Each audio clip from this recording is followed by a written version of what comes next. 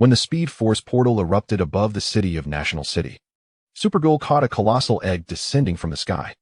Everyone assumed it was an invasion by extraterrestrial beings, until the shell cracked open, revealing a naked young man. Even more astonishingly, he immediately recognized Supergirl's true identity. Who is this enigmatic figure, and why was he born from the Speed Force portal? As the Dio prepared for action, he uttered just 3 words: "Here." Supergirl, a tale of time travel, superpowers, and identity mysteries, is about to unfold. Chapter 1: An unexpected event in National City. Over 10 months ago, National City on Earth 38 welcomed its very own superhero, a girl from Krypton, the cousin of Superman, Kara Zor-El. In just a few months, this extraterrestrial girl, with her kindness and radiant spirit, instilled a profound sense of security among the citizens of National City, garnering their unwavering support. By day, she lived as the ordinary Kara Danvers, serving as an assistant to CEO Cat Grant at the largest media conglomerate in National City. But when danger arose, she donned her battle attire and transformed into Supergirl to protect the citizens from various threats. Currently, a massive gray-blue translucent vortex materialized in the sky above downtown National City. "This thing looks a bit familiar," one observer remarked. "Don't you remember? The last time the Flash was in National City, he conjured something like this," another replied. "Oh, I wasn't in National City, then I was on a business trip." "You missed out, my friend. Supergirl and the Flash versus Livewire and Silver Banshee. I was lucky to witness it live. That spectacle surpassed any so-called Hollywood blockbuster." Indeed, the citizens of National City were not unfamiliar with such vortices. The first appeared when a self-proclaimed Flash created it during a time of dire threat, assisting Supergirl against the malevolent duo of Livewire, who could manipulate electricity, and Silver Banshee, whose terrifying sonic wails wreaked havoc. The Flash's extraordinary speed helped them open a similar vortex, capturing the attention of satellites and revealing that he hailed from another planeta, parallel Earth, to be precise. The Flash returned several times, aiding Supergirl in her heroic endeavors, and occasionally requesting her assistance in return. Each of his appearances was accompanied by that distinctive gray-blue vortex. However, the vortex he created now was unprecedented. It existed for an unusually long duration and was large enough to engulf a commercial airliner. Yet that was not the most noteworthy aspect. More bizarrely, this enormous vortex was in a constant state of flux, suddenly contracting and vanishing only to re-emerge in its original form, accompanied by a sound reminiscent of a sonic boom. The crowd below, initially eager to witness the spectacle, began to grow anxious. Fortunately, Supergirl had arrived. "Everyone, remain calm and step back. I will handle this." Kara, now in her battle suit, hovered beside the vortex, calling out to the crowd. Her melodious and spirited voice reassured the citizens, allowing them to follow the directives of the DO agents who had just arrived on the scene. Interestingly, Kara's adoptive sister, Alex Danvers, was a commander within the DO, which is short for the Department of Extranormal Operations, tasked with safeguarding Earth from extraterrestrial threats. Strictly speaking, Supergirl herself was also a subject of the DO's vigilance.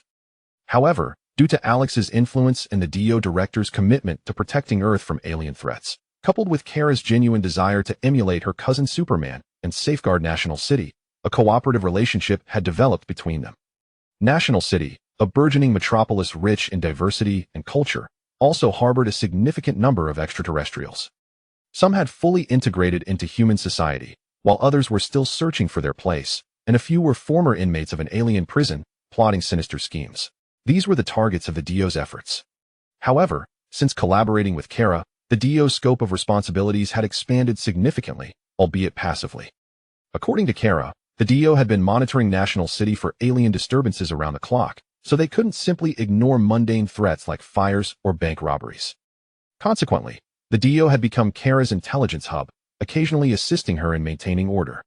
For Kara, the DO not only handled peripheral matters, but also provided crucial guidance, helping her navigate the challenges of being a superhero and enabling her to protect National City more effectively.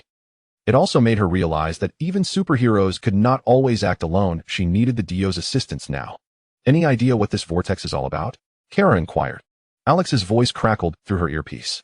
"The information in our database was compiled after the last visit from the Flash. Why not ask your male friend Barry Allen?" Barry Allen was the Flash. Alex was well aware of this, her remark tinged with playful sarcasm. "I've told you countless times, Barry and I are just friends." "Well, maybe a bit more than friends, very close friends," Kara replied, somewhat dejected. "He has Iris, and I have no romantic intentions toward him. It's simply not possible, please don't meddle. But you're 24 now, Alex replied seriously from the DO command center. Not just me, even Eliza is worried about you. Eliza was Kara's adoptive mother and Alex's mother. The mention of her name deflated Kara's spirits, but she quickly retorted. Alex, you're still single too.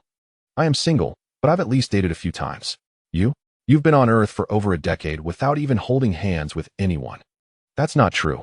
Shaking hands doesn't count. Kara felt a pang in her heart. Alex's words struck a sensitive chord.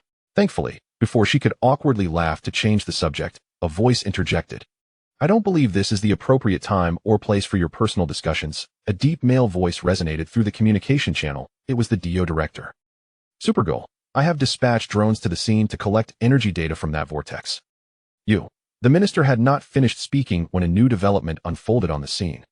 First, all electronic devices within a radius of several hundred meters, including Kara's earpiece, were disrupted by a phenomenon akin to an electromagnetic pulse, presumably emitted from the enormous vortex. Before Kara could devise a strategy, the gray-blue, semi-transparent vertical vortex contracted once more, but instead of vanishing, it transformed into a brilliant point of light. This luminescent point shimmered in hues of azure, transitioning to bright yellow, then vivid red, before reverting back to azure. In the next moment, this point of light exploded, releasing an object that scattered into dozens, if not hundreds, of less brilliant points of light, shooting off in all directions. The object was an irregularly shaped oval, resembling a colossal egg, yet it was a deep blue-black color with a rather rough surface. More remarkably, this egg was extraordinarily hard. When it was ejected from the vortex and struck the so-called Steel Girl Supergirl, it not only remained intact, but propelled her straight down to the ground. With a resounding crash, dust billowed up, creating a large crater that could easily serve as a swimming pool. As the dust began to settle, Supergirl, appearing somewhat weakened, held the egg aloft at the edge of the crater. At that moment, the onlookers, the agents from the Super Investigative Department, and various professionals monitoring the scene through satellites were all rendered speechless. Even curious children watching at home realized with a sudden epiphany. So Kryptonians are oviparous? Well, such amusing tidbits were bound to circulate for some time. Chapter 2. The Being Emerging from the Eggshell. I have flown over Nino City 3 times now, yet I have not discovered any anomalies where those meteors landed, except for a single supersized egg that crashed into me. Kara, clad in her combat suit, expressed her frustration as she descended without even touching the ground. Reflecting on the recent viral headlines like Supergirl laid an egg, which were both humorous and absurd, several agents nearby could not suppress their laughter. This was the headquarters of the Super Investigative Department. In the center was a holographic interactive platform, surrounded by several teams of agents closely monitoring various directions in Nino City through computers connected to satellite data. Hearing Supergirl's voice, Hank Henshaw, the director of the department, who usually presented himself as a middle-aged African-American man, gestured for her to approach. Hank Henshaw was, in fact, Ron Ross, the last Green Martian and the final Martian hunter. The name Hank Henshaw belonged to another individual, one who harbored a deep-seated hatred for extraterrestrials. During a mission to capture Ross, Henshaw fell from a cliff, and Ross seized the opportunity to shapeshift into Henshaw's form, assuming his identity as the head of the Super Investigative Department, discreetly maintaining the status quo between Earthlings and aliens to protect the planet from extraterrestrial threats. Truth be told, he had performed admirably in this role over the years. We have traced the trajectory of the scattered light points and confirmed that they have disappeared. There are currently no areas of concern, Henshaw, Ross stated with a stern expression, which he often maintained. Most of our data comes from the Kryptonian database, brought by your spacecraft when you first arrived on Earth, and it lacks any intelligence regarding Speed Force. So, at this point, he turned his gaze towards Kara. Kara initially found this somewhat puzzling, as her mind was clearly preoccupied with other matters. After a considerable pause, she finally comprehended the situation. All right, I just contacted Barry. He mentioned that the vortex indeed resembled a Speed Force conduit, but it was not activated by him. Moreover, he has never encountered a Speed Force conduit of such a massive diameter, nor one that fluctuates in and out of existence like this. However, the final explosion of the vortex into a point of light could indicate that the Speed Force conduit was disrupted at the other end, potentially heralding a singularity event. I don't fully grasp it, but Barry explained that a singularity is akin to a black hole. If this singularitithous black hole loses control, it could absorb all matter in the city, or even the entire Earth, and continue to exist, consuming everything around it to sustain its growth. That would be a cosmic catastrophe. However, Barry also noted that since the light point eventually disappeared in a meteor shower-like fashion, it suggests that the crisis has been averted. Upon hearing this, Ross nodded impassively, secretly relieved. He then remarked thoughtfully, "So, the egg that emerged from the light point may very well be what saved us."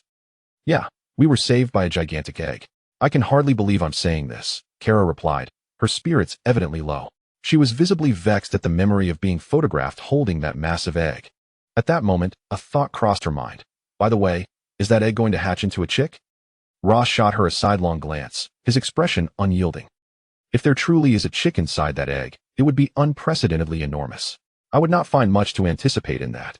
A voice chimed in. It was Alex, who, like Ross, refrained from making comparisons to eggs, instead exuding an air of caution. "And you should also be aware that the life signs within that egg are becoming increasingly intense." Kara and Ross promptly followed Alex to a specially prepared temperature-controlled chamber. The egg, measuring approximately 1.3 meters long, 80 centimeters wide, and 65 centimeters high, was currently positioned upright on a soft mat, secured by a metallic frame, with over 10 electrode patches affixed to its surface to collect data. Ever since the egg had been transported back, the Super Investigative Department had been eager to analyze its origin and the reason for its presence within the massive Speed Force conduit. However, their database contained thousands of extraterrestrial species, yet none resembled this one. Furthermore, every method employed, including Kara's advanced X-ray vision, failed to penetrate its shell. Attempts to insert a needle without disturbing the embryo were thwarted, as no needle could breach the shell. Following an unsuccessful attempt to temporarily freeze the egg only to discover that its shell exhibited remarkable cold resistance, the Super Investigative Department seemed to be left with no choice but to monitor it without interference. One might wonder why they didn't simply smash it open. Well, Kara could likely shatter it with a single punch, but what if that egg belonged to a high-ranking extraterrestrial? Earth had no experience or confidence in waging an interstellar war. Thus, the Super Investigative Department resorted to using the electrode patches to gather data from the colossal egg. Fortunately, while the shell seemed nearly impervious, it did not prevent activity from emanating from within. For example, the temperature monitoring system detected a faint pulsing, akin to a heartbeat or pulse, and this pulsing frequency had been gradually increasing over time. "By the way, compared to the eggshell, I feel this resembles a cocoon more," one added. One was originally a friend of Kara's from Kate Media, a somewhat reclusive IT guy with a low profile. He was the first human, aside from Alex, to learn that Kara was Supergirl. After assisting Kara in combating malevolent extraterrestrials several times, Ross and Alex recognized Wen's proficiency with electronic devices and recruited him into the Super Investigative Department. "Wen, what do you mean?" Ross inquired. "First and foremost, although its shell is rather rigid, its length-to-width ratio, exceeding 3:1, renders its appearance less akin to that of an egg and more reminiscent of a cocoon or chrysalis. We are all aware that an egg represents the initial state of most oviparous creatures, with the fertilized ovum gradually developing into form outside the mother's body. However, judging by the increasingly pronounced pulsations emanating from this object, it is evident that whatever creature resides within does not appear to be undergoing the relatively tranquil process of embryonic development. I surmise that it is more akin to a vigorous restoration to its rightful form. This might be a result of it having entered a dormant state due to certain circumstances, now gradually awakening, or it could be undergoing some form of mutation or transformation, akin to a caterpillar metamorphosing into a pupa, preparing to shed its chrysalis and emerge as a butterfly." Upon hearing this, Rosie, Carla, and Alex exchanged contemplative glances. At that moment, the computer monitoring the giant egg cocoon, which was gathering data through various sensors, emitted a series of abrupt beeps. "One, I set a threshold for the monitoring data that triggers an alarm for the pulse range of adult humans. The fluctuations just now exceeded this upper limit." As one observed the undulating graph on the computer screen, he took a step back, instinctively cradling his head. The frequency of the pulsations is still rising. This cough is definitely not human. A moment of silence enveloped Rosie and the others. Who among humanity would be born from an egg or cocoon? Nevertheless, they understood the implication behind Wen's words. Regardless of whether this signified the imminent conclusion of metamorphosis or heralded the birth of a newborn, it was undeniably perilous. Rosie and Alex swiftly drew their firearms, summoning several on-duty agents, while Carla prepared herself for confrontation. Then came the sound of cracking snap, crackle, and pop as the shell of the egg cocoon began to fracture. Battle readiness heightened. With a crash, a fragment of the cocoon fell onto the soft padding below before tumbling to the ground. Moments later, the computer screen flickered before plunging into darkness, and the lights flickered out. Anxiety surged. Stay calm, follow my lead, and do not fire. In the darkness, as Rongzi's command rang out, the cracking sounds intensified, accompanied by a growing cacophony. Under the beams of the agent's tactical flashlights, an arm emerged from the egg cocoon. As the lights flickered back on, Carla, Rongzi, Alex, and the other agents beheld the creature that had emerged from the egg chrysalis. Carla, once poised for action, gasped and turned away. Alex, who had been intently focused with his firearm raised, instinctively lifted his gaze from the target's lower half. As for the other agents, including Rongzi, they were left in a state of astonishment. Indeed, the being that had emerged from the shell, dripping with a viscous fluid reminiscent of egg whites or nutrient liquid, bore an uncanny resemblance to a young human male.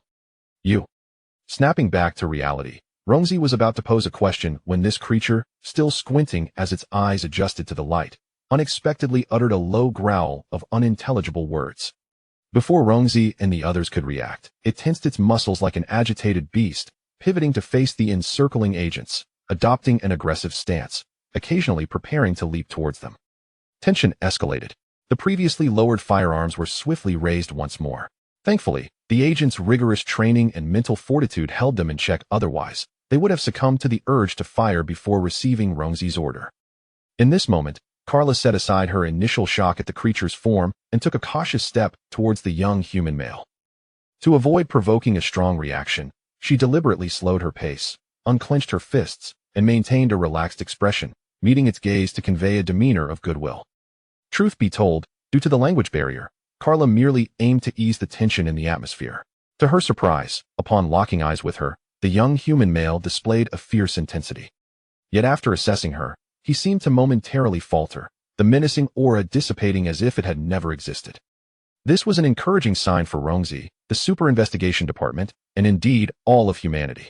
Following Rongzi's signal, a bewildered Carla, contemplating the stark contrast in the creature's demeanor, steeled herself to engage in dialogue. Do you know me? Listen, we mean no harm. The creature did not respond directly to Carla's overture, but spoke nonetheless. This time, though his speech was somewhat awkward and not entirely fluent, it was unmistakably in English. Here's Supergirl. Chapter 3. Chrysalis within the confines of the Supergirl department. A glass partition separated two distinct scenes. On one side of the glass lay a research laboratory, equipped with a commendable array of medical testing and physical analysis apparatus. Here, Alex, a bioengineering expert, was leading a medical team in conducting a physical examination on a gentleman who had recently emerged from an egg. On the other side of the glass, Ron and Kara stood in the corridor, gazing intently at the figure before them. What is your impression of this individual? Ron inquired first, addressing Kara. Without turning, Kara remained absorbed in her observation of the man. He possesses an appropriate height, a commendable physique, and an air of charisma. Yes, he certainly piques curiosity. Ron could only roll his eyes in exasperation. Supergirl, Kara suddenly realized, and a wave of embarrassment washed over her. Hey Ron, what did you say? I was merely seeking your thoughts on this person. It seems I have mistakenly addressed the wrong individual, Ron replied. Just then, Alex stepped out from the laboratory, engrossed in her tablet, and he decided to redirect the question to her. To his surprise, Alex appeared equally entranced. He is undoubtedly not human, at least not entirely. The data collected thus far surpasses that of an ordinary human, yet it falls short of Kara, the Kryptonian. Moreover, it is peculiar. He seems to possess a certain alluring quality. While the initial part of her statement seemed credible, Ron was left even more incredulous by her latter remarks. Alex, are you serious? What is the nature of your relationship with him? Alex paused, caught off guard, then blushed slightly. She glanced toward Kara, who merely shrugged. Wearing an innocent expression, ignoring their subtle exchanges, Ron maintained a serious demeanor. All right, discussing impressions of the opposite sex is a matter for you sisters. Such discussions can be held privately, but not here, and certainly not at this moment. Now, let us address the matter at hand. Kara and Alex simultaneously adopted earnest expressions. Very well, Ron nodded. Let us delve into his story. What are your thoughts?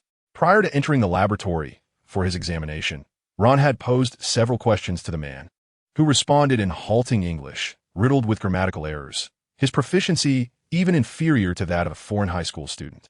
According to him, he hailed from a world also called Earth, which bore a striking resemblance to this Earth in many respects. For instance, there was a similar version of the English language. However, there were no superpowered individuals or extraterrestrials in his realm. Furthermore, he claimed to be a recent graduate, yet he could not recall how he had transformed into a chrysalis and arrived in this version of Earth, seemingly suffering from amnesia. He was unable to even remember his original name, leaving him visibly lost and despondent. Chrysalis, Kara thoughtfully suggested to him, "Did you not emerge from that chrysalis? Henceforth, you shall bear this name." Thus, his name was firmly established. Returning to the earlier conversation, Rons inquired of Kara and Alex about the possibility of a parallel universe Earth. "Perhaps it is akin to what we see in The Flash," Kara hesitantly suggested. As one scientist from his world noted, there are a total of 52 parallel universes, which means 52 Earths. He may very well hail from one of them. A world devoid of superhumans sounds remarkably safe and promising. However, the absence of extraterrestrials, well, that diminishes the appeal somewhat. Parallel universes? Perhaps, but that is not the crux of the matter. Shifting back to the more pressing issues at hand, Alex's concerns diverged from Kara's. Why is he in a cocoon state? What is the reason for his enhancement? Why has he come to our Earth? And why specifically to National City? These are the questions we must unravel, and conveniently claiming amnesia does not absolve him from providing answers. That seems rather evasive. Rons, utilize your abilities. As the last of the Martian hunters, Rons may not possess the same strength as a Kryptonian, yet he is endowed with a repertoire of extraordinary powers. Setting aside his capabilities of flight, intangibility, and shape-shifting, Alex was particularly referring to his telepathic abilities. Although he typically adheres to certain principles and boundaries in his use of telepathy, extraordinary circumstances, such as the present, warrant exceptions. Rons shook his head, a sense of resignation seemingly his default disposition today. He claims to originate from another Earth, one devoid of superhumans and extraterrestrials. This is the truth as he perceives it. He asserts he has amnesia, which is also genuine, and I can indeed sense a gap in his recollections. To this point, I have found no evidence of deceit on his part. Alex furrowed her brow in contemplation. At that moment, the more naive Kara suddenly realized, "Oh, do you think he has ulterior motives, perhaps targeting National City? Or me?" Observing the once optimistic and cheerful Kara, now wearing an expression of disbelief and slight sadness. Alex affectionately tousled her hair. Perhaps not. He may simply be an unfortunate soul caught in an extraordinary predicament. Yet, we cannot dismiss the possibility of a more sinister intent. Alex continued, "If he is indeed the latter, then he poses a greater threat than I initially surmised.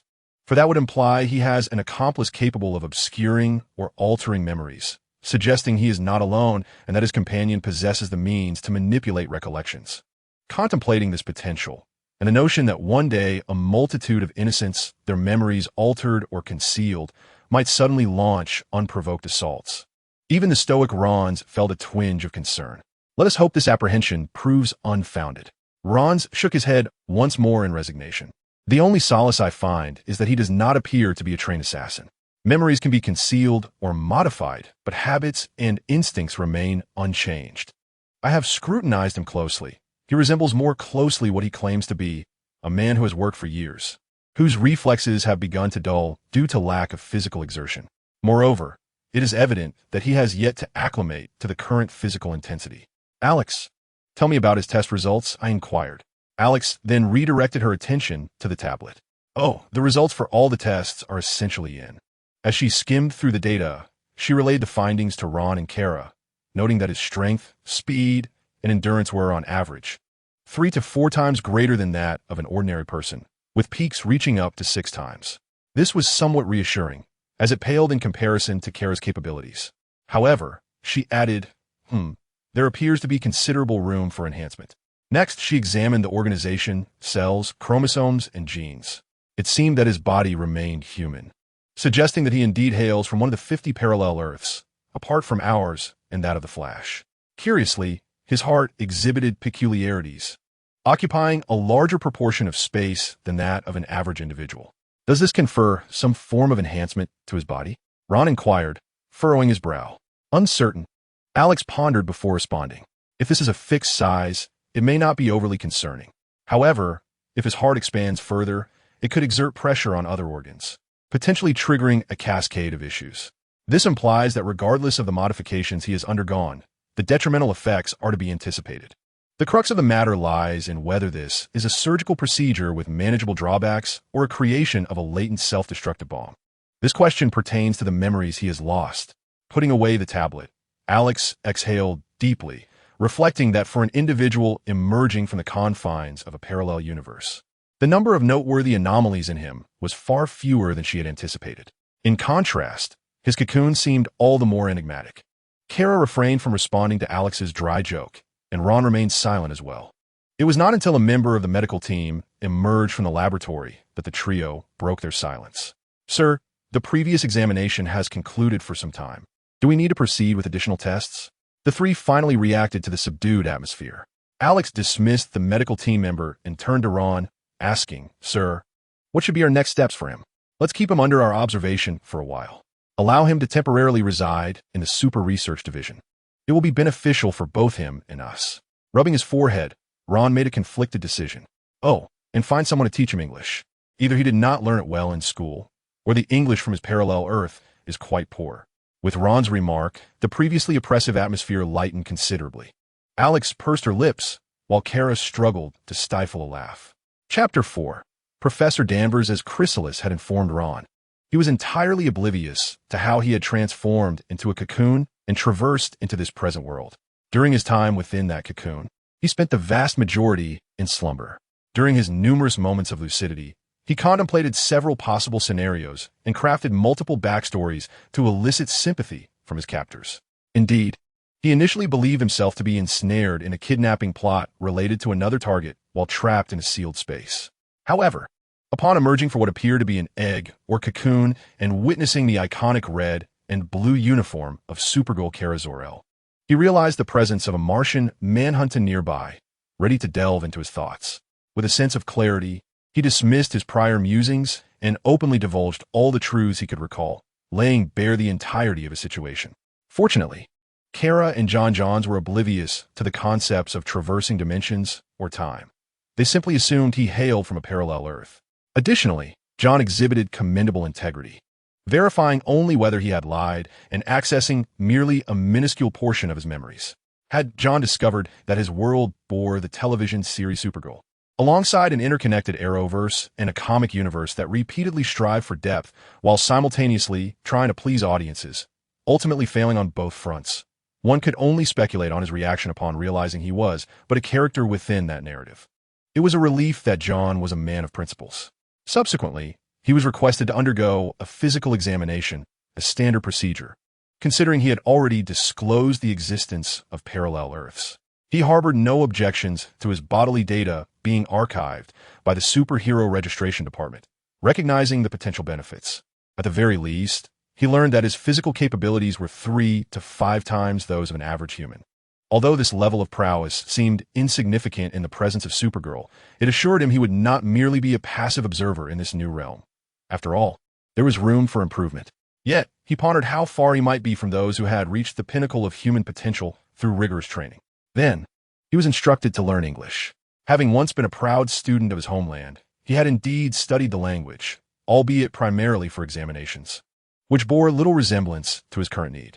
Now, as an individual from a parallel Earth, with no specific means of returning home for the foreseeable future, he recognized the necessity of adapting to life on Earth 38, with mastering English being paramount. Frankly, in a wondrous world where even extraterrestrials communicated in English, he felt it unreasonable to demand too much of himself. To his surprise, it was Supergirl herself who would personally instruct him in English. 2 months swiftly elapsed, and it became evident that Kara relished her role as his English teacher. After fulfilling her duties as Kara Danvers, assistant at Catco Media, she would head to the headquarters of the Superhero Registration Department, eagerly awaiting her heroic summons while simultaneously imparting lessons to him.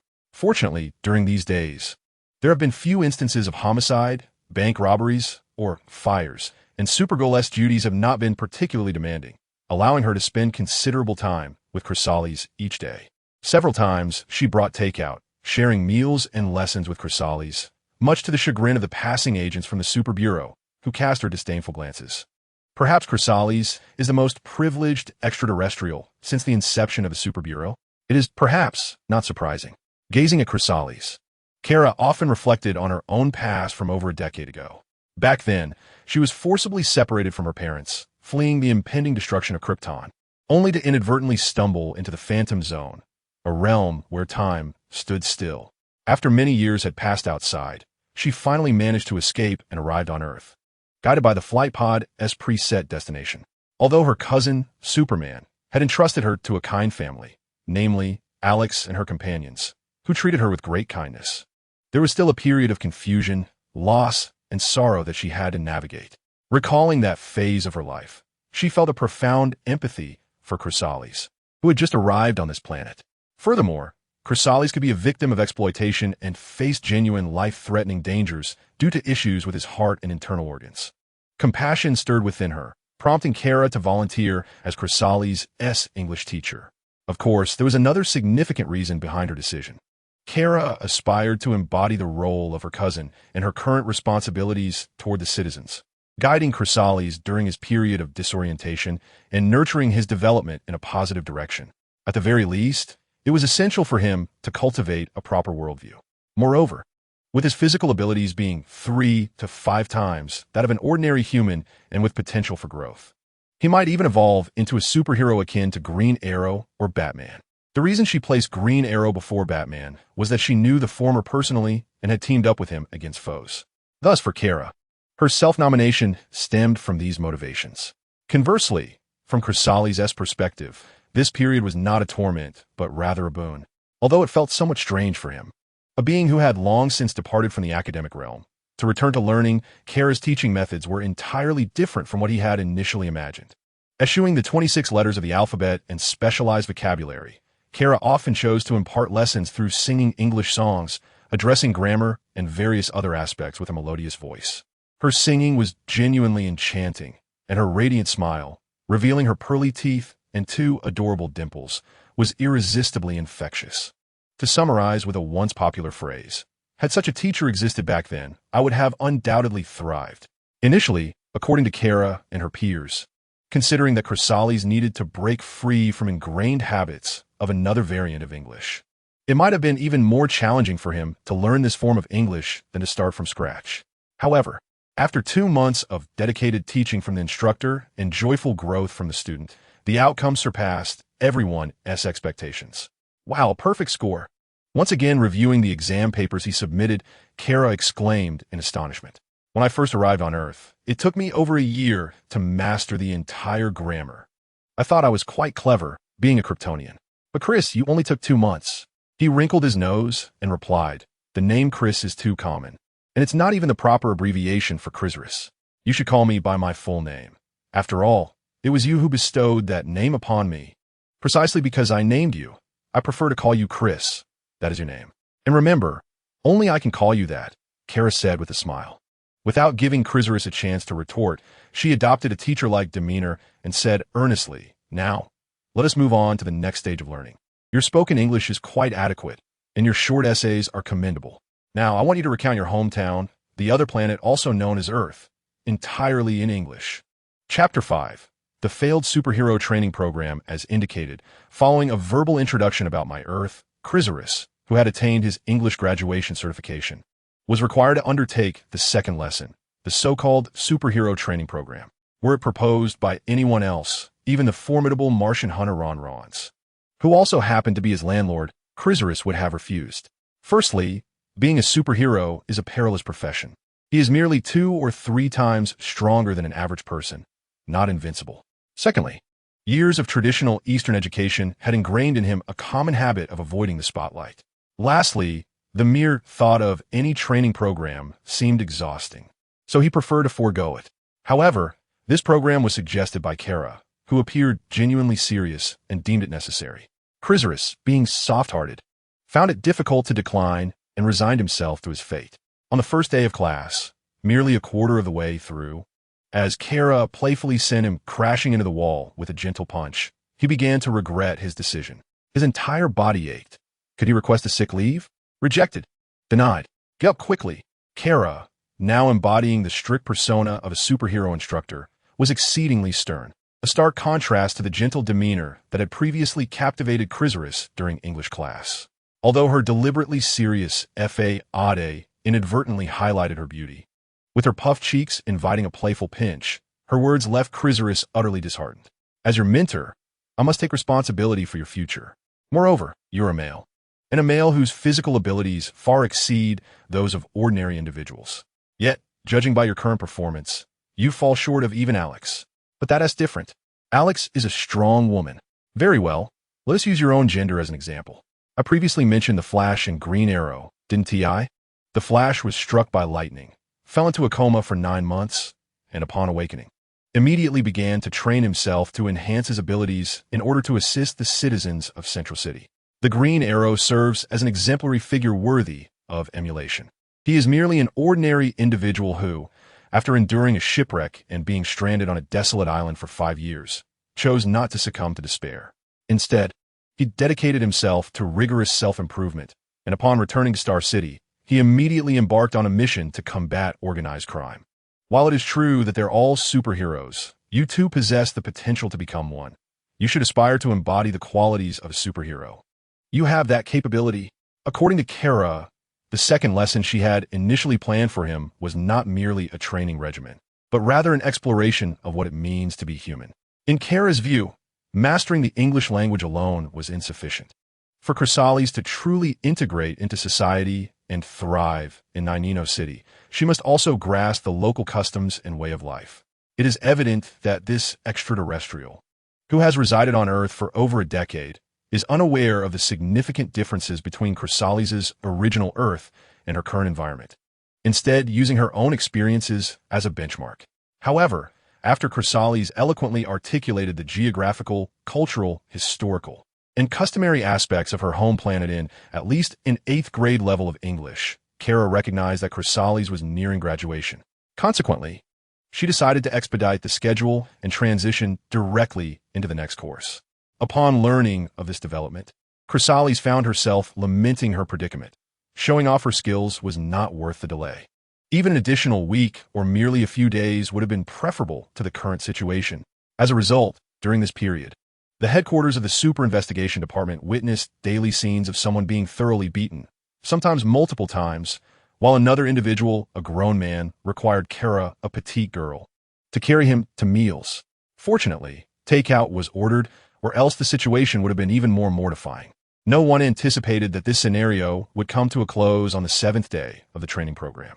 Of course, it was not due to Chrysalis' successful completion, but rather because, after just finishing 3 sets of 1,000 push-ups under Alex's supervision, Chrysalis was relentlessly bested by Kara in sparring matches. Feeling utterly drained, he expressed a desire to abandon his ambitions and settle for a mundane existence, claiming he was quite adept at serving coffee.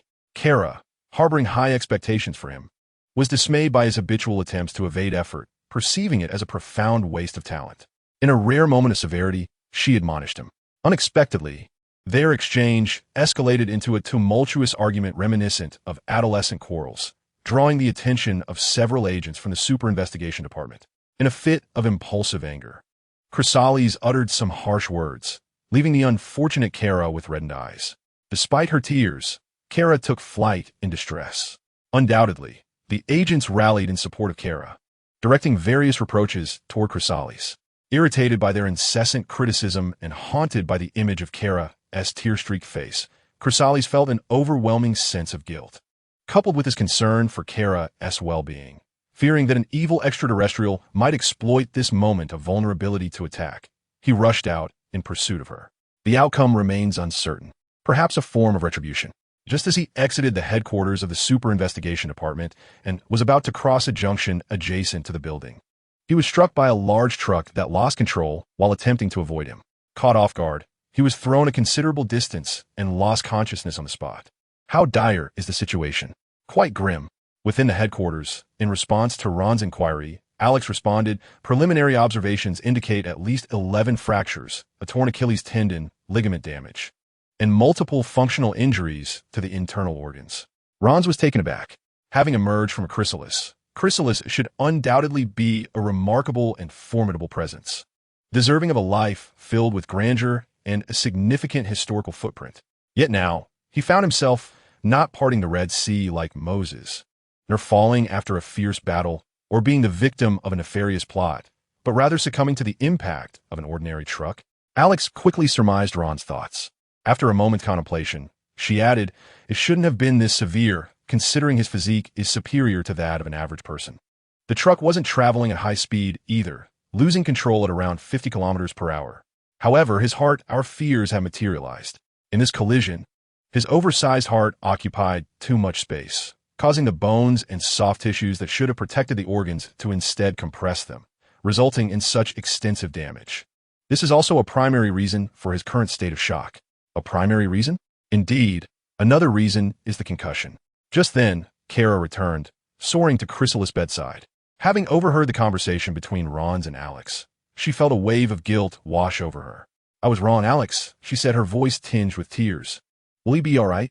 Seeing her sister in such distress, Alex hesitated for a moment but refrained from uttering the harsh truth.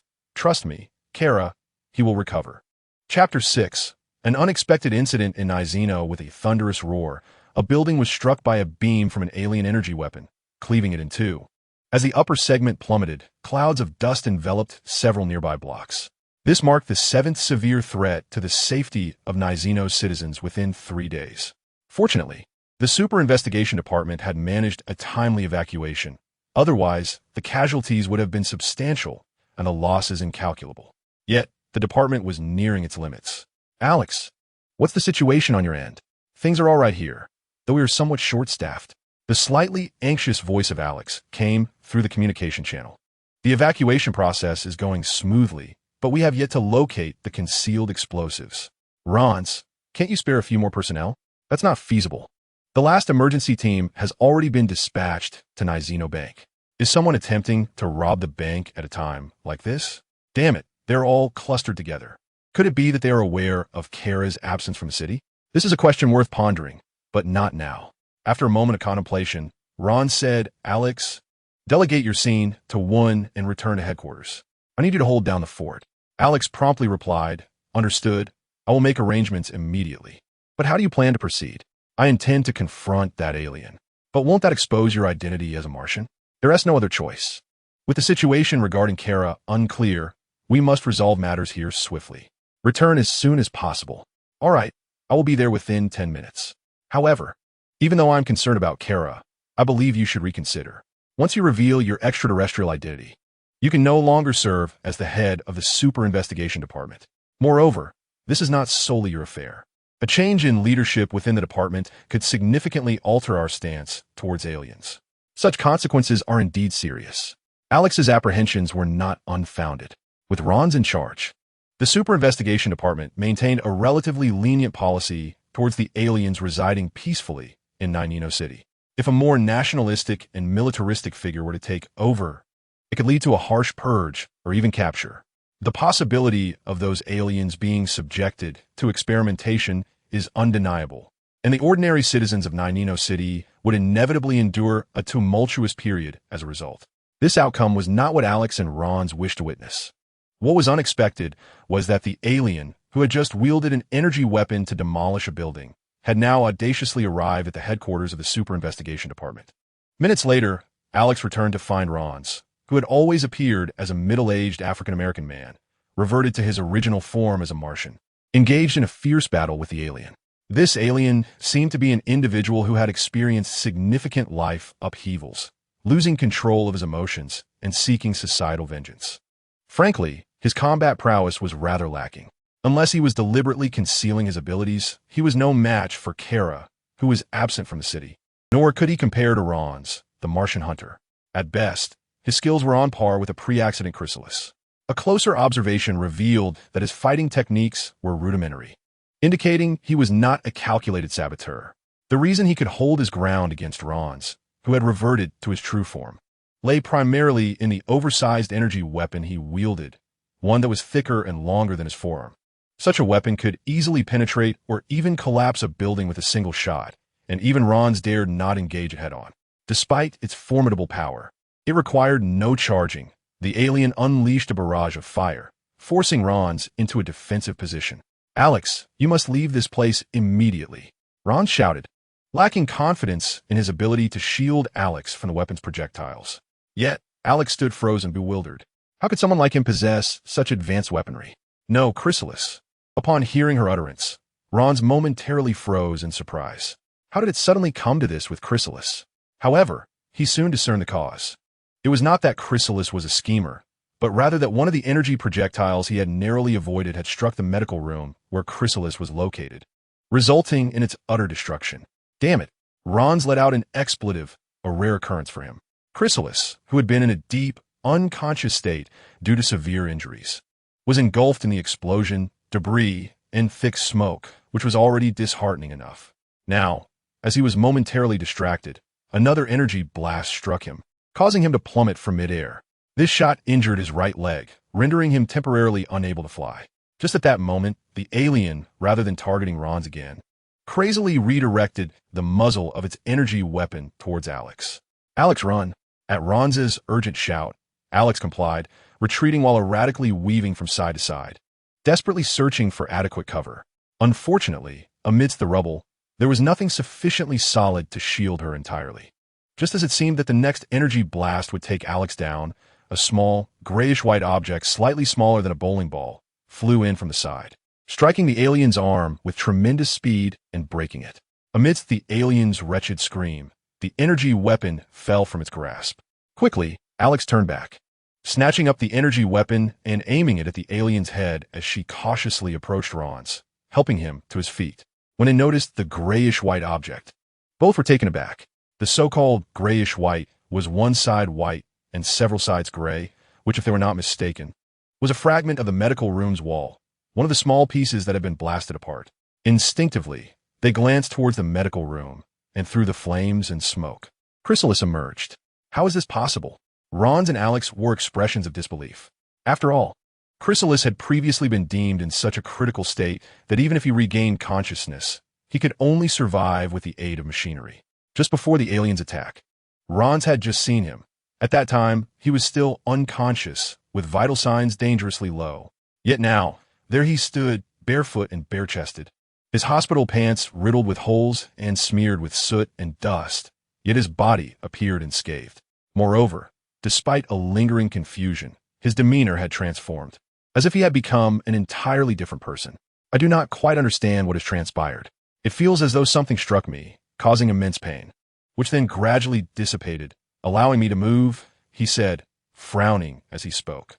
Chrysalis shook his head, seemingly attempting to cast aside this troubling dilemma, or perhaps to set it aside for the moment. He looked around, and as his brow unfurled slightly, it knitted together once more. "You all seem rather disheveled. What has happened? Where's Kara?" Ron's and Alex exchanged glances. The former's expression darkened, while the latter exhaled a long sigh. "On the 6th day of your unconsciousness, Kara, who had been vigilantly attending to your bedside, received an urgent plea for assistance from Earth One's Flash, compelling her to depart." Alex recounted this, noting that it had occurred 3 days prior. "Since then, we have received no communication from Earth One. Rather, it seems that the villains on our side are fully aware of Kara's absence and have been causing turmoil incessantly. Initially, I intended to venture to Earth One to ascertain the situation, but that plan must now be deferred." Before Alex could finish her statement, Chrysalis interjected with a decisive wave of his hand, his tone leaving no room for dissent. "You shall remain here to safeguard Naxino. I will journey to Earth One." Chapter 7. Earth One. Traveling from Earth 38 to Earth One is no trivial endeavor. As previously mentioned, each parallel universe vibrates at its own distinct frequency in the same spatial location. Due to the differing vibrational frequencies, they are unable to perceive one another. Only by achieving the specific frequency can one traverse to the corresponding universe. According to the Super Search Department, only speedsters, epitomized by the Flash, possess the extraordinary velocity granted by the Speed Force, enabling them to create a breach through which one may navigate between universes. Moreover, the Flash, who provided this insight, mentioned that his team includes a metahuman known as Shockwave, whose abilities allow him to sense and manipulate vibrational waves, thus opening similar breaches. As per Alex's account, this time it was the Flash himself who traversed from Earth One to Earth 38 to seek Kara's aid, after which Kara departed through the breach created by him. Notably, the Flash had previously gifted Kara a small device known as a dimensional extrapolator, crafted by Shockwave based on his unique powers. This device contained the specific frequencies of both Earth 1 and Earth 38, enabling the opening of a passage between the two realms, and extending an invitation for her to visit Earth 1 at her leisure. Kara had placed this device in her home, and when Alex planned to retrieve her, she took it from Kara's residence. Unfortunately, due to the relentless assaults in Axino City, she found herself overwhelmed and unable to utilize it. It is worth mentioning that this device also possessed the capability for interdimensional communication. In theory, Alex could use it to contact the Flash at Star Labs on Earth 1. She had indeed attempted this, but she was cognizant that a delay might occur before a response was forthcoming. Yet, nearly 3 days have elapsed without any reply. Now, Alex entrusted this dimensional extrapolator to Chrysalis. "You must bring Kara back, I implore you," she declared earnestly, her expression a blend of solemnity and desperation. Kara's disappearance from Earth 1 filled her with profound concern, compounded by her professional obligations that left her unable to divide her focus. This predicament tormented her greatly. Chrysalis's willingness to embark on a journey to Earth 1 had become her sole beacon of hope. Chrysalis nodded, then activated the diminutive extrapolator, no larger than half a palm. Under Alex's watchful gaze, he stepped into the breach. Upon reflection, the gap bears a striking resemblance to the grayish-blue, semi-transparent vortex that initially manifested above Naino City in the form of an egg. Thus, when Alex turned to regard the taciturn Rons, he found the latter gazing intently at the location where the gap had vanished, his expression grave. "Is there an issue?" Rons pondered aloud. "There may not be a clear cause for suspicion, yet there are certainly grounds for doubt. What do you make of his sudden recovery from such injuries?" Alex furrowed his brow, but provided an answer. He mentioned feeling as though struck by something, perhaps an energy projectile. That could be the reason. Rons shook his head. The floors, walls, and ceilings around us were also impacted by that energy projectile, as was I. Why did it only cause destruction to us, while he experienced such an effect? No, that cannot be the explanation. Raising an eyebrow, Alex remained silent. At the moment he entered that gap, I employed my telepathic abilities and glimpsed an image from his mind. It depicted houses, roads, the sky, and vegetation gradually becoming transparent, transforming into interconnected symbols, manifesting as flowing characters, before ultimately vanishing. I am uncertain of its meaning or significance. Rons continued, still furrowing his brow. It seems he has regained some memories, yet he appears perplexed, struggling to recognize those images. Unable to restrain herself, Alex interjected, "Commander, I don't believe this is the time for such concerns." Rons glanced at her, and after several seconds, he nodded. "You are correct.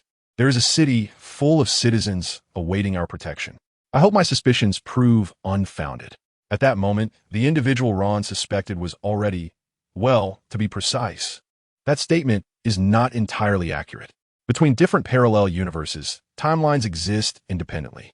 Of course, aside from a few exceptions where time flows at differing rates, they can generally be converted relative to one another, thus disregarding any potential slight discrepancies in time and the duration consumed during passage through the gap. It would not be inaccurate to say that Chrysalis traversed from Earth 38 to Earth 1 in mere seconds. Much like Earth, 38 possesses Central City without the presence of the Flash, and Star City devoid of Green Arrow, Naino City on Earth. 1 lacks Supergirl, and even the Super Department and those extraterrestrial beings. Naturally, even if there were a Super Department here, Chrysalis, eager to locate Kara, would not squander time persuading the head of the Super Department from another Earth to endorse his actions. He adjusted the equipment he had brought from the Earth 38 Super Department, 2 handguns, 2 grenades, a military tactical knife, and 3 magazines. Curiously, these items seemed unexpectedly convenient. With a slight flourish of the tactical knife, Chrysalis wore an odd expression. "Never mind, let's proceed to Central City." Originally, Chrysalis had intended to incapacitate an unsavory individual and commandeer their vehicle. However, upon reflection, he deemed this plan overly cumbersome. Instead, he opted to borrow a phone from a nearby hamburger establishment, consulted the yellow pages, and obtained the number for the Central City Police Department. He then concocted a plausible reason to connect with the Star Labs facility. "I hail from Earth 38 and am a friend of Supergirl. I possess the cross-dimensional extrapolator you provided for her. You may verify my identity through satellite detection of the extrapolator's energy signature. Upon establishing the call with Star Labs, Chrysiris made this declaration. The individual on the other end seemed momentarily taken aback. Eventually, it appeared that they had indeed confirmed Chrysiris' identity via the extrapolator, instructing him to find a relatively secluded location. Chrysiris complied. 2 minutes later, a rift in space manifested in the alley where he stood, revealing a young Latino man with shoulder-length hair, clad in attire reminiscent of the late 20th century. Hello, I'm Cisco Ramon, also known as Vibe. It is a pleasure to meet you. He extended his hand, which Chrysiris shook, introducing himself simply as Chrysiris, without any moniker. The brevity of his response seemed to convey an air of aloofness, which Cisco quickly dismissed, inviting Chrysiris to step through the rift to Star Labs. Once at Star Labs, with a cup of coffee in hand, Cisco began to introduce Chrysiris to the other members of the team. This is Iris West, a former journalist who now resides at Star Labs. She is the childhood friend and girlfriend of the Flash, Barry Allen, a role that is no small feat next. We have Caitlin Snow, the team's doctor and biological consultant, who, like Cisco, is one of the lab's earliest members. Lastly, there's Joe West, Barry Allen's adoptive father and Iris's father, who is a police officer. He came specifically upon learning that someone from Earth-38 had reached out to ensure that you harbored no ill intent. Wait, where's the Flash, Barry Allen? And most importantly, where is Kara? Chrysiris inquired. At this, Iris and Caitlin instinctively lowered their heads, while Joe furrowed his brow and sighed heavily, appearing to age several years. Cisco approached Chrysiris and gently patted his arm. Barry is in another room. We found him 2 days ago. He was gravely injured and unconscious, and he is yet to awaken. As for Supergirl, I regret to inform you, my friend. It is evident that you care deeply for her, but she is missing. Although Chrysiris had anticipated that Kara had not made contact for 3 days, the severity of the situation exceeded his emotional preparedness. Tension enveloped him, and he struggled to suppress his anger and concern. What on earth happened? You're unaware? Cisco responded with a hint of surprise, then smacked his forehead. Oh right, you just arrived from Earth-38. Well, let me show you what we discovered. As he approached the nearby computer workstation, he clicked a few times to project a newspaper onto all the large screens. At that moment, Chrysiris nearly spewed the coffee he had just sipped. The front page of the newspaper boldly proclaimed in large, emphatic letters, Green Arrow versus Superman. Chapter 8. Let us talk about Luthor. Had the headline read Batman versus Superman, Chrysiris would not have been as astonished and helpless as he was now. If Batman were to battle Superman, it would merely signify an intertwining of cinematic universes, which would hardly be alarming, given they belong to the same system. However, what on earth was Green Arrow versus Superman? Where should I even begin? Faced with Chrysiris' inquiries, Cisco pondered for a moment before responding. Well, you are aware that the Flash, Green Arrow, Supergirl, and a certain legendary team once joined forces, correct? In any case, they are quite the close-knit group. Even without the memories from before his crossing, Chrysiris had heard Kara speak of that incident, so he nodded in acknowledgement. Excellent. That simplifies matters considerably. Cisco sighed in relief, only to abruptly shift the focus of the conversation. The tale must commence with Luthor. Yes, Lex Luthor.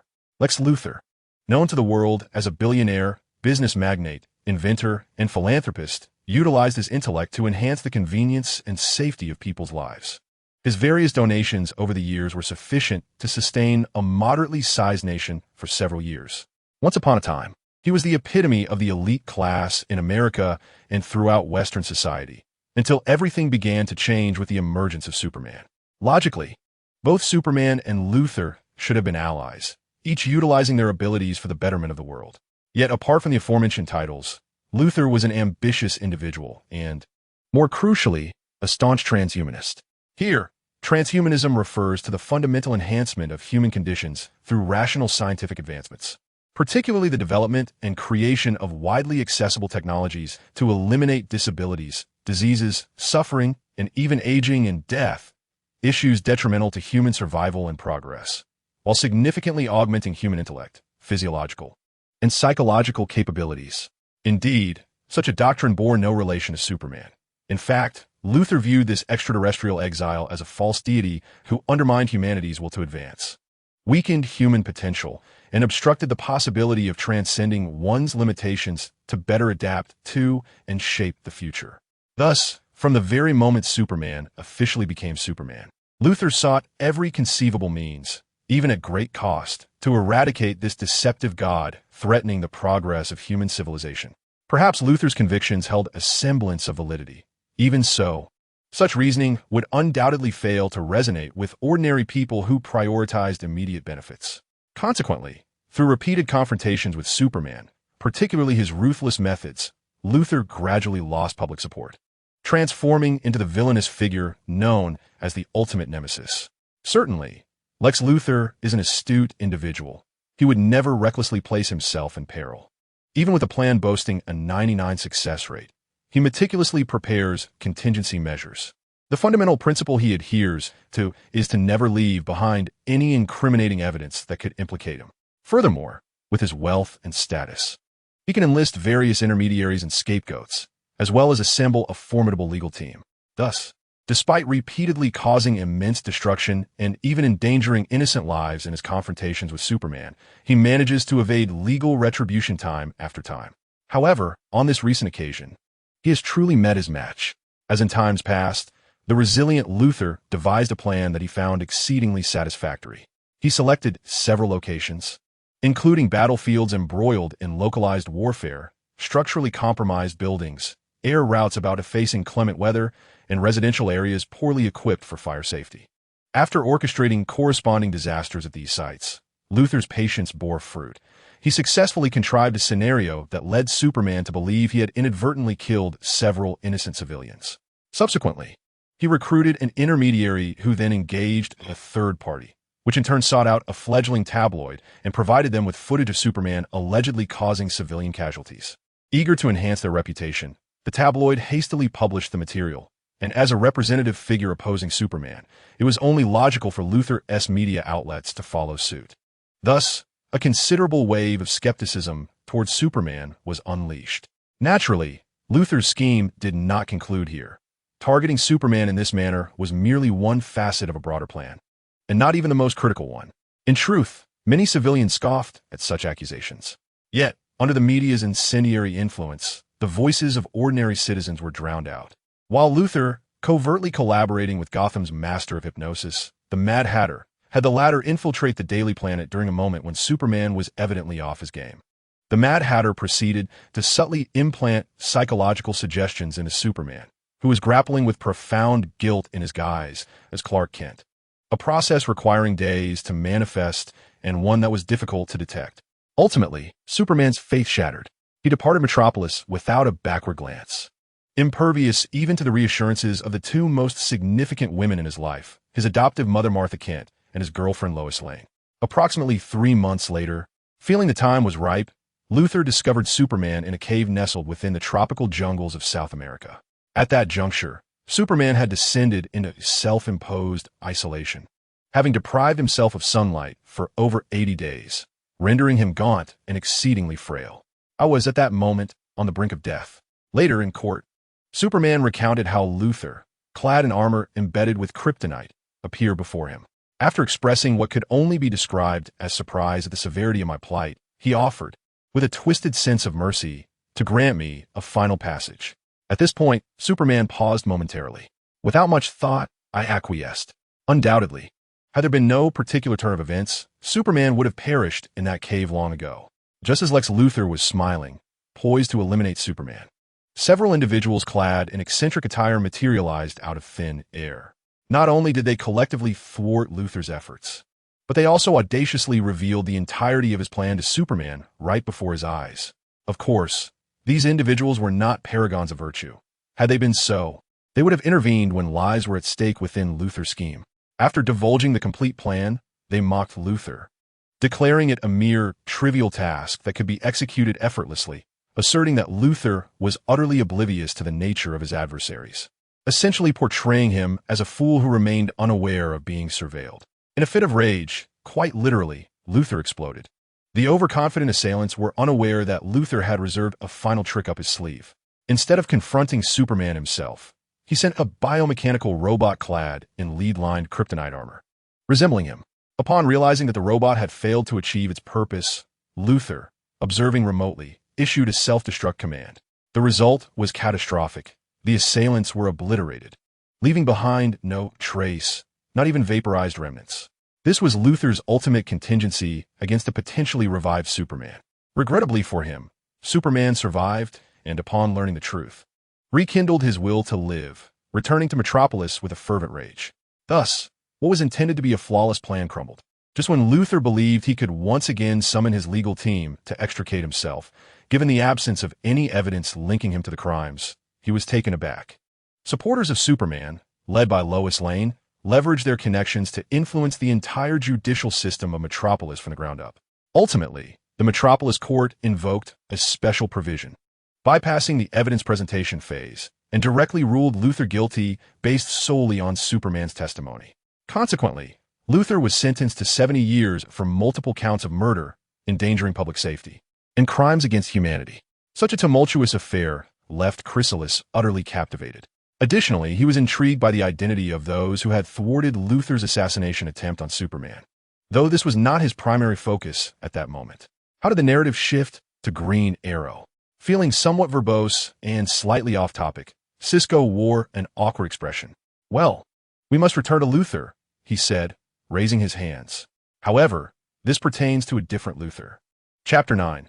The clash between Green Arrow and Superman. If anyone harbored the most resistance to Lex Luthor's 70-year sentence, it was not Lex himself, but his mother, Lillian Luthor. Throughout his life, Lex had been a source of immense pride for Lillian. In matters of business, invention, and philanthropy, she had always supported him, even sharing his view that Superman posed a threat to humanity's future. As she witnessed Superman repeatedly thwart Lex's plans, Lillian's animosity towards the Man of Steel grew even more intense than Lex's own. Thus, when she witnessed the police suddenly storming into the Luthor mansion to conduct a search, forcibly dragging Lex from his chamber, and learned that the court had deemed Lex guilty solely based on Superman's unilateral testimony, the psychological shock nearly overwhelmed her. Accompanied by Lex's legal team, she repeatedly appealed to both the Metropolis Court and the State Court on the grounds of insufficient evidence, only to be consistently rebuffed by the court, citing that the procedures required by special regulations were adequately fulfilled. What disheartened her further was the realization that those influential connections she had counted on, prominent figures in business and politics, seemed to have dismissed Lex and the Luthor family as no longer beneficial to their interests, either offering evasive excuses or outright denying her access. In her desperate state, Lillian Luthor sought the aid of Green Arrow. Presumably, Green Arrow recognized the lack of substantial evidence and the overwhelming influence of Superman, intending to reason with him. However, although Superman himself believed that imprisoning Lex based solely on his testimony warranted reconsideration, he maintained that Lex's incarceration served a greater societal purpose. Their discussions proved fruitless, culminating in a challenge to a duel, as Cisco remarked. But to confront Superman directly, one would assume he had more pressing obligations. What emboldened Green Arrow? Was it the audience's jesting comparison of him to Gotham's Batman? Cisco could not suppress his sarcasm. Then, amidst the bemused glances from Cisco and the others, another question struck him. Why had Lillian sought out Green Arrow? Metropolis, where the Luthors and Superman resided, was situated on the easternmost edge of America, while Star City, home to Green Arrow, lay along the Pacific coast at the westernmost point. The mere straight-line distance between the two locales exceeded 2,700 kilometers. Thus, why Green Arrow? If she intended to enlist the help of a non-alien, non-superpowered individual with enough influence to negotiate with Superman, wouldn't the true heir to battle Superman, Batman, be a more fitting choice? Gotham was merely a river away from Metropolis, even disregarding geographical proximity. If one sought someone with a more impressive track record or greater deterrent capabilities, Batman would surely be the preferred candidate, wouldn't he? Perhaps there was an issue with Batman? It also depended on which version of Batman we were considering. Cisco mused that the version he had in mind was rather prone to emotional outbursts. Persuading such a Batman might not pose much difficulty. Yet, if it were the steadfast and resolute Batman from most other iterations, convincing him to aid Lex could very well result in a confrontation instead. Quite likely, amidst Cisco's ruminations, he provided what he knew. The specifics of how Lillian Luthor persuaded Green Arrow remained unclear to the outside world. However, we conducted some investigation and uncovered a possibility. All right?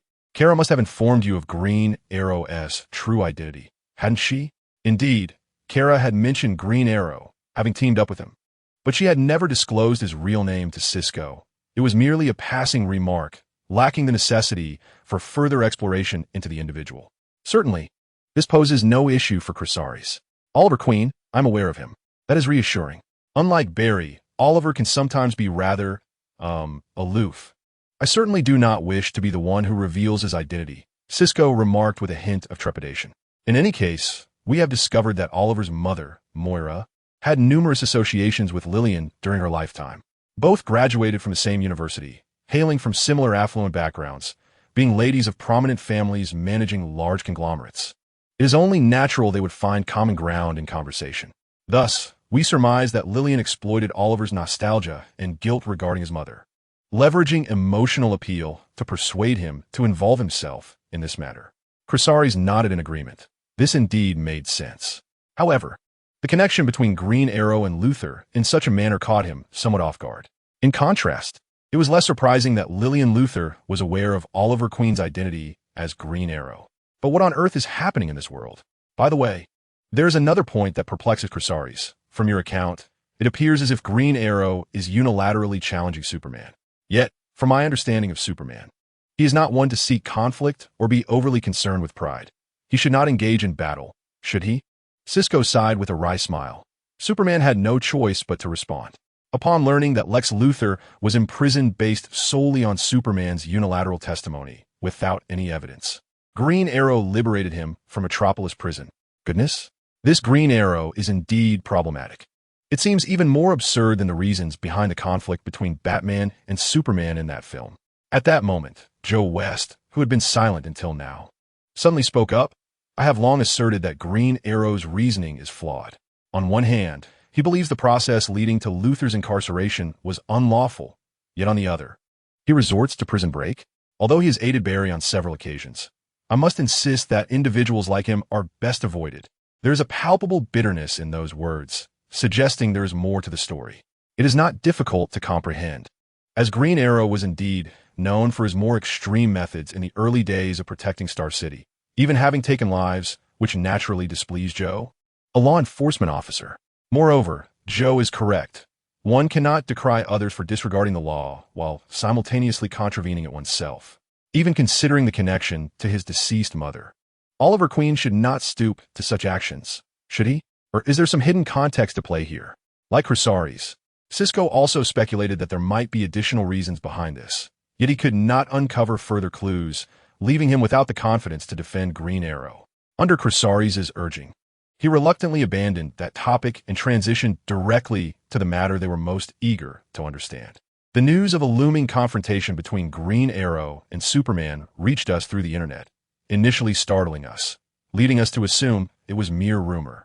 However, as online reports proliferated and appeared increasingly credible, Barry could no longer contain himself. He rushed to Star City in an attempt to persuade Oliver to reconsider, only to be met with Oliver's steadfast refusal. He had contemplated rescuing Luthor and returning him to Metropolis, yet he had no inkling of Luthor's whereabouts. Nor did Barry or any other members of Team Arrow, including Oliver's fiancée, Felicity, have any knowledge of the sudden turmoil orchestrated by Oliver. As the time for the impending conflict approached, Barry found himself with no alternative but to seek Supergirl's assistance, preparing to employ force to prevent Oliver from engaging in a lethal confrontation with Superman. Chrysaris smirked derisively. To stop Green Arrow from facing Superman in a fatal struggle, it appeared more likely that he aimed to save Green Arrow. What transpired next? He inquired directly. The battle concluded, but how did Kara go missing? You wish to know what followed? Cisco sighed with a bittersweet smile. He tapped a few keys on the console, and several news reports began to populate the large screens. Green Arrow and Luthor appeared before the Metropolis courthouse, seeking a fair judgment. Green Arrow triumphed, while Superman was defeated. The greatest joke of the century, a god bested by a mortal. Hope fades, the fairy tale concludes. Ultimately, it was Luthor who emerged victorious. What was Green Arrow's motivation? Observing Chrysaris' astonished expression, Cisco shook his head gravely. No one truly knows the sequence of events that led to the battle. Initially, We were unaware of the specific location where Oliver and Superman had arranged their duel.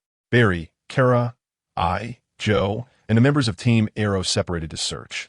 Before long, Barry and Kara lost contact, and soon after, communication with Team Arrow also vanished. We exerted ourselves for several hours in search, only to discover that Oliver and Luther had appeared outside the Metropolis courthouse. After some time, we finally located Barry. At that moment, he had succumbed to unconsciousness, his speed force entirely depleted, likely due to the severed state of his spine. It seemed he had managed to escape despite his grievous injury. Regrettably, he could not find us while conscious. He had overexerted himself to such an extent that, more than 10 hours prior, there were no traces of speed force left within him, and his spinal injuries healed at a pace slower than that of an average person. Aside from Barry, Kara, Superman, and the other members of Team Arrow were all missing. Chapter 10. A shift in the wind. Superman's disappearance plunged much of the world into chaos. On various social media platforms, over 95% of users were engaged in discussions about this incident. Faith is dead. What remains for us? Some speculated that Superman might not be truly dead. Perhaps he and Green Arrow had devised a trap for an unseen adversary. After all, Green Arrow was also considered a superhero, was he not? The upstairs crowd is overthinking it. He's a murderer. I heard that the Star City Police Department still possesses ample evidence of his fatal encounters with those villains. In any case, I refuse to believe Superman is truly gone. Face the reality. Humanity must rely on itself now. Clearly, a prevailing sense of pessimism dominated, further inciting panic in certain regions. Moreover, the disappearance of Superman has triggered a chain reaction, the most immediate of which is that the web of relationships surrounding the Luthor family appears to have returned to normal. Perhaps even intensified. Those influential figures have collectively intervened, and the Metropolis Court has ultimately succumbed, compelled to accept Lex Luthor's appeal. This time, the court's attempts to invoke special provisions will prove futile, for the only witness capable of providing testimony, Superman, has vanished. Now, the court can only delay the proceedings, hoping for a miracle to unfold. Yet, many believe that Luthor will, as before, be shielded by his legal team. Indeed, this time he may not even require their protection, merely needing to parade through the court flanked by his lawyers without consequence. What was intended to uphold order and demonstrate justice has instead forced the righteous to exploit loopholes in their quest for fairness, ultimately leading to failure, while the wicked are meticulously safeguarded with little effort on their part. The law is indeed a curious entity, is it not? As time ticks away, a new narrative begins to coalesce. The destruction of the beacon that symbolizes hope and offers protection has engendered confusion and concern, compounded by the resentment and fury stemming from the evasion of legal retribution by wrongdoers. These myriad emotions have found a singular outlet, reflecting on the entire affair. What has led to the sudden overshadowing of justice's victory by the specter of defeat is not merely a thing, but rather a person. Let Green Arrow be brought forth. On what grounds do the thugs of Star City meddle in the affairs of Metropolis? Although it is highly probable that Luthor will ultimately evade incarceration, we must ensure that Green Arrow is imprisoned. The evidence of his jailbreak is irrefutable. He must be held accountable. Who knows his true identity but Luthor himself, who has been saved by him? Let Luthor expose Green Arrow. Before long, this escalated into a massive outcry against Green Arrow, with millions rallying against him. Indeed, some extremists have suggested that if Lex Luthor reveals Green Arrow's true identity, he could be legally absolved of his misdeeds. The court, inspired by this situation, has charged Luthor with obstructing the administration of justice, both to compel him to disclose Green Arrow's identity and to delay the appeal proceedings. To the surprise of many, Luthor has steadfastly maintained from the outset that he does not know Green Arrow. This only served to reinforce the speculation that he and Green Arrow are allied, further tarnishing Green Arrow's reputation. 2 days have passed, and now this fervor against Green Arrow has swept from the East Coast metropolis to the West Coast, with similar sentiments emerging even in Star City, where Green Arrow has traditionally offered protection. This phenomenon can partly be attributed to the influx of metropolis residents traveling over 2,000 kilometers to vent their frustrations, but is also fueled by certain adversaries of Green Arrow stirring the pot from behind the scenes. Some have noted that, much like the chaos in Niceno City prior to the departure of Clistris 38 years ago, The recent disturbances in Star City, involving vagrants and thugs, have occurred without any intervention from Green Arrow. Tracing back to the moment Luther was placed at the doorstep of the Metropolis courthouse, Green Arrow has not made another appearance. What do you think is the reason behind this? I surmise that he must have sustained grievous injuries whilst contending with Superman, and now he is likely hiding away, nursing his wounds like a wounded kitten. Should our paths cross, I shall undoubtedly teach him a lesson with my fists and a sturdy club. In a tavern, a certain individual from Metropolis, intoxicated, is loudly proclaiming his absurdities. Were it in the past, such a man disparaging Green Arrow in Star City would have surely faced a beating. Yet now, the citizens of Star City remain silent, perplexed as to why Green Arrow would sacrifice his own reputation to aid Lex Luthor. This is also a query that Chrysalis seeks to unravel. Presently, he finds himself in the very same tavern. 3 hours prior, after gleaning all the pertinent information from Cisco and his companions, Chrysalis took his leave. At that moment, Cisco and the others urged him against acting impulsively, stating that they had dispatched a distress signal to a legendary team possessing a time-traveling vessel and were awaiting their response to unite forces in resolving the issue. After all, to ensnare Superman, the Flash, Supergirl, and possibly Green Arrow simultaneously, the capabilities of this unknown adversary must not be underestimated. However, Chrysalis pondered the suggestion briefly before declining. First and foremost, Kara had been missing for over 2 days, and he lacked the patience to wait any longer.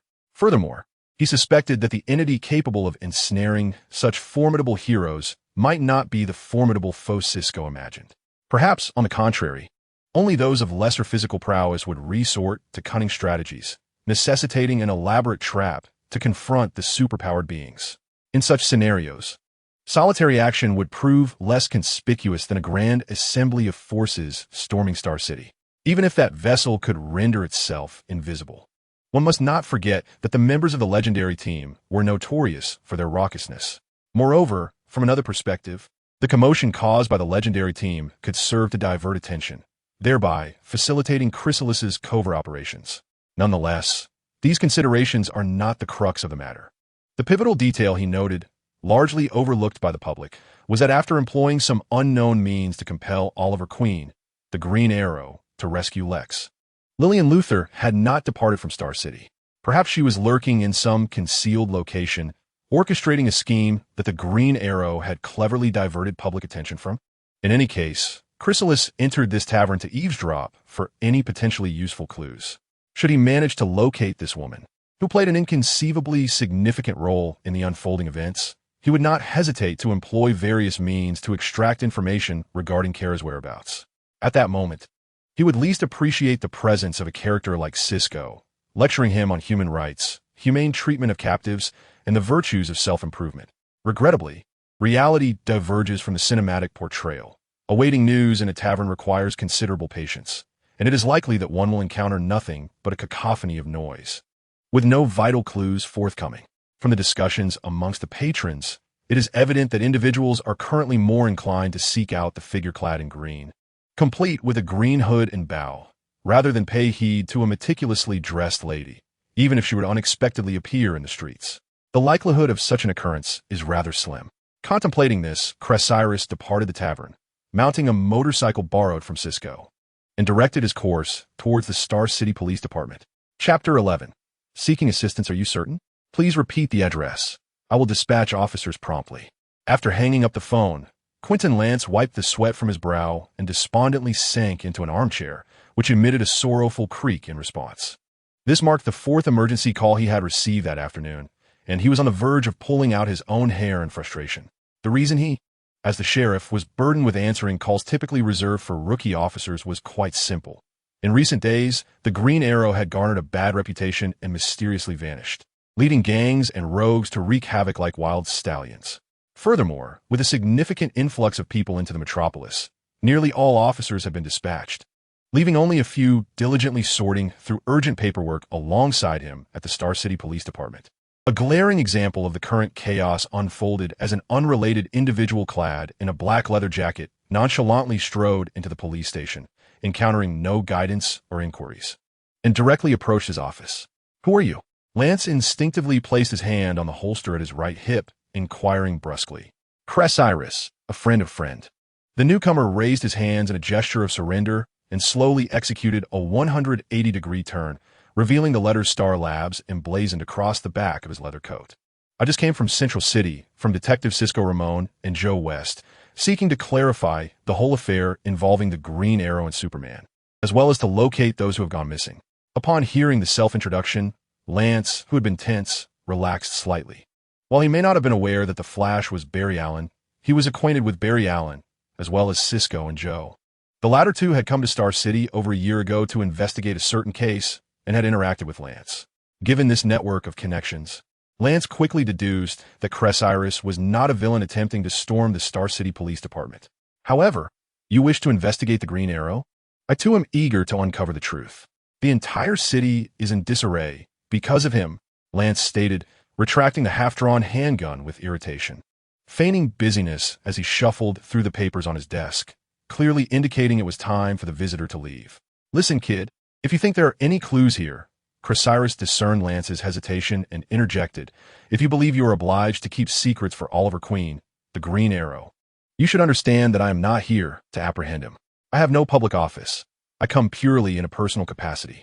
Among the missing, there's a friend I deeply care for. Moreover, I require your assistance. Upon hearing Chrysalis reveal the identity of the Green Arrow, Lance was momentarily rendered speechless. There was a time when he harbored an intense desire to dismantle Oliver Queen, piece by piece. This dandy not only pursued his eldest daughter, but also covertly entangled himself with his youngest. Furthermore, his reckless decision to take her out to sea culminated in a shipwreck, leading to a period where she was presumed dead, which ultimately drove his wife to an unbearable reality, resulting in their divorce and her departure from Star City. However, as Oliver returned, he appeared transformed, and his youngest daughter was, in fact, alive. As events unfolded, Lance came to realize that Oliver had always been safeguarding Star City in his own unique manner. Presently, despite Oliver no longer being with his daughter, Lance has grown to regard him as a son he never had. Thus, on a personal level, he is reluctant to believe that Oliver would recklessly serve as a henchman for Luthor, and he yearns to unravel the enigmatic facade to uncover the truth. Yet, as the sheriff, he bears a weighty responsibility and lacks any leads to initiate the first step, leaving him in a state of anxious frustration. Now, although uncertain of the dependability of the young man before him, there is at least a glimmer of hope. Almost eagerly, he responded, "If there is any way I can assist, do let me know. However, you must be prepared. If what you seek necessitates my authority as sheriff, you may find the assistance you desire elusive. As you can see, the streets are rife with chaos, and the police station is nearly deserted." Lance's demeanor suddenly became animated. Much to Chrysalis's surprise, though he remained unfazed. "I am unsure whether I require your sheriff's authority, but I am certain it is not as you suppose. I am seeking an individual, the key to the Green Arrow's audacious rescue of Lex Luthor and his confrontation with Superman. Her name is Lillian Luthor." Lance furrowed his brow. Lex Luthor's mother? That makes sense. She should still be in Star City. I need to ascertain her whereabouts. However, she likely harbors some ulterior motive, which is why she is in hiding, making the search undoubtedly challenging. Given the current unrest in Star City, describing it as difficult is, perhaps, overly optimistic. After a moment of contemplation, Lance provided a resolute response. "I will see what I can accomplish. But remember, do not harbor excessive hopes." With that, he picked up the phone on the desk, intending to enlist the help of someone from the transportation department, beginning with the traffic cameras. Yet, Chrysalis did not take his leave. Instead, he spoke again. "I also need to gain entry into the Green Arrow's lair. You know its location and possess the necessary access, correct?" At this inquiry, Lance was momentarily taken aback. "One of my daughters has visited it, and Oliver was not there. I did not expect him to be in such an easily guessed location. I merely wished to see if there might be any clues." "Very well. I shall have my eldest daughter accompany you on your visit." Lance nodded in agreement, stating thus. Immediately, he made a phone call to his eldest daughter. A moment later, his expression became conflicted, and he hesitated before speaking to Chrysalis. "Since you are acquainted with Cisco, you must know that Oliver is the Green Arrow and sought me out. Therefore, you should also be aware of my two daughters, Black Canary and White Canary." Chrysalis nodded in acknowledgement. "My youngest daughter, White Canary, has been away for a considerable time due to her responsibilities in mending the fabric of history. However, I have no cause for concern regarding her well-being, as she has always been adept at taking care of herself. I did send her a message concerning Oliver, but as is often the case, it may take her quite some time to receive it. Yet, my eldest daughter, Laurel, is a source of great anxiety for me. Is she who has come to guide you? Although she appears strong and independent, she is, in truth, quite fragile. Just moments ago, she was engaged in combat with a group of thugs in the impoverished district while donning her black canary uniform.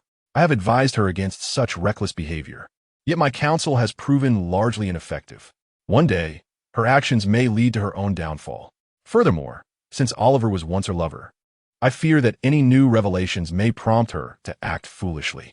I believe she will follow you in pursuit of the truth, and I sincerely hope you will do your utmost to protect her, if it is within your means. Chrysalis gazed quietly at the middle-aged man, whose face bore the weight of years beyond his age. After several seconds, he suddenly broke into laughter. You seem to overestimate my capabilities. I have never formally engaged in a fight. Perhaps it is your daughter who will need to protect me. Upon hearing this, Lance chuckled in response. You cannot deceive me. From the look in your eyes, it is evident that you have endured much. Consider it a cop's intuition, although I prefer to label it as the wisdom of experience. Chrysalis paused briefly, then gently shook his head. The look in my eyes? He was uncertain. Chapter 12. The pursued old Lance could never have anticipated the extent of the turmoil his remarks about the look in one's eyes would inflict upon Chrysalis. In truth, prior to his arrival on Earth, specifically upon awakening from severe injury-induced coma on Earth 38, Chrysalis had discovered a transformation within himself. His mind was now populated with disjointed fragments of memories that defied explanation. This was one aspect. The more pronounced change lay in his character. Initially, upon emerging from his cocoon, he genuinely believed he was merely a novice who had recently transitioned from selling coffee, content to lead a life of casual existence. Otherwise, he would not have argued with Kara when compelled to undergo superhero training. However, now, the newly acquired memories seemed to redefine his temperament, fundamentally altering his disposition. In retrospect, he perceived his earlier confrontation with Kara as immature and unworthy. Typically, changes in character occur following significant upheavals, yet his situation seemed altogether different. If there existed a narrative between his transition from a mere egg to his current state, it might be understandable. However, those fragments, the so-called memories, appeared more akin to glimpses of the future rather than reflections of the past.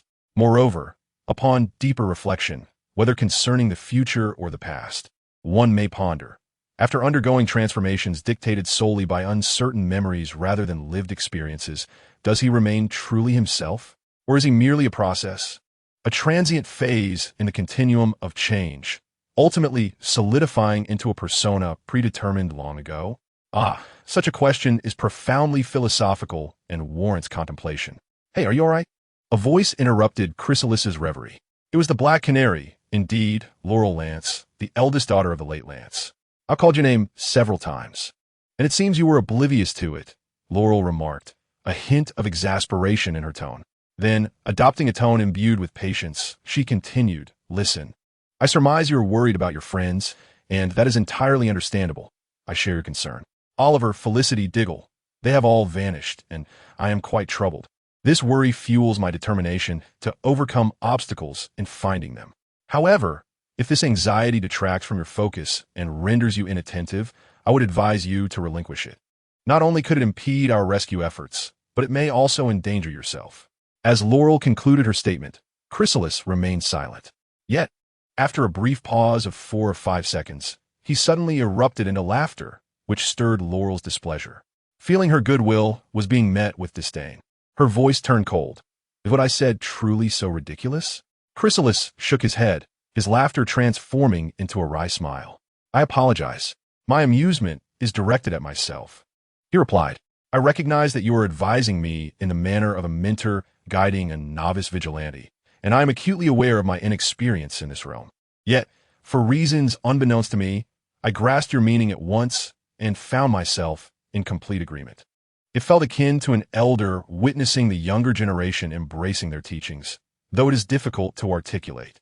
Laurel regarded him with a peculiar expression, unable to fathom his intended message.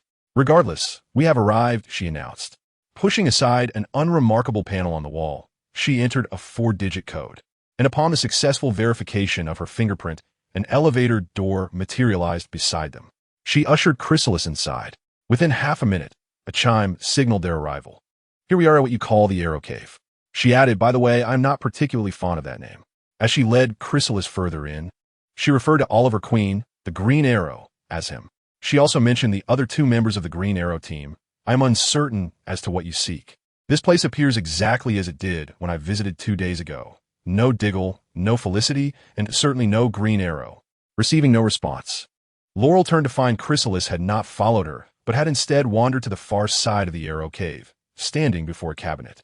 "Do you understand archery?" she asked, glancing nostalgically at an artifact within the cabinet. That is the recurve bow he brought back from Lienyu. It had broken once, but he managed to repair it. "I believe this bow symbolizes the transformative 5 years he spent on Purgatory Island, serving as a poignant reminder of the person he has become and the individual he aspires to be." Upon hearing this, Chrysalis paused momentarily before shaking his head. Such a meaningful artifact, it is no wonder it has been cherished. With that, he turned and left without a glance back, making his way to the central platform of the Green Arrow's lair, adorned with several computer workstations. "Miss Lance, are you able to operate the computers here? I wish to review the footage from that time and the days leading up to it. There may be a clue within."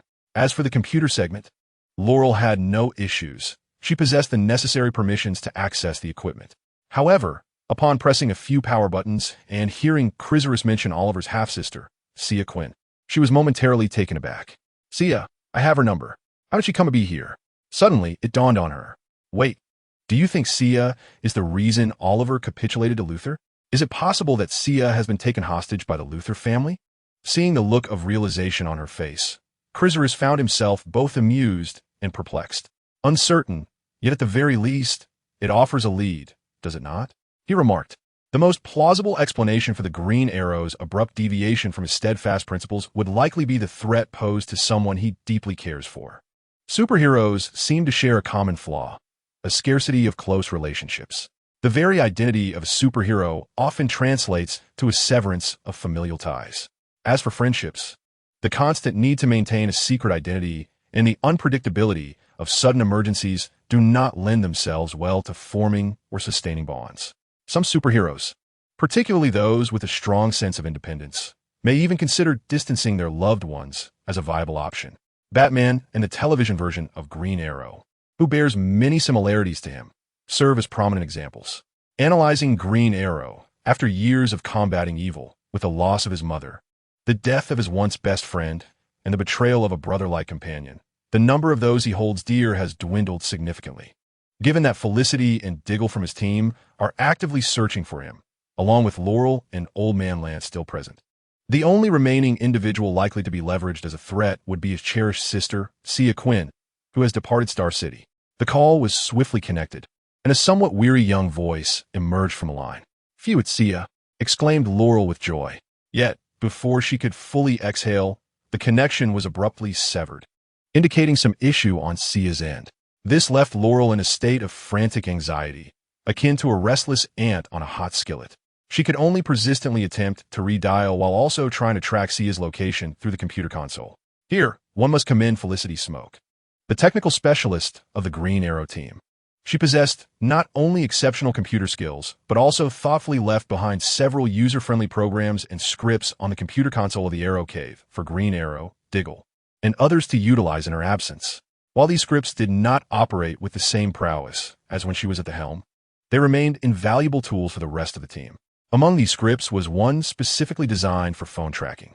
Unfortunately, the efficacy of the phone tracking hinged on maintaining an active connection, and despite Laurel's repeated attempts, her calls went unanswered, pushing her to the brink of despair. With great difficulty, Cyrus managed to soothe her, advising her to wait before trying again. This suggestion was soon rewarded when an unfamiliar number called. "Laurel, is it you? Thank heavens I remembered your number. What was going on with the line being busy?"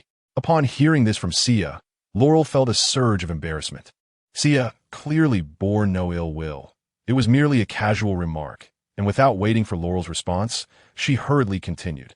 "Malcolm Wunti let me answer that call and even broke my phone, tossing it aside. We're on the run. I seized the opportunity to steal a phone to call you back." "Laurel, what happened to Oliver?" Why is he helping Lex Luthor and fighting against the aliens in Metropolis? Slow down, Sia, slow down. You're speaking too quickly. I can't understand. At this point, Laurel abruptly paused. Wait, did you just say you're on the run? Who's after you, Luthor? It's not Luthor. It's another alien, Supergirl. Sia replied. This revelation left both Laurel and Cyrus speechless. Chapter 13. Malcolm. It was hardly surprising that Sia Quinn would recognize Supergirl. As previously mentioned, Kara had teamed up with the Flash, Green Arrow, and others to combat various threats, during which Sia had also joined as a member of the Green Arrow team. The real question was, why would Kara be pursuing Sia?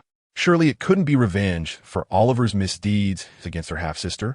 Then Sia provided the answer. It seems she's been mind-controlled.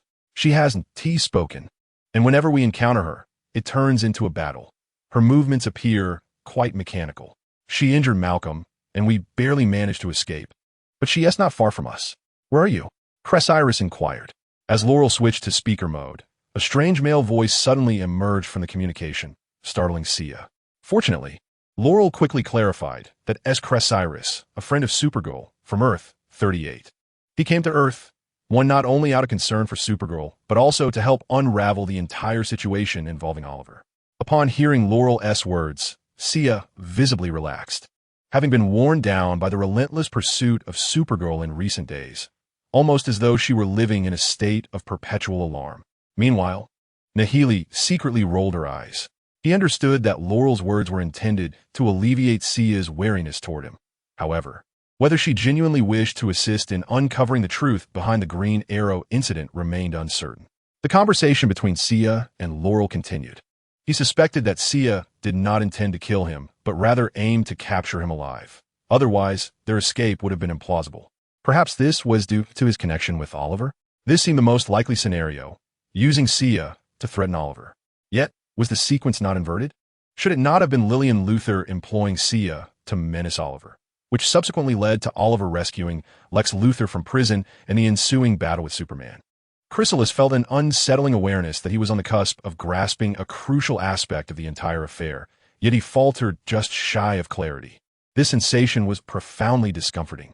All right, let us prepare to depart, Laurel said, organizing her gear while addressing Chrysalis. I have discovered Sia's location. To her surprise, she learned that Sia was in California, having recently been in Markovia with her father. This was fortuitous, as it was not far from Star City. Before she could finish her thought, a crash echoed as glass shattered around them. She turned toward the source of the sound, witnessing Chrysalis retrieving the recurved bow from a cabinet. Noticing Laurel's displeased gaze, Chrysalis showed no remorse, instead offering her a smile. There's no choice. This is the Green Arrow's lair, and this is the only bow available.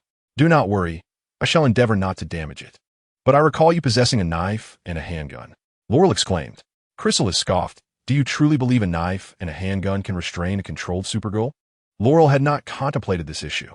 After a moment's hesitation, she retorted defiantly. So the bow and arrow can? Please, she continued. I pointed out that this is the Green Arrow's lair. Oliver Queen must have arrows with special functions.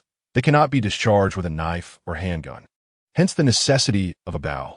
Chrysalis replied irritably, if you must assign blame, you should question why Queen is not a knife-wielding or handgun-wielding hero. Laurel found herself momentarily at a loss for words. By the way, do assist in locating those functional arrows. I wish to see which ones might prove useful. Chrysalis added. Reluctantly, Laurel acquiesced. 3 hours later, Laurel finally reunited with Sia, and Chrysalis came face to face with Malcolm, whom Sia had previously mentioned. He was leaning against the wall, clutching his right side. In a swift motion, Chrysalis drew his bow and aimed an arrow at him, startling both Laurel and Sia, who were engaged in reminiscing. Sia immediately positioned herself in front of Malcolm, glaring at Chrysalis, while shouting at Laurel, What is the meaning of this? I do not know, Laurel replied, a mixture of guilt and innocence in her voice as she addressed Sia, then cast a fierce glare at Chrysalis. What are you doing? Chrysalis paid no heed to them, instead shifting to the right, maintaining his stance with the arrow aimed at Malcolm. You have 2 minutes to demonstrate that you are not an accomplice of Lillian Luthor. His words cast an immediate pall over the gathering. Malcolm's expression soured, while Sia wore a look of confusion tinged with suspicion. Laurel, taken aback, inquired of Chrysalis, could there be a misunderstanding? Why do you say such a thing? Lillian Luther was a close friend of the late Moira Queen. As far as I know, it was through her connection with Moira that Lillian approached Oliver. Chrysaris's doubts were not without foundation. To elaborate on Malcolm, his full name is Malcolm Merlin, the father of Oliver's best friend, Tommy Merlin. He also bears the identity of the Dark Archer, one of Oliver's most formidable adversaries. He once lurked behind a coalition, attempting to cleanse Star City's impoverished districts in a misguided quest for purification, a scheme thwarted by Oliver.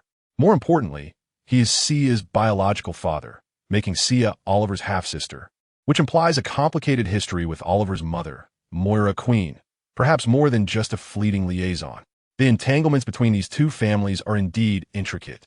Returning to the matter at hand, Chrysaris surmised that when Lillian Luther chose to threaten someone to save her son, the relational web before her likely resembled this: Oliver, Moira, Sia, Malcolm.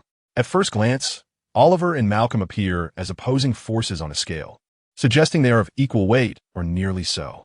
Both are archers, and a confrontation between them would be difficult to resolve definitively. Both have ties to those two women, which are the bargaining chips Lillian possesses.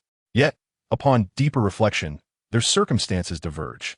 Perhaps Malcolm's feelings for Moira do not compel him to heed Lillian's commands, but he harbors a profound love for his daughter Sia, particularly now that Tommy is deceased, leaving Sia as his sole heir. Conversely, for Oliver, both Sia and Moira are of paramount importance, yet he is a superhero, forced to navigate the delicate balance between justice and emotion, unlike Malcolm, who embodies a more straightforward villainy. Should Oliver choose to act, the risks he would incur would certainly surpass those of Malcolm. He might even find himself inclined toward justice, potentially delivering a fatal blow to Lex at an inopportune moment. In summary, if you were Lillian Luther, whom would you choose? Some might invoke the allure of the superhero's appeal, suggesting that a superhero's identity garners trust, making nefarious deeds easier to execute. However, observing the progression of events and the tarnished reputation of Green Arrow reveals that Lillian is neither concerned with nor requires the clout of Green Arrow. Why then would she overlook Malcolm, the evidently more suitable candidate, in favor of Oliver, a veritable ticking time bomb? But Lillian Luther has not reached out to me, Malcolm interjected, prompting a frown from Chrysaris. Before Laurel and Thea could react, he rushed in front of Malcolm, gripping the latter's collar with his right hand and lifting him off the ground, while his left hand pressed an arrow against Malcolm's chin, nearly piercing through. I shall reiterate, I speak the truth. Not only this time, but I have never been in contact with that Luther, Lillian. Malcolm insisted. It was evident that he genuinely feared that Chrysalis might act upon his threats, and in such a dire situation, despite his cunning nature, he could hardly fabricate a lie. Moreover, he inadvertently revealed a detail that supported his claim of no contact with Lillian. You assert that you have never communicated with that Luther, which implies you have been in touch with others from the Luther family? After the failure of the Star City purification plan, Lex Luthor had reached out to me, seeking to recruit me as a subordinate. I declined. The failure of the Star City purification transpired during Oliver's first year back in Star City, which was nearly 4 years ago now. It appeared that Malcolm was indeed not aligned with the Luthers. Yet, it was implausible that the Luthers had entirely forgotten about Malcolm. As previously mentioned, the intricate and close-knit relationship between the Merlin and Queen families made it unlikely they would neglect to consider Malcolm in their calculations regarding Oliver. Chrysalis's seemingly unreliable hypothesis might suggest that the crux of this entire conspiracy was not to rescue Lex Luthor, nor to engage in battles with Superman or to eliminate him, but rather centered on Green Arrow himself. Chapter 14. An abundance of clues is not always beneficial with the situation clarified. It was evident that Malcolm was not colluding with the Luthers, prompting Chrysalis to lower his bow. Now, he merely awaited the moment when the control Kara would pursue him once again. However, unexpectedly, just as he released Malcolm, this individual found himself confronted by his own daughter. Previously, I had not paid close attention. Perhaps it was my unwillingness to think the worst, believing that you had finally agreed to take me to Star City to assist Oliver. In hindsight, your frequent absences these past few days likely indicated you were concocting yet another scheme, correct?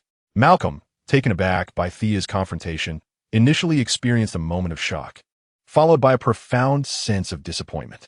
Coupled with his action of clutching his abdomen wound and his unkempt hair and attire due to his fugitive state, he appeared rather desolate. However, This was a predicament of his own making. Thea, for her part, was also drained. Initially, Malcolm had no inkling that she was his biological daughter, yet he had threatened her on multiple occasions, even using her life as leverage against Oliver. Once he learned the truth, he displayed an overwhelming possessiveness, desiring for Thea to sever ties with the Queen family, adopting an attitude that suggested, "I am your father and I love you. All past grievances should be set aside for us to bond as a family." The stark contrast in his demeanor was quite jarring, one that an ordinary person would find difficult to accept. Subsequently, after Thea endured emotional turmoil and departed Star City, which had become a source of her sorrow, Malcolm took her under his wing, only to later jeopardize their fragile bond once again. He was once a member of an ancient and enigmatic organization known as the Assassin's Guild. After departing, he remained concealed for a time, but ultimately, he was soon discovered by them. Feeling that he could not escape their relentless pursuit, he conceived a cunning plan. He utilized a certain drug to manipulate Xia into assassinating a member of the Assassin's Guild. This act would inevitably incite the guild to seek vengeance upon the murderer. Thus, he orchestrated this scheme to embroil Oliver in the conflict against the guild through Xia. The most diabolical aspect of this plan was that the victim of Xia's assassination was, in fact, a friend of hers, one of Oliver's former lovers, Sarah Lance, the youngest daughter of the late Lance, to compel his own daughter to murder a close acquaintance, thereby dragging her half-brother into a perilous confrontation with a formidable organization, speaks volumes of the depths of Malcolm's depravity. This is merely one instance of Malcolm's duplicitous nature. Consequently, it was only after Malcolm's confrontation with Clycerus that Xia began to regard him with suspicion, piecing together the inconsistencies from the previous days, a feat in itself. Conversely, Malcolm's explanations to Xia stirred Clycerus's interest. It is worth noting that the real Malcolm diverges significantly from the portrayal in the television series Arrow, as he did not seize the opportunity to assume leadership of the Assassin's Guild after Oliver repelled them. Moreover, even after his defection from the guild, he retained connections related to them. At this juncture, he learned that the guild was secretly monitoring a transmission node of mysterious energy, and he sought to acquire this enigmatic power before the guild could, intending to stage a comeback. Thus, he took Xia from his secluded existence in Markovia and returned to America. Following a trail, he discovered that one of the transmission nodes was located in Star City. Now, setting aside Malcolm's unrelenting ambition to instigate chaos, the existence of this mysterious energy transmission node raises questions. Although the reality diverges from the television series, it is true that Arrow featured storylines involving magic and sorcery, particularly concerning a supervillain named Damien Darhk, who occupied a magical nexus in Star City. His powers were amplified to their fullest extent, and he initiated a plan to annihilate the world with nuclear weapons, aspiring to become the ruler of a new world. Interestingly, Damien Darhk had once been a member of the Assassin's Guild, but was forced to flee after a failed coup for leadership. This connection suggests that these two nodes may indeed be linked. Unfortunately, the specific location remains unknown. Do not tell me that your so-called contact related to the Assassin's Guild is indeed Damien Darhk. Indeed, is he what? You know Damien Darhk? Malcolm was taken aback, his expression shifting to one of deep concern. Who are you? Relax. I am familiar with Damien Darhk, though I do not know him personally, Clycerus replied nonchalantly, while internally lamenting the situation. Now, the entire affair had taken an unexpected turn, adding a new avenue of investigation, the whereabouts of the energy transmission node. However, rather than clarifying matters, this revelation only deepened the enigma. Such a convoluted affair undoubtedly conceals an even more intricate conspiracy, one that is certain to yield dire consequences. I fervently hope that we can locate Kara swiftly and return her to Earth. 38. Earth 1, a realm devoid of narrative and fraught with peril, is a place where Chrysalis yearns not to linger any longer. However, the challenge of achieving this is formidable. If only there existed something that could physiologically weaken Kryptonians, it would be manageable. Alas, the Arrow Cave lacks the kryptonite arrows he presumed would be present. An hour later, as Chrysalis had wished, they encountered Supergirl on their journey back to Star City. The world comprises 52 parallel universes, with most individuals possessing corresponding doppelgangers across the remaining 51. Some formidable entities, however, are said to be unique within the multiverse. Kara does not belong to that singular group. Yet Chrysalis is certain that the figure before them is indeed the Kara he knows, hailing from Earth 38. Regrettably, as Xia remarked, Kara is not in a conscious state. She retains some cognitive ability, such as understanding the ambush laid for them on the outskirts of Star City, awaiting Chrysalis and his companions. Simultaneously, she exhibits no hesitation in engaging them. In their very first encounter, she severely injures Laurel, rendering her incapable of combat and nearly leading to her demise. Malcolm's situation is scarcely better. Already wounded, he barely manages to shift slightly before being thrown back by the shockwave of the attack.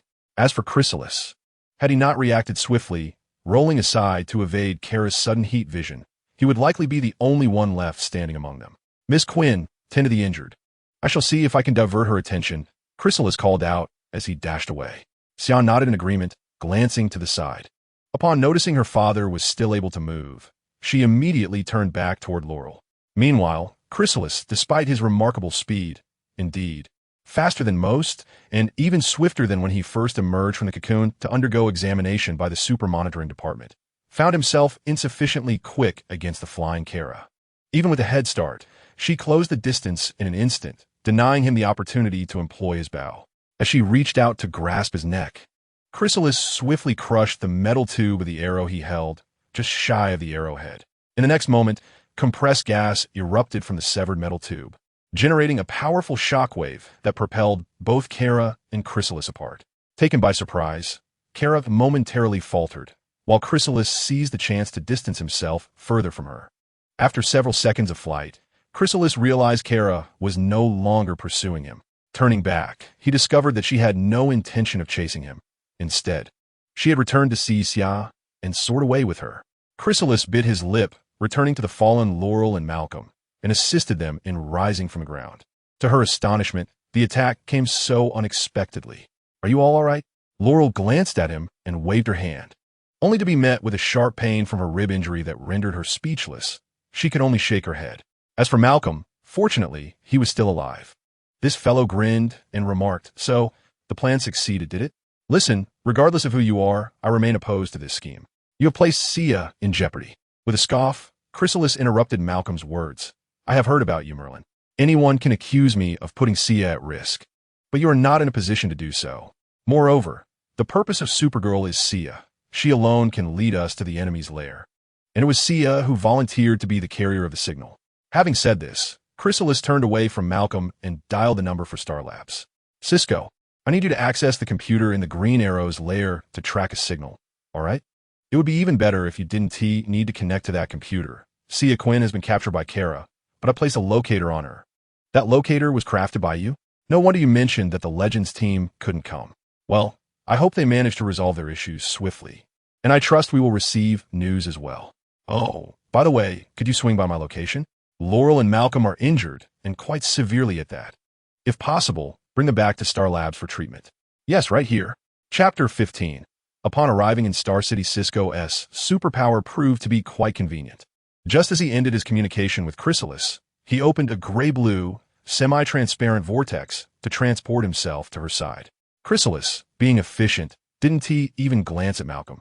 He simply picked up Laurel and passed through the portal to Star Labs, gently placing her on the surgical bed and handing her over to the attending physician, Caitlin Snow. Seeing him prioritize Laurel, Cisco could only helplessly assist Malcolm, half supporting him back to Star Labs. However, after Barry and Laurel's arrival, there were no surgical beds left in Star Labs. The only one capable of playing doctor was Caitlin. So Cisco had no choice but to lay Malcolm on the floor outside the medical room and perform some basic treatment on his injuries. After a while, an alarming beeping echoed from the main control room's computer console, interrupting Cisco as he tended to Malcolm's wounds. "Oh, poor Malcolm. Chrysalis, the signal has stopped," Cisco exclaimed with a hint of anticipation. Yet, in the next moment, the excitement in his voice swiftly morphed into concern. "You cannot possibly imagine its location. My heavens. It can't be what I think it is. Please no." Unable to wait for him to reveal the location, Chrysalis dashed to the console. Then, with utmost haste, she grabbed her pistol in her left hand and drew a military knife with her right, calling out to Cisco, "Let us go." Cisco nodded and immediately activated the space portal. In the next moment, the two individuals arrived at the Star City Police Department, where the signal had ceased. At this juncture, The police station lay in utter ruin, with a large hole in the ceiling and no intact furniture from the walls to the floor, including the desks and chairs where officers typically worked. Cisco charged in first, and in the remnants of what was once the sheriff's office, he discovered the lifeless body of old Lance, partially trapped beneath the rubble, along with a broken arrow lodged in his side. "Sheriff Lance, are you all right? Sheriff Lance." Old Lance slowly opened his eyes, recognizing Creaseries who had entered behind Cisco, and then he noticed Cisco crouched beside him, worry etched on his face. He managed a weak smile, barely lifting the corners of his mouth. "I held on until Sia was alive. They must have punished me for investigating Lillian. This is good news. I posed a threat to them, proving the lead is valuable. They want to silence me, but I held out until you arrived. Listen, the address is..." Old Lance's final breath escaped him after delivering that address. Cisco immediately knelt there, overcome with grief. Creaseries stood by, observing. Although he had been preoccupied with finding Kara and escaping Earth, feeling indifferent and believing he should not care about many things in that moment, he could no longer suppress his emotions. He felt sorrow, guilt, and a flicker of anger. Soon, after clearing the debris from Old Lance's body, Creaseries turned to leave, calmly stating, "Cisco, take Sheriff Lance's body back to Star Labs." Cisco paused, wiping away his tears, and asked, "What about you? Do you plan to go in alone? I won't allow this to happen." Stopping in his tracks, Creaseries shook his head. "Do not worry. I will not charge in recklessly. Rather, you should be concerned for your own safety, as well as for Caitlin, Iris, Joe, Barry, and Laurel back home." "Why?" Cisco questioned, perplexed. "Sia has been captured. Excluding Oliver himself, the Green Arrow team has been decimated. Now Old Lance has also fallen. Counting down, Oliver's closest ones will soon involve you." Regardless of whether Oliver himself had succumbed to darkness or if someone was orchestrating everything behind the scenes, the current trajectory indicated peril for them all. Hearing this, Cisco found himself at a loss for a rebuttal. It sounded somewhat implausible, yet it possessed an undeniable logic. "Furthermore, once you return to Star Labs, I need you to utilize all your resources to locate one individual, Damien Dark. I wish to know where he has been and what he has been doing recently." Cisco was momentarily taken aback. "Who is that?" "A villain. Well, a particularly nefarious one," Creaseries replied. "He may be unrelated to this entire affair, or he may be deeply involved. If it's the latter, matters will become even more complicated." After exchanging a few more words, Cisco finally accepted the reality of Creaseries' solitary investigation of the address and departed with Sheriff Lance's body back to Star Labs. After a brief interval, Chrysalis arrived at his destination. The address obtained from Old Lance was not precise down to the house number. Rather, it pointed to an area within the impoverished district in the southern part of Star City. To be honest, Old Lance had done remarkably well, considering the dearth of traffic cameras in the slums and the scarcity of foot traffic in many corners, making it quite a challenge to locate that specific area. The only drawback was that this region had once been constructed as a residential zone, filled with uniformly dilapidated apartment buildings. From the outside, there was nothing distinctive to guide him, compelling him to search each building from within. Furthermore, with night having fallen, visibility was considerably reduced. Even though Chrysalis possessed superior eyesight compared to the average person, he had to proceed with utmost caution. Progress was slow, but patience was essential. Suddenly, a shadow darted past the window beside him. Another shadow slipped through a different window. The shadow launched an attack. In the darkness, a barely perceptible gleam detached from the shadow, arcing toward Chrysalis with alarming speed. He executed a leftward leap to evade it. Before he could regain his footing, yet another glimmer approached him, this time aimed at his thigh. He pivoted, allowing the holster of his handgun at his right hip to intercept it. A soft pop echoed, but before he could celebrate his narrow escape, the third glimmer was upon him, targeting his left collarbone. With both feet off the ground, he realized he could not completely dodge this blow. Instead, he extended his right hand toward the arc of light. Pain shot through his palm as he fortuitously grasped the gleaming object that was mere moments away from striking his left chest. It was an exquisitely shaped dart, its metallic edges reflecting light with a sharp brilliance. Even Chrysalis struggled to notice this subtle sheen. However, he paid no heed. He quickly stepped back twice, pressing his back against the wall, while widening his eyes to absorb any movement from the remaining three directions: front, left, and right. Clad in a black combat suit with a black cape, a black helmet, and upright black ears, The figure bore a symbol on his chest resembling the dart, but magnified several times. The very individual who had bested Chrysalis in a few rounds and inflicted some damage upon him was none other than the legendary Batman. Chapter 16. The underground base. For many spectators, Batman epitomizes the most enviable of superheroes. A common man by day, he revels in the life of a playboy and billionaire, while by night, he soars through the city in his aircraft and sports cars, embodying justice, thrill, nobility, and fame. This existence fulfills nearly every aspiration.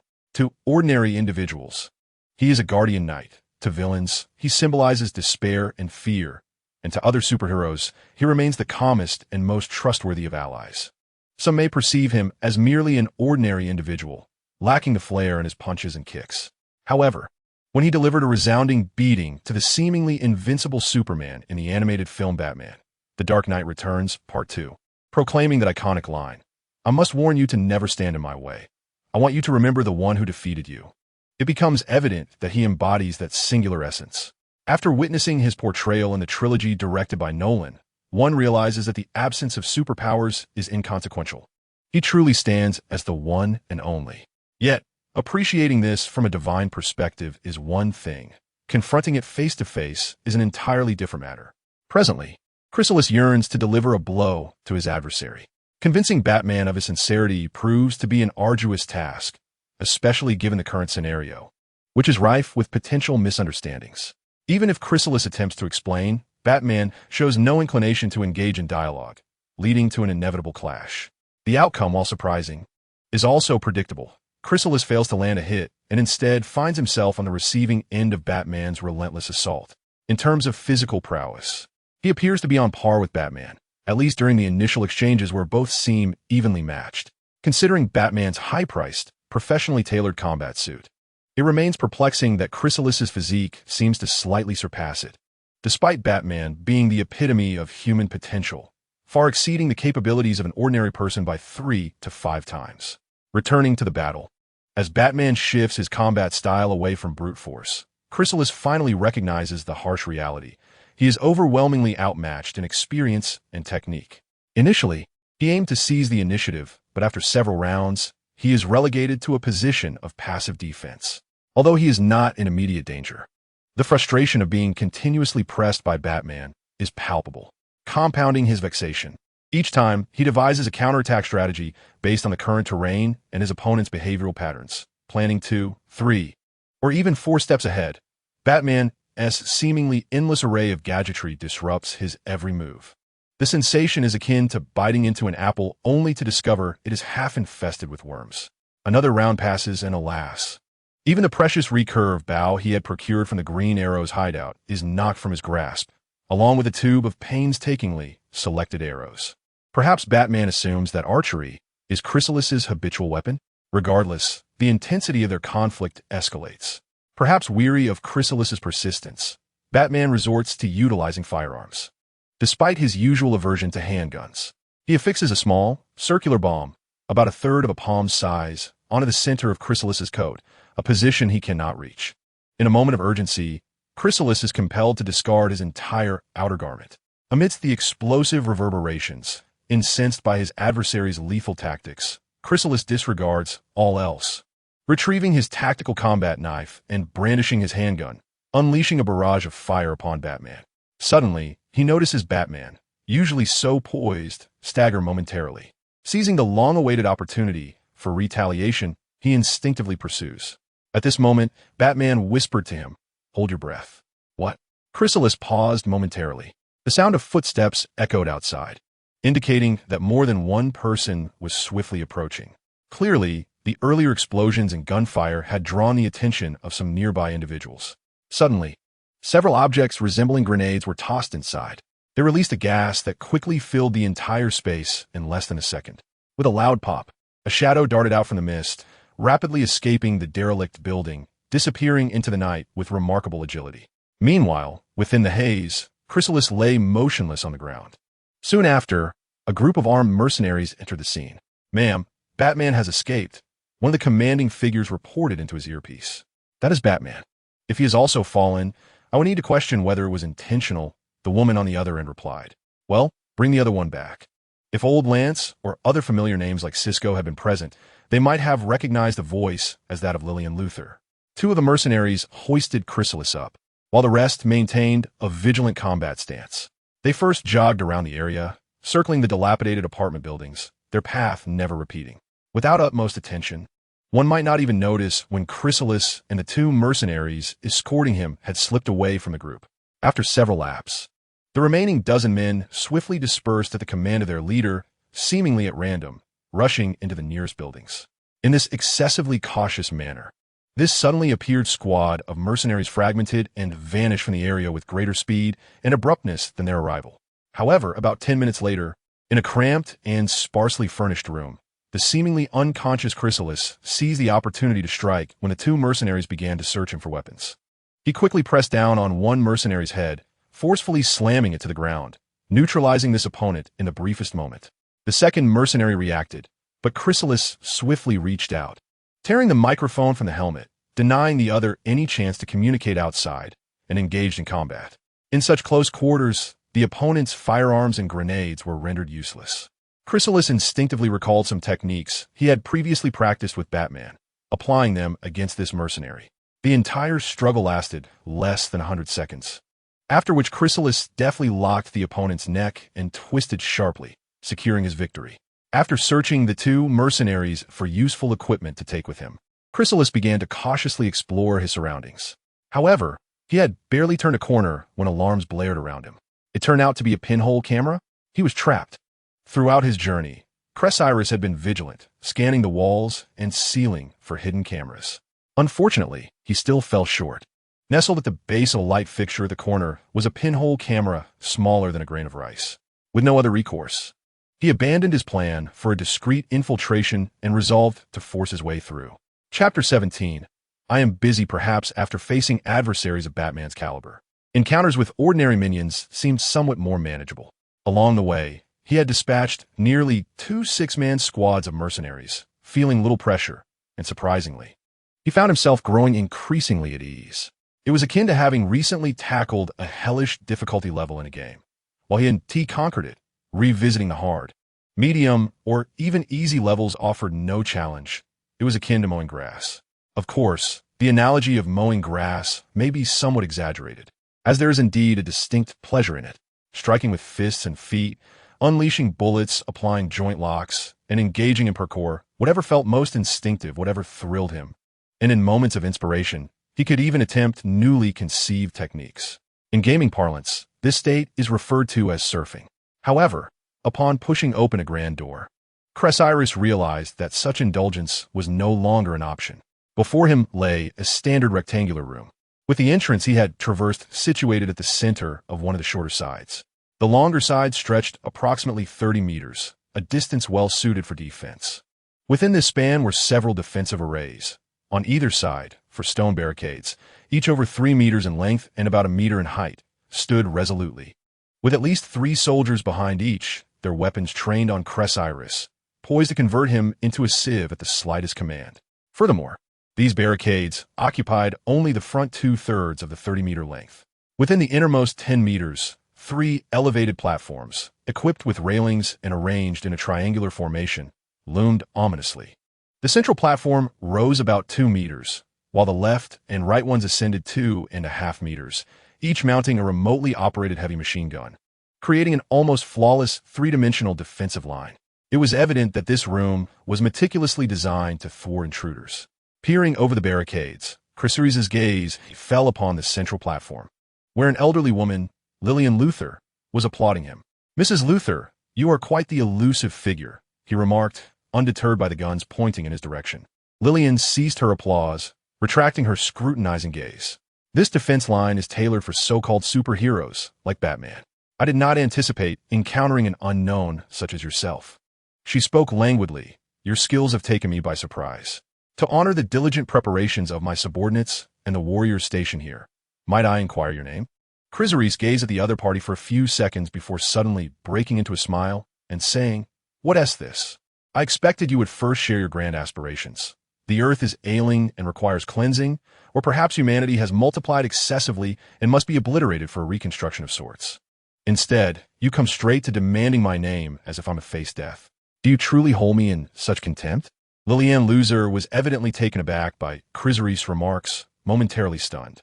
Indeed, I have been remiss in my considerations. So, sir, you have already demonstrated your credentials through the corpses outside. As long as you can prove your disconnection from those so-called superheroes, you may join our ranks. Is that agreeable? Chrysaris shook his head, continuing to smile. No. The conventional approach isn't quite like this. Setting aside any potential associations with those superheroes, our first course of action should be to negotiate terms. If the conditions you offer possess sufficient value, even if I were one of those so-called superheroes, I might abandon that tedious identity to ally with you. Wouldn't you agree? Conversely, if you cannot present reasonable terms, I certainly shan't join. Wouldn't that render my need to prove my lack of connection to superheroes entirely superfluous? Lillian's expression darkened considerably. Do you find this amusing, Sir Unknown? I believe you fail to grasp the gravity of your current predicament. With a cold laugh, she continued, if you wish to play, then let us play. According to your logic, our immediate task should not be to negotiate terms, but rather to reveal our stakes. You have seen my assets. Here. She grandly gestured with both hands from her abdomen forward, indicating all the warriors and heavy weaponry in the room. Now, what are your stakes? 2 handguns with scarcely any ammunition and a dagger suitable only for trimming Christmas trees? You called it a dagger? Chrysaris brandished his tactical straight knife, waving it a few times while regarding Lillian Loser with a look of incredulity. You at least are a supervillain of intellect behind a supervillain. How disappointing that you would mistake it for a dagger. This is not a dagger. It is a tactical straight knife. Of course, tactical straight knives are often categorized among tactical daggers, so one could argue it might not be entirely incorrect to refer to it as such. However, as a person of stature, you ought to possess higher and more rigorous standards. Settling for less is beneath you. As Chrysaris continued, Lillian Loser felt a wave of nausea wash over her. This was not due to any extraordinary ability to provoke an adversary into submission, but rather because she recognized that Chrysaris was merely spouting nonsense, lacking any genuine intent for discourse. After wasting so much time, she had been earnest in her negotiations. Kill him, but do not shatter the corpse. It seems to be a potential subject for experimentation. She instructed the soldiers below. Wait, I have one last thing to say. Chrysaris shouted. A captain among the soldiers below interrupted his impending command and turned to seek Lillian's counsel. She waved her hand dismissively and then looked back at Chrysaris, curious about what his final words would be. What I intend to convey is that, aside from 2 handguns with scarcely any bullets left and a dagger meant solely for trimming Christmas trees, I possess other items, or, in your parlance, chips. As he spoke, Chrysaris reached into his pocket, slowly withdrew his clenched fist, extended it before him, and then opened his hand. Within lay an object the size of a button, unremarkable in shape, save for one corner that was somewhat translucent, revealing the diodes within. At that moment, it emitted a faint red light, which seemed to pulsate with increasing frequency. It was a locator. Damn it, kill him! Lillian shouted in fury. Indeed, it was a locator, albeit not the kind Chrysaris had retrieved from the Green Arrow's lair. Should one examine its underside, a distinctive bat emblem would be discernible. Just then, a rumbling sound resonated from above, capturing everyone's attention. Suddenly, a large hole erupted in the stone ceiling, and a sleek, black armored vehicle, characterized by its robust lines and commanding presence, descended from above, crashing heavily to the ground and demolishing 2 barricades in an instant. The armored vehicle then roared to life, its engine growling as it circled around, its formidable horsepower and sturdy frame rendering it unstoppable. With a final drift, it collapsed the last remaining barricade and gradually positioned itself before Chrysaris, subtly shielding him from the 3 heavy machine guns perched on the elevated platform. You certainly arrived rather late, Chrysaris thought to himself, exhaling a sigh of relief while feigning exasperation. His previous banter with Lillian Loser during their negotiations now seemed a bit taxing. The roof of the armored vehicle retracted, revealing Batman seated in the driver's seat. Simultaneously, his iconic, deep voice resonated. I'm quite busy. Chapter 18. Teaming up with Batman, this impromptu alliance with Batman had been established during their skirmish in the dilapidated apartment complex. Clearly, Batman had discerned that Chrysaris was not an enemy, likely from the jacket emblazoned with a particular insignia. Subsequently, affixing a bomb to that very jacket seemed to underscore this realization. In any case, he did not immediately broker a truce with Chrysalis. Instead, he continued to engage him in combat, ultimately drawing out the well-concealed adversaries. When those mercenaries stealthily emerged, he opted not to confront them, but rather to feign unconsciousness to facilitate Chrysalis's cooperation. He was acutely aware of his own reputation and recognized that many remained on guard against him. Thus, it was unwise for him to simulate unconsciousness. Therefore, as the mercenaries released the hallucinogenic gas, he prepared to extricate himself. If Chrysalis were to comprehend his intent, he could infiltrate the mercenaries' base like a Trojan horse, ready to launch a counterattack at the opportune moment. However, if Chrysalis failed to grasp his meaning and believed he had succumbed to hypnosis, it mattered not. The locator he had stealthily slipped into Chrysalis's pocket would still serve as a Trojan horse. Through precise localization, he was still able to uncover the mercenaries' lair. It seems that this was all orchestrated by Batman, leaving Chrysalis with little tactical standing. It hardly constituted a team effort, did it? Yet, let's not dwell on such minutiae. The crucial point is that they successfully located Lillian Luthor, and Batman's support was indeed commendable. However, finding Lillian Luthor does not imply that the situation is resolved. Even capturing her would not be an immediate feat upon witnessing Batman descend from skies. Dismantling a significant portion of their defenses, Lillian Luthor departed from the elevated platform, passing through a formidable metal door that appeared both thick and sturdy, disappearing beyond its threshold. Before pursuing her, Batman and Chrysalis needed to neutralize the mercenary soldiers and the three towering platforms before them. Typically, against the armored Batmobile, even if the mercenaries regrouped and added a few more squads, it would pose no challenge whatsoever. Ordinary firearms could not breach the Batmobile's defenses, and even the deployment of rocket launchers would prove futile against Batman's vehicular prowess. The complication arose from the fact that the opposition comprised not only mercenary soldiers, but also those three elevated platforms. Merely circling the platforms in the Batmobile would consume considerable time, especially with each platform manned by a heavy machine gun, whose crossfire could indeed threaten the Batmobile's armor. Now, the regrouped mercenaries were using the three platforms to establish a new defensive line, eagerly awaiting Batman and Chrysalis's advance. Redirecting his gaze from the enemy, Chrysalis inquired of Batman, "So, do you have any ideas?" Batman maintained his characteristic reticence, his gaze fixed on the three platforms. He spoke coolly. "Those are automatic heavy machine guns, designed to lock onto moving targets through infrared, serving as their firing subjects." "Automatic heavy machine guns, is it?" Chrysalis nodded. After a second, then two, he watched as Batman took a seat in the Batmobile, realizing that the conversation had concluded. With a sense of resignation, he pressed on, "So what now?" "I found these outside." Batman tossed out two items from the Batmobile. "You're the archer, right? Those three heavy machine guns are your responsibility." With that, Batman closed the canopy, ignited the Batmobile, and drove off, leaving Chrysalis in a state of bewilderment, clutching the prized green bow and a quiver of arrows. "Found these outside," was a rather casual assertion. The crux of the matter lay in employing a bow against heavy machine guns. Surely he was jesting. Moreover, he was not an archer. He had never even handled a bow prior to arriving in Star City. The sounds of gunfire erupted as Batman engaged the mercenaries in combat. This strategic superhero would not recklessly charge headlong into enemy lines, a path to certain doom. Instead, he maneuvered in a regular serpentine pattern, gradually closing in on the mercenaries' position while retaliating with the Batmobile's mounted Gatling gun, occasionally launching small missiles that sent several mercenaries flying. Regrettably, the payload capacity of the Batmobile remains rather insufficient. Otherwise, a mere deployment of smaller missiles could have obliterated a direct path to the opposite side. This thought crossed Chrysalis's mind. At present, the firepower of three automatic heavy machine guns had been diverted towards the Batmobile, which afforded him a modicum of relief from being the designated target. Well then, the novice archer resolutely aimed at the super heavy machine gun, situated approximately 30 meters, or roughly 33 yards, away.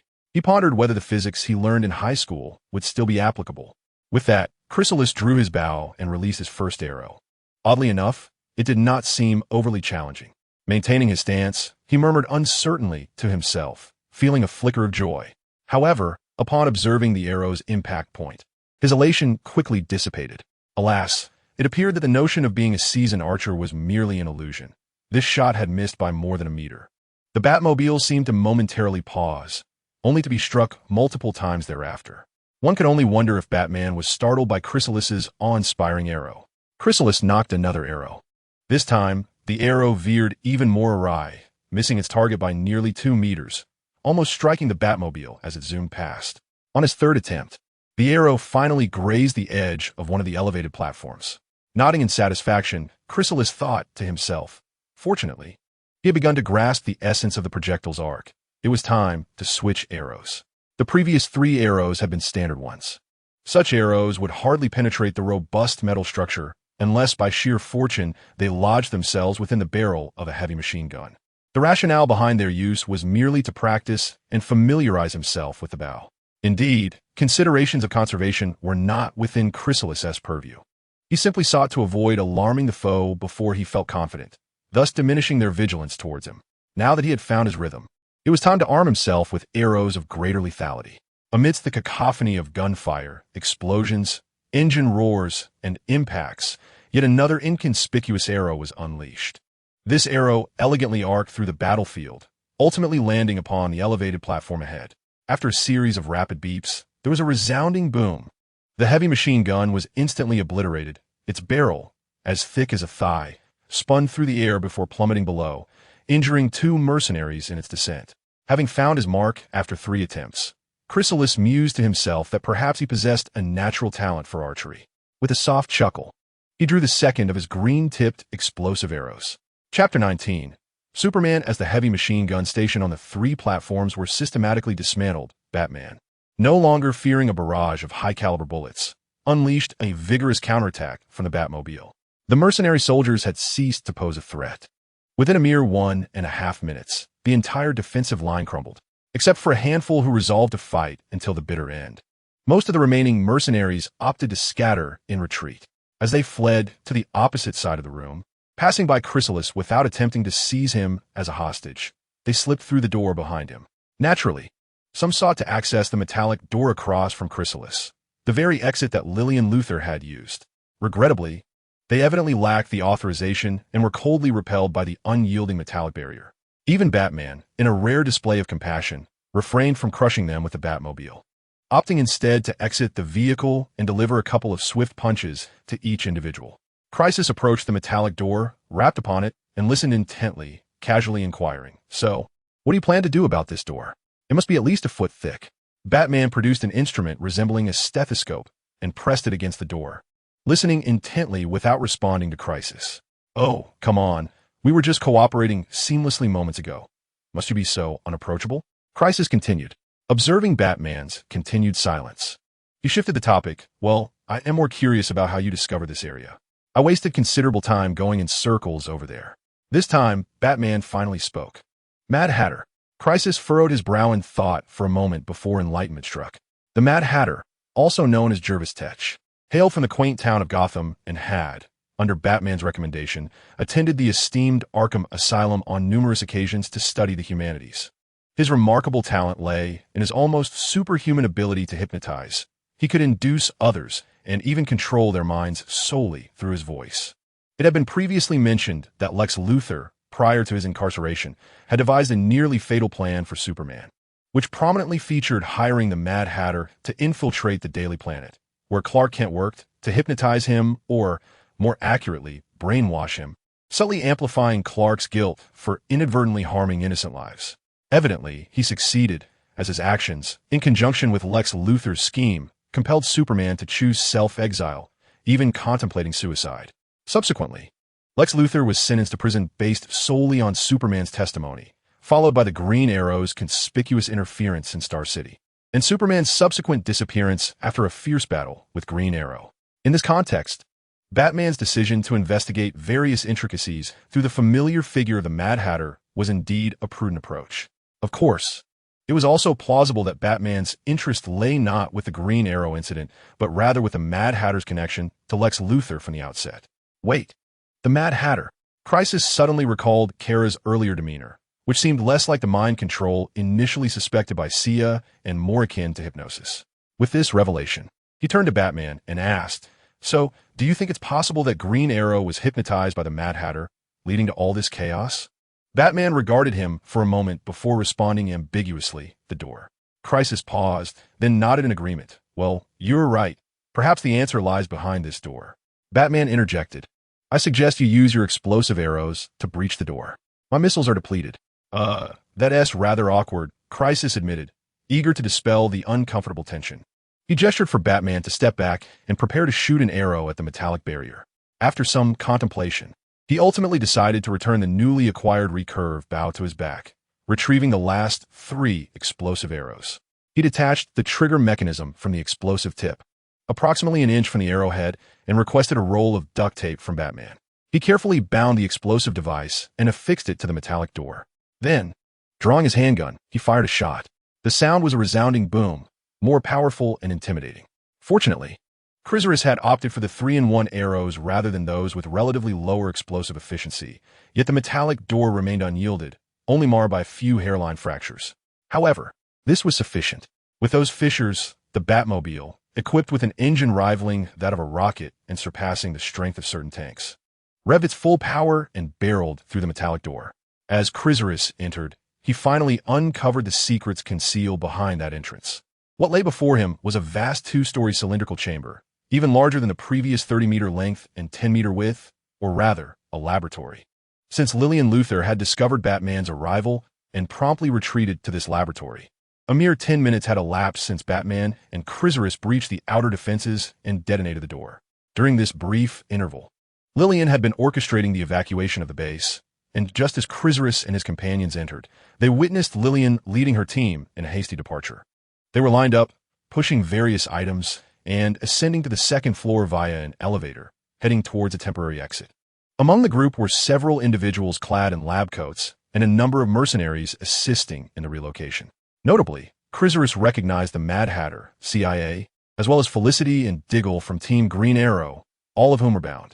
Additionally, Green Arrow himself was present, accompanied by the last 2 mercenary teams, charging towards Chrysalis and Batman. Now, what secrets did this laboratory conceal? While Lillian Luthor had organized the evacuation of certain items, many remained behind, such as the oversized transparent incubation chambers filled with a pale green, specialized growth liquid, housing dormant specimens of varying ages from infancy to adulthood. Moreover, atop the laboratory ceiling, a red apparatus served as a solar simulation generator, targeting the massive glass sphere beneath it, which contained a similarly submerged figure, Superman, immersed in the specialized growth liquid. Chrysalis never anticipated that his first encounter with Superman would transpire under such circumstances. It appeared that this laboratory was engaged in cloning activities concerning Superman. In the cosmos, the rays of a red sun could weaken Superman's abilities, and the red apparatus affixed to the ceiling served precisely this purpose. Under the simulated effects of red sunlight, Superman's skin lost its impenetrable quality, allowing the lab-coated individuals to extract various tissues and cells from him with ease. Thus, for the Lex Group, which possesses the most advanced level of biotechnology on Earth, the cloning of additional Supermen has transitioned from an unattainable feat to a plausible reality. Chapter 20. The Superman gazing at the Superman suspended in a glass chamber, Chrysalis was enveloped by an air of unreality. It was not merely the disbelief at the Superman's fall from grace that struck him, nor was it the astonishment that someone would endeavor to clone a Superman. Rather, it was the magnitude of Lex Luthor's scheme involving Green Arrow's entanglement, the grievous injury inflicted upon the Flash, and the hypnosis of Supergirl, all seemingly orchestrated for the purpose of cloning more Supermen. Let there be no misunderstanding. The act of cloning additional Supermen is indeed a remarkable undertaking, one that could be described as grandiose. Chrysalis did not and would not deny this fact. Such a venture is beyond the capabilities of the average individual. Furthermore, some might speculate that perhaps this was merely a contingency plan arranged by Lillian Luthor to clone a Superman after rescuing Lex, achieving 2 objectives simultaneously. However, this sequence of events led Chrysalis to question the underlying motives at play. Consider this. Lex has yet to be fully exonerated, while the Metropolis Court continues to seek ways to delay proceedings in hopes of awaiting Superman's return to testify against Lex.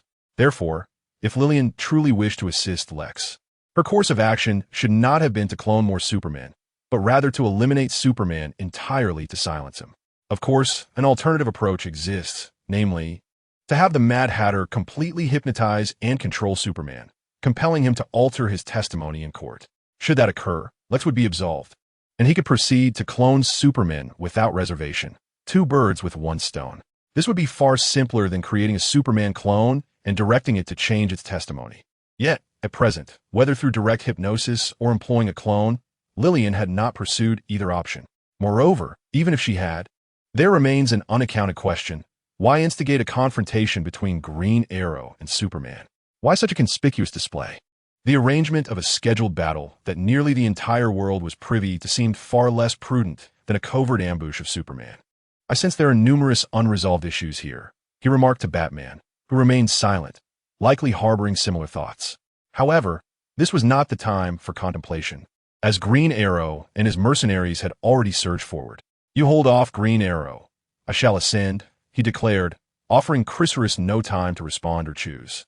As he swiftly drew a grappling gun and shot a cable to the second floor, swinging towards it, leaving Chrysalis to confront the onslaught of Green Arrow and the mercenaries.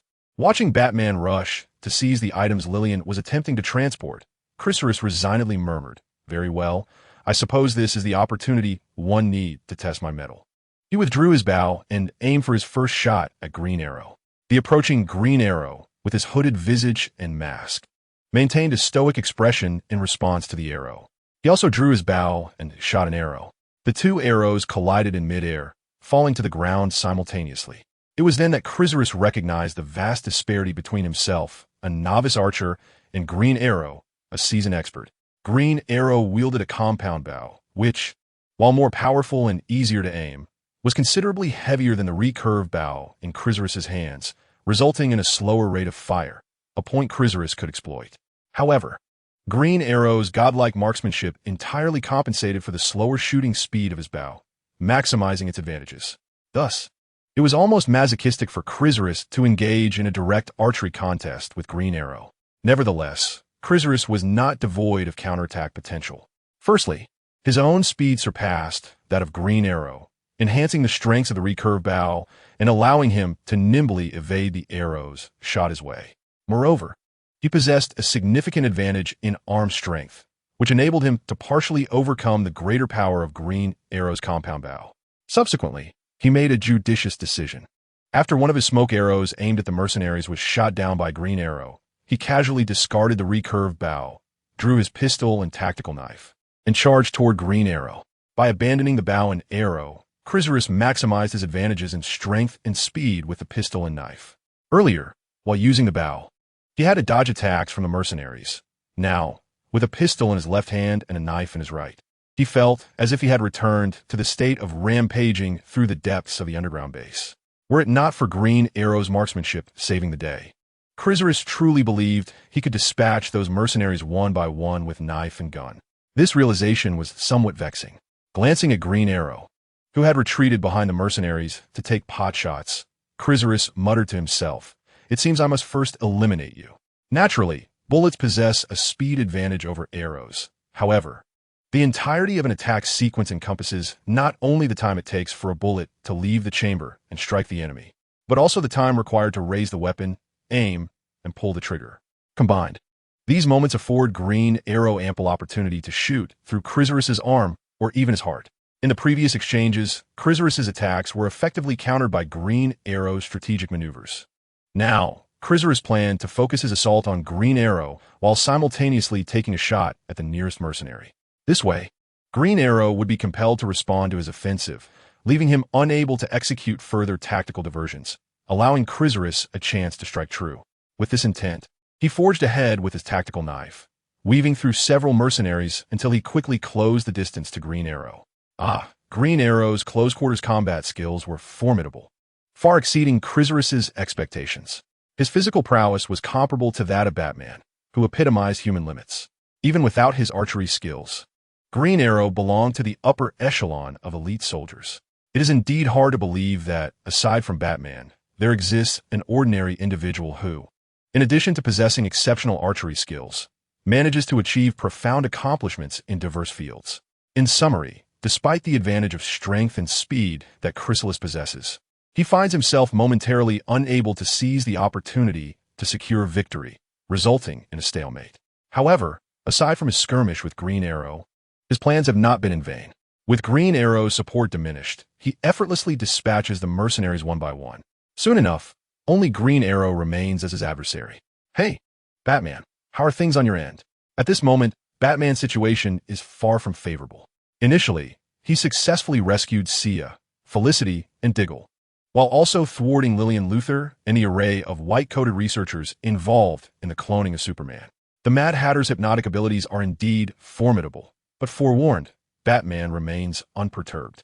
Even when the Mad Hatter manipulated Sia and the others to confront him, Batman deftly incapacitated them one by one and swiftly subdued the Mad Hatter himself. However, just as he was about to apprehend Lillian, Supergirl arrived. Undoubtedly, Kara remains under the influence of hypnosis. Upon her arrival, she unleashes her heat vision, obliterating the simulation generator above, ensuring her powers remain unaffected. Subsequently, she directs a punch at Batman, nearly reducing him to a mere shadow of his former self. Fortunately, being Batman, he maintains his composure and fights back with skill, even when in an undeniable disadvantage of strength, speed, and stamina. Yet, as time progresses, and the gadgets from his extraordinary utility belt dwindle, his defeat appears inevitable. Recognizing the precarious nature of their situation, Chrysalis understands that relying solely on himself and Batman will not yield success, and he might even perish here. After a moment's hesitation, he parries Green Arrow's counterattack with his tactical knife, then raises his left hand to unleash a barrage of gunfire at the glass sphere above. The glass sphere, evidently not composed entirely of glass, withstands the initial onslaught, but as Chrysalis continues to strike the same spot, it ultimately shatters, drenching him in a pale green liquid. The crucial point is that Superman, who could potentially alter the course of the battle, is about to emerge. Chapter 21. Always an explosion as Chrysalis had hoped. Superman indeed changes the unfavorable tide of their struggle, albeit not in the manner he anticipated. There is no immediate rampage fueled by the anger of being imprisoned and subjected to blood and cell extraction. Nor does Superman persuade Kara to awaken from her stupor with his pure-hearted rhetoric. However, these details can be discussed later, for in the very instant the glass sphere shatters, before Superman can emerge, Lillian Luthor exclaims, "We must leave." Consequently, Green Arrow in front of Chrysalis begins to dash towards the exit. Kara swiftly evades Batman, grabbing both Lillian Luthor and the Mad Hatter before vanishing into the night. Realizing what is transpiring, Chrysalis fires a shot in their direction, uncertain if he has struck his mark, yet knowing he cannot retain them. Thus, Superman had yet to formally extricate himself when he frightened away the previously dominant adversaries, a turn of events I had not anticipated. As he watched Kara and her companions vanish into the distance, beyond his reach, Chrysalis murmured to himself. However, he soon felt a sense of relief at encountering such fortuitous circumstances. Superman remained unconscious. Perhaps he was simply too weakened, having been exposed to the rays of the red sun for an extended period, not to mention having had an unknown quantity of blood drawn from him. Chrysalis crouched beside Superman, scrutinizing the situation. "Hey, Batman, I am utterly inept at medical diagnostics. Could you possibly take a glance?" As was customary, Batman offered no response. The Dark Knight from Gotham first surveyed the items that Lillian Luthor had intended to take but had not managed to collect, then assessed the condition of Sia and her companions. He descended from the second floor using his grappling gun, making his way toward the incubation chamber that housed the Superman clones, submerged in a specially formulated liquid. At that moment, Chrysalis heard a faint beeping sound. Was that a countdown? Damn, no wonder Lillian Luthor and her associates made such a hasty exit. Batman, this place is about to explode. With that, he hoisted the still unconscious Superman and tossed him to Batman, who had his grappling gun at the ready. Chrysalis then dashed toward the elevator, opting not to wait for the sluggish ascent, instead climbing the elevator shaft to the second floor. He swiftly grabbed Sia and Felicity, making a beeline for the exit. Hurry, there's still one more. As for Batman, upon receiving the unconscious Superman thrown by Chrysalis, he paused for a moment. However, he soon registered the sound of the countdown timer. No longer hesitating, he seized Superman and, utilizing his grappling gun, returned to the second floor, with an expression of exasperation. He also brought along the equally unconscious Diggle, whom he had knocked out himself, and followed Chrysalis toward the exit. Boom, boom, boom. A series of explosions reverberated, accompanied by a substantial tremor that coursed through the ground beneath them. Undoubtedly, the underground base had been utterly obliterated. Moreover, the magnitude of the explosions had repercussions that extended to the surface. Witnessing several unfinished apartment buildings descend and crumble, Chrysalis couldn't help but exclaim, "Wow, that is quite spectacular." Such a remark was clearly inappropriate. If it were voiced online, it would undoubtedly invite a torrent of condemnation from netizens. However, the only audience to hear this was the stoic Batman, who was not one for idle chatter. Speaking of stoicism, at that moment, Batman was crouching on the ground, panting heavily, his legs seemingly trembling, which rendered him far from the aloof figure he typically portrayed. It was hardly surprising. He had nearly risked everything to escape. Superman and Diggle, two robust men, weighed significantly more than the combined burden of Sia and Felicity that Chrysalis was managing. He felt no embarrassment whatsoever. He rummaged through his pockets and retrieved his phone, which had survived several altercations, and dialed the Star Labs. "Cisco, it's me. I have several injured individuals here. What do you mean there are no hospital beds available? It is impossible, unless you wish for their identities to be exposed. It is merely Sia, Felicity, and Diggle. Do not rush to worry. They have sustained only minor injuries, having been previously controlled, which resulted in Batman rendering them unconscious. At most, it appears that Felicity and Diggle are somewhat malnourished, likely due to a few days without sustenance. Indeed, I am not mistaken, nor have you misheard. Was it truly necessary for Batman to exhibit such agitation? Furthermore, there is also Superman. How do you propose we proceed? Hurry over. You may still encounter them. Though it remains uncertain whether Batman would be pleased to see you.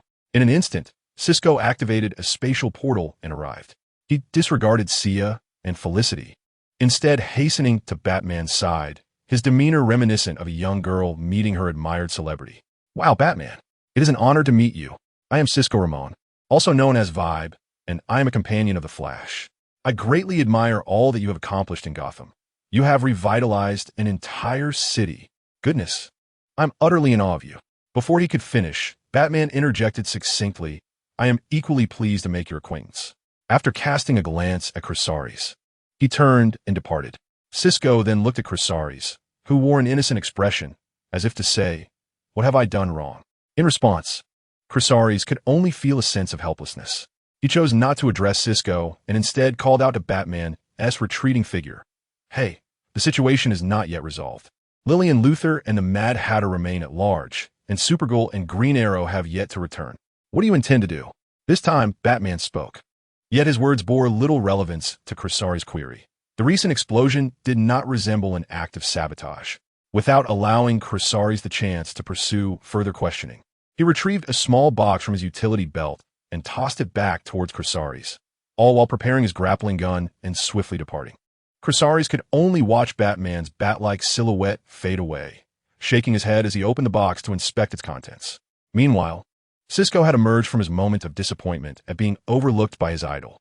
He approached and peered into the small box, which resembled a ring box. "What is inside? Do not tell me Batman is proposing to you." He caught a glimpse of a faint green glow before Chrysalis closed the box. After delivering his quip, he was met with a withering glare from Chrysalis. Well, that joke was decidedly unamusing.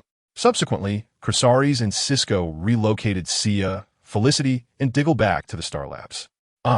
And they also had to deal with the abandoned Superman. Chrysalis had initially intended for Batman to take responsibility for Superman, a proverbial hot potato, but Batman had left hastily, leaving Chrysalis to confront this considerable dilemma. He could only hope that when Superman regained consciousness, the entirety of the situation would become abundantly clear. On the other hand, while Chrysalis and his companions were preoccupied with arranging accommodations for the injured, Batman encountered his own set of challenges. The Dark Knight of Gotham had not strayed far. He lingered in the alley, contemplating his Batmobile, not out of sorrow for its destruction in that subterranean base, but rather out of concern that leaving even the remnants of the vehicle beneath might incite unforeseen troubles. For instance, there was the possibility that one day it could be excavated and repurposed, incorporating various patented designs. While the patents themselves were of little consequence, those designs might inadvertently unveil his true identity. Moreover, most of them were inherently violent in nature, a facet that Batman could not afford to ignore. He also intended to descend below, as he had mentioned to Chrysalis prior to his departure. He suspected that the explosion which obliterated the underground facility, forcing both him and Chrysalis to flee, did not originate from any conventional explosive device, at least not from the typical explosives that generate explosive effects through intense combustion. Perhaps through that unique detonation mechanism, he could uncover new leads.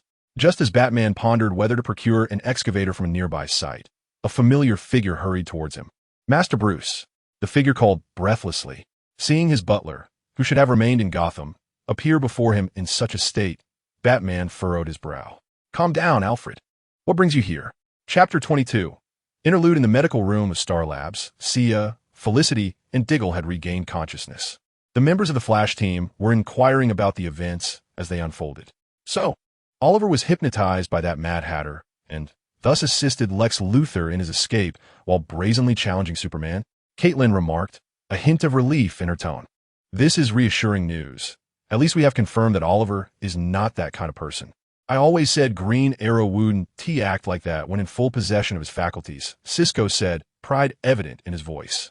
He had indeed made such a statement, albeit excluding the clarification regarding Oliver's mental state. At that time, he had suspected that Oliver had been abducted and that the individual appearing in public was an imposter. Clearly, this hindsight-driven individual had subconsciously overlooked that detail. He did not provide his teammates with an opportunity to critique, instead launching into a diatribe about a certain moniker. And what else with the name Mad Hatter? Who came up with that? It's an absolute travesty. I have serious objections to this. I can think of several names that are far more fitting than Mad Hatter. His ability is hypnosis, right? How about hypnotist? Too straightforward, not my style. What about psychiatrist? Or perhaps Mesmer? Anton Mesmer was historically the first documented hypnotist. Oh, and here is the best one, psychologist. Bestowing nicknames upon the villains encountered by Team Flash was practically Cisco's vocation. Each time they triumphed over those adversaries, the joy of victory was further amplified by Cisco's inventive monikers, which invariably contained metaphors or references, providing a delightful respite from the tensions of battle. Therefore, during those moments, the halls of Star Labs were invariably filled with joyous laughter. However, this time was different. First and foremost, the situation has not yet reached a definitive conclusion. It has merely unraveled a fraction of the enigma, with the true mastermind still lurking in the shadows. Furthermore, both Supergirl and Green Arrow remain under the thrall of the enemy's hypnotic influence, rendering them unrecoverable for the time being. Additionally, Superman and, notably, the Flash are still in a state of unconsciousness. Superman has been placed atop the roof of Star Labs, basking in the sunlight, albeit regrettably it is night, with several hours remaining until dawn. As for the Flash, the speed force has entirely dissipated from his being, and his severed spine has yet to mend. Given these circumstances, it is hardly surprising that Iris, as Barry's girlfriend, maintains a somber demeanor. Cisco, at Caitlin's prompting, has subdued his ill-timed grin. I find myself perplexed as to how Barry sustained such grievous injuries. Observing the temporary silence among the younger individuals, Joe could no longer restrain himself and inquired, "Pray tell, was it Oliver's doing?" "Well, I don't blame him. This is all part of the Luthor family's machinations. What I mean is, Green Arrow is merely an ordinary man. He cannot possibly contend with Barry, who wields the Speed Force. However, if it were Superman who inflicted harm upon Barry, that would not be entirely astonishing. For to us mere mortals, Superman is akin to a deity. Yet, how did Oliver manage to subdue Superman, allowing that Mad Hatter the opportunity to exert control over him?" Upon hearing Joe's question, Sia, Felicity, and Diggle exchanged glances before Felicity spoke up. It was kryptonite. Kryptonite is a substance from Superman's home planet, Krypton, which was brought to Earth 2 years ago during General Zod's invasion. For Superman, who has grown up on Earth, it is lethally perilous. Oliver once acquired a small fragment of kryptonite during a bust of an illicit trade and, for various reasons, chose to keep it. When I saw the news headline about Green Arrow battling Superman, I visited the Arrow Cave only to discover that the kryptonite was missing. Clearly, Oliver had utilized it against Superman. As Felicity reached this point, her voice faltered. Beside her, Diggle nodded and continued in a low tone. Oliver is a seasoned warrior and archer.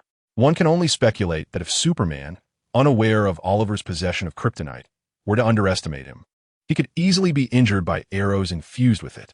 Even if not fatal, such an injury would significantly diminish Superman's combat effectiveness. Under those circumstances, Superman would become susceptible to the Mad Hatter's hypnotic influence. At this juncture, Iris, who had remained silent until now, interjected, "It sounds as though it's not just Oliver. Your entire team must have strategized on how to confront Superman." "No, not Superman, but Kara," Felicity corrected, her expression laden with sorrow, anxiety, and guilt. "This was after our last collaboration with you and Kara. During a casual meal, we mentioned how fortunate we were to have Supergirl on our side. Otherwise, the consequences would be dire. Subsequently, we whimsically discussed how we might handle a scenario in which Kara were to succumb to darkness. Perhaps it was that conversation that led us to our current predicament." At this point, Felicity's voice caught in her throat, her demeanor reflecting deep compassion for the plight at hand. Originally, Cressiris intended to voice her grievances regarding Kara, yet now the words eluded her. However, before Cressiris could speak, another voice emerged. "Ares, you have yet to respond to my father's inquiry. Who injured Barry?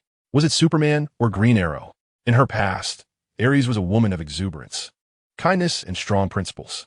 Now, with Barry gravely injured and unconscious, her steadfastness and judgment were evidently compromised, compelling her to resort to this cruel and cold manner of publicly reopening wounds, thereby interrogating Felicity's already guilt-ridden heart.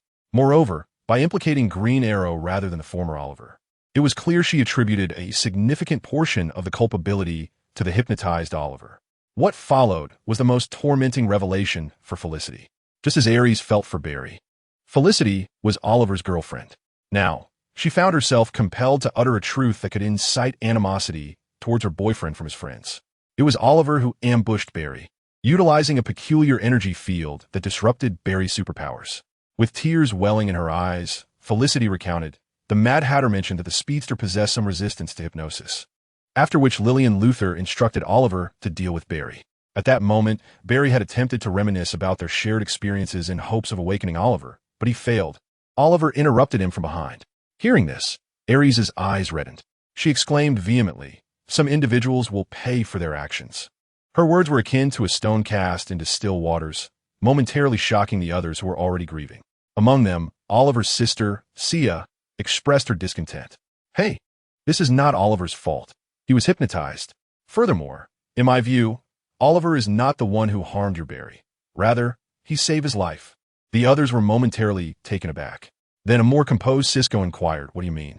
Sia, after exchanging glances with Felicity and Diggle, continued, "You are unaware of why that Luthor woman imprisoned Felicity and Diggle instead of killing them outright. It was because Oliver was continuously struggling. On several occasions, he nearly broke free from the Mad Hatter's hypnosis, and it was Luthor's matriarch who threatened Felicity and Diggle's lives to reinforce the hypnotic hold. This is also why I was later captured by them." Moreover, regarding the Flash, Felicity stated, "At that time, Lillian Luthor ordered Oliver to handle Barry. And by handle, I mean kill him, not merely incapacitate him. If Oliver were truly as you believe, you would have never seen your beloved Flash again. I think Oliver was temporarily gaining the upper hand against the hypnosis. It was this that afforded Barry the final opportunity to escape." Sia's words left the others in a state of bewilderment yet again. Observing Felicity and Diggle's expressions, it seemed there was indeed truth to her claims. Thus, this was not merely a sister's defense of her brother. It was the undeniable reality. At this moment, Iris found it impossible to contain her emotions, which surged forth like a torrent unleashed from a broken dam. With a choked sob, she fled the scene. The others, including the recently agitated Sia, understood Iris's turmoil and chose not to comment further. However, Sia's earlier observations invigorated the group. Indeed, Oliver had played a most dishonorable role in this entire affair. Yet it was under the influence of hypnosis, coupled with his persistent resistance, this had salvaged a measure of his reputation. Now that the truth was laid bare, the rift between Team Flash and Team Green Arrow, which had only just emerged, was swiftly mended. Henceforth, united in purpose, they could strive to locate Oliver and Kara and seize the opportunity to publicly unveil the Luthor family's nefarious schemes, thereby restoring order. With diminished pressures, both Barry and Superman would receive more attentive care. Naturally, it would be even better if both could awaken sooner. How long had it been? At last, they glimpsed the dawn of victory. Chapter 23. Green Arrow on television again early the next morning. Cressaris was rudely awakened with a jolt. He was met with an astonishing revelation. Green Arrow was on television once more. From the previous night until the early hours of the morning, all had been quiet. Yet at 6 o'clock, videos suddenly emerged across major platforms, and within minutes, discussions and shares flooded the internet. The night before, Felicity had nearly caused a ruckus, prompting Iris and the rest of Team Flash to seek redemption, given that the control panel, connected to artificial satellites, was running several programs, including facial recognition searches. It was deemed prudent to monitor the results, despite the option to set audible alerts. Since they had exerted little effort during the day and were in the safety of the Star Labs, they voluntarily took on the night watch, allowing the weary Chrysaris and other injured members to rest soundly. Little did they anticipate that a night without incident would culminate in a crisis of monumental proportions. As the officer on duty, Cisco wore an expression of deep remorse. "If only I had noticed sooner, perhaps I could have prevented this." Caitlin consoled him. "Such events are impossible to avert, Cisco. Luther has made it abundantly clear that he intends to create chaos. Even if you could thwart him once, you could not do so again." On the other side, Diggle nodded in agreement. "Caitlin is right. We cannot stop this unless we ascertain their whereabouts and apprehend them." He paused, the emotions he had been suppressing finally erupting, his face contorted in a grimace of frustration. So, what had become of Green Arrow? Or more precisely, what calamity had he been manipulated into orchestrating by Luther's machinations? In the video, Green Arrow appeared seated, the camera capturing him from the crown of his head to his knees. Clad in his iconic green combat attire and wielding his composite bow, he donned a carbon fiber mask crafted for him by the Flash. However, the sentiments expressed by him in the video were decidedly unfriendly towards the Flash, or more accurately, towards individuals of his ilk. In that video, Green Arrow commenced by reflecting upon the historical narrative of America over the past 2 centuries, the evolution of its living environment, and the formation of a distinctive American culture, emphasizing the spirit of freedom, equality, and resilience that contemporary Americans pursue. He subsequently addressed the increasing prevalence of superpowered individuals in recent years, alongside the associated surge in superpowered criminal activities, vividly portraying the chaos and societal upheaval wrought by the emergence of these powers. At this juncture, he invoked the Second Amendment of the United States Constitution, raising a poignant question. While the Constitution confers upon citizens the right to bear arms for the defense of their rights, what recourse do citizens possess when confronted with superhuman abilities that firearms cannot counter?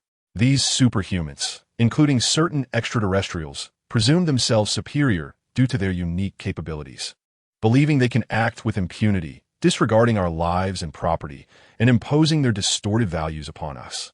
I declare no.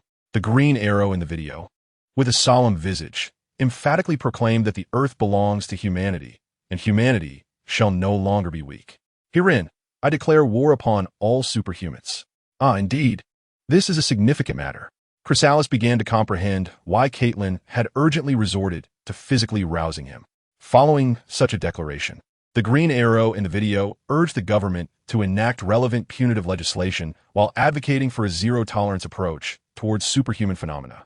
He asserted that through collective human effort, superhumans would no longer pose a threat to public safety. Towards the conclusion of the video, he recounted a recent incident, a heinous event resulting from blind adoration of superhumans, which led to the persecution of ordinary individuals, an occurrence that compelled him to no longer tolerate such transgressions. He had vanquished that superhuman, Superman, marking the first step in a holy crusade. This evening, he invited all citizens to join his cause in another battle, declaring that he would lay the foundation for their grand, holy war with the life of another Kryptonian. In response to this development, Cisco succinctly summarized the situation with a single word: finished. Observing that video, which had only been available for a mere 20 minutes, it amassed nearly 10 million views online, and the numbers continued to rise exponentially. Let's not forget, it was still merely a little past 6 in the morning, local time, with the majority of people still asleep. To speak of the other side of the Pacific, it was around 9 or 10 in the evening, a peak time for internet activity, yet only a small fraction of individuals there accessed the internet with advanced technology, while the majority could not even circumvent the firewall. Thus, it is evident how profoundly this video has resonated with the public. This is further corroborated by the multitude of comments left by viewers beneath the video. Opinions among netizens varied widely, A segment contended that superhumans could be both good and evil, as could extraterrestrials. They posited that Superman represents the benevolent side of aliens, while General Zod, a previous invader of Earth, epitomizes the malevolent. This faction of viewers argued against generalizations, asserting that not all should be condemned for the actions of a few, and some even believe that the good among them outweighed the bad, with superheroes present to combat the wrongdoers. Another segment of online commentators shares common ground with the previous viewpoint, albeit with a more utilitarian slant. They believe it is feasible to mobilize the benevolent among the superhumans, those who have conformed, to confront the malevolent ones who resist governance. Undoubtedly, a significant number acknowledge the potential threats posed by superhumans. The majority advocate for a pedagogical approach, while a smaller faction contends that humanity must indeed take action in response. Beyond these perspectives, some netizens speculate on the sudden emergence of Green Arrow and the declaration he issued, questioning whether it pertains to the fragmentation of groups or discrimination of sorts. Moreover, a considerable number of individuals are less concerned with whether to oppose superhumans or the motivations behind Green Arrow, focusing instead on how this ordinary human managed to vanquish the superhuman. In summary, Green Arrow's highly contentious declaration of war has elicited a tremendous response from society. Not only in the United States, but also across the globe, various commentators, organizations, and entities, from national leaders to bystanders, have expressed their opinions. Criticism predominates. Yet there are supporters as well. Regrettably, whether they stand in opposition or support, they remain oblivious to the fact that their opinions are not as consequential as they imagine. Regardless of the eventual outcome, they will not emerge as the final victors. However, one loser has already been confirmed. Oliver S.'s reputation is destined for ruin. Why have Lex Luthor and Lillian Luthor resorted to such measures? Have you not noticed the peculiar hat Oliver appeared to wear in the video? Cisco, this is not the moment for such trivialities. The crux of the matter is that we still cannot locate Luthor, helplessly witnessing the execution of their schemes, unaware of their true intentions. Amidst the external uproar, the atmosphere within Star Labs is fraught with tension and despair. No one could have anticipated the unforeseen turn of events. Lillian Luthor has appeared at the Metropolis Police Department to turn herself in. Chapter 24. At a loss in the past few days, compelled by threats to my life and that of my family, I was forced to partake in certain disreputable actions, collaborating and providing resources to the so-called Green Arrow, assisting him in targeting specific superhumans, including Superman. For days, I have been reluctant to confront this shameful truth. However, I now realize that should Green Arrow's plan succeed, it would ignite a war between ordinary humans and superhumans, resulting in countless individuals losing their property and even their lives. My conscience would be tormented, and my family, though safe, would bear the shame of my ignorance and cowardice. After deliberating with my family, I have resolved to step forward and proclaim to all, do not be deceived by Green Arrow's so-called holy war. It is merely a means to pursue his notion of greater power. This is a press conference convened jointly by Lillian Luthor and the Metropolis Police Department, inviting numerous prominent media outlets to attend. Mrs. Luthor, what has prompted you to come forward at this time? My conscience torments me, and I cannot bear the thought of my family suffering repercussions or facing condemnation due to my involvement in this affair. Everything I have done has been solely my own decision. Ms. Luthor, your son Lex has not participated. Until today, he was unaware of this matter. In opposition to Superman, your son has consistently been a prominent figure. Reports indicate that he has been implicated in incidents that recklessly endangered lives and property in his pursuit against Superman. Thus, it is difficult not to cast doubt upon your motives. I do not expect everyone to swiftly believe me or to forgive the harm our Luthor family has inflicted upon society. However, I implore you to remain vigilant. The threat posed by Green Arrow is real and imminent.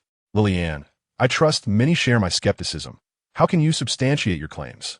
I possess evidence. This day is destined to cause a stir on the internet. In the morning, Green Arrow declared war on all metahumans, generating a wave of attention, and by afternoon, news broke that Lillian Luthor, the mother of the notorious Lex Luthor, had turned herself into the police. Had this occurred yesterday, it would have been dismissed as a joke. Yet now, these two events have transpired in close succession and are undeniably interconnected. According to Lillian Luthor, she had previously advocated for Lex, appealing to overturn a verdict hastily rendered based solely on Superman's testimony. It is well known that she failed. It was during this time that Green Arrow approached her. He proposed a collaboration, claiming he could extricate Lex from prison, provided she cooperated and supplied him with resources from LexCorp. This was clearly extortion, and accepting such a deal would have forced Lex to flee under a false accusation, so I declined. However, Green Arrow later suggested he could create an opportunity to exonerate Lex. I was intrigued and promised to consider it for 2 days. That very evening, he managed to liberate Lex and threatened that since he could rescue Lex, he could also return him to captivity or even eliminate him without anyone being the wiser. Faced with such circumstances, I yielded. In Lillian Luthor's account, Lex Luthor was entirely unaware of the truth and believed she had somehow enlisted Green Arrow's assistance. Lillian stated that the Luthor family's tarnished reputation had attracted Green Arrow's predatory interest. Green Arrow used Lex's life as leverage, compelling Lillian's compliance and surreptitiously utilizing LexCorp's resources to orchestrate a trap that lured Superman, ultimately employing kryptonite to orchestrate Superman's disappearance. This indeed provided Lex with an opportunity for exoneration, yet Green Arrow's demand from Lillian and LexCorp did not cease there. At this juncture, Lillian displayed what she referred to as evidence, which bore an overwhelming persuasiveness. Over 20 photographs and several poorly angled short videos, evidently surreptitiously recorded. Within these materials lay the precise moments of Green Arrow's threats against Lillian, alongside a scene identifiable to Chrysalis, the underground facility responsible for the creation of Superman clones, where Green Arrow was indeed present. Undoubtedly, experts would inform the public that these images and videos depicting Green Arrow's threats towards Lillian, as well as the inhumane experiments conducted on Superman, were not fabricated. Thus, setting aside the fact that Lillian Luthor successfully salvaged considerable credibility and trust by invoking her family, the reputation of the other principal, Green Arrow, was irrevocably tarnished. Damn it, Oliver was hypnotized at that time. Under such circumstances, he would comply with any demand Lillian imposed upon him, enabling her to procure any photograph she desired. Yet, we have no means to demonstrate this to the public. Damn it, is there truly nothing we can do? Well, not entirely. While concrete methods elude us for now, there are indeed clues. To substantiate that Green Arrow was under hypnosis, the most effective approach would be to locate the Mad Hatter. However, the feasibility of this endeavor appears to be nearly non-existent at present. Not entirely. The previously taciturn Malcolm suddenly spoke up. Among the multitude residing in the Star Labs, Malcolm was the least conspicuous. This was decidedly unusual. He had once been a titan of industry, a billionaire, and had even played the role of a supervillain, each of these identities bestowing an extraordinary aura upon him. His prior lack of presence was evidently intentional. Yet now, he chose to step forward. Sia had mentioned earlier that Oliver had been resisting the Mad Hatter's hypnosis, correct? Thus, to maintain the effect of hypnosis, the Mad Hatter would not stray far. Therefore, I surmised that by locating Oliver and the similarly hypnotized Supergirl, we could also find the Mad Hatter. This is indeed a commendable idea. Upon hearing Malcolm's words, Cisco nodded vigorously, his expression one of complete agreement. However, what he wished to convey was evidently not mere consensus. There exists a small issue. We have no idea where Oliver and Caro are. This is no trivial matter. It is a significant concern. Indeed, in the morning's footage, the hypnotized Oliver did state he wished to establish a foundation for a holy war at the expense of another Kryptonian's life. Yet, following Lillian's afternoon spectacle, Cisco and the others were uncertain how matters would unfold. Setting aside Lillian's intentions, the present situation remains unclear, even if an open execution were to occur tonight. The very nature of this public display is shrouded in mystery. The last confrontation between Green Arrow and Superman did not disclose the battle's location. Should there be another, it would likely culminate in a video uploaded online. You intend to trace the video's upload location through online footage? That approach is futile. Computer expert Felicity added that they hijacked other people's computers, using them to commandeer second, third, fourth, and even more computers in a cascading manner, ultimately leading to the release of that video. I managed to trace back to the second, third, and even fourth layers, but beyond that, I can no longer follow the trail. I believe that this is beyond the capability of any individual. I have no doubt about it. As far as I know, you are indeed one of the most formidable hackers. Malcolm smiled. However, I am not referring to that. let's not forget that we have another lead. Chapter 25. Malcolm's idea. Before we delve into the alternative lead that Malcolm mentioned, let's explore other avenues. Initially, the overt clue was Superman. After a confrontation with Green Arrow, Superman went missing, and Lex Luthor seized the opportunity to make his case. Thus, Cisco and the others presumed that Superman was central to the entire affair. Subsequently, after numerous twists and the sacrifice of Old Lance, they finally pinpointed Lillian Luthor's underground base in Star City. Upon gaining entry, they discovered various cloning subjects of Superman. Was the objective to create more controllable Superman, a plan of either Lillian or Lex Luthor, or was it merely a byproduct of rescuing Lex? Fortunately, the base exploded, thwarting one of Luthor's sinister schemes, right? Shortly thereafter, the hypnotized Oliver, in the guise of Green Arrow, publicly declared war on all metahumans. What was the intention behind this move? Had Lillian not turned herself in that afternoon? One might assume that the Luthors intended to exploit Green Arrow to gather more metahuman bodies for the experiments previously conducted on Superman. Yet, Lillian's dramatic confession accused Green Arrow of being the one who ostensibly represented ordinary humans while secretly coveting metahuman powers, adding to the confusion. Now, with her confession, the most she could hope for was a reduced sentence and a somewhat improved reputation. She could hardly escape unscathed, and a few years in prison would be her best-case scenario. However, had she continued the so-called holy war in Green Arrow's name, she would have had a significant chance of success in acquiring more metahuman bodies for experimental purposes. Since she did not pursue this path, it seems that conducting experiments and cloning using metahumans was not her ultimate goal. At this point, many may develop a misconception. How is it that the focal point of the entire situation appears to be the discrediting of Green Arrow? From Green Arrow's brazen challenge to Superman, to injuring and incapacitating the Flash, to plotting against Superman, and then personally escorting Lex to court, culminating in a declaration of war on all metahumans, and finally exposing Green Arrow's covetousness for metahuman powers, the complexity of it all leaves one bewildered. Nevertheless, one aspect has remained unchanged. The reputation of Green Arrow has consistently declined. Yet, if the Luthors indeed sought to utterly destroy Green Arrow's name, what do they stand to gain from it? There is also another peculiar circumstance.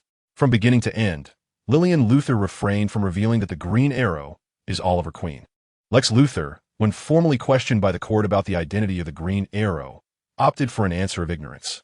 It is essential to note that this decision bears no advantage for his own appeals case, and may even lead to certain negative repercussions. Thus, what lies before Cisco and the others are several seemingly independent, yet interlinked threads. At first glance, each appears worthy of investigation. Yet, delving deeper reveals a perplexing web of logical contradictions. I do not assert that this is the case. But have you truly not considered that these so-called clues may merely be a smokescreen, deliberately crafted by Luthor to obscure the truth? Malcolm posited, this is indeed a plausible scenario. After a moment's contemplation, Cisco suddenly struck his fist, a spark of excitement evident in his demeanor. However, his expression soon darkened. Even if we are correct, even if these are merely distractions meant to confound us, we remain at an impasse. We must discern their true intentions. No, perhaps we need not. I believe I know where they may be. Malcolm pondered thoughtfully. Recalling that he had previously mentioned his return to Star City was prompted by the discovery that the League of Assassins was monitoring a certain mysterious energy transmission node, which he intended to seize. In truth, it is a conduit for magical energy. The League has been surveilling this transmission network, having detected unusual activity at several of its nodes. Until now, I had not considered this angle, but it now appears that this magical energy may very well be what Luthor seeks. It is challenging for someone accustomed to a scientific worldview to accept the existence of magic, a notion that Cisco, Caitlin, and Felicity found hard to grasp at that moment. Nevertheless, given the current circumstances, we must at least entertain the possibility of its existence. The timing of this unusual activity coincides almost perfectly with the events surrounding the Green Arrow, and to attribute it solely to coincidence would be exceedingly irresponsible. At the very least, we ought to investigate. Then let us set forth. Chrysalis and I will scout ahead. Others, prepare yourselves, should we discover anything further. I will open a portal for your arrival. With this resolution, Cisco made his decision. In truth, they had little choice in the matter. Meanwhile, as others busied themselves preparing for the impending conflict, Malcolm, who had just suggested an idea to assert his presence, discreetly withdrew from the group's sight. He retrieved a certain encrypted phone and dialed the sole number stored within. I have conveyed your instructions to them. A low, distorted male voice emanated from the phone. So, they have set off? They are poised to depart.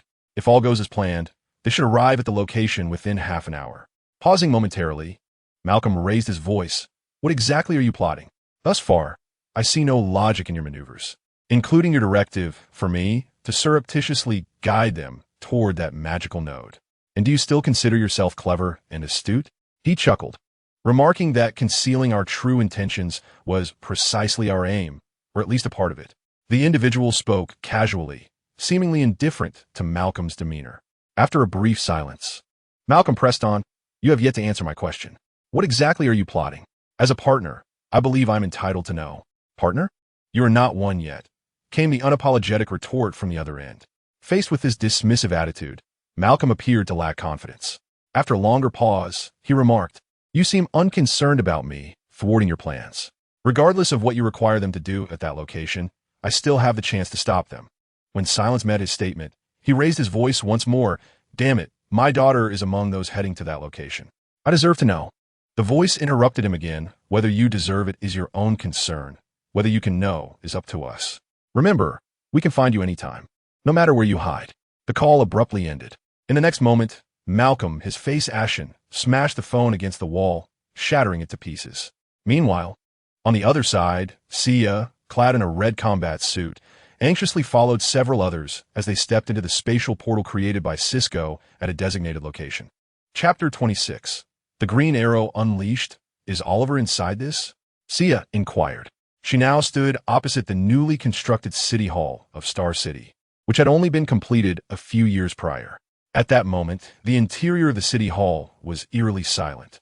Yet the device Cisco had brought indicated unusual energy fluctuations beneath it.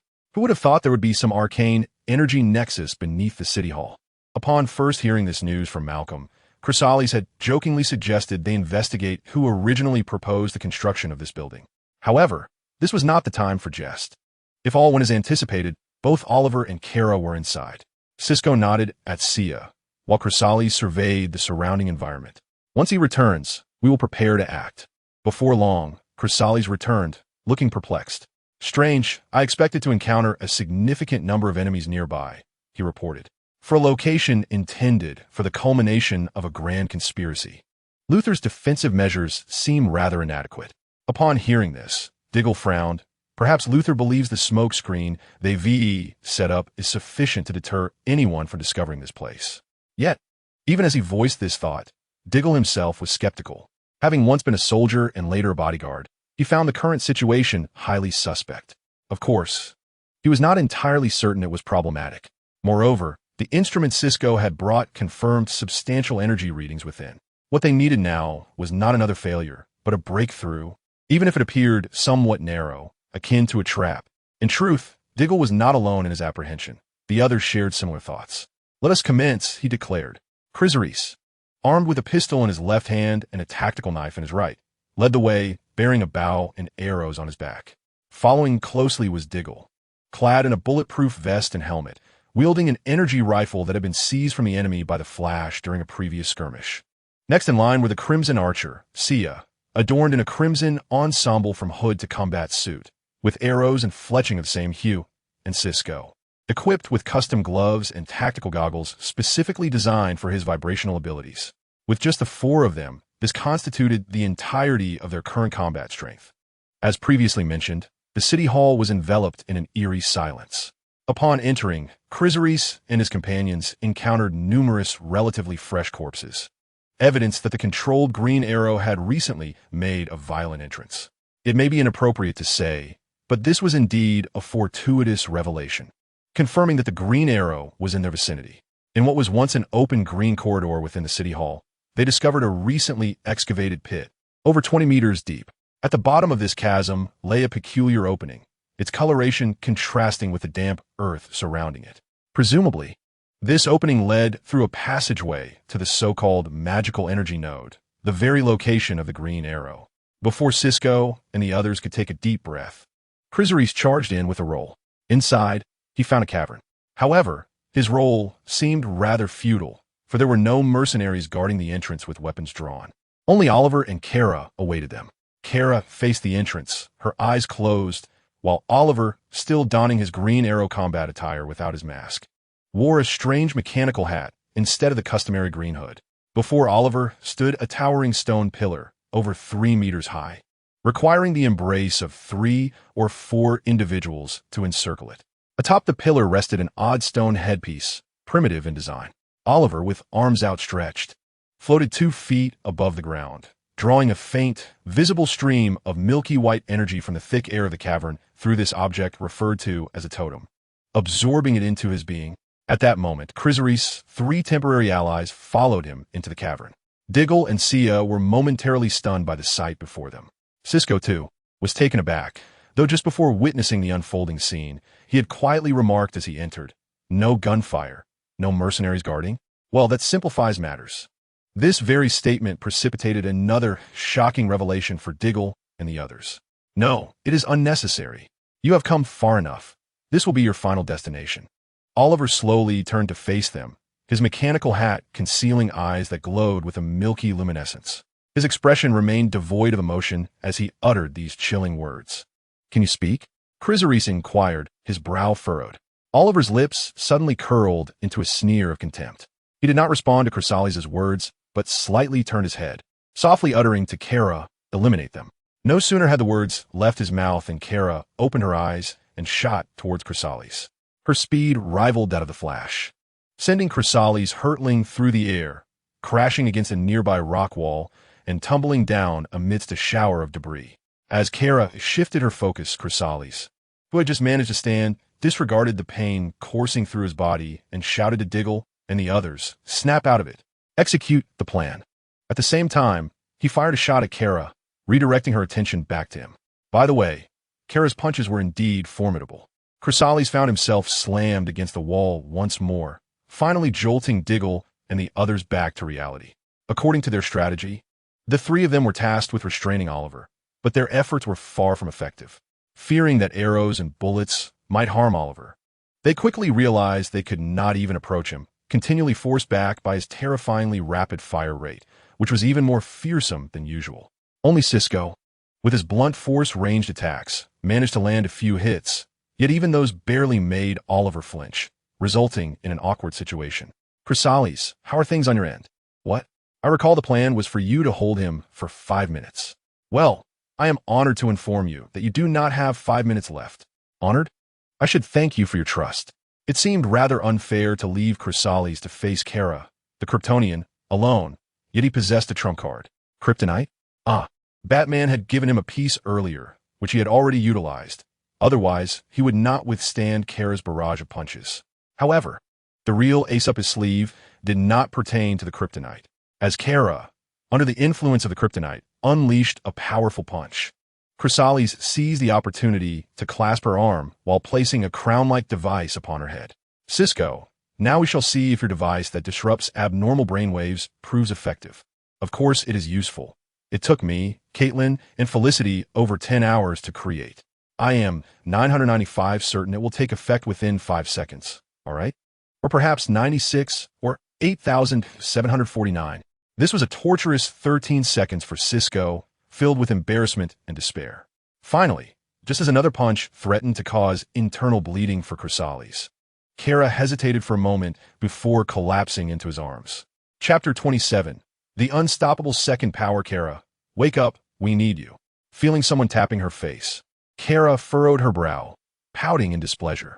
She felt another series of taps on her face, and in annoyance, she swatted the offending hand away. Thankfully, having experienced a similar scenario before, when she unintentionally injured Alex while trying to wake her up, she had instilled a mental caution within herself to moderate her strength. Otherwise, her Kryptonian casualness could easily send someone flying. This also indicates that the cap devised by Cisco and his team, which interrupts abnormal brainwaves, has proven effective, allowing Kara to regain her consciousness. "Who is Chrysalis? Is it you? What happened?" Kara murmured as she opened her eyes, as fragments of her previous memories gradually returned. She suddenly sprang up from Chrysalis's embrace, gripping his arm tightly as she examined him closely. I remember you were gravely injured. Are you all right? Her expression turned perplexed. For Chrysalis appeared far removed from the unconscious state she had recalled. Noticing the growing wariness and suspicion on Kara's face, Chrysalis found himself both amused and exasperated. Relax. I am not a shapeshifter. I am indeed Chrysalis, and I have recovered. Gazing at him, Kara pouted and playfully pinched his cheek. Ouch. Kryptonian girl, that hurts. Upon hearing this, Kara huffed, yet a faint smile graced her lips. Just as their gazes locked, seemingly poised to spark a romantic tension, Cisco's voice intruded unexpectedly. Oh, I'm the one being inappropriate here, right? Come on, you too. Do you even realize our current predicament? Kara's face flushed as she quickly averted her gaze from Chrysalis, turning towards the source of the voice. Chrysalis, bearing a thicker skin, cleared his throat and inquired, Kara, do you recall what transpired while you were hypnotized? Hypnotized? Kara furrowed her brow, pondering for a moment. I remember now, the Mad Hatter. Be cautious of Oliver. He is now completely under control. Her exclamation startled those still engaged in battle. As Oliver's greatest ally, Diggle immediately pressed for clarification. Completely under control? Supergirl, what does that mean? The Mad Hatter was shot and gravely wounded, unable to receive treatment in time. Before he died, he stored his brainwaves in a mechanical hat, which Oliver is now wearing. I am unsure of the exact mechanics, but I suspect that while Oliver was previously able to struggle against the hypnotic influence, that is no longer possible. Furthermore, as far as I know, that mechanical hat can not only completely hypnotize the wearer, but also allow them to hypnotize others from a distance. Why are we unaffected? As Kara posed her question, Chrysalis was about to provide an explanation when Cisco interjected. Have you noticed the crown atop your head? It is a contraption that we geniuses painstakingly developed to disrupt abnormal brainwave reactions. We have similar devices, but we wear them in our ears. Cisco, can this help Oliver? Sia inquired eagerly. At this, Cisco's earlier confidence waned. Well, this was initially our plan, but we didn't anticipate that Oliver would be wearing such a brainwave controller. Now, perhaps simply removing that brainwave controller would suffice. Leave it to me, Kara exclaimed, her excitement palpable as she zipped away with a speed rivaling that of the Flash. Then, a scene that left everyone astonished unfolded. It was initially believed that with Kara's abilities, this would be an effortless task. However, to her surprise, Oliver merely raised his hand towards her, curling his fingers in a manner that mimicked a choking gesture. In an instant, Kara, whose speed was nearly imperceptible to the naked eye, found herself obstructed, suspended nearly 3 meters above the ground. Her feet kicked frantically while her hands clutched her throat. Her face contorted in a desperate struggle for breath, as if an invisible hand were constricting her neck and holding her aloft. This was merely the beginning. Seeing Kara restrained, Diggle and Sia, closest to Oliver, immediately lunged forward, only to have Oliver extend his left hand and restrain Sia from a distance, while Diggle was sent sprawling 2 feet away with a single kick. As for Cisco, he utilized both hands to amplify his wave-producing abilities. Yet the visible energy fluctuations were halted a mere foot away from Oliver's body by an unseen force. This was magic, a phenomenon that most of humanity could neither comprehend nor perceive without prejudice. Once, I too had been skeptical and even disdainful of this so-called magic. Now I embody it. Perhaps feeling entirely in control of the situation, Oliver spoke with a calm demeanor. I can feel the magical energy continuously surging into my body, coursing through my veins, saturating each of my cells. I shall become invincible. No aliens or superhumans could rival even my pinky finger. I will eradicate these threats, creating a safe, stable, and orderly society for ordinary humans. Chrysalis interjected with a derisive laugh, interrupting Oliver. It seems you are quite fond of the persona that Luther has assigned to you.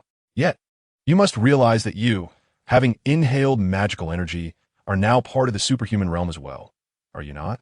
This question appeared to catch Oliver off guard. However, it had little impact on him, as he replied solemnly, no one possesses my level of control. You are quite confident, Chrysalis remarked with a smirk. Seizing the moment while Chrysalis had temporarily diverted Oliver's attention, Diggle, who had just been kicked away, stealthily approached from behind. Yet, as he drew near, Oliver suddenly turned around. With just a piercing gaze, he sent Diggle flying once more, without even employing his hands or feet. Now, Chrysalis was no longer in the mood to feign disinterest. After some contemplation, he holstered his pistol grasped the bow on his back, and slowly drew forth an arrow. It was an explosive arrow crafted by the Star Labs. What's this? Are you afraid that using your pistol might harm your allies? Or are you, perhaps, a concealed archer? If that is the case, I must express my concern for you. By the way, I can see that my bow's arrow is curving away and not aimed at me, but rather towards the back, Oliver taunted. Yet, the next moment, with a resounding explosion, Oliver's fury ignited. How dare you? You are cursed. It turned out that Chrysaorus's arrow was not aimed at him at all, but rather at the totem he used to absorb magical energy. With the totem destroyed, Oliver's efficiency in absorbing magical energy plummeted drastically. In a fit of rage, a terrifying energy surged forth from Oliver's body, hurling Kara, Sia, and the others violently against the rocky wall. The magnitude of the impact could be inferred from the numerous cracks that marred the massive stone pillar beneath the totem, which required several individuals to encircle. Consider the consequences on the more fragile among them. Sia and Cisco were immediately forced to expel copious amounts of blood. Diggle fared little better, with a gash on the back of his head from which blood oozed incessantly, and his right arm was rendered useless due to a fractured bone.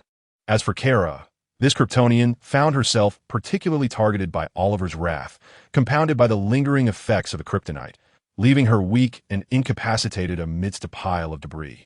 However, the most unfortunate was Chrysalis.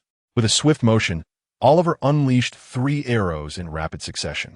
2 of them pierced through Chrysalis' collarbone, propelling him several meters backward and pinning him forcefully against the wall. The 3rd arrow embedded itself deeply into his right thigh, anchoring him to the rocky surface. In a heartbeat, Oliver was upon Chrysalis, delivering blow after relentless blow, shattering the wall behind him with each impact. Chapter 28. The final strike. Chrysalis coughed up blood, splattering Oliver's face, which was now smeared with the crimson evidence of his fury, tinged with a hint of savage delight. He continued his assault, mercilessly striking Chrysalis' abdomen and chest, treating him like a mere punching bag, a scene too harrowing to behold. Chrysalis, Kara, clearing the debris from her body, surged towards Oliver with the last of her strength. Yet, with a mere glare, Oliver sent her crashing back against the wall. It seemed that the diminished efficiency of magical energy absorption had not hindered Oliver's ability to unleash his power. Struggling to rise, Diggle slammed his remaining functional left hand against the ground in frustration. This outburst did not amplify his strength. Instead, it deepened his anger and sorrow. Oliver, I know you're still inside there, he shouted, limping forward despite the pain. Do not let that so-called hypnotic hat defeat you. You are far stronger than it. Sia joined Diggle, crawling towards Oliver while echoing similar sentiments in an attempt to awaken the remnants of her brother's kindness and rationality. Cisco, too, though his bond with Oliver was not as profound as that of Sia and Diggle, had shared camaraderie with him on several occasions. Unfortunately, the brainwave control device crafted by the Mad Hatter in his final moments, utilizing his own mind and essence, proved far more potent than anyone had anticipated. Indeed, this brainwave control device was the crux of the matter, enduring the searing pain from the 3 arrows embedded in him and the relentless battering from Oliver. Chrysalis slowly raised his hand, reaching towards Oliver's head. As the moment drew near, anticipation hung thick in the air. Kara, Sia, and the others instinctively held their breath, fervently praying that Oliver, still indulging in his cruelty, would remain oblivious to Chrysaorus's movements. They hoped against hope that Chrysaorus, enduring unimaginable torment, could withstand until that critical moment. At last, Chrysaorus's hand brushed against the so-called brainwave controller. With his last ounce of defiance, he yanked it outward with great force. In that instant, the exhilaration of Kara and her companions was palpable. It was swiftly overshadowed by the despair that followed when hope was dashed. The brainwave controller seemed as though it were fused to Oliver's head, utterly immovable. Oliver, having long since detected Chrysaorus's subtle actions, appeared to relish the transformation of their expressions from hope to despair. What plans do you have left? Oliver sneered. He yanked Chrysaorus from the depths of the rocky wall and hurled him into the center of the cavern where the totemic stone pillar stood. He then flew over, lifting Chrysaorus from the ground and slamming him against the pillar with a relentless barrage of blows. You seek to thwart an inevitable event. I admire your tenacity, but all your efforts will be in vain. After dealing with you, I shall turn my attention to the Flash and Superman. We're at Star Labs, correct? Ah, And Caitlin is a potential metahuman as well. Damn it. How did you become this way? Cisco shouted at Oliver. Barry regards you as his mentor, his closest friend. You truly believe they can defeat you? It is a necessary sacrifice, Oliver retorted coldly, casting a disdainful glance at Cisco. In the past, I may have shown him mercy, merely interrupting his spine, but that will not happen again. And as for Superman, I trust you have placed him under the sun. It will be of no consequence. The serum we administered to him was infused with a mixture of kryptonite. Those two hostile substances remain within him. Without at least half a month, he will not recover. That time will suffice for me to kill him 1,000 times over. Even when he does recover, he shall not be my equal. No one stands a chance against me. I will cleanse this world, eradicating all extraterrestrials and metahumans. Only then can humanity progress once more. Awaken. That is Luther's ideology, not yours. Oliver, you still have the chance to turn back. Do not commit acts you will undoubtedly regret. Regret? Turn back? That will not occur. Oliver sneered once more. Enough of this idle chatter. It is time to send you on your way. With that, he discarded the now motionless body of Chrysalis, shaking his shoulders and extending his arms. Several tendrils of milky white magical energy erupted from his form, transforming into invisible appendages that lifted Kara, Sia, Diggle, and Cisco from the ground. Regardless of their struggles, the tendrils seized them firmly, crashing them against the ground, the walls, and the ceiling in a chaotic onslaught. Cisco was the first to succumb, losing consciousness. Next was Sia, followed by Diggle. Only Kara remained, her Kryptonian constitution preventing her from losing consciousness like Sia and the others. Yet in this dire situation, such a gift felt more like a torment. She had to endure the physical agony and the mental anguish while remaining fully aware. Anger, helplessness, guilt, despair. These negative emotions were gradually driving her to the brink of madness. Suddenly, the large hand gripping her hesitated. In her astonishment, she bore the pain and glanced toward Oliver, spotting the previously fallen Chrysalis standing behind him. He had his left hand clasped around Oliver's neck while driving an arrow into Oliver's back with his right hand. Kara, first save them, Chrysalis shouted, his mouth bleeding profusely. Hurry, I've temporarily restrained him with shock arrow, but he is struggling fiercely. Hearing Chrysalis's urgent words, Kara nodded without a moment's hesitation, swiftly lifting Sia and Cisco. And slinging Diggle over her shoulder, she soared into the air with them. What she failed to notice was that within Chrysalis' shout lay a faint yet increasingly loud, buzzing sound emanating from a small power source he had secretly brought from a star lab. Typically, it was the most efficient energy source known to humanity, second only to nuclear power. The very device that had once enabled Captain Cold to limit the Flash's speed was no larger than a lighter. But when this power source overloaded, boom, boom, boom, the explosion resulting from the overload filled the entire cavern, intertwining with the errant magical energy present in this cavern, which served as a nexus of magical power, resulting in an unpredictable transformation. An invisible wave initially radiated from the city hall, the site of the cavern, engulfing the entire Star City. The ensuing mixed explosion was so immense that it produced a mushroom cloud typically associated only with nuclear detonations or volcanic eruptions. Chapter 29. Farewell Kara was the first to feel the force of the explosion. She had intended to drop Sia and the others just outside the city hall before returning. But under the terrifying blast, she was forced to fly several blocks away, still caught in the explosion's aftermath, not to mention the shockwave it generated. Fortunately, being a Kryptonian spared her from immediate death, and she barely managed to shield Sia and the others. However, the residents and workers in the surrounding blocks near the city hall were far less fortunate. Almost instantaneously, as the mushroom cloud began to form, they were vaporized, mingling with the dust and debris propelled by the explosion, scattered across various locations without leaving even a fragment of a body behind. Chrysalis. There was no time to mourn the innocent lives lost. Having just set Sia and the others down, Kara flew back, frantically digging through the rubble of the City Hall explosion while calling out Chrysalis' name in desperation. Yet, how could Chrysalis, positioned at the very epicenter of the blast, have met a different fate than those innocent souls several blocks away, who were now nothing but ashes? After a few minutes of relentless digging, Kara, with her Kryptonian resilience, was nearly on the verge of breaking the skin on her fingers. Felicity, with reddened eyes, approached her. You should stop. Chrysalis wouldn't want this for you, she gently urged. having insisted on being transported to this site via a portal. Like Kara, she was unwilling to accept Oliver's demise and had joined in the excavation efforts. Though her efficiency paled in comparison to Kara's, and her hands bore even greater wounds, this was a process of acceptance, both for what Kara had said and for the reality they faced. Some events, once they transpire, cannot be undone, can they? Not only Felicity, but Kara also noticed movement ahead. A pile of rubble shifted slightly, accompanied by a faint cry from beneath. Ignoring their injuries, the two hastened to dig further. Their shouts attracted Cisco and others, who rushed to assist. Finally, after several more minutes, a scarred arm emerged from the debris. It was Creasery's. He was alive. I am uncertain of the specifics of what transpired. In the final moments, I had sought refuge behind a stone pillar that had once held a magical totem. This pillar proved far sturdier than I had anticipated, forming a protective triangle with a large rock that had fallen, sparing me from being crushed. Regarding the explosion itself, I suspect I may have experienced some form of protective force field, possibly due to Oliver regaining consciousness at the last moment and using his final strength to save me. We returned to the Star Labs, having arrived before the military, the Department of Defense, or any investigative teams could reach the site of the mushroom cloud. After a brief respite, we aimed to comprehend the circumstances surrounding the explosion's final moments. There was both good and bad news.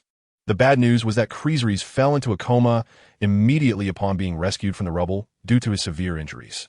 The good news was that, unlike Flash and Superman, he awakened the following evening.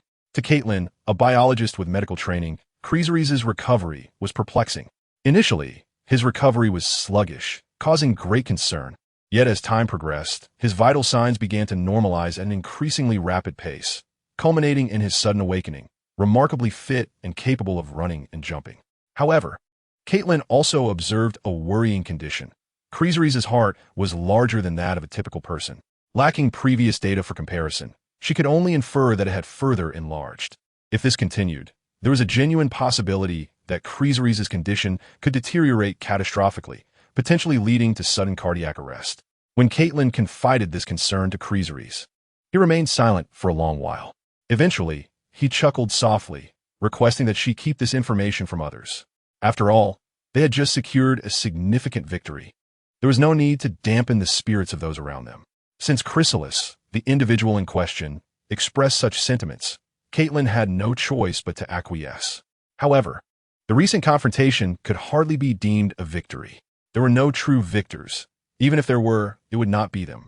They had indeed defeated the thoroughly hypnotized Green Arrow and perhaps averted a war between ordinary humans and superhumans, as well as extraterrestrials, yet beyond their small circle. No one was aware of the true culprits, nor did anyone comprehend the sacrifices made by those who represented justice and guardianship.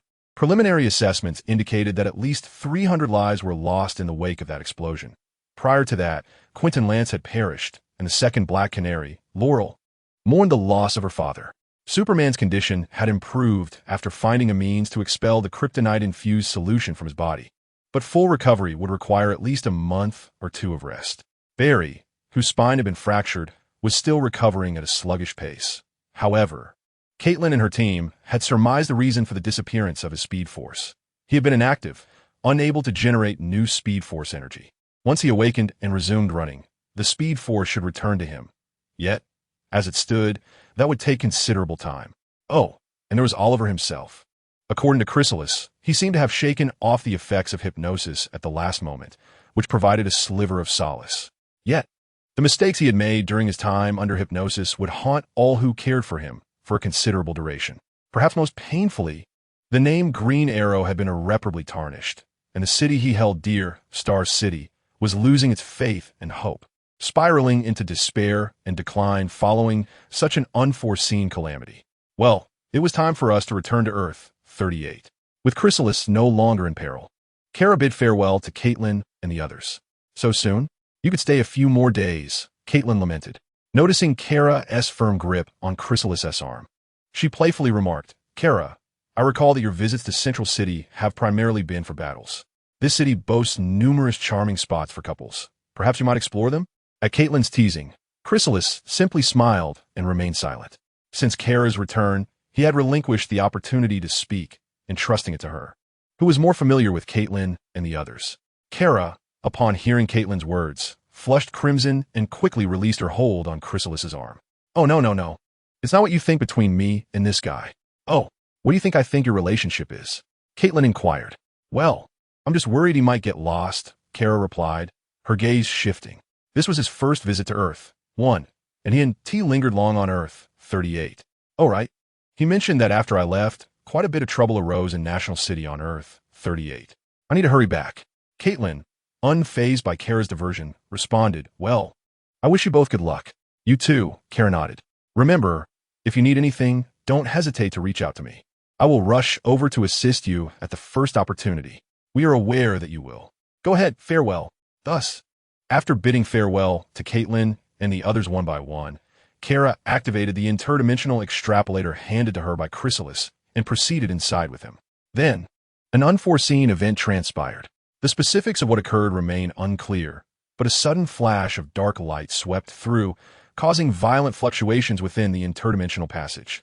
This tumultuous upheaval caused the walls of the passage to begin to fracture in all directions, gradually encroaching upon the positions of Chrysalis and Kara from the rear. At that moment, the entrance on the Earth one side had already sealed shut, leaving Caitlin and the others unaware of the calamity that had unfolded. Meanwhile, the exit on the Earth 38 side lay directly ahead, compelling Kara and Chrysalis to run desperately forward. However, time was not on their side. In a final act of sacrifice, Chrysalis pushed Kara forward, propelling her through the now retracting exit back to Earth 38, while he himself vanished into the chaotic air alongside the interdimensional passage. No. Chapter 30. The Delayed Legendary Team in the Central City Star Laboratory. I sincerely apologize for our previous absence. However, let me offer a brief justification. We truly encountered significant troubles, not just at that moment, but still ongoing. We are utterly at a loss. The speaker is Ray Palmer, also known as the Atom, a member of the Legendary Team who just returned to this current time frame aboard the time-traveling vessel, the Wave Rider. Ray Palmer, a physicist and inventor, was formerly associated with Palmer Industries and possesses a slight air of narcissism. He discovered a fragment of a white dwarf star, which he crafted into a lens capable of shrinking anything at his will, subsequently developing a suit of atomic armor that grants him the ability to alter his size at will and engage in combat. Notably, he is also the ex-boyfriend of Green Arrow's current girlfriend. The cunning Amaya Jaiwei, a priestess of a mysterious African tribe, wields magical totems. She had once been a member of a secret superhero organization in the 1940s. In her quest to find the murderer of her comrades, she departed from the organization without bidding farewell and joined this time-traveling team. Steel citizen Nate Haywood, a historian afflicted with hemophilia, had to inject himself with an uncertain serum modified by the Atom, which resulted in him acquiring the superpower to transform into a steel-like being. Interestingly, his grandfather was once a comrade of Amaya, and now he finds himself romantically involved with her. Jefferson Jackson and Martin Stein, the former, a young man whose athletic scholarship was revoked due to injury, now works as a mechanic, while the latter is a renowned and esteemed, yet easily absorbed nuclear physicist who often loses himself in his research. The reason these two individuals are brought together is due to the transformation of the Firestorm model designed by Stein.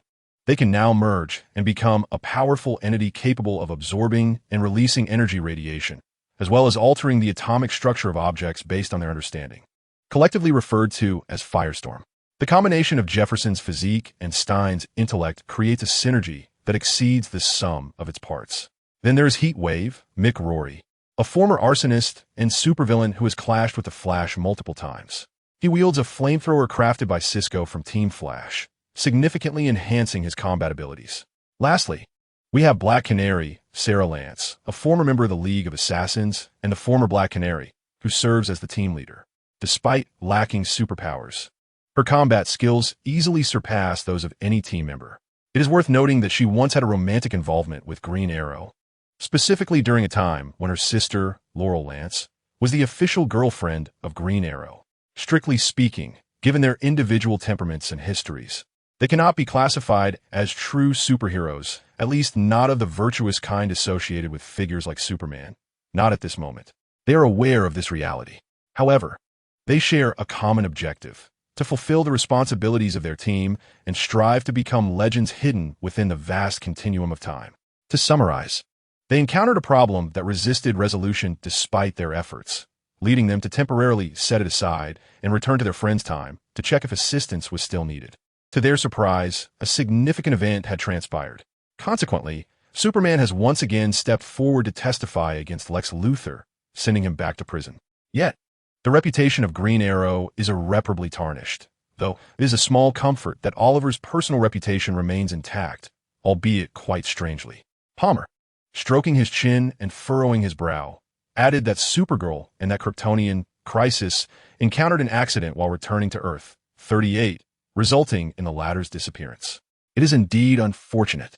Have you made any discoveries regarding the cause? What might his current situation be? Missing or deceased, we remain uncertain. Despite our exhaustive efforts, we have been unable to ascertain the circumstances surrounding the incident or his fate. You cannot imagine how distraught Supergirl was, her eyes red from crying. I had assumed Kryptonians lacked such emotional capacity, Cisco from Team Flash remarked with a sardonic jest. However, upon glancing at Palmer, he suddenly reacted, "Ray, why do I sense your concern for Crisis? You haven't encountered him, have you? Or perhaps in your experiences of the future, he has become superhero? That would indeed be a fortunate sign, indicating he is still alive." Cisco's latter statement elicited a scoff from Rory, who was busy consuming hot dogs and beer, alongside a somber expression from Palmer. Based on your descriptions, he does not appear to be an ordinary individual. However, we have ventured into the future several times and have yet to hear of this name. Every individual's choice may steer history in diverse directions. No one possesses the knowledge of all things, and the future remains uncertain. If he had not perished, which is why his name escapes our recognition, perhaps the troubles we currently face are indeed tied to him. Palmer's hesitant words left Cisco momentarily bewildered. "Wait, what exactly are you trying to convey?" Rory interjected. "What he means is, if Chris Saris is dead, that's good. If not, he represents a temporal anomaly." Cisco corrected Rory's pronunciation, then turned to Palmer. "Ray, I still don't comprehend. A temporal anomaly? This concept is entirely foreign to ordinary individuals and even to the vast majority of superhumans. To grasp it, one must first accept the notion of time travel. Only under that premise can one begin to understand that if someone returns to the past and alters events, it could impact the present in significant ways. For instance, any alterations during pivotal historical moments, such as the World Wars or the establishment of Christianity, could potentially obliterate everything that currently exists. These unnatural changes occurring in the past are termed temporal anomalies.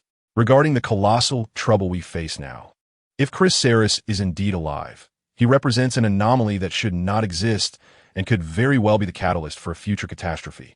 Cisco began to grasp the situation. Palmer and Rory implied that in their known timeline, Chris Saris does not exist. He is a variable. If he perished in that prior incident, then there would be no repercussions. But if he survived, he might indeed be the cause of a forthcoming disaster. Their duty, as they saw it, was to eliminate such threats. Eliminate? You mean if he is alive, you intend to kill him, right? Yet you're not even certain he is the instigator of this catastrophe, Cisco exclaimed. Though he had known Chris Saris for a short time, they had gotten along quite well. He appeared to be a good person, and Cisco could not allow them to proceed with such an act. But hey, I know you wouldn't actually go through with it, would you? By the way, what exactly is this catastrophe you keep mentioning? Palmer sighed in resignation, about to respond, when Rory interjected with a smirk, still chewing on his hot dog. What could cause the ever-optimistic suit wearer, referring to Palmer, to become so desperate that he abandons his principles? It must be the apocalypse. At this revelation, Cisco was taken aback. You must be joking. He instinctively turned to Palmer. Ray, yes, joking, right? This time, Palmer let out a sigh, ready to answer, but was once again interrupted. Rory was neither joking nor lying. In the near future, we will face an apocalypse. As the sound drew nearer, it was the legendary team's other members, specifically Jackson and Stein, who could merge into the fiery tempest. These two had initially completed their pairing with the assistance of the Lightning team. Thus, they were quite familiar with one another. Following closely behind them was another individual, who momentarily diverted Cisco's attention. It was Barry, who had previously been rendered unconscious due to a broken back. Now, he was not only awake, but also casually engaging in conversation with Iris and Caitlin as they approached. Hey, Barry, is that really you? Cisco exclaimed, excitedly jogging over to Barry, inspecting him with eager hands. Look at you. You were unconscious in a hospital bed, and now you can run and jump. Truly, this time-traveling vessel is remarkable, especially with its advanced healing technology. Indeed, upon learning of Barry's severe injuries and prolonged unconsciousness, the legendary team had proactively offered to transport him aboard the Wave Rider for treatment. The healing machine aboard was indeed worthy of the Wave Rider's caliber. In the eyes of geniuses like Cisco and Caitlin, an injury that would typically require a lengthy recovery was almost entirely healed in less than a minute. Furthermore, it had diagnosed another condition of Barry. As Cisco and the others had surmised, the speed force that had vanished from within him was not lost forever, but would gradually return as Barry resumed running. However, when the conversation turned to the subject of his absent speed force, a serious expression overtook Barry's face. There's one thing you've misunderstood. You think my speed force was completely depleted because I overexerted myself while escaping under the condition of my broken back, right? That's not quite accurate.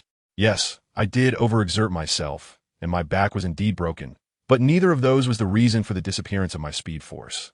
Cisco, Iris, and Caitlin exchanged glances. Oh, then what is the reason? Taking a deep breath, Barry replied, it was reverse flash. He used some kind of device to siphon my speed force. Gasps of astonishment echoed among them.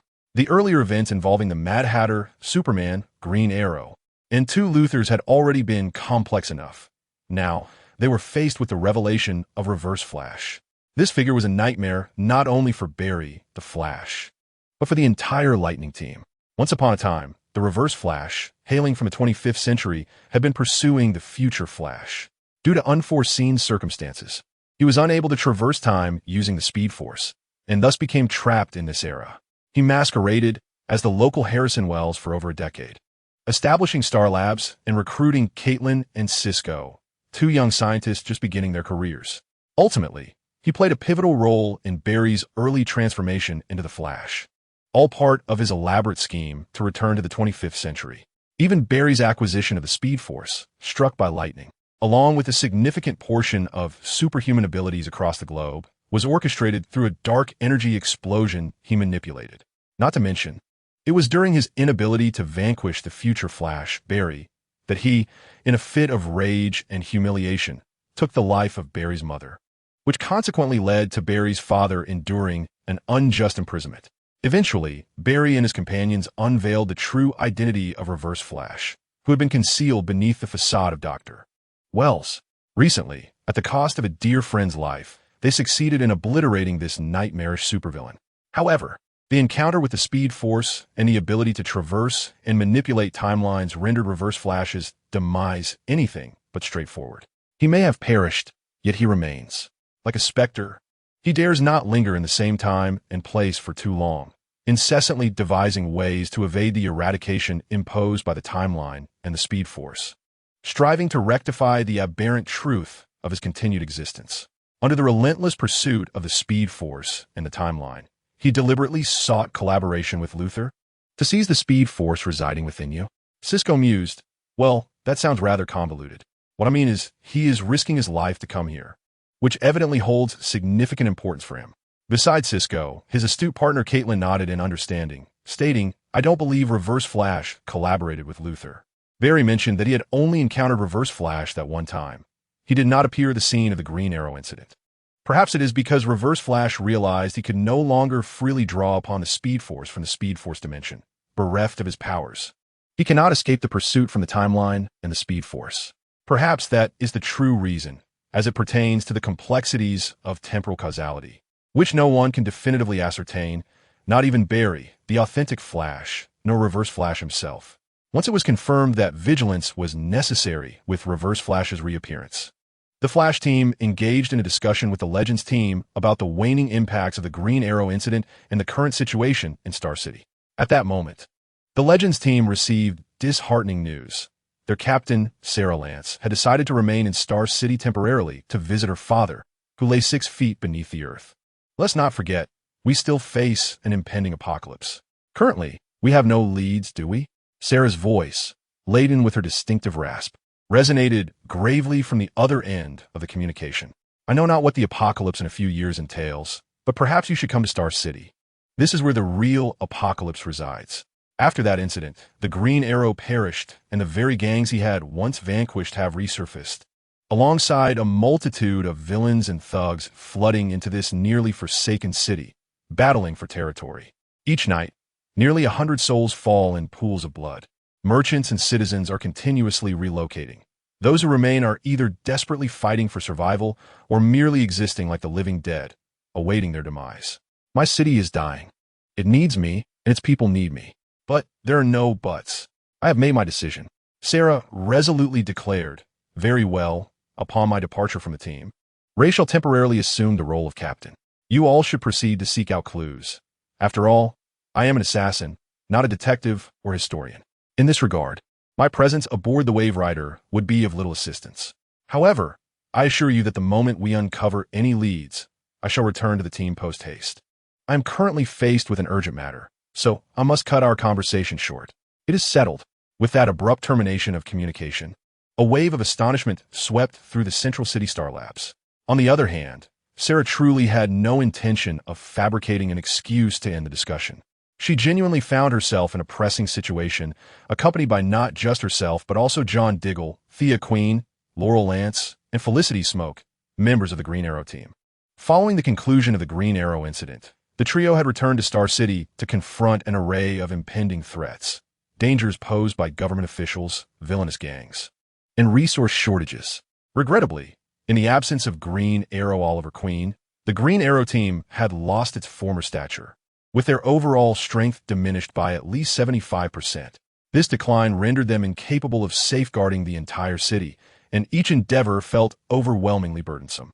Even the return of Sarah Lance, a former member of the Green Arrow team, failed to effect any fundamental change. At this juncture, they were confronted by a familiar adversary, Count Vertigo. Unlike other individuals who had come to Star City to seize territory following the fall of the Green Arrow, Count Vertigo was a notorious criminal in the city, having been vanquished by the Green Arrow multiple times for manufacturing and distributing a drug known as Vertigo. During their last encounter, he had provoked the Green Arrow by threatening Felicity's life, resulting in the latter being struck by 3 arrows to the chest, plummeting from several stories high. At that time, Felicity had felt immense guilt for inadvertently causing the Green Arrow to resort to lethal force. To her astonishment, Count Vertigo had survived, thriving thanks to a device implanted in his right temple that emitted a certain type of microwave capable of disrupting his opponent's balance, inducing severe vertigo and headaches. Now, he had returned, rallying a band of thugs to exact revenge on Star City, only to encounter the Green Arrow team, who were still deciphering his condition and intent on swiftly neutralizing the threat. From the onset, he had gained a complete advantage. Even Sarah, a seasoned warrior who had faced numerous foes, found herself momentarily powerless against Count Vertigo's extraordinary abilities. "We have driven them into the abandoned warehouse you mentioned," reported one of his henchmen to Count Vertigo. "Excellent. Let us send them to meet their maker." Count Vertigo chuckled ominously, preparing to press the remote detonator connected to the bomb buried in the warehouse. Suddenly, with a swift whoosh, a green-tipped arrow, adorned with emerald fletching, flew in from an unknown direction, piercing through his right eye socket, traversing his brain and skull, and emerging from the back of his head, embedding itself in the wall behind him. With Count Vertigo's demise, his band of henchmen scattered in panic. After a brief period of confusion, the former members of Team Green Arrow swiftly discovered the lifeless body of the Count of Dizziness, along with the highly symbolic arrow. Oliver was still alive. They then became almost entranced, desperately seeking the Green Arrow. However, neither the former Green Arrow's lair nor any of the few locations they were aware of revealed Oliver's presence. It was then that the more rational among them, Sarah and Diggle, began to suspect that someone else might be operating under the guise of the Green Arrow. Nevertheless, regardless of the circumstances, the symbol of the Green Arrow, which to some extent represented Star City, remained alive. Chapter 32, he returned earlier that day, to a character who had vanished from sight for several chapters. As various senses gradually returned, Chrysalis realized that he had been unconscious for an indeterminate length of time. Frankly, this was not particularly surprising. He understood the reason for his fainting. After pushing Kara beyond the interdimensional portal, he had been consumed by the rift, which violently tore at his body with those interdimensional energies, or perhaps matter, for lack of a better term, in a frenzied manner, every inch of him. In such agony, losing consciousness was perhaps the most favorable outcome. However, curiously, as he surveyed his surroundings, he noted that his body was devoid of bloodshed, with not a single visible wound. The only anomaly was his position, for he found himself encased in a hard shell. This was reminiscent of the cocoon he had undergone upon first arriving on Earth, 38. Had he not already emerged from the cocoon? Why had he reverted to such a state once more? Each transformation evoked astonishment. Human beings emerging from a cocoon? Chrysalis shook his head with a wry smile, temporarily setting aside this perplexing dilemma that had long plagued him without resolution. He began to recall what had transpired before his unconsciousness. It seemed that something had occurred while he was out as well. Following a sudden piercing pain within his head, he remembered he had seemingly experienced a dream, or at least something that could be defined as such. This dream appeared to resonate with certain fragmented memories that had previously surfaced in his mind, yet, similarly, they could not be woven into a coherent narrative.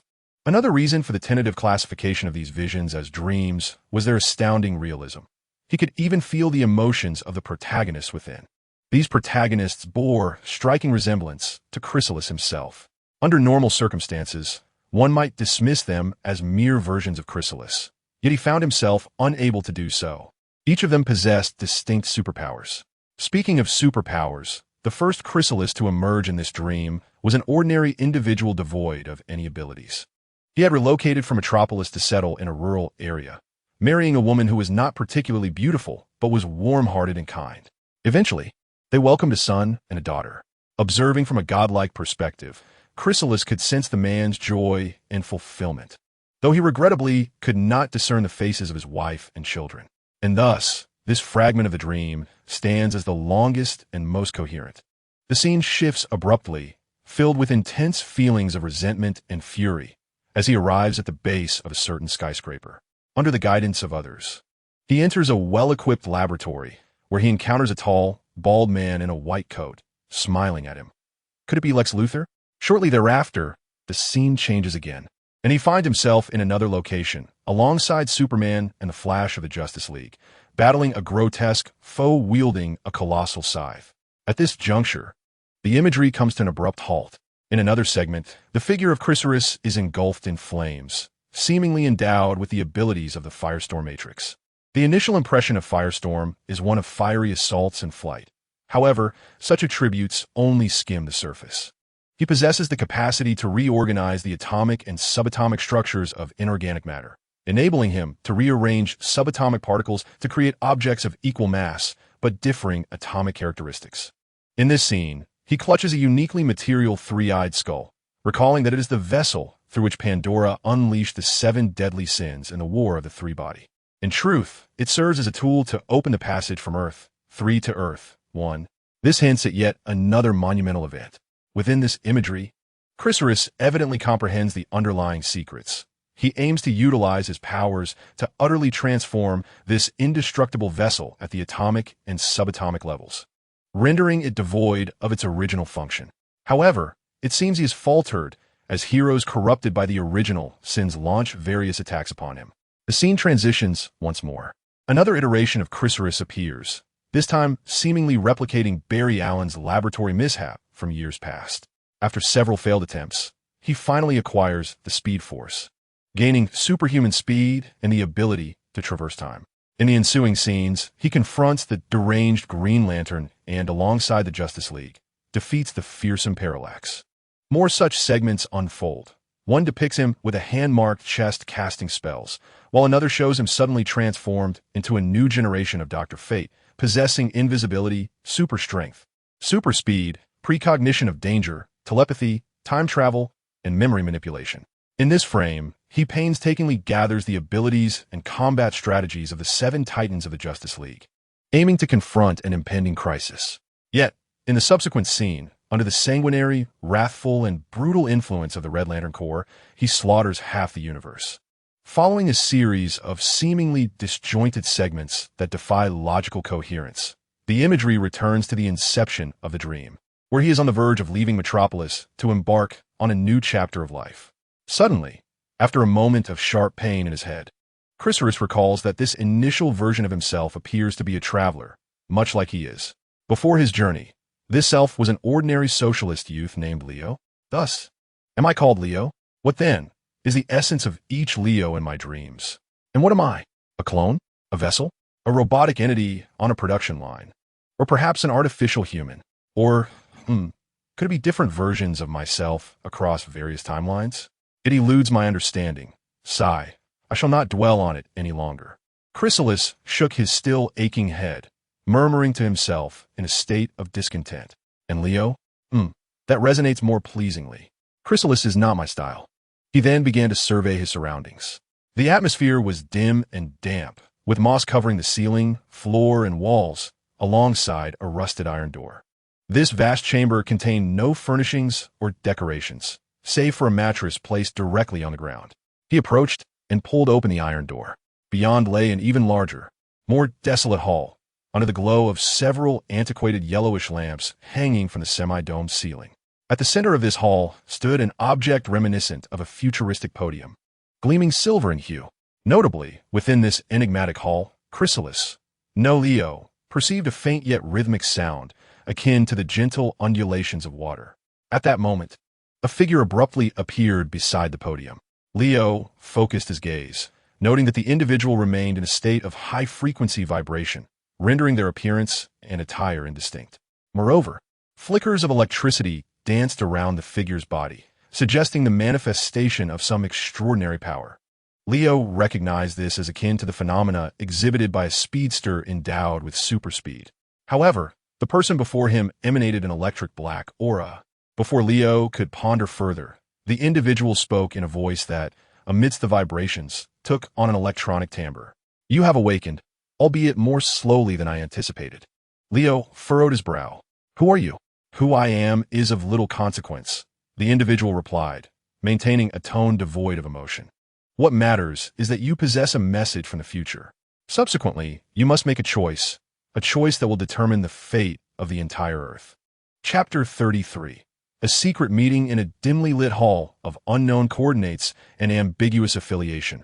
A circular conference table was adorned with 6 seats, 5 of which were already occupied.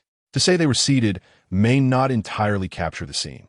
In truth, only the elderly gentleman in a suit at the head of the table was physically present, his pallid complexion contrasting starkly with the barely contained excitement at the corners of his mouth, having recently achieved a particular objective. However, this is not the crux of the matter. Returning to the other 4 individuals at the table, they participated in this imminent meeting via holographic projection. In essence, they were situated in some distant corner of the Earth, the projections being the only entities present. Indeed, this meeting was occurring in real time. If we regard the suited elder at the head of the table as true north, then to the northwest, the seat projected a backdrop resembling an Eastern-style futon arrangement. Before a traditional Chinese landscape screen stand a low table adorned with tea utensils and steaming tea. Notably, seated in this arrangement is not an Asian individual, but rather a tall Arab man, appearing to be in his 40s or 50s, with deep-set eyes that reflect a stillness akin to stagnant water. However, those familiar with him would recognize him as a radical cloaked in an air of sophistication, a butcher, if you will. He is known as Lars Al Ghul, also referred to as Raz Al Ghul, the leader of a vast clandestine organization intent on dismantling modern society to reconstruct the world according to his ideals. To the northeast of Raz Al Ghul sits a familiar figure, a billionaire, business magnate, philanthropist, inventor, strategist, and archvillain, Lex Luthor. This schemer, currently under bail awaiting trial, finds himself in a karate dojo within the metropolis, eyes closed as though in deep contemplation of some faith. In the southwestern direction appears a venue reminiscent of a museum. Under the bright spotlight, various exhibition cases display antiquities that exude a sense of history. Among these artifacts are notable treasures such as the Code of Hammurabi, the Crown of Cleopatra VII, manuscripts of Mozart, and Da Vinci's cipher tube, to name a few. In truth, this is a private collection, and considering the identity of the owner, a creature who has existed for 50 millennia, playing many roles throughout history, none present would doubt the authenticity of these items. Contrasting the tea house, dojo, and museum, the individual seated directly south stands out. He is a Caucasian man in his 30s, nearing 40, whose tall stature and handsome visage lend him an air of nonchalance. Accompanying his image is a grand bedroom, where he reclines languidly on an expansive bed, half-lidded eyes occasionally sparkling with a hint of amusement as he glances at the others. This last individual possesses a far greater notoriety than even Lex Luthor, even in a neighboring city that does not belong to his domain. Any woman aged 1,353 who encounters him has at least a 75 chance of uttering the name that seems to carry an enchanting allure: Bruce Wayne. Bruce Wayne, the wealthiest man in Gotham and the most renowned playboy. Beyond this, he also assumes another identity, that of Gotham's protector. However, Bruce Wayne's demeanor at present may diverge from what some might expect. Mr. Savage, you chose your collection room as a backdrop for this meeting, did you not? Everyone, observe. Vandal Savage is once again subtly reminding us of his existence spanning millennia. Perhaps he has encountered our forebears, or he might even be one of them himself. Here, Savage is a play on words, as it is phonetically similar to savage in English, and all can discern the double entendre in Wayne's statement. Wandel Savick did not mind becoming the subject of a certain cold joke. With his resonant baritone, he replied, "Mr. Wayne, if I were your great-great-grandfather, I would be honored." Perhaps finding it uninteresting, Bruce Wayne scoffed and turned to another at the round table. "Luthor, wow, still in that empty house of yours? So, has your first conspiracy against Superman ended with you being incarcerated? Has he exposed you? Congratulations, my friend." Luthor's facial expression momentarily stiffened before he regained his composure, revealing no signs of anger. "I'm still awaiting trial. Once Superman recovers, the case should conclude," he remarked casually, flashing a smile at Wayne. "By then, I expect I'll be spending some time in prison. Perhaps you could pay me a visit." Seeing no trace of fury or concern on Luthor's face, Wayne appeared dissatisfied. Rolling his eyes, he directed his attention to the individual in the northwest corner, unabashedly embodying the persona of a carefree libertine. "All right, Miss Al Ghul, long time no see. By the way, I've been missing your daughter, my beloved. How is Talia?" In response, R.A.S. Al Ghul coldly stated, "Talia is not your beloved, and you are far from the man you aspire to be." Stung by R.A.S. Al Ghul's retort, a flicker of anger crossed Wayne's face. At that moment, the elderly gentleman in the suit at the head of the table interjected, "Enough, gentlemen. Our meeting is about to commence." He then fixed a pointed gaze at Wayne. To this, Wayne merely shrugged and reclined on his large bed, falling silent. Meanwhile, the man he had referred to as the Savage spoke up. "It seems we are still missing someone." Upon hearing Savage's inquiry, the suited elder replied, "Reverse Flash is on leave. He is making the final preparations for our second phase plan." Savage paused at this response. "Final preparations? I hope our plan is not flawed." Before the suited elder could respond, Luthor interjected, "It's just a few minor formalities.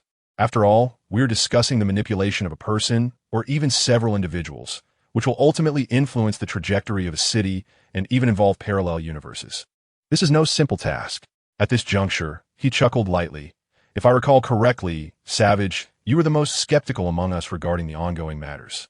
What has prompted your sudden concern?" "No, I remain intrigued by the ultimate goal. I simply lack faith in this plan," Savage replied. "Nevertheless, since you all believe it feasible, I shall join you in this endeavor." Savage's declaration was not entirely truthful. His involvement was largely motivated by the promise of the mind control hat crafted from the last remnants of the Mad Hatter, Jervis Tetch, at the end of his life. The others present were well aware of this. Casting a glance at the suited elder, Luthor crossed his arms and addressed everyone. "Then let us begin. Unless I am mistaken, I believe the focus of this meeting will primarily be on me." "Focus is perhaps not the right term, but you certainly owe us some explanations," Wayne remarked. At this moment, his expression was considerably more serious than before. Chapter 34, The Unrevealed Truth. Continuing from Wayne's remark, Ray Xiaogu rarely nodded. "Let us begin with the notion of conducting experiments on Superman. I do not recall this being part of our plan." As soon as Ray Xiaogu finished speaking, Wayne added with a smile, "Of course, if this was something your mother undertook in secrecy, we can certainly understand." "Certainly not," Luthor interjected forcefully, disliking the direction of the conversation. "Our plan concerning Superman was to render him temporarily unable to interfere with the entire affair, and we have accomplished this. I do not believe that conducting minor experiments on him during this time would adversely affect our plan." He then shifted his tone. "Oh, I just remembered. It does indeed have an impact, but a positive one. A Upon hearing this, the pallid-suited man furrowed his brows. Do you know what you are saying? I do not need reminders from outsiders. I am well aware of my actions. I also recognize the considerable effort you have invested in this plan, but at times, you ought to heed the opinions of others, especially when that other person possesses greater intellect than yourself, Luther scoffed. Now Star City has transformed into what we envisioned, and the individual we require is on the verge of arriving. As for that stone pillar, we have confirmed it to be what we seek. All objectives of the first phase of the plan have been entirely achieved. Your choice to confront me stems solely from my undertaking tasks outside your timeline, which have offended your fragile egos and desire for control. Allow me to pose a question. How much do you know about what lies within that stone pillar? At Luther's unexpected inquiry, the other four exchanged glances. Not much. We only know that it contains something capable of absorbing energy, which is a commendable supplement for our ultimate objective, the suited man replied, his brow furrowed. Luther's lips curled into a playful smile. What if I were to tell you that what lies within is not merely an object, but a person? This statement left the others momentarily stunned. Wayne abruptly sat up from the bed. Are you certain? Vandal Savage appeared equally moved. If it truly is a person, perhaps we could finalize the third phase of the plan ahead of schedule, rather than waiting to assess the second phase. Are you suggesting that we replace our pre-selected candidate with the individual from within the stone pillar? The suited man's frown deepened. No, I oppose this. The risk is too great. I do not believe it is a prudent idea. On the contrary, it mitigates the risk. Savage pondered for a moment before speaking calmly.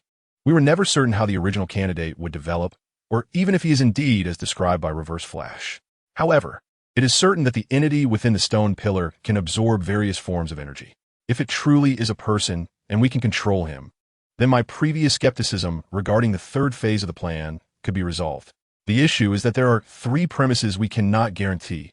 Ray Xiaogu shook his head. Among the two, Savage mentioned that there exists a certain individual within, and that we possess the ability to control him. The third premise states that he, she, or it can indeed absorb various forms of energy. However, we cannot ascertain whether the efficiency of this absorption will meet our specific needs. At this juncture, several individuals turned their gazes toward Luther. Given their understanding of Luther, it was improbable that he was unaware of these premises. Perhaps he had even uncovered further revelations that he chose to withhold to pique their curiosity. Indeed, Luther began to elucidate the answers to the first and second inquiries posed by Lei Xiao. The entity within the stone pillar, which appears entirely human, is not a human at all, but rather a dormant humanoid intelligent being. And since it possesses intelligence, it must also have vulnerabilities, which assures us that methods of control can invariably be discovered. This is the least of our concerns. Regarding the third question about its efficiency, I am currently experimenting and have already made some progress. As he spoke of a field he was both familiar with and passionate about, a spark of excitement flickered within Luther. We use Superman's physique as a reference model. It is common knowledge that Superman seemingly possesses the capability to absorb solar energy in limitless quantities to enhance his own powers. The underlying principles of this phenomenon may even elude Superman himself. However, should we unravel this enigma, we could apply it to the life form contained within the stone pillar. In an ideal scenario, we could not only elevate that being's capacity for energy absorption and output, but also regulate its efficiency at will. In that case, this life form would not merely serve as a tool for our ultimate plan, but would transform into a weapon under our complete command, rendering any threats from ancient or new deities, or even from the multiverse, impotent. Luther's discourse not only clarified his rationale for experimenting with Superman, but also painted a grand vision. Remarkably, none among the group could refute this enticing prospect, perhaps feeling somewhat discontent with the deviation of his meticulously crafted plan. The suited man pressed on with a question. Regardless of whether the entity within the pillar is human or otherwise, it was discovered by Reverse Lightning. What is his stance on the matter? He hails from a future, yet has not disclosed any relevant information. Are you certain this will work? In response, Luther smiled and gently shook his head. From the moment our organization was formed, or rather from the instant Reverse Lightning proposed this alliance, the future became irrevocably altered from what he experienced, did it not? In other words, altering the future as described by Reverse Lightning aligns precisely with the objective of establishing our clandestine organization. Presently, I cannot guarantee that what I propose will succeed with absolute certainty, yet it is evident that this represents a viable avenue for development. Even if we ultimately fail, we can revert to our original plan. So, what harm is there in attempting? Observing the contemplative expressions of the others, Luther chuckled once more. Furthermore, the second phase of the plan does not necessitate our active involvement. One must allow me to occupy my time with some pursuits, especially as I will soon return to prison, where I will have ample time to pass. Luther's final jest did not elicit laughter, yet it prompted the others to realize that it was time to express their positions. I concurred, to everyone's surprise. The usually contemplative Lei Xiao was the first to voice his agreement. However, those so-called Superman experiments of yours have been utterly destroyed alongside that alleged base. They were merely fakes. They believed those to be clones of Superman, but in reality, they were merely corpses that I had my mother casually retrieve. The most technologically sophisticated aspect of them was simply their faces, which bore a striking resemblance to Superman. Luther chuckled without reservation and then turned to Wayne. As for the genuine replication derived from Superman, it is likely now in Gotham Harbor. Wayne paused for a moment and then burst into hearty laughter. Understood. I shall ensure they are utilized effectively. You will receive continuous updates on the research, even while you are confined in Metropolis Prison. Upon hearing this, Luther nodded in satisfaction. This is precisely what I wish to hear. Thus, a clandestine meeting that subtly influenced the global order and its future trajectory quietly concluded. Meanwhile, in Star City, at the site where the City Hall once stood, a soft sound echoed as a mysterious figure, shrouded in a flowing black cloak, materialized out of thin air. He meticulously scrutinized the ground, slowly observing his surroundings. He was soon noticed by officials and charitable organizations who were inspecting and clearing the ruins. Sir, how did you get in here? You shouldn't be here. The mysterious man drew two sickle-like weapons from beneath his cloak, and with another soft sound, he vanished. In an instant, he reappeared behind two armed soldiers approaching him, swiftly dispatching them with lethal precision. Cries and shouts erupted as others began to flee, while a few soldiers attempted to neutralize the enigmatic figure, only to be swiftly eliminated before they could even pull the trigger. 2 minutes later, he stood alone amidst the debris, surrounded by more than a dozen lifeless bodies. After thoroughly examining the ruins, he discerned a collapsed cave, primarily where the original stone pillar had been located, through the remnants left behind. Furrowing his brow, he retrieved his phone. Yes, it is indeed here, but he is no longer present. It seems he hasn't fully awakened yet, perhaps. It could genuinely be, as you said. The entire Green Arrow incident was a diversionary ruse. I suspect Green Arrow is still alive, and someone has taken him. Clue? No turmoil? Was the multiverse? All right. No more questions. I shall make my way to Central City, but I do not believe the Flash knows Green Arrow's whereabouts. For now, I shall hang up. Volume 2. Chapter 1 half a year later. Commander, are we truly going to proceed with this? This decision does not concern you. You need only obey, soldier. This dialogue transpired within the office of the Port Authority in Star City. Subsequently, under the command of a lieutenant colonel, a heavily armed squad of 20 soldiers departed from the port, advancing toward the impoverished districts. Notably, this contingent was not only equipped with comprehensive anti-explosive and assault gear, but also operated a tank. Since the cataclysmic explosion 6 months ago, Star City, located along the Pacific coast, had descended into turmoil and disarray. People fled as if escaping from a concentration camp, hastily relocating to various places such as seaside towns and further into central cities. Among these migrations were numerous headquarters and significant branches of major enterprises, which took along a cadre of workers, skilled professionals, and their families. According to incomplete statistics, the population loss in Star City due to this catastrophe approached 50%. Concurrently, numerous buildings in Star City were either being sold at ridiculously low prices or left utterly vacant, leading to an unprecedented demand for human resources. This situation attracted many individuals seeking opportunities, reminiscent of the gold rush of the 19th century. Unfortunately, among these individuals were not merely skilled talents, but rather thugs, gangsters, and nefarious criminals. Consequently, barely recovering from a catastrophic disaster, Star City found itself on the brink of yet another, perhaps more terrifying crisis. From north to south and east to west, violence and bloody conflicts permeated both the urban center and slums. Gangs vied for territory, engaging in constant skirmishes. Ordinary citizens faced the ordeal of being approached 5 or 6 times a day for protection money. Several gangs even audaciously seized control of key thoroughfares in Star City, engaging in extortionate toll collections. Ultimately, following repeated appeals for assistance from the makeshift city government, the military intervened, responding to directives from the White House and the military command. A company of 100 Marines departed from a U.S. military base in Hawaii, entering through the port of Star City by land and sea. Their mission was to intimidate the gangs and assist the temporary city government in restoring law and order in public services. With formidable firepower backing them, the Marines swiftly exerted pressure, delivering a decisive blow to the gangs, driving them out of the urban areas. This initial success garnered considerable gratitude and support for the Marine Company. Under such circumstances, some longtime residents of Star City began to envision a return to the city's former state. However, these aspirations did not materialize, and such days never arrived. Displacing the criminals and gangsters from the urban center was merely the first step for the Marine Company, and even this displacement was subject to debate. The reality was that the commanding officer of this battalion clandestinely reached an agreement with several major factions of the criminals and gangs to partition Star City and govern by zones. Although the gangs appeared to be expelled by the Marines, in truth, they circumvented the city, re-entering from the slums and establishing a foothold there. The Marine Corps remained indifferent to the rivalries between the thugs and gangs, as long as they did not encroach upon the urban area.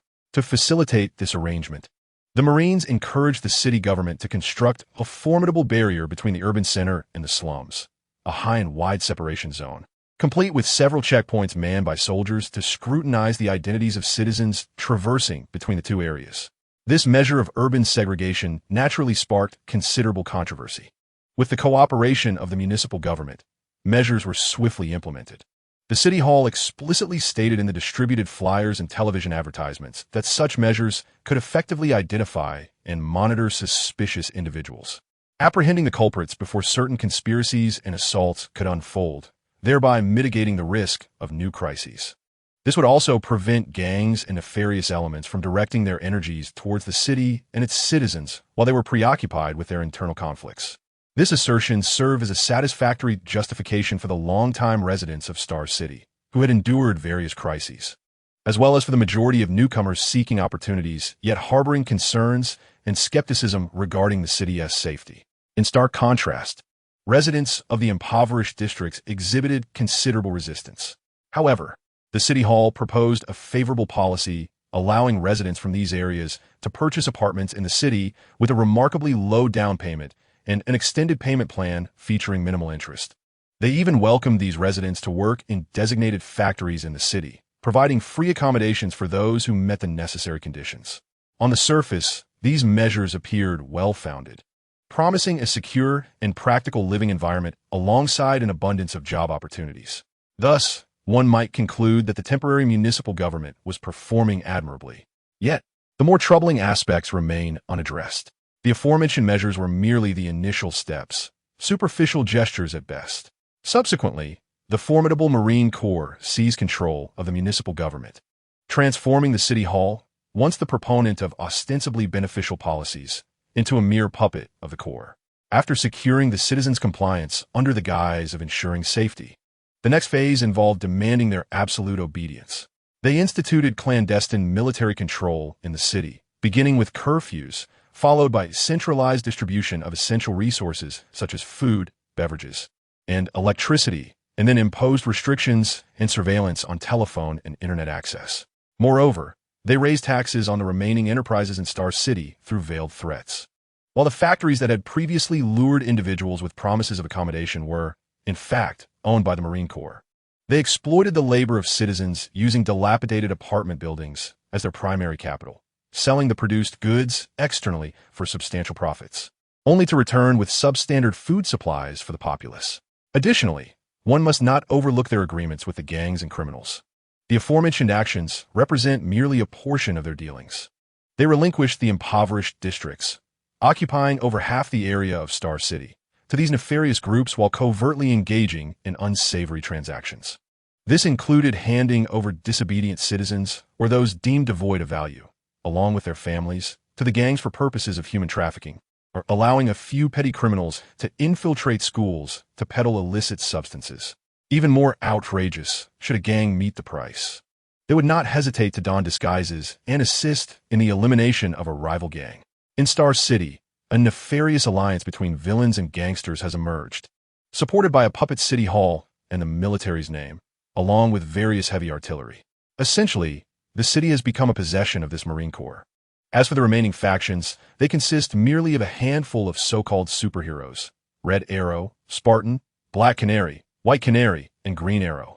Over the past 6 months, these rogue miscreants have not only disregarded numerous prohibitions from the City Hall, but have also repeatedly evaded capture while refusing to cease their activities. They have even clashed more than once with the overt and covert dealings involving the Marine Corps. On this night, the Marines responded promptly to reports from concerned citizens linked to the gangsters, setting out to apprehend Green Arrow and his associates, who pose threats to public safety and order, and infringe upon private property. At this juncture, the 20-man squad, equipped with tanks, has breached the quarantine zone and entered the impoverished district. Unbeknownst to them, one of their targets, a figure clad in green combat attire and donning a green mask, has been trailing them for quite some time. Chapter 2. The reason for becoming Green Arrow. If someone had told Chrysalis, or rather Leo, 6 months ago that he would transform into an Avenger utilizing a bow and arrow as his primary weapon, he would have scoffed at the notion. Yet, after more than half a year, he has grown somewhat accustomed to bearing another's name and engaging in actions he once struggled to comprehend. The motive? Simple survival. Half a year prior, a mysterious and enigmatic speedster, adorned with black lightning, saved Leo from the brink of death after he was exposed to chaotic energy currents due to an explosion in a dimensional rift. This speedster delivered him some rather disheartening news. He, an entity from outside the timeline, had been classified as a temporal anomaly by various forces, including the Legendary Team, and was viewed as a target for elimination. To evade the entanglements of those who meddle with time, Leo had no choice but to sever his fleeting past in this world, opting for a fresh start after the explosion had caused him to vanish. Moreover, to safeguard his interests, he needed to restore the timeline by averting the significant event of Green Arrow's demise. The unidentified speedster had posed an intriguing question to Leo. You likely possess some understanding of the universe's timeline. How do you perceive the death of Green Arrow, a supposed member of the Justice League, at this juncture impacting the future? Upon hearing this, Leo's initial reaction was, surprisingly, a chuckle. A distinguished member of the Justice League? While Leo would not strongly contest the assertion that Green Arrow is a notable figure within the League, given that he ranks among the most frequently appearing characters aside from a few founding titans, the term distinguished seemed somewhat exaggerated. In comic lore, Green Arrow has often played a peripheral role in major events, almost invariably relegated to the sidelines. In the latest significant event known as Justice No More, Green Arrow has indeed risen to the occasion, managing to protect Earth from Amanda Waller's reckless nuclear strikes during the Justice League's interstellar battles. Ultimately, it was he who delivered the decisive blow that secured victory. However, when it comes to the overall advancement of the narrative, he does not even rank among the top 10 contributors. Moreover, it is a rather trivial detail that, on numerous occasions, Green Arrow is not even a member of the Justice League. He has even faced rejection from the 7 founding members when he sought to join their ranks. This can be understood from a commercial perspective. The character of Green Arrow is not ideally suited to carry the narrative weight on his own. While he may fare well in standalone stories, within the context of the Justice League and the broader universe, his presence is overshadowed by the more multidimensional and deeply resonant character of Batman, who shares numerous similarities with him, yet is portrayed with greater depth. Both possess similar gadgets, yet Batman's arsenal is far more extensive. While Green Arrow is skilled in combat, Batman excels even further. Even in the realm of archery, which is Green Arrow's forte, Batman is not lacking, albeit he seldom employs it, as the visual appeal of long-range shots, parkour, and close-quarters combat aligns more with audience preferences. At times, one could argue that Green Arrow's existence serves merely to highlight the exceptional nature of Batman, a rather unfortunate fate for the Green Archer. Nevertheless, Leo is not oblivious to a crucial fact, or rather, a reality starkly different from the comic book narratives. The universe in which he exists is primarily characterized by the television series Arrow. as opposed to the so-called main comic universe or other parallel comic universes, and certainly not the convoluted cinematic extended universe. In this particular realm, it is evident that Barry's mother was murdered by Reverse Flash, a detail that diverges from the comic book version yet aligns with the television universe. Furthermore, it was Oliver Queen, the Green Arrow, who encouraged the newly empowered Barry to embrace his role as a superhero, providing him with invaluable guidance, which ultimately transformed him into the Flash. Additionally, it has been previously noted that the current leader of the Legends team is one of Oliver Queen's former love interests, while the team's technological expert, Palmer, is the ex-boyfriend of Oliver's girlfriend and had once served as Oliver's apprentice in the realm of superheroes. Moreover, during their collaborative efforts against foes alongside Supergirl from Earth 38, it was Oliver who showcased his combat experience and strategic prowess, effectively harmonizing the relationships among the various teams, culminating in their ultimate triumph. Thus, in the current universe, regardless of how events may unfold in the future, Green Arrow, even if not the primary architect of the narrative's direction, remains an undeniably crucial element.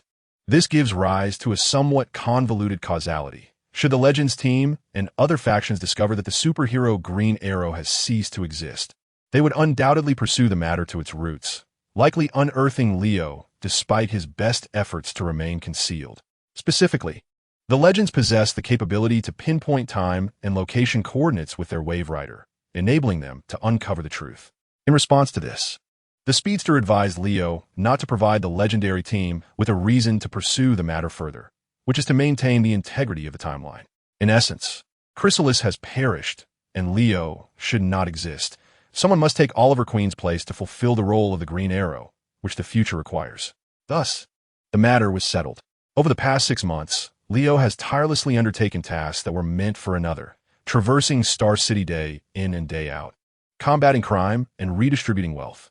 Initially, he found himself quite unaccustomed to this life.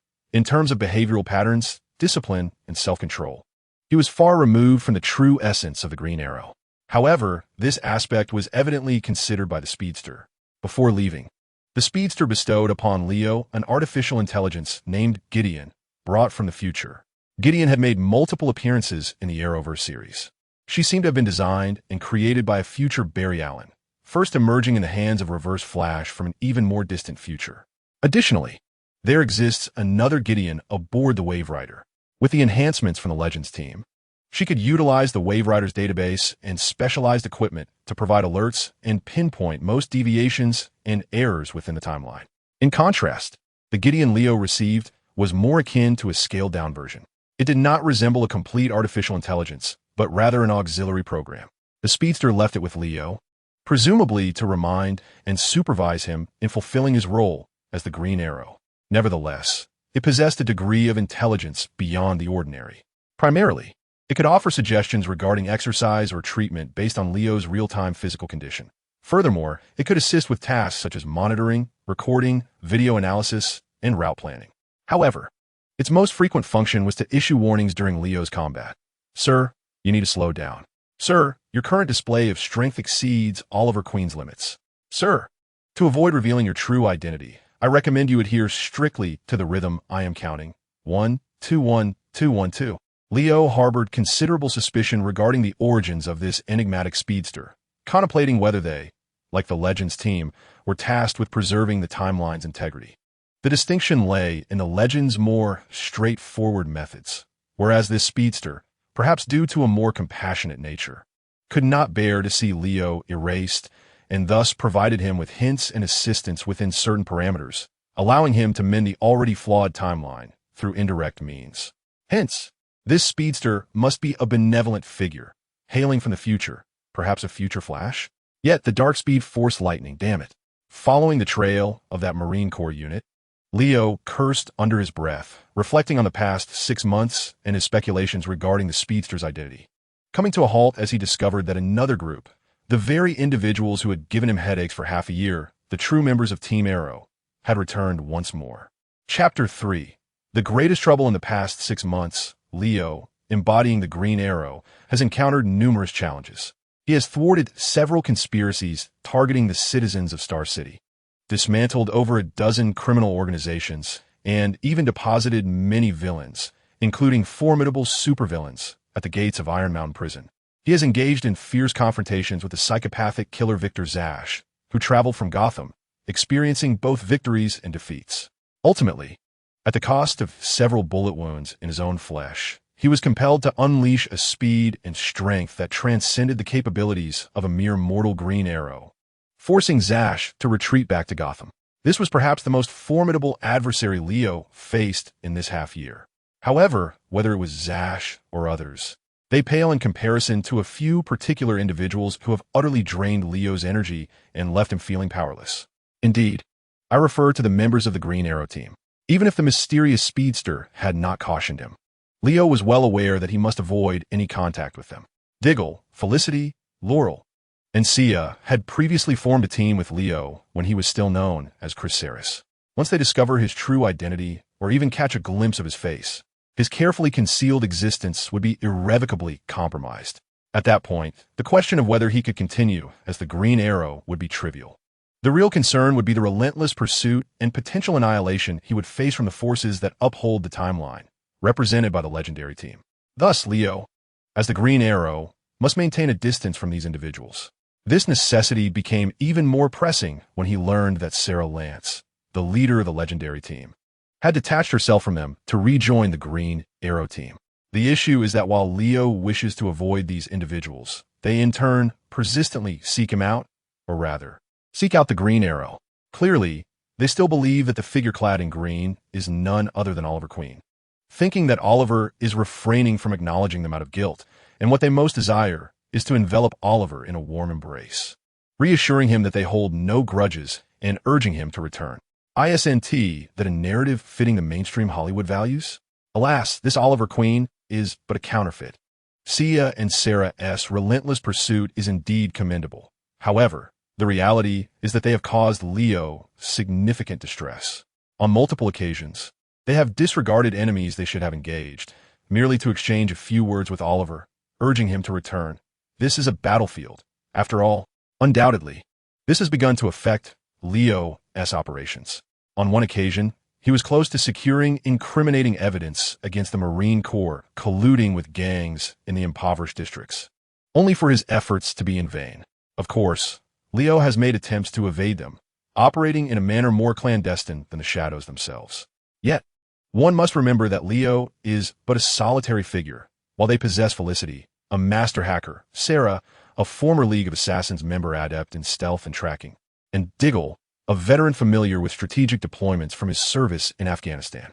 The three of them, working in concert, might not completely render Leo invisible, yet they could almost invariably detect his presence whenever he appeared. One must not overlook the most straightforward and blunt point. Green Arrow seeks to combat crime, and so do they. Thus, it would be prudent to converge at the crime scene, for Green Arrow would undoubtedly make an appearance there. As fate would have it, Leo had only tracked the deployed Marine Corps for a brief when Sia and Sarah arrived. Damn it, of all times. Having encountered similar situations in the past, Leo certainly could not dismiss the likelihood of Green Arrow's team arriving, something he deemed a probable occurrence. However, this time, their arrival was a tad premature, potentially jeopardizing Leo's plans. This night is particularly significant. The previous day, while dismantling the headquarters of a gang comprising fewer than 30 members, Leo discovered a meticulously printed invitation within. The invitation extended to the gang's leader an invitation to attend a gathering at a specified location on the evening of the following day, which happens to be tonight. For such a diminutive gang to receive an invitation to a gathering of this nature piqued Leo's interest. Thus, during the day, he shed his combat attire and infiltrated the impoverished district to gather information discreetly, only to uncover that several disparate gangs, lacking direct connections, had all received the same invitation. Clearly, someone was orchestrating significant events within the underworld of the impoverished district. Strangely, the invitation did not disclose the gathering's location, merely stating that someone would come to guide the invitees. How exceedingly clandestine. Leo certainly would not wait for someone to lead him. He had to devise an alternative strategy.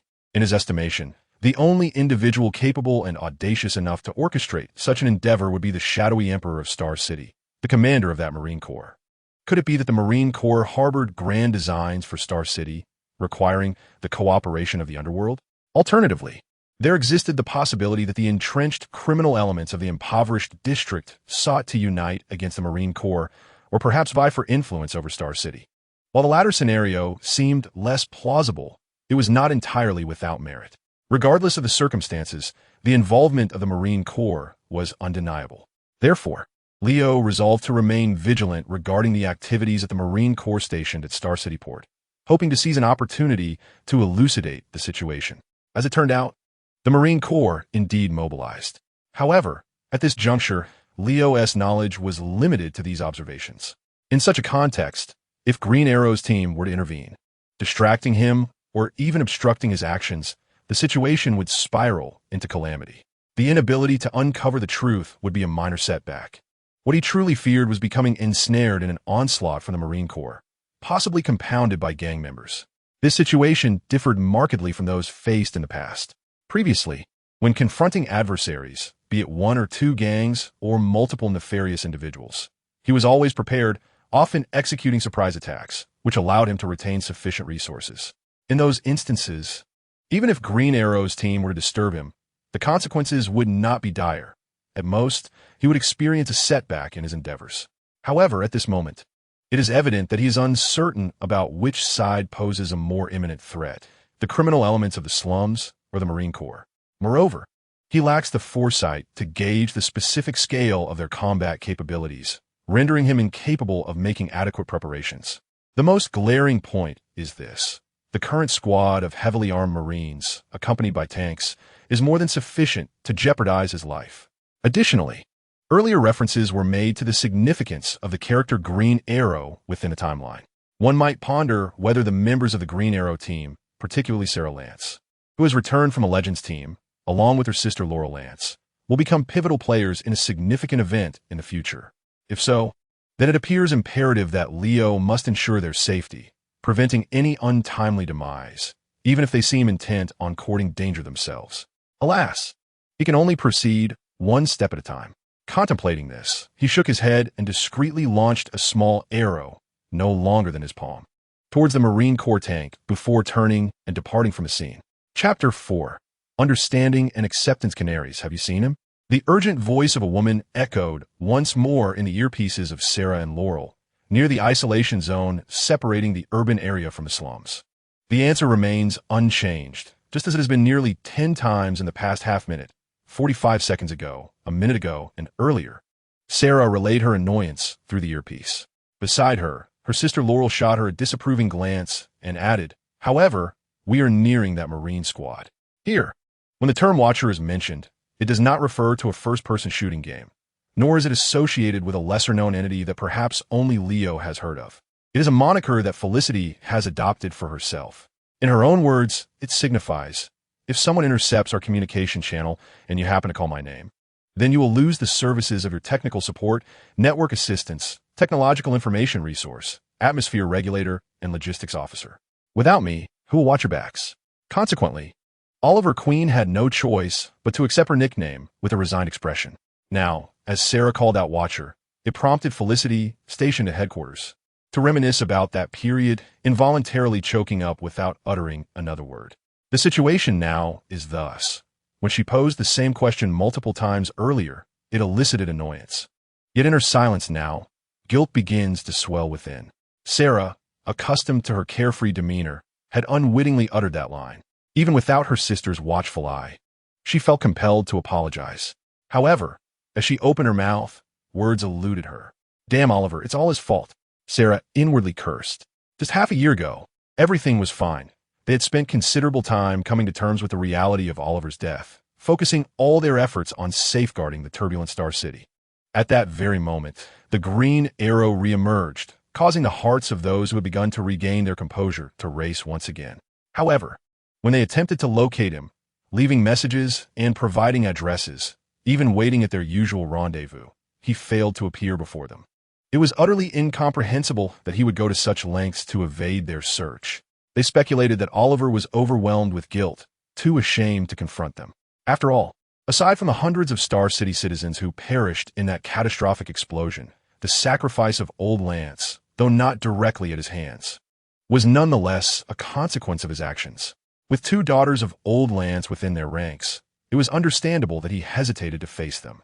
Moreover, given their understanding of Oliver, it was likely that the most daunting barrier he faced was his own conscience. Perhaps he even contemplated restoring order to Star City as a form of atonement, and subsequently entertained thoughts of self-dissolution. Understanding the situation did not equate to acceptance. For half a year, their interactions with the Green Arrow had devolved into a game of hide and seek, an exhausting pursuit that they had grown weary of. Had it not been for their deep-seated affection for this friend, this family member, they would have long since surrendered. Consequently, the matter lingered on, leaving them simmering in a cauldron of anticipation and disillusionment, verging on neurosis. The one most profoundly affected was, of course, Felicity, who had been in a romantic entanglement with Oliver prior to the incident. Sarah, having shared a period with Oliver, understood the complexities of loving such a person. Given the added dynamic of their current game of hide and seek, Sarah was astonished that Felicity had managed to hold on without succumbing to despair. It was nothing short of remarkable. Yet, this resilience did not bode well. The most immediate consequence was Felicity's heightened sensitivity. She often found herself ensnared in memories and melancholia triggered by seemingly innocuous remarks, leading to an ever-present low-pressure atmosphere. For instance, at this moment, the oppressive silence lingered, with everyone hesitating to speak for fear of upsetting Felicity until, guys, the Marine Squad is at 2 o'clock, but I haven't spotted the Green Arrow, Red Arrow, also known as Mia Dearden, broke the silence. The others, including Diggle, who had been silent throughout, breathed a collective sigh of relief at her words. "Felicity, are you still with us?" he inquired through his earpiece. "Yes, I'm here," Felicity replied, punctuated by a sound of her sniffling. "Wait a moment, let me check." "Huh? What's wrong?" "Oliver is not there." "Not there? But you said he was there, but not there. Where is he?" "Calm down, Felicity. Take your time." Taking a deep breath, Felicity clarified. "Here's the thing. He was indeed following that Marine unit, but at this moment, he's showing up on an old traffic camera 3 blocks away." So, Oliver had indeed trailed the Marine Squad, but now he had moved 3 blocks away. Diggle pondered for a moment. Could he have discovered something new? Indeed, there have been new discoveries. Upon hearing this, Sarah shrugged. He realized we were once again tracking him, so he left immediately. Well, Sarah's words carried a hint of jest. At first glance, they seemed rather implausible, yet upon further reflection, they were not entirely impossible. After a moment of silence, it was Shia who broke the stalemate. As Oliver's sister, Shia was the most audacious in expressing her thoughts within the team. She glanced at her teammates, noting their reluctance to speak, and then spoke directly. "So what shall we do? What are our options? We could either continue to follow that Marine Squad to see what they are up to, or abandon reason, forsaking our duties to ignore the impending or ongoing conspiracy, and pursue Green Arrow at will." This was not the first time the Green Arrow team faced such a dilemma over the past 6 months. They had encountered similar choices dozens of times, if not more. In those instances, the team often divided into 3 factions: the emotional camp, led by Shia and Felicity; the rational camp, represented by Sarah and Diggle, and Laurel's neutral stance. However, based on past experiences, it was likely that the indecisive Laurel would cast her crucial vote in favor of Shia's side, which left Sarah feeling somewhat exasperated. What she did not anticipate was that even Diggle would defect this time. "No, this is the rational choice," Diggle responded gravely to Sarah's skepticism. "Look down there. That Marine Squad is unlike the gangsters we usually confront. They are clad in bulletproof vests, armed with heavy artillery, and, heaven forbid, they even have a tank. If something goes awry, we would stand no chance. Recklessly approaching would only lead to our demise. This is beyond our capabilities, and, well, it is beyond Oliver's as well. Besides, he is reluctant to return out of guilt. This situation is precisely why he needs to collaborate with us to resolve this matter." Diggle's words illuminated Shia and the others. In response, Sarah shrugged once more, resigned to comply. "Fine, you all can try to persuade that stubborn fellow to reconsider," Sarah said, glancing towards the tank. "I will remain behind to continue the pursuit. We cannot afford for you to make progress while our target vanishes." So it was settled. Chapter 5. A fine imposter, it must be said. Diggle's analysis was quite astute. Even the exceptionally skilled and battle-hardened Oliver Queen could not hope to contend with a fully armed Marine Corps. In such circumstances, to unravel the unknown conspiracy involving the Marines, Oliver would have no choice but to seek collaboration. This was the irresistible reason compelling him to return and meet with the rest of the team. In any case, Shia and Felicity were already filled with eager anticipation. Furthermore, although Laurel and Sarah did not outwardly display their emotions, they harbored similar thoughts. Surely, he could not evade this time, could he? Unfortunately, they were unaware that the individual donned in the Green Arrow's combat attire was not Oliver Queen at all. Let's correct that. When they confronted the Green Arrow and unmasked him, they were astonished to discover that it was not Oliver Queen at all. Beneath the green mask was a figure bearing distinct Asian features, which, after a moment of shock, filled Sia and her companions with profound disappointment and a flicker of anger. The incessant inquiries from Felicity over the earpiece only heightened the tension. She was not present and remained oblivious to the unfolding chaos. While those on-site hesitated to divulge the truth, they found themselves trapped between the integrity of their principles and the inability to fabricate a convincing lie, leading to a growing agitation compounded by their earlier dismay and ire. In a moment of loss of control, Diggle forcefully shoved the imposter to the ground, gripping his collar tightly. "Who are you?" Diggle demanded, his voice laced with suppressed emotion. The imposter, evidently terrified by Diggle's outburst, trembled visibly and appeared to wilt under the pressure. "And no, it's not me. I'm just a pawn. You made me do this. Please, spare me. I haven't done anything." Witnessing the cowardice of the individual masquerading as her brother ignited Sia's fury, and she delivered a swift kick, effortlessly sending the imposter tumbling to the ground, where he rolled helplessly. What a waste of a physique that bears a slight resemblance to Ollie. "Must be on steroids," Sia remarked, her irritation palpable. In contrast to Sia's impulsiveness, Diggle's attention was fixated on something else. He strode purposefully towards the imposter, yanking him back to his feet. "You say he made you do this. Who is he? What did he instruct you to do?" Felicity's voice crackled through the earpiece once more. "Guys, have you found him? There are no cameras nearby, so I can't see what's happening. What's going on? There isn't some unforeseen disaster, is there? Oh, please don't treat me like this." Listening to Felicity's frail voice, teetering on the edge of despair, Diggle exchanged awkward glances with Sia and Laurel. After a moment of hesitation, Laurel offered some comforting words to Felicity to stabilize her, while Diggle and Sia pressed on, determined to extract the truth from the imposter. In truth, there is little need for persuasion. The terrified imposter readily divulged everything. "I am just a low-level member of the Triad," he stammered. Upon hearing this, Diggle paused momentarily, processing the information before regaining his composure. The Triad had once been one of the largest criminal organizations on the west coast of the United States, primarily engaged in smuggling and drug trafficking, with an extensive network and even its own elite enforcers and assassins. For a time, the Triad wielded immense influence in Star City, even establishing several disparate gangs as proxies, thereby dominating the city's underworld and forging connections with the political realm. However, upon Oliver's return from the deserted island, he engaged in several confrontations with the notorious gang in his first year, nearly uprooting it entirely and severing its ties with other criminal organizations in Star City. The Sanha Society contemplated a resurgence, yet each attempt was thwarted by the precision of Oliver's arrows, resulting in a detrimental impact on other enterprises, which only worsened their plight. For a time, the Green Arrow team seemed to vanish from the scene, likely consumed by the predatory nature of the criminal underworld. Presently, the Sanha Society, represented by this mere lackey, seemed to merely borrow the name of its former self, even if it were indeed a remnant of the original organization. It has since devolved into one of the many minor factions operating within the impoverished districts of Star City, and it was evident that this faction was particularly feeble, no longer posing a threat. Indeed, it had fallen to the point of admitting such petty thugs into its ranks.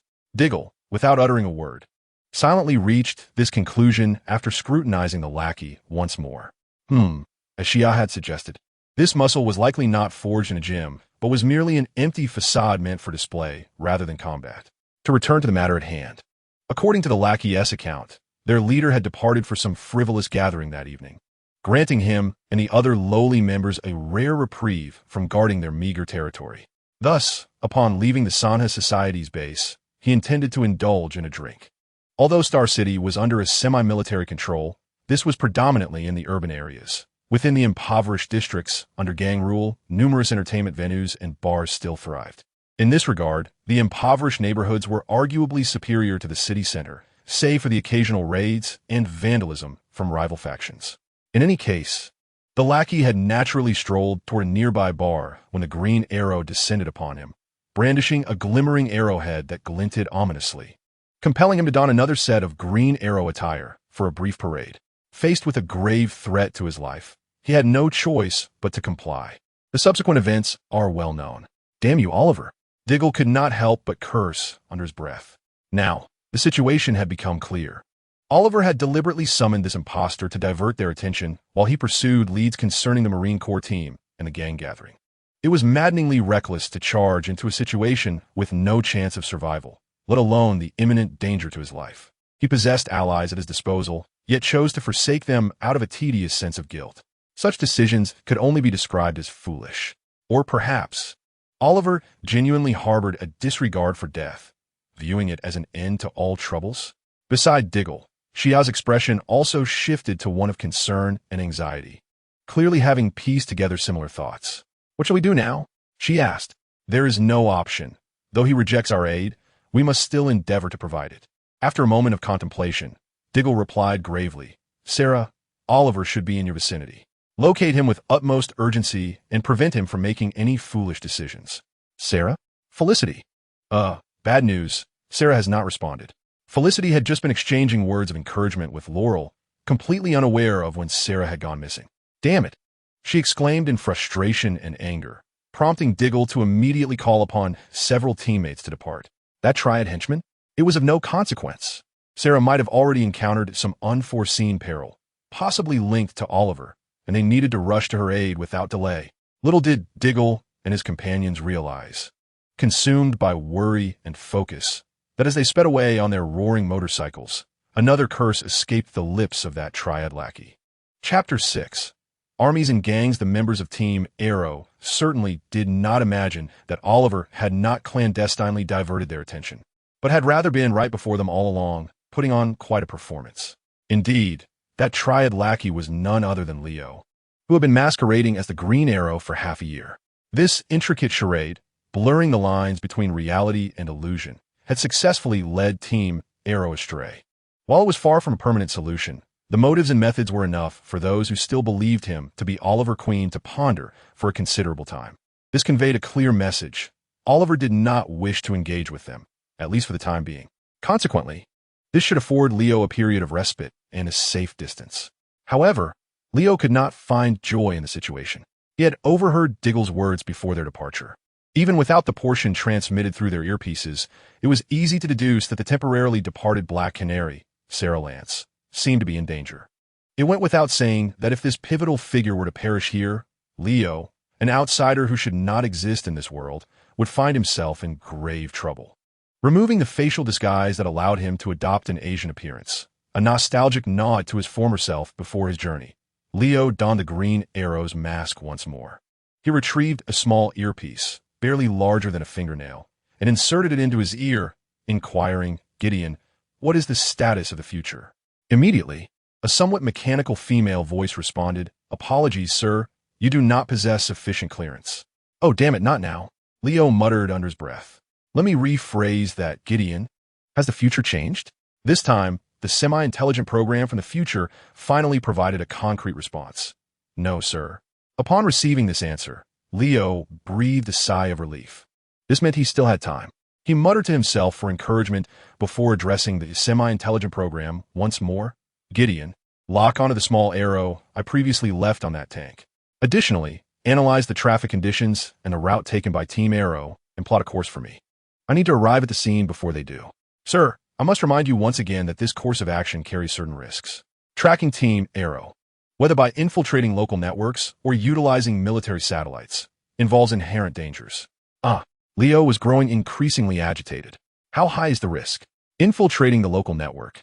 The likelihood of being discovered by Felicitas Mach is 4527, with a success rate of 10,000.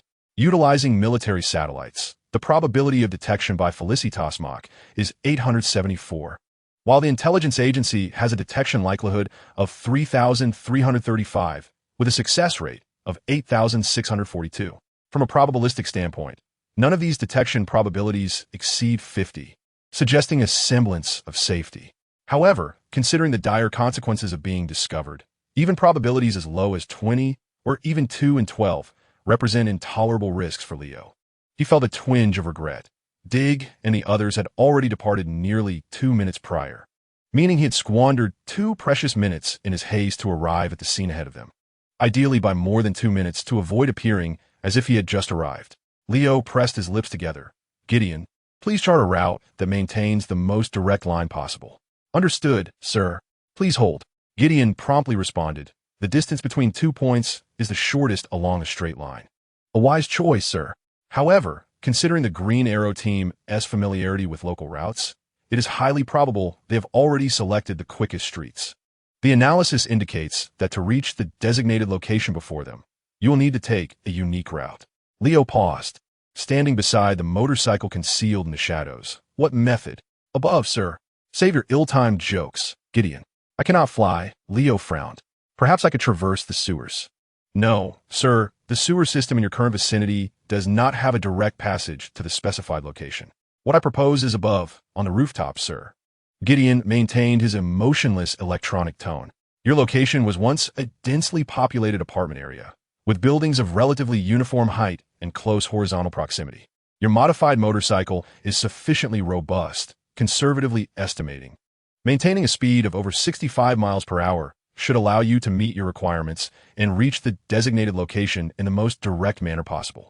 Well, I suppose riding on rooftops isn't unprecedented. I've seen it in countless action films before. Leo remarked with a hint of resignation. After glancing around to ensure no one was watching, he hoisted his specially modified motorcycle onto his shoulder and sprinted to the rooftop with a speed surpassing that of Olympic sprinters. Moments later, a black motorcycle began to soar rapidly across the skyline of the area. As Leo, the Green Arrow, and a few members of the Green Arrow team rushed toward their destination, the scene at the destination was quite different. The gatherings of numerous gangs in the impoverished area had come to an abrupt halt, not by choice, but by interruption. Currently, a Marine Corps squad of 20 had brandished their weapons, barricading both the front and back doors of the venue, a modest inn. At the main entrance, several gang leaders stood defiantly in confrontation with the Marine squad. Each of them likely brought along 2 henchmen or bodyguards, all armed and pointing their weapons towards the opposition. However, it was glaringly evident that the small pistols wielded by the henchmen and bodyguards were utterly incomparable to the assault rifles, grenade launchers, and even a tank possessed by the opposing Marine Corps. Consequently, most of the gang leaders appeared rather anxious, even fearful, which was hardly surprising. What was peculiar, however, was their occasional furtive glances toward the rear, conveying a palpable reluctance to remain in their current position, yet feeling compelled to do so. For the time being, neither side took any action, as over 50 individuals stood in a silent standoff. This stalemate persisted until the Marine squad grew impatient. The commanding colonel stepped forward, positioning himself beneath the tank's barrel, and ominously shouted at the gang leaders, "What is this? Have you gathered here to plot against us?" Simultaneously, the sound of gears whirring echoed as the tank's turret turned left, then right, and ultimately returned to face the gang leaders. A display of intimidation that was hard to ignore. The gang leaders momentarily fell silent, though several audible gulps could be heard. A conspicuous sound that only served to embolden the colonel further. "Not a word, huh?" he taunted, pointing accusingly at the gang leaders. "It has been what? 6 months since our joint rule over Star City? I had thought it had been years. May the Almighty bear witness. The military and the dregs of society united to restore order to Star City. A harmonious collaboration until you treacherous fools entertained other notions. Were those notions? Pray tell, what is the theme of your little gathering?" Before the gang could respond, the colonel abruptly waved his hand dismissively. "Guess what? I couldn't care less.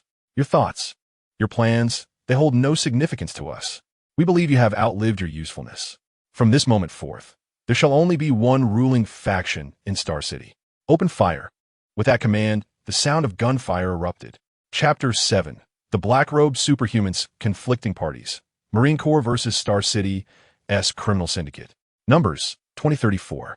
Individual quality, elite to weekly average. Equipment status, heavy artillery versus handguns. Tactical proficiency, commanding ability, team coordination, all quite apparent. It can be asserted that, aside from a slight numerical advantage, the Star City Criminal Syndicate was thoroughly outmatched by the Marine Corps before them. Even that numerical edge lacked the decisiveness required to alter the outcome. The mere presence of the tank rendered the gang's efforts futile, leaving them utterly defenseless. Thus, the instant the gunfire commenced, the gang's defeat became all but inevitable, with at least half likely to fall in a pool of blood. Yet, it did not transpire as expected. The majority of those present were taken aback to witness the inexplicable deviation in the trajectory of the bullets, shells, and grenades fired by the Marine Corps squad. Most of the projectiles struck the empty spaces on either side, while those still directed toward the gang were abruptly intercepted by a whirlwind that surged forth from within the hotel's entrance, sweeping them upward into the air.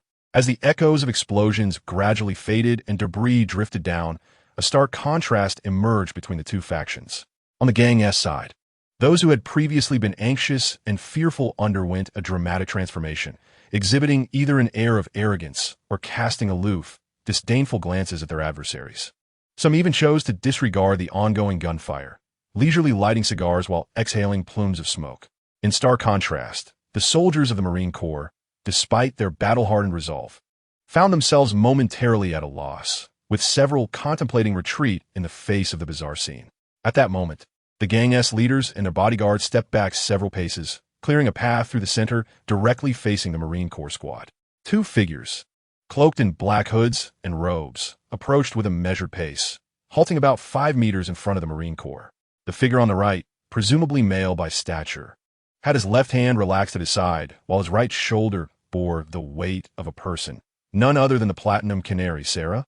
To his left stood a tall woman who, at that moment, removed her hood to reveal a strikingly beautiful face framed by golden locks. Unlike her stoic companion, she offered a courteous smile and a greeting to the Marine Corps squad. "Good evening, Colonel," she said, but the colonel showed no inclination to reciprocate.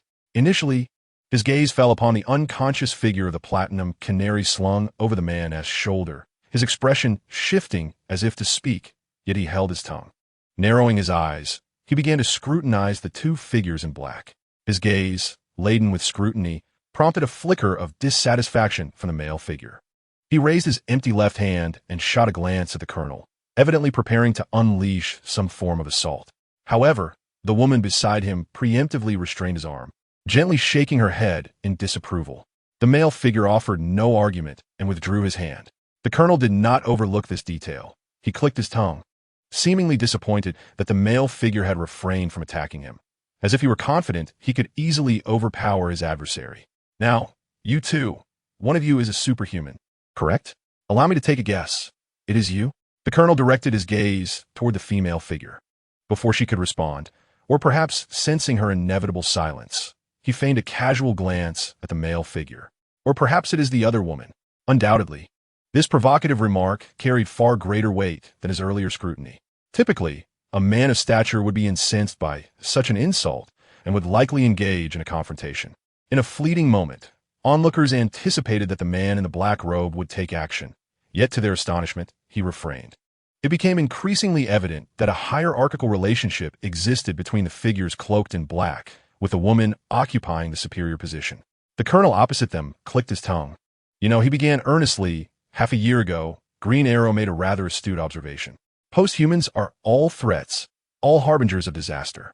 He momentarily glanced past the black-robed pair, directing his gaze towards the throng of gangsters behind them. "So is this your plan? You sought out, no?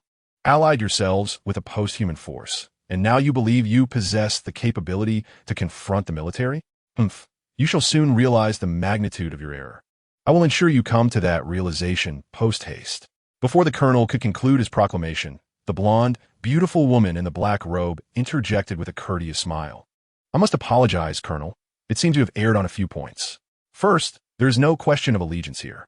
We are partners with these, societal figures." She inclined her head slightly towards the gang members, then turned back to face the colonel. "Second, we do not intend to confront the military. Our sole objective is to expel you from Star City." She paused momentarily, her smile transforming into something seemingly more genuine. "Lastly, and this serves as a supplement to the second point, as far as we are aware, you do not represent the military." The colonel's body tensed suddenly, and with a swift motion, he drew 2 handguns from behind his back and unleashed a barrage of bullets towards the woman in black. He could dismiss her earlier statements about her partnership and intentions, but her last remark clearly carried implications. To ensure the situation remained under control, he decisively launched his assault. The recoil, accompanied by a formidable impact, signified an impressive velocity amidst minimal change in mass. The colonel felt confident. Even if the opponent utilized that whirlwind ability again at this range, he would not falter. It was even possible that this sharp-tongued woman would not have the chance to unleash her powers before succumbing to her wounds.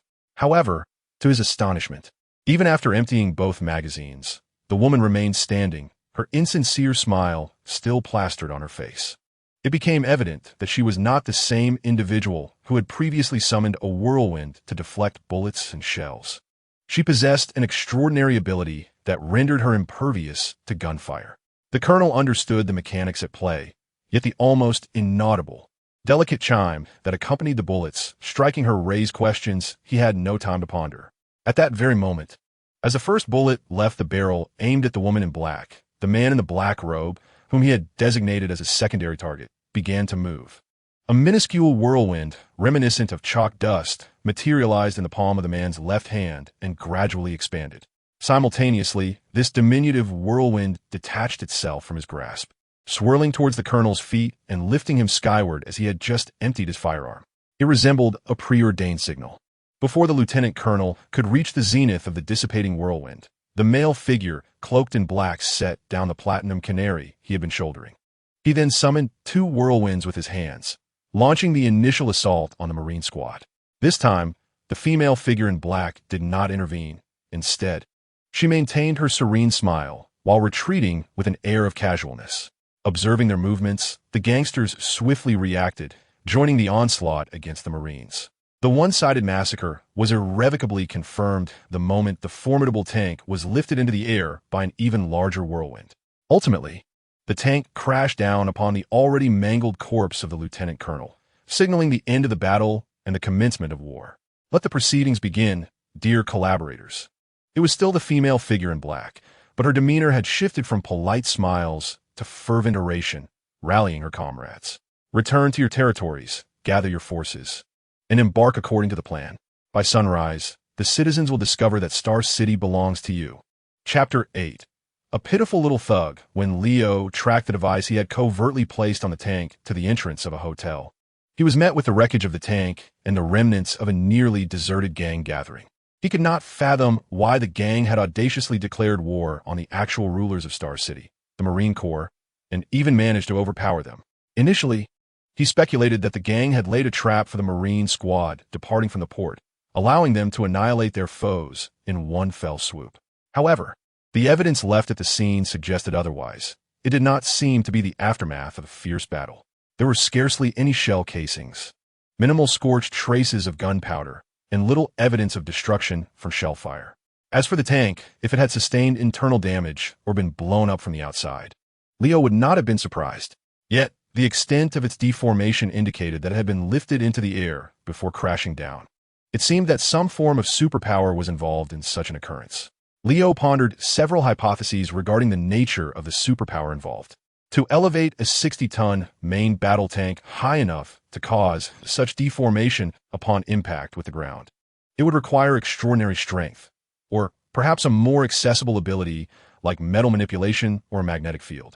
He recalled a character from the Green Arrow cinematic universe who bore similarities to Marvel's Magneto, capable of controlling a significantly larger oil tanker and floating it from the sea to land. Shaking his head to dispel the speculations, Leo decided against conjecture and descended upon a solitary gangster, seizing him and dragging him into a nearby alley for questioning. So, is it the ability to conjure whirlwinds? Leo mused, could it be a weather wizard? A weather wizard, an ordinary individual who, through serendipitous circumstances, acquires a means to manipulate the elements, thus gaining command over wind, rain, and lightning. In more recent iterations, he has acquired superhuman abilities, and the weather wand has been reimagined as an artifact akin to a weather control amplifier. In the more esteemed Arrowverse, the weather wizard indeed possesses formidable powers, capable of conjuring colossal tornadoes and even unleashing cataclysmic tsunamis capable of obliterating entire cities. Incidentally, to combat such a terrifying adversary, the Flash team has specially devised a weather wand to mitigate his powers. It likely isn't him. Leo mused after a moment of contemplation. Based on the description provided by the gang member, the male figure in the black robe produced that whirlwind from his palm.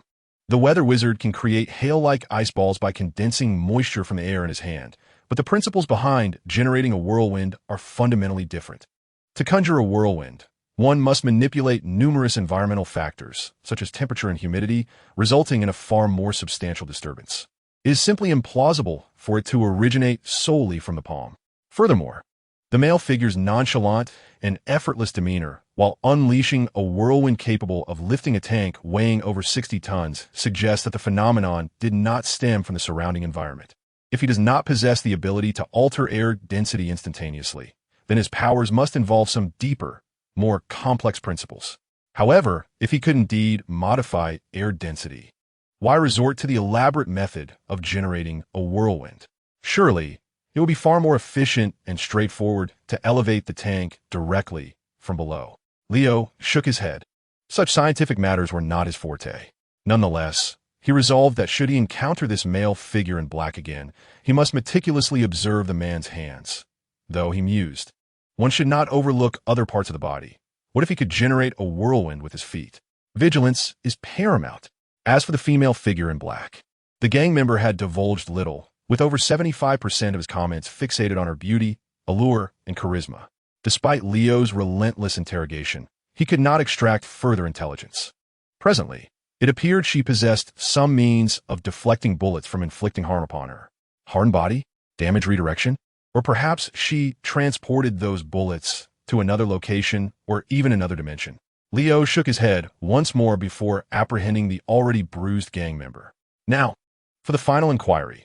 Have you ever encountered a woman clad in a white bodysuit wielding a long staff or two short ones? The frightened gang member eagerly nodded yes. Yes, the Black Canary. She was taken away by those two figures in black. Leo furrowed his brow. Taken away? Why? Where did they go? Wasn't this supposed to be the last question? The gang member, however, dared not argue with the Green Arrow. I don't know where they took the Black Canary. But I heard they planned to help us seize Star City from the military before leaving. Listening to the gang member stutter his words, Leo maintained a stoic expression. Although the response was not what he wished to hear, he accepted it begrudgingly. However, the notion of a conflict between the military and the underworld erupting in the city stirred a different sentiment within him. Choosing not to engage further with the lowlife, Leo released his grappling arrow toward the nearby skyscraper and ascended into the heights. Moments later, he was riding a motorcycle previously concealed behind a dumpster in an alley, heading towards the urban core. It is worth mentioning that the gang member exhaled a sigh of relief after witnessing the Green Arrow vanish into the towering structures above. He had heard whispers of the vigilante resuming his lethal pursuits following a significant event 6 months prior.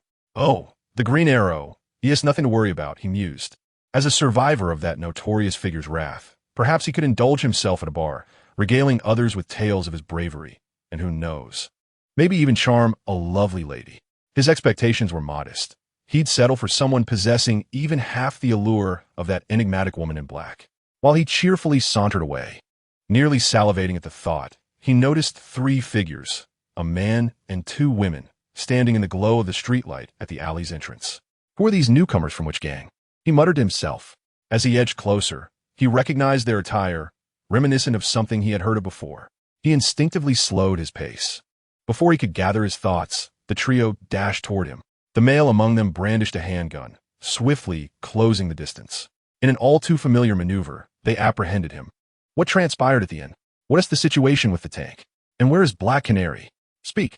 At that proximity, the gang member finally recognized his captors, Spartan, Diggle, Black Canary, Laurel, and Red Arrow, Speedy, who frequently collaborated with the Green Arrow. In the next moment, Diggle and the others exchanged bewildered glances. The hapless thug they had managed to corner had fainted from sheer terror. No, not terror. He had succumbed to anger. Chapter 9. Let the villains fight among themselves for a while without delving into the unfortunate fate of the gang member, who, after losing consciousness, was callously roused to endure further interrogation. Leo had just navigated his motorcycle across the remnants of a barricade and entered the city.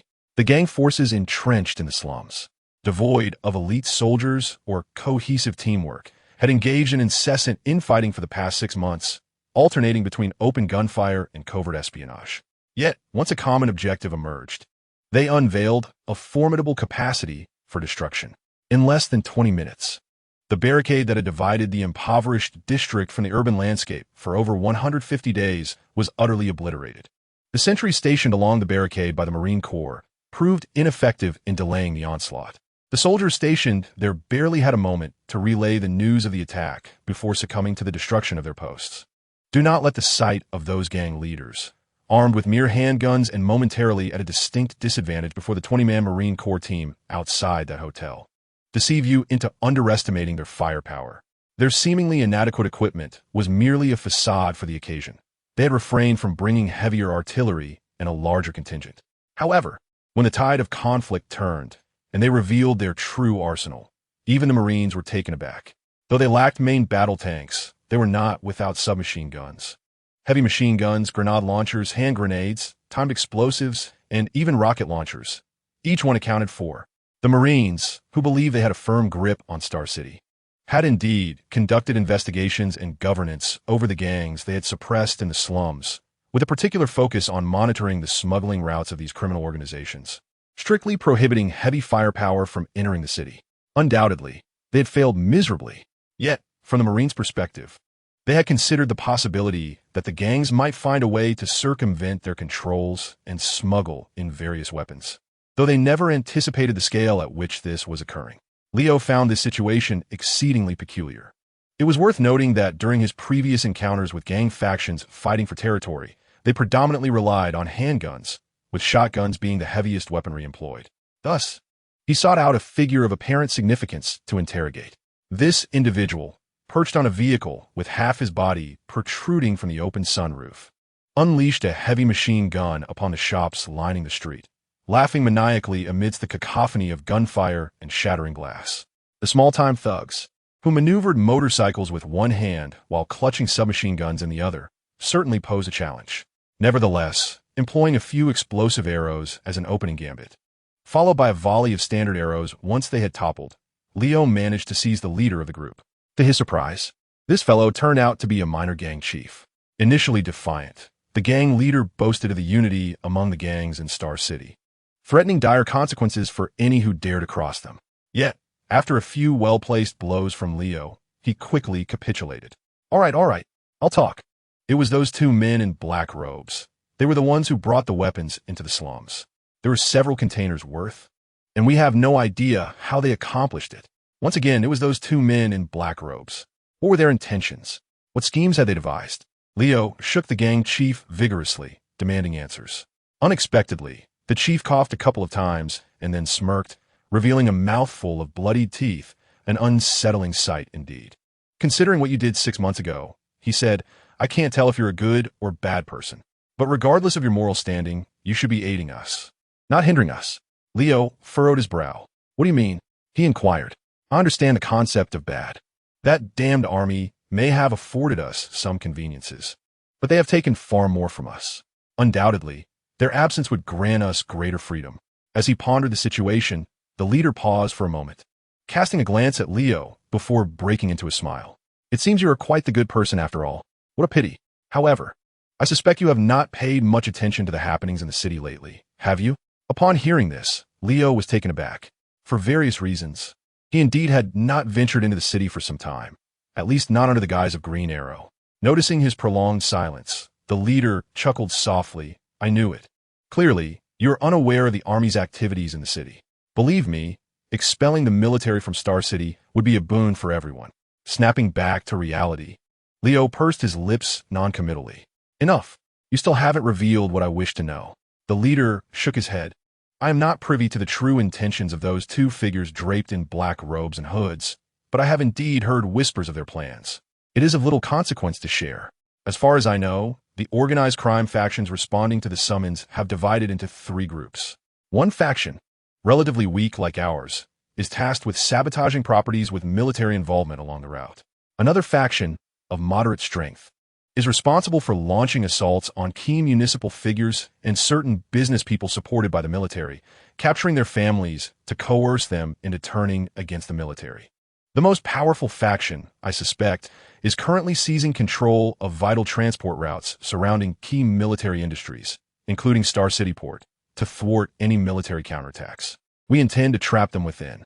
Are they aiming to eliminate the Marine Corps stationed in Star City? Quite the ambitious endeavor by those two in black robes. Alas, we remain in the dark regarding their true motives. Otherwise, we could prepare more effectively. Leo felt a wave of internal conflict wash over him. The leader had mentioned that the gang members were splitting into 3 groups. No, given the geographical spread, at least 9. Which side should he prioritize for intervention? From the perspective of a former ordinary person, why should he decide which side warranted rescue first? Why should he presume that others should endure danger for a longer duration? He finally understood why superheroes often band together. It was an overwhelming challenge to face alone. While the old adage states that all lives are of equal value, one side was engaged in destruction while the other consisted of individuals knowingly entering a life-or-death struggle. Shouldn't the municipal officials and their families, who are under duress, be the ones deserving of protection? Oh, and what about the future and my own safety concerning the Platinum Canary, Sarah Lance? Perhaps Leo should act selfishly and seek out Sarah first before considering others. Or perhaps he should rescue the innocent citizens under threat. Or perhaps he ought to prevent the conflict between the Marine Corps and the gangs to quell the sudden upheaval. Ultimately, not knowing Sarah Lance's whereabouts, he resolved to prioritize saving lives. The Marine Corps and the gangs entrenched in the impoverished areas were hardly virtuous. Let them engage in a brutal clash for the time being. Chapter 10. The familiar place. Many may perceive that the Garrison Marine Corps in Star City, being outnumbered and outmatched in equipment, is destined for failure under such meticulously orchestrated circumstances. At least, that is the conclusion drawn by the gang leader previously captured and coerced by Leo, as well as the various gang members Leo encountered along his path. However, Leo held a different perspective. The military, particularly special forces like the Marine Corps, undoubtedly harbors capabilities concealed beneath the surface. Therefore, he allowed the Marine Corps to engage in a mutually destructive conflict with the main forces of the Star City gang, while he chose to rescue those in need. It was not only Leo who doubted the one-sided nature of the battle. The enigmatic pair clad in black also shared this sentiment. They stood outside the municipal hall, situated in the southern center of Star City, alongside the tightly bound Platinum Canary. Besides them, one of the most formidable factions of the gang had completely surrounded the area, which resembled a construction site. This resemblance stemmed from the fact that this location was not the office of the puppet mayor and other political figures in the northwestern part of Star City that had been lost for half a year, but rather the former municipal hall office, the very epicenter of the catastrophic explosion 6 months prior. The mysterious duo had not ventured to Star City Port or any other location, but had instead chosen this site, an intriguing choice to say the least. The transformation of this area into a construction site was due to the newly appointed mayor's proposal to erect a monument at the site of the devastating explosion, both as a tribute and as a means to attract tourists to Star City. This proposal was swiftly approved, and the ruins were cordoned off for construction.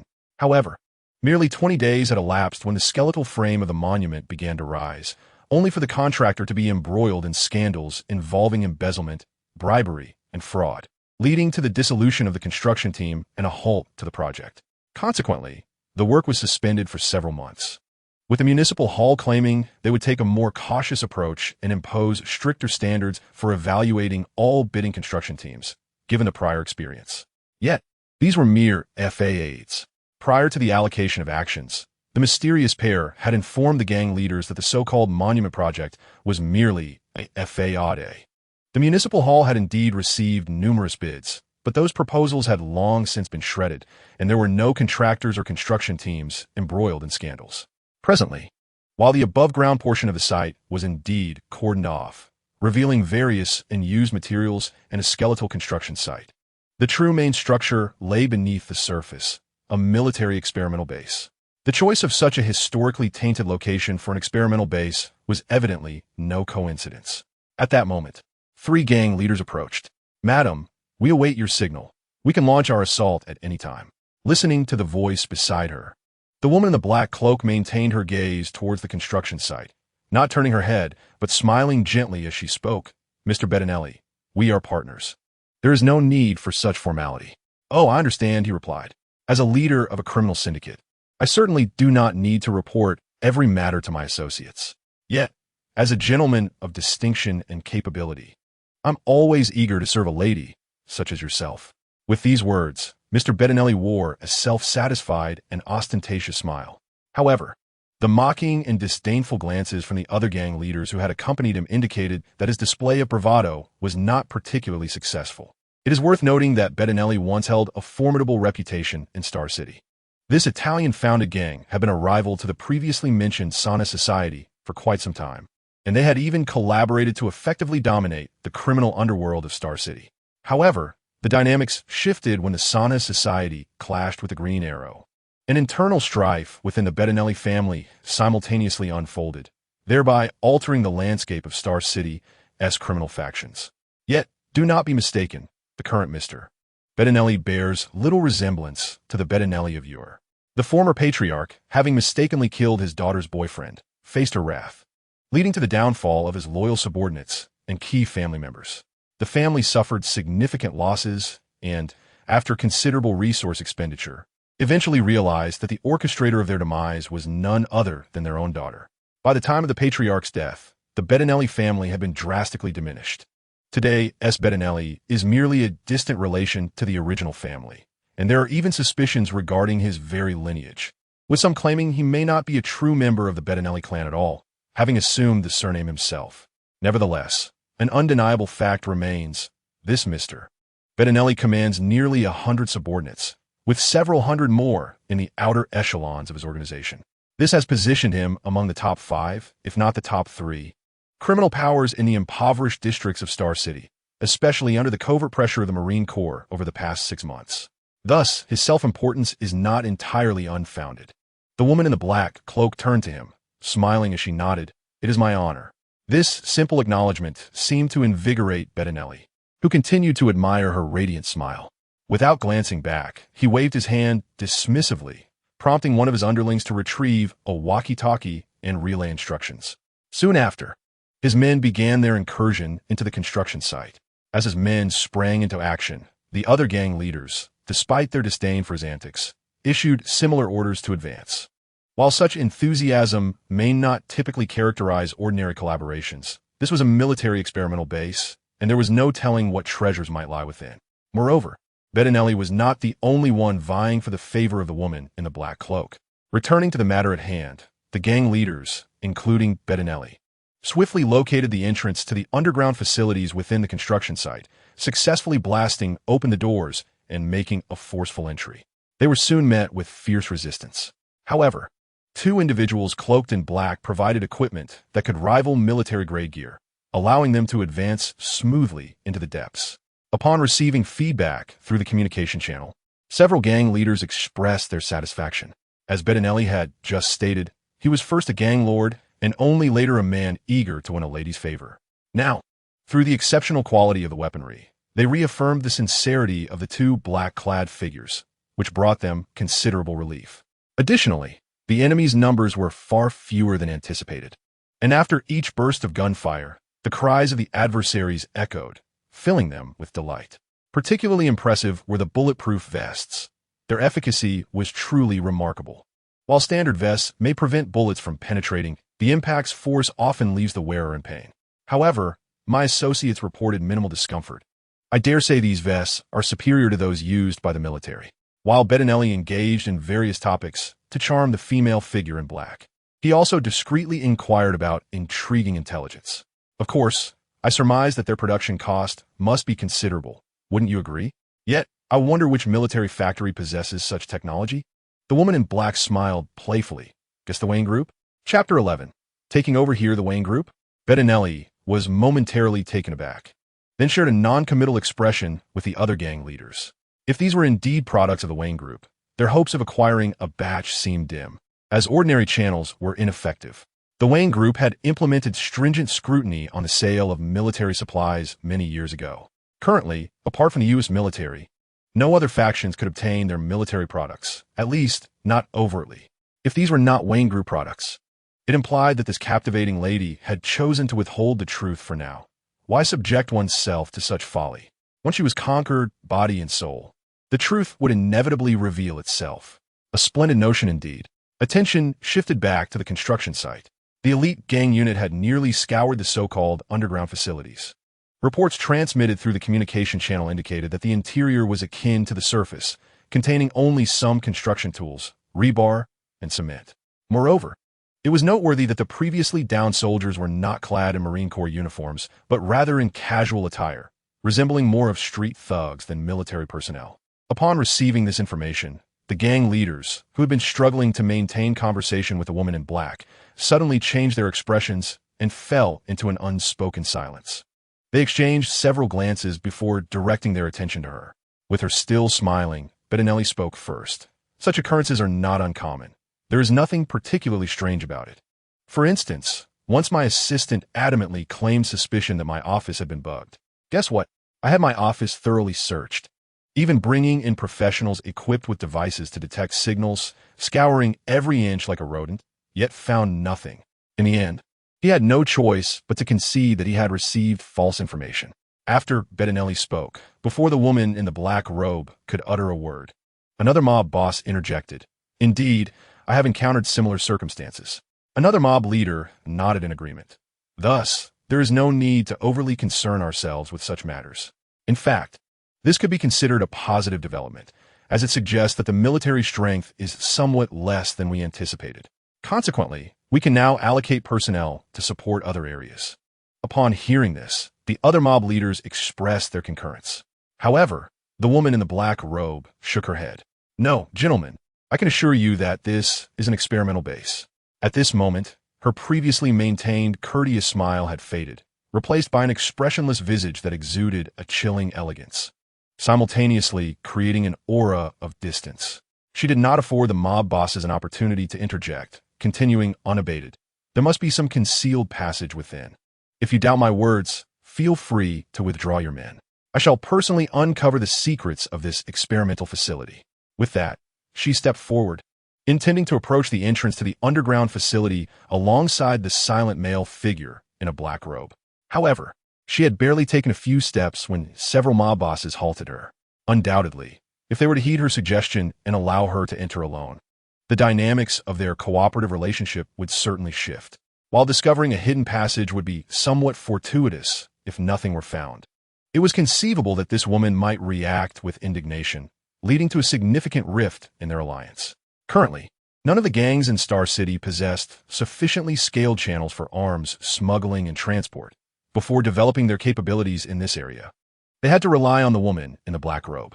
Those who could maintain a favorable relationship with her, or even secure a more advantageous position, would undoubtedly gain a head start in the impending gang warfare that would erupt following the military's expulsion. Each mob leader harbored such intentions. Otherwise, it would be naive to assume that these gangsters were mere brutes.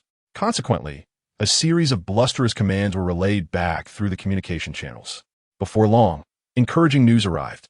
Behind an exceedingly mundane wall, there indeed lay a concealed entrance, hidden behind a cement panel disguised as a wall, leading to an electronic blast-proof metal door reminiscent of those found in bank vaults. The mob boss's spirits soared as they eagerly issued commands to blast open the metal door.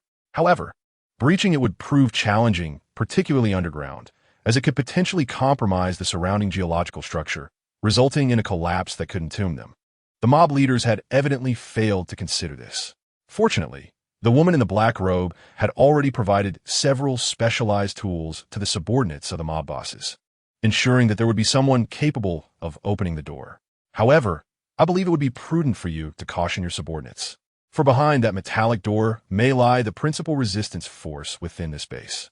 Before the woman in the black robe could finish her words, the eager gang leaders hastily expressed their opinions, asserting that it was unnecessary or that their men could handle the situation, with Bettinelli astutely adding that it was thanks to the equipment you provided. Shortly thereafter, these gang leaders found themselves regretting their bravado. Static and shouts erupted from their respective communication channels. This time, the cries did not emanate from the enemy. Rather, they came from the mouths of their own gang members. One by one, voices faded from the communication channels. Amidst the intermittent transmissions, the gang leaders barely discerned words such as monster, mist, very fast, arrow, invisible. Unable to break through, don't shoot, help. An arrow, green arrow? Impossible. One gang leader exclaimed anxiously.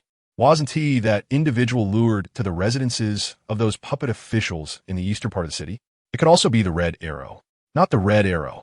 The other members of the Green Arrow team had only just entered the city, engaged in thwarting those responsible for the destruction. I just confirmed it. Another gang leader, having concluded a phone call that lasted less than 20 seconds, said grimly, "Thus, we are confronted with a new archer. It may not necessarily be a new archer. It could also be an old one, such as the Black Arrow. Black Arrow is Malcolm Merlin. I find it rather perplexing that you have been unaware of this. Furthermore, Merlin was long ago expelled from Star City. It is said that half a year ago, he attempted to meddle in affairs concerning Star City, only to be defeated once again by the darkened Green Arrow. It cannot possibly be him inside. Not necessarily. Perhaps he has been contracted by the military." As the gang leaders engaged in discussion, the battlefield relayed the final few voices. Two of them could be recognized. One was Bettinelli, and the other proclaimed, "They are coming." It is not difficult to comprehend. The former likely represents a disgruntled subordinate of Bettinelli, cursing him in his dying moments for assigning him such a deadly task, while the latter voice seemed to belong to a gang member gravely injured or on the verge of losing consciousness, likely indicating that the enemy was about to eliminate these intruding gang members and advance toward the gang leaders outside. Cold sweat broke out among the gang leaders. That is nearly 300 individuals, the elite of these gangs. Even if we consider those dispatched elsewhere, this constitutes a significant portion of our strength, and now, they're all ensnared within. Let us retreat for now. We shall return once we have dealt with the other enemies. Indeed, we shall strategically withdraw. Ladies, we must leave. This place is no longer safe. Remarkably, the gang leaders remembered to summon the woman in the black robe as they fled. However, she did not follow them out. Even as Bettinelli reached out to grasp her arm, she nonchalantly shook him off. Several mob bosses had already sensed the peculiar demeanor of the woman in the black robe, who now smiled, though her smile was not merely courteous. It radiated a certain satisfaction. "Gentlemen, fret not. We have taken over from here." With that, she signaled to the male figure in the black robe beside her. He nodded in response, producing a device the size of a lighter from his pocket and pressing a button. Boom, boom, boom. Chapter 12. This is the contingency plan. As the deafening explosions echoed from the so-called military experimental base, Bettinelli's gaze returned from the chaos, his complexion paling. "You deliberately lured us here to set a trap and annihilate our men?" he exclaimed incredulously, staring at the woman in the black robe. "Why? What have we done to offend you?" Another mob boss stepped back several paces, distancing himself from the two figures in black. "Are you in league with the military? Are they planning to turn against us? Or do you intend to eliminate both us and the military?" "Of course not," the woman in black replied, shaking her head with an earnest expression. "For now, and for the foreseeable future, we are partners. At least that is what I believe." The once formidable boss, now diminished, had invested all his remaining forces into this collective operation of the Star City mob, intending to showcase strength while reaping greater rewards. Now, however, none had returned. "So this is your definition of partnership? Deceiving him, slaughtering his subordinates, seizing everything he possesses?" He spoke with a heart heavy as ash, his body trembling slightly as he bent over, gasping for breath. As the initial shock began to ebb, a glint of madness flickered across his face. He violently shoved away the only remaining subordinate who had come to his aid, snatching the pistol that had just been returned to its holster. In a swift motion, he shot the last subordinate in the head, blood and brains splattering across the ground, before directing the barrel towards the woman in black. Regrettably, had he not eliminated his last remaining ally, had he not squandered precious moments allowing others to react, perhaps he could have succeeded in dragging these two figures in black to hell. Such was the thought of the former mob bosses, now stripped of their power. What a pity. In fact, Bettinelli was the most fortunate among them. He still possessed a modicum of influence back in Italy, and just days prior, he had sent several subordinates to manage a matter there. Thus, he still had allies and the potential for resurgence. Moreover, he suddenly realized that this presented a colossal opportunity. If the two figures in black were to strike against them, it was likely that mobsters in other directions would not escape unscathed either. Regardless of whether the two figures cloaked in black conspired with the military to orchestrate the demise of their gang or sought to prey upon their rivals while emerging as the ultimate beneficiaries, the aftermath would leave the underworld of Star City decimated. At that juncture, it would be his moment to ascend. To him, any city, any locale where humanity resides, there exists the potential for conflict over interests, and where such conflicts arise, the presence of organized crime is inevitable. Whether the military continue to hold power or the forces backing the two cloaked figures establish themselves as the new rulers of Star City, Bettinelli was more than willing to pledge his allegiance, ready to consolidate the underworld factions. In a landscape where other leaders have fallen, who could rival his qualifications and experience in this arena? They need me. They have no one but me. With this thought, Bettinelli cast aside any hesitation, rolled up his pant leg, and retrieved a compact handgun, a 9mm manufactured by Beretta, the esteemed company from his homeland, Italy. He swiftly eliminated the former gang leaders and then turned his gaze toward the female figure in black, realizing he could harbor no improper intentions. Beside her, the male figure assumed that Bettinelli intended to shoot the woman, instinctively raising his hands in surrender. Yet, the female figure gently restrained him, shaking her head before fixing her attention on Bettinelli. Indeed, Bettinelli had no intention of aggression. Instead, he turned the gun toward himself, bowing slightly and lowering his head as he presented the handgun to her. This gesture was a quintessential declaration of fealty. Though unconventional in the form of a handgun rather than a sword, according to ancient customs, if she were to touch his right shoulder and then his left, it would signify the acceptance of his loyalty, thereby sealing their bond of allegiance. However, the woman did not proceed with this ritual. Instead, she gracefully took the compact handgun from Bettinelli's hands, examined it for several moments, and then returned it to him. "Mr. Bettinelli, I commend your decisiveness," she remarked. But the word, however, caused Bettinelli to instinctively hold his breath, having gone to such lengths only to be met with rejection. Despair loomed over him as he recognized his inferiority to the two figures cloaked in black.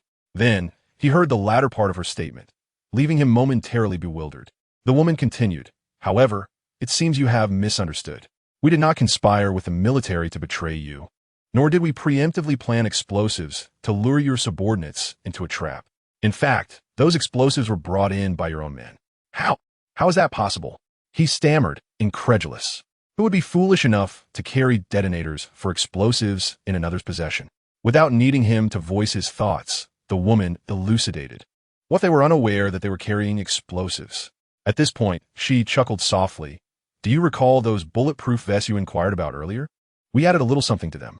Thus, it was revealed that the cloaked figures had covertly equipped the bulletproof vests provided to the various gangs with explosives. Indeed, although it might not be immediately apparent, the bombs are not particularly large, and therefore cannot contain a substantial amount of explosives. A couple of them would not yield a significant explosive effect. However, if there were dozens, or even hundreds, then the situation would be markedly different. Yet why is that? You claim to consider us partners, which is rather perplexing. Nevertheless, I did indeed caution you, did I not? The woman in the black robe interrupted Bettinelli, shaking her head with an expression of regret. Had your subordinates not charged recklessly according to your orders, but instead retreated to establish a defensive position after opening that door, we might very well have been toasting with champagne in that experimental base by now. The crux of the matter is that you made a grave error to ensure victory. I had no choice but to activate the contingency plan. Therefore, it is you who have brought about the demise of your subordinates, not us. Do not forget, your men did not perish beneath bombs we planted. Ironically, it is the explosives we concealed within those bulletproof vests that avenge your subordinates. With a grim expression, Bettinelli could not suppress a swallow. So, that was the case. The logic began to unravel. For the treasures within that military experimental base, the individuals in black had devised two plans. After the gang leaders botched the first, the woman in black initiated her prearranged strategy to ensure the objective would ultimately be achieved. So what exactly lies within? Chapter 13. In the name of Bettinelli, what could possibly motivate those two figures in black to orchestrate such an elaborate scheme? Bettinelli was acutely aware that, given the current circumstances, he should not, nor was he entitled to, pose such a question. However, he could not help himself. It felt as though dozens, if not hundreds, of cats were scratching at his insides, until he comprehended what the black-robed individuals were so resolutely and unscrupulously striving to obtain. His heart would remain unsettled. Surprisingly, the woman in black did not respond as he feared, with a curt admonition to cease his inquiries and silence him. Instead, her captivating visage bore an expression that seemed a blend of longing and nostalgia. Within that place lies the most extraordinary of phenomena. Bettinelli was taken aback by her statement. She paused momentarily before jesting. "Oh, by the way, regarding the misunderstanding we spoke of earlier, there's still one point I have yet to mention. This experimental base is not what you might presume to be military in nature. At least, it is not the handiwork of the Marine Corps. It is a secret department affiliated with the United States military, yet operates independently of its organizational structure and administrative list, having coveted this site for its unique attributes, thus covertly occupying it for research." Bettinelli swallowed nervously. "A secret department?" "Indeed, one that specializes in dealings with superhumans and related incidents, occasionally engaging in clandestine activities with the U.S. military and government. Its full name is rather lengthy, but you may refer to it as Tinyan." Suddenly, the woman in black halted, gazing quizzically at a section of the construction site's perimeter wall. As the billowing smoke from the earlier explosion gradually dissipated, a shadowy figure emerged in the haze. Moments later, the woman in the dark cloak turned her gaze towards Bettinelli, a cryptic smile gracing her lips. "I never anticipated there would still be a living soul amidst the chaos, especially one of such distinction." Bettinelli, bewildered, followed the direction of her glance, squinting to discern the figure still shrouded in smoke and shadow. Suddenly, a purple arrow shot forth from that direction, arriving before Bettinelli with astonishing swiftness. In the next instant, the arrow pierced through his forehead, exiting his skull, and lodged itself into the ground behind him, trailing wisps of crimson and ivory. Had Bettinelli not previously dispatched those gang leaders and their remaining henchmen, the scene would likely have erupted into chaos upon his demise. In mere seconds, Bettinelli had been slain. The male figure in black displayed an impassive demeanor, executing orders with the soullessness of a machine. Conversely, the woman in black exhibited neither rage nor despair. Instead, a glimmer of delight flickered across her countenance. This was indeed a rare surprise, she mused as she regarded the newcomer. The figure stepped into the light, revealing herself to be a woman. However, she did not approach the woman in black. Rather, she knelt beside Bettinelli's lifeless body, producing a handgun and effortlessly firing several rounds into his heart. This act transcended duty or allegiance, morphing into a matter of personal vendetta. After expending those bullets in a fit of rage upon Bettinelli's corpse, the woman crouched down, grasping Bettinelli's hair and drawing his head close to her lips. She whispered into his left ear, "Farewell, dear uncle, whom I have neither met nor heard of. Thank you for tarnishing the Bettinelli name." Ah, who could have anticipated that it was Helena Bettinelli? Helena's backstory had been touched upon previously. In the heyday of the Bettinelli family's criminal empire in Star City, the head of the family had learned of an internal informant gathering evidence against one of his most trusted aides. He promptly dispatched someone to eliminate the traitor. Unbeknownst to him, the informant was none other than his daughter Helena's boyfriend. What was even more shocking was that the one gathering evidence was not that unfortunate boy, who had scarcely been aware of the danger, but rather Helena herself, who had once been innocent and idealistic, believing in a world of absolutes. However, following her boyfriend's death, Helena underwent a profound transformation. She came to realize that darkness did not reside solely within her father's aide, but within her father himself and the majority of their family. These very individuals were responsible for her boyfriend's demise, and she vowed to exact her revenge. As the family business continued to flourish, Helena secretly honed her skills. Over the course of several years, she transformed from an innocent girl into a ruthless assassin. She commenced her campaign by eliminating the family's most lucrative members, followed by those who devised strategies, and subsequently the enforcers. In the course of her machinations, she inadvertently sowed discord, turning the family against its most crucial allies. Ultimately, she nearly obliterated the entire criminal enterprise single-handedly.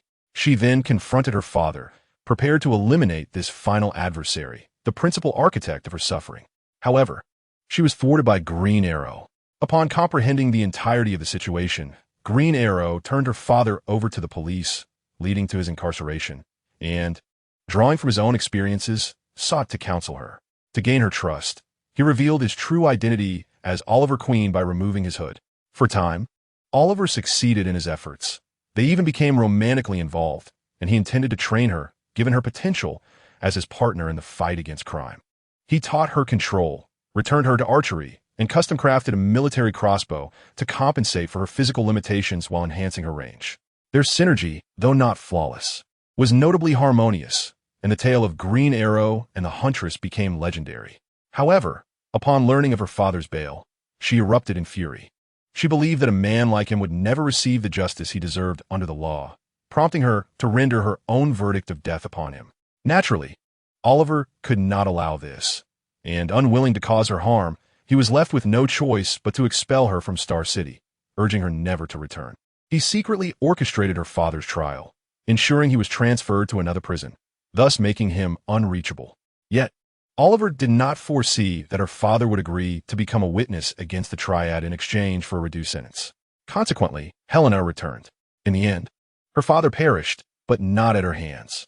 She made the attempt, confronting him in battle, yet found herself unable to strike. It was only when a stray bullet struck her father, causing him to collapse before her, that her mind went blank.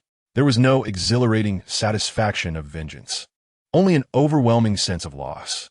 This time, Oliver, persuaded by the other members of Team Arrow, refrained from intervening. Given the chaos Helena had wrought, it was clear she deserved to face consequences. Thus, Helena was taken away, never to return to Star City, until now. Is the Archer they speak of in the communication channels you? The Black Siren inquired, a smirk playing on her lips. Welcome back, Miss Bertinelli. I never anticipated your alliance with the Eye of Providence. By the way, aside from yourself, are the others, should I say other beings, within all deceased? Chapter 14. Consolidating the underworld of Star City. Upon hearing the name, Miss Bertinelli, Helena furrowed her brow, but chose not to respond further. She gazed at the corpse of her uncle, which she had just cast aside, remaining silent for 2 or 3 seconds before addressing the woman in the black robe. I was the one who shot the arrow, but the monster was not of my making. You should consider yourselves fortunate. I'm the only one who has emerged alive. As she spoke, she removed the crossbow slung across her back and carelessly discarded it, followed by the handgun she had just holstered and then a series of small tools. All thrown away. Kill me then. Why would I kill you? The woman in the black robe replied gently, her expression devoid of surprise. No, we are both women. We should look out for one another. You do not understand, Helena said, a hint of irritation in her gesture. Listen, you seem to be an intriguing woman, and I find you likable. However, if you do not kill me, I will have to eliminate you instead. You do not comprehend. There's a capsule bomb implanted in your neck, the woman in black interrupted Helena. Am I mistaken? Indeed, I am aware. The Eye of Heaven has its usual methods. Helena responded, as the woman approached her, scrutinizing her neck as if she could see through to the inside. She gently touched the skin there, causing Helena to question if she had encountered a romantic interest. The woman withdrew her hand, once again donning a smile that was no longer merely polite. It is indeed a bit tricky, yet not insurmountable. Perhaps you should accompany us. One of our companions would be more than willing to assist you with the capsule bomb. Helena hesitated. But, do not worry, dear. As long as you are by my side, that capsule bomb cannot be remotely detonated. After a moment of contemplation, Helena nodded in acceptance of this assertion.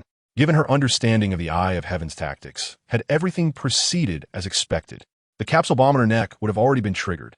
After all, due to the explosion at the experimental base, she had lost her communicator, and the time had long passed for maintaining contact with the Eye of Heaven. Following that explosion, they would undoubtedly seek her out to ascertain her condition.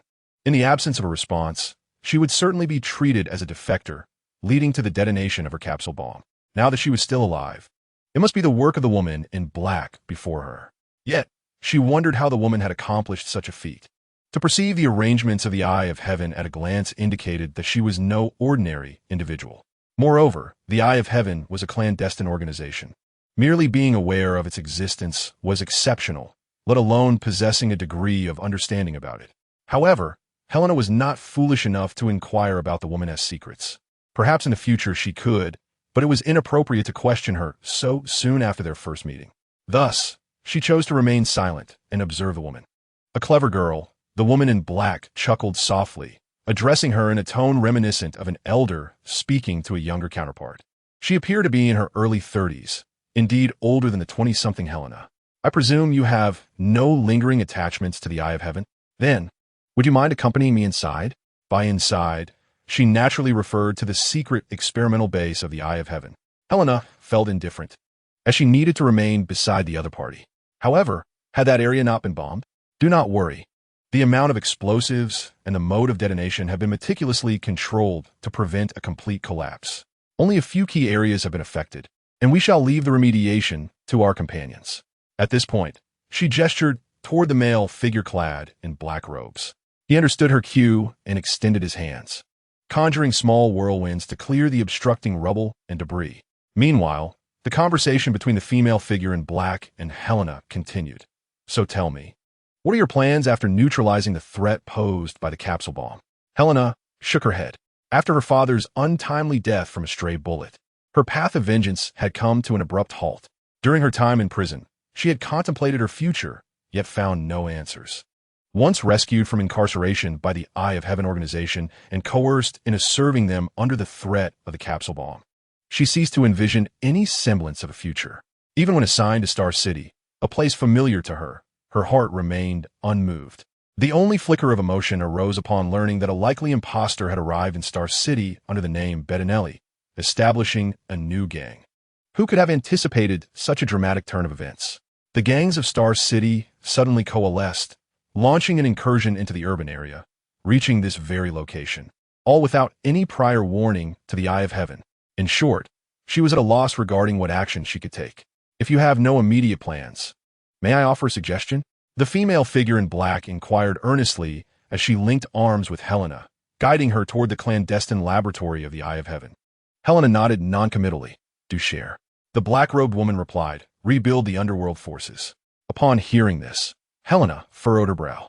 Before she could voice her disagreement, the woman continued, hold on before you dismiss it outright. I am aware of your aversion to gangs and illicit activities. But what if it were an underworld force under your control? I'm not referring to a single gang, but rather the entirety of the underworld in Star City. Helena expressed her astonishment, tilting her head slightly as she pondered the proposition. The woman persisted, you must recognize that every place has its share of underworld influence, which, to put it bluntly, can be seen as a societal malignancy, or in a more favorable light, as an organization conducting activities outside the bounds of legal frameworks. The law regulates life, but is not without its imperfections.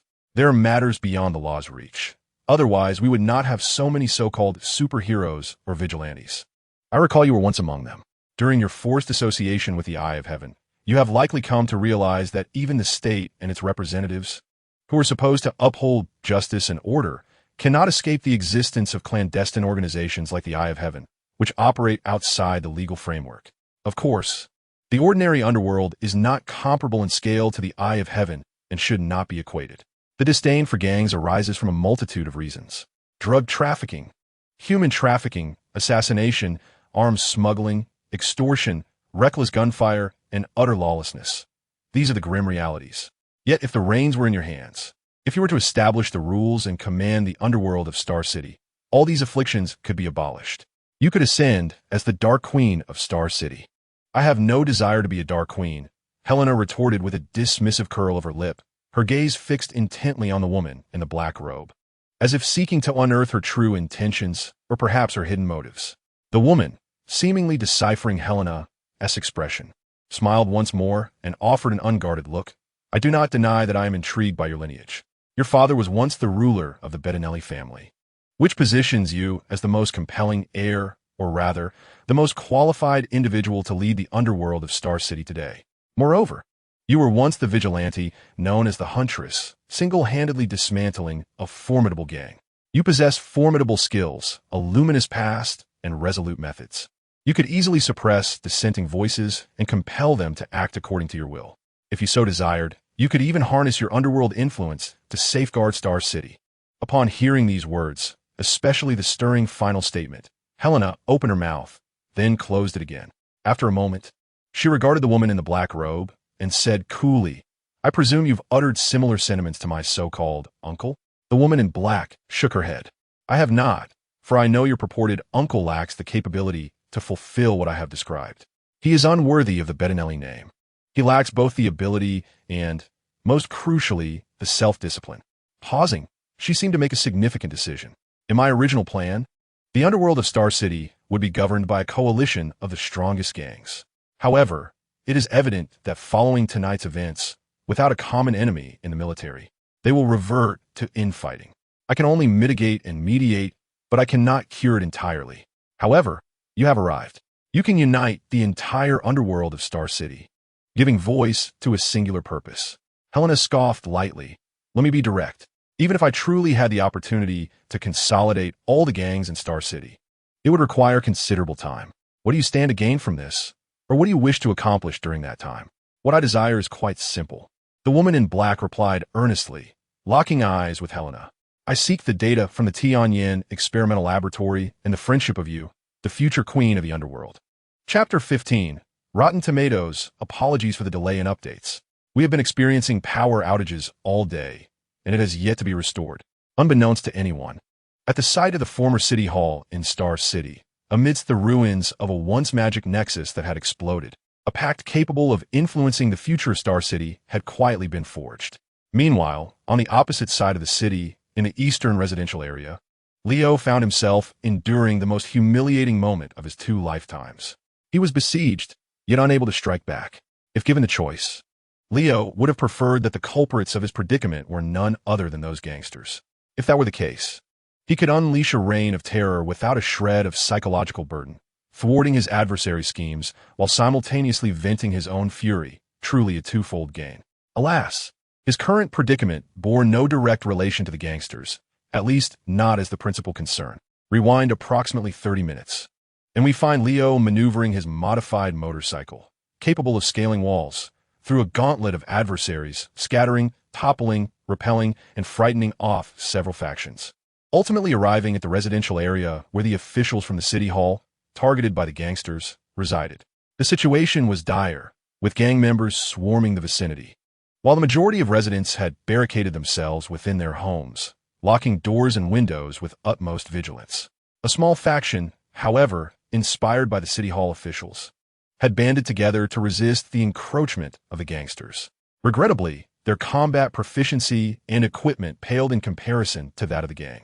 The gang's military capability had been unnaturally bolstered due to the presence of 2 individuals in black robes.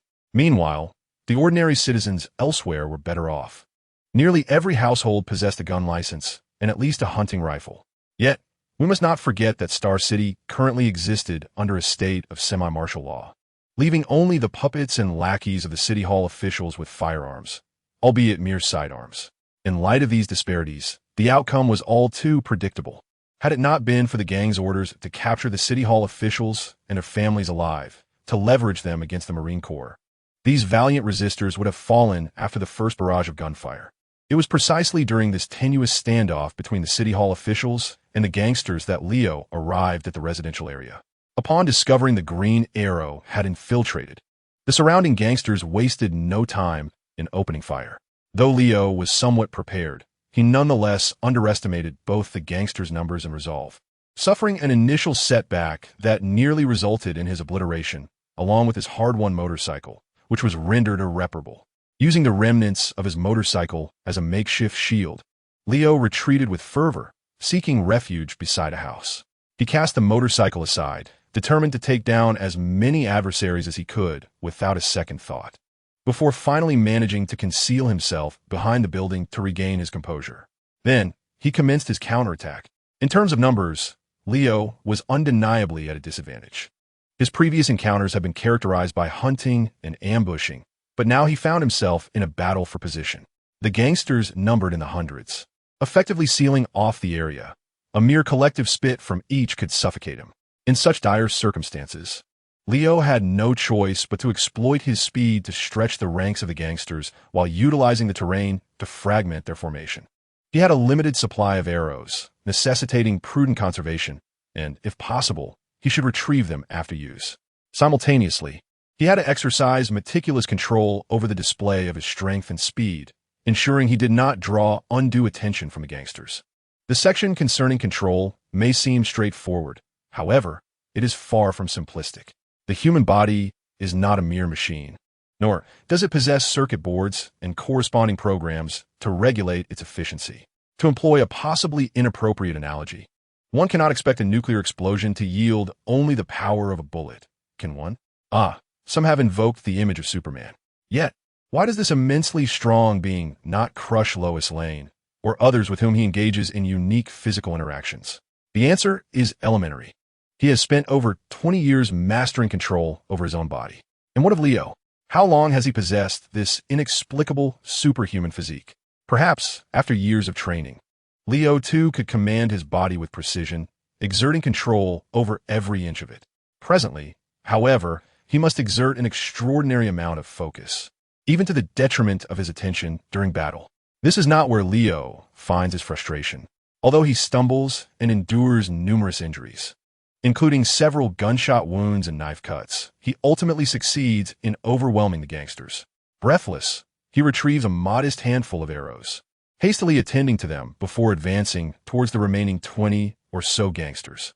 These individuals, stirred by the rhetoric of certain municipal officials, are desperately resisting a crowd of citizens. Clearly, this final group of gangsters had not anticipated Leo's swift arrival, nor did they foresee his ability to incapacitate the nearly 100 adversaries who had preceded him. Thus, it is Leo who is prepared.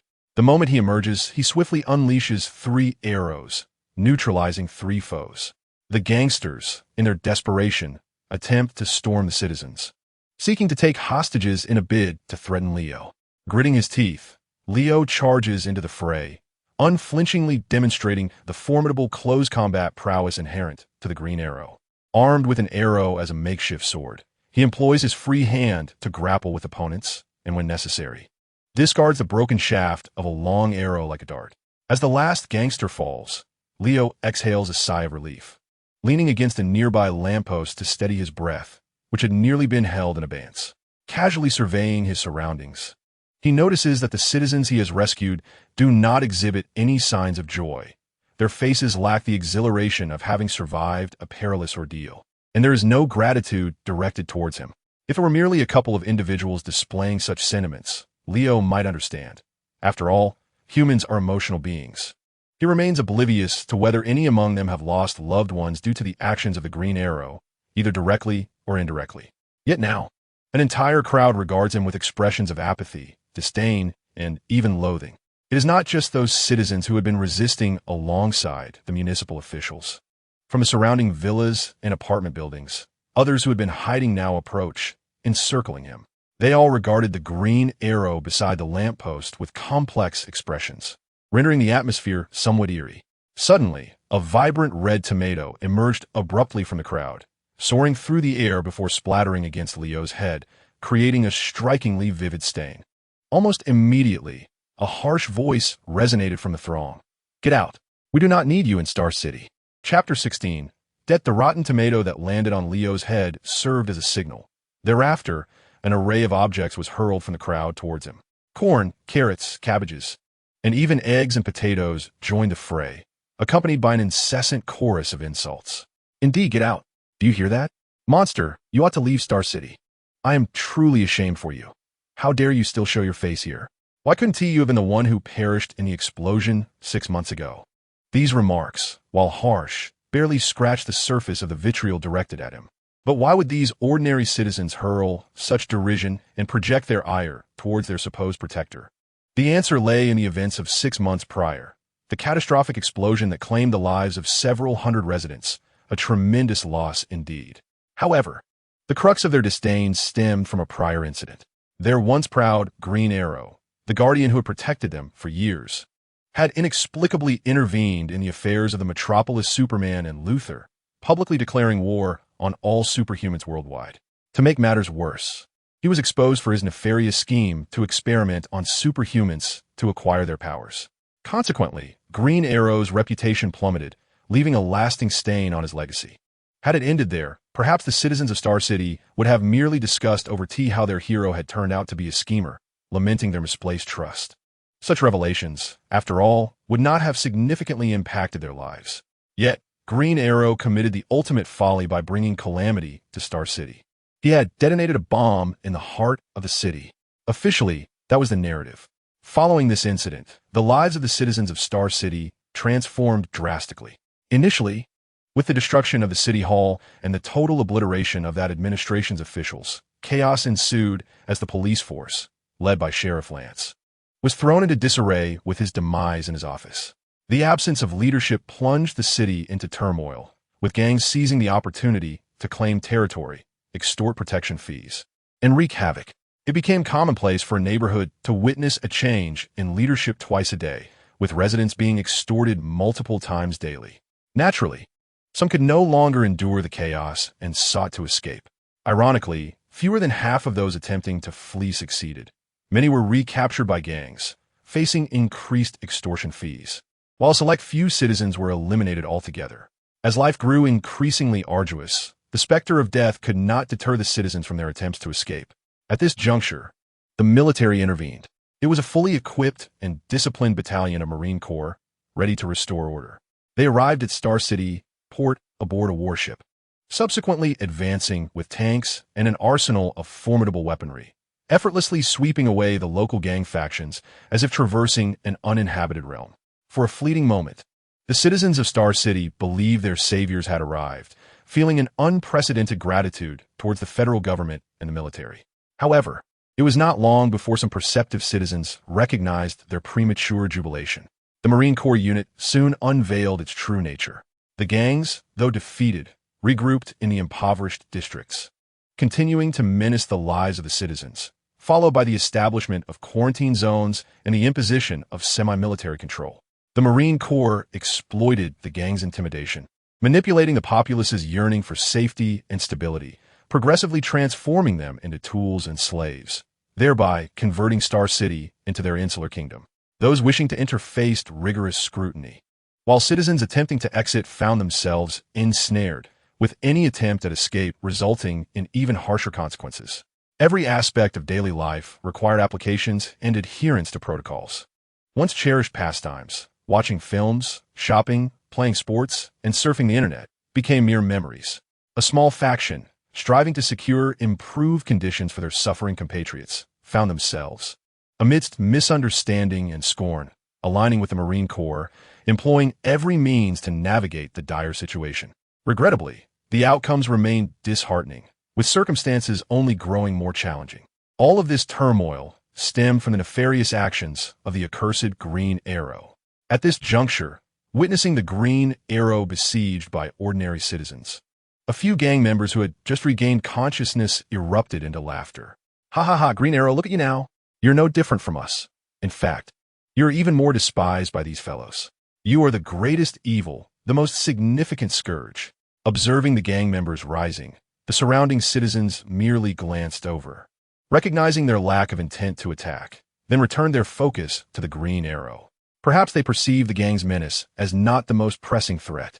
They sought to unleash their pent-up frustrations and emotional torment upon the lifeless form of the Green Arrow.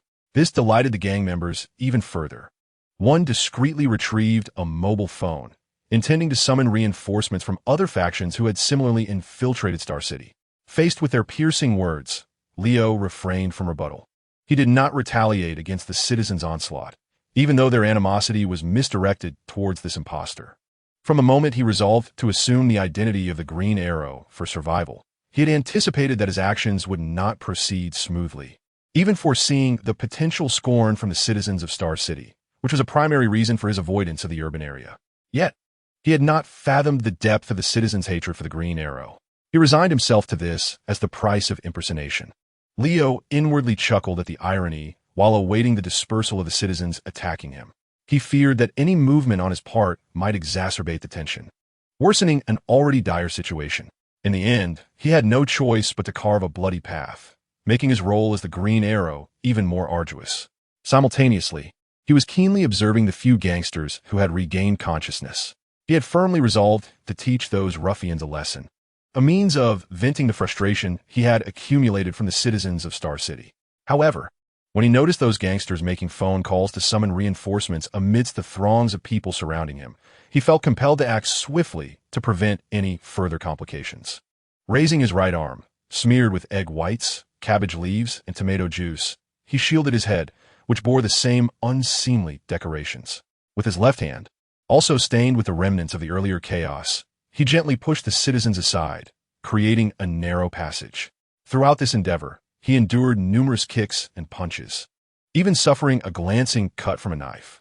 At last, he managed to extricate himself from the fray, swiftly shaking off the citizens who attempted to close in on him. Grabbing 2 gangsters, one in each hand, he made his escape.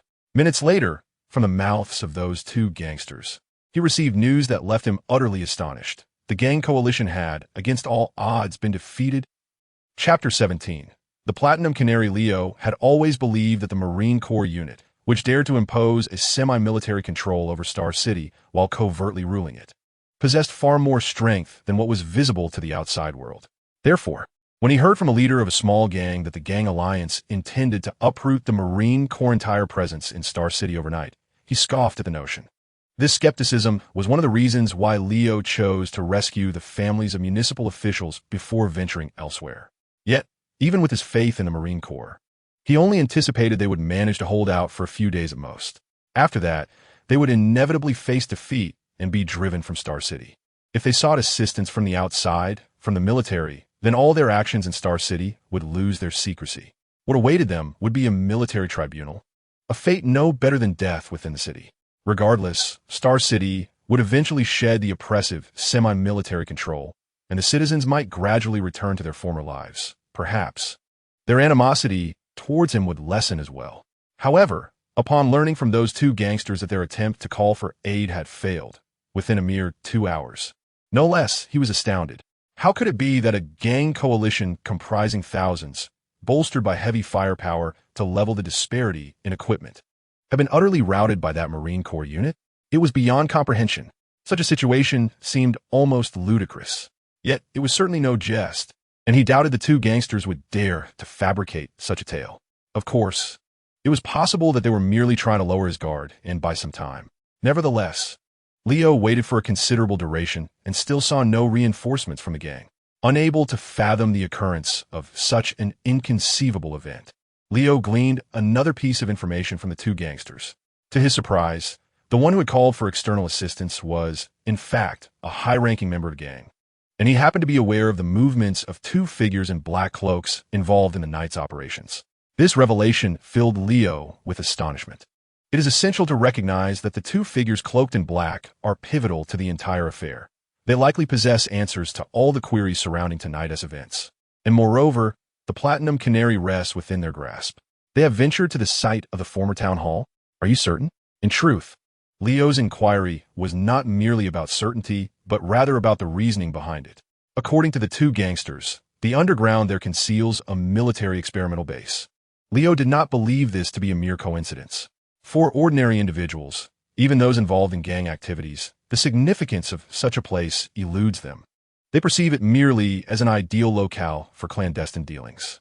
After all, who would ponder what lies beneath a monument dedicated to disaster, even if it remains unfinished or abandoned? However, those privy to the major incident from 6 months prior are aware that this location was not only the epicenter of the explosion, but also originally a nexus of magical energy. Could it be that the military is delving into the study of magic? And do the 2 black-cloaked individuals also wish to explore the arcane?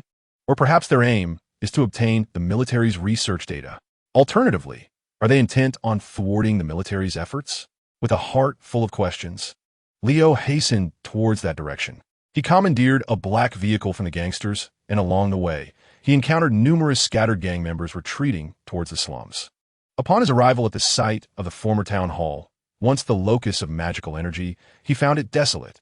The area was strewn with corpses, and the vital components had been removed, leaving only the charred remains of the experimental facility. Well, to say it was burned down is somewhat of a euphemism, suggesting the act of incineration or the intentions of those who executed it. The term burned is a slight exaggeration of the extent. In reality, some useful traces remained. For instance, shards of glassware revealed beakers, petri dishes, and test tubes, and viscous, pale green fluid, reminiscent of a nutrient solution often used to sustain life. A steel bed frame along with scattered straps, presumably utilized to bind test subjects to an operating table for some inhumane experimentation, and needles, for indeed, no inhumane experiment is complete without syringes and needles. Amidst this, Leo, wielding a tactical flashlight seized from the gangsters, stumbled upon a distinctive emblem bordered in black with a red background, encircled by white lettering. Advanced Research Joint Support Organization, ERGSO. This organization is commonly referred to as the Eye of Heaven Society. This further corroborated that this world is largely grounded in the universe of the Green Arrow television series, where the comic iteration of the Eye of Heaven Society is formally known as the Advanced Superhuman Joint Research Organization. Gazing at the emblem, Leo crossed his arms and pondered. The Eye of Heaven Society, as a clandestine military agency, has long been notorious for its ruthless methods, and its power is formidable. If they had set their sights on the chaotic Star City and covertly supported that Marine Corps unit in exchange for this isolated city as a base for various inhumane experiments, many questions would indeed find their answers. However, even the Eye of Heaven could not possibly summon reinforcements in under 2 hours, could it? Something feels amiss. There must be other issues at play. Just as Leo was lost in thought, a figure suddenly sliced through the air from the upper right behind him, accompanied by a howling gust of wind. By the time Leo became aware, it was almost too late. A tremendous force struck his right shoulder, sending him flying into a pile of charred tables and chairs ahead. Damn it, my right arm is practically incapacitated. Clutching his shoulder, Leo hastily rolled to the side. Without the use of his right arm, even rising to his feet proved to be a formidable challenge. As he rolled, an unknown adversary, undeterred, launched another attack before he could even hit the ground. Just as Leo had completed 2 rolls, a fierce kick landed perilously close to his right hand. That was close. However, Leo had little time to revel in his narrow escape. Gritting his teeth against the excruciating pain radiating from his right arm, he rolled sideways a few more times. Finding a spot with minimal debris, he executed a swift maneuver to rise, glancing back at his opponent while retreating. Yet, it was evident that his opponent would not allow him the luxury of distance. No sooner had Leo taken a single step back than the adversary's hand had already grasped the space before him. He had no choice but to block with his left arm, but the opponent deftly redirected their hand, which had been aimed at his neck, pressing it forcefully onto his left arm and then exerting downward pressure. Most would find themselves screaming in agony as their arm was twisted behind them, completely at the mercy of their assailant. But Leo was determined not to succumb to such a fate. He cast aside any pretense of restraint and, with a surge of strength, attempted to push the adversary's hand away. To his surprise, this seemed to play directly into the opponent's strategy. The adversary pulled him closer while crouching, causing Leo to lose his balance.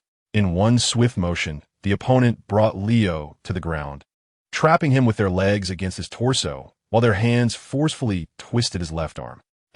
Leo could not stifle a pain groan. First his right arm, now his left. This foe intended to incapacitate both of his arms. However, after enduring such a tremendous toll, Leo finally discerned the identity of this adversary, who had unleashed a relentless flurry of attacks upon his arrival.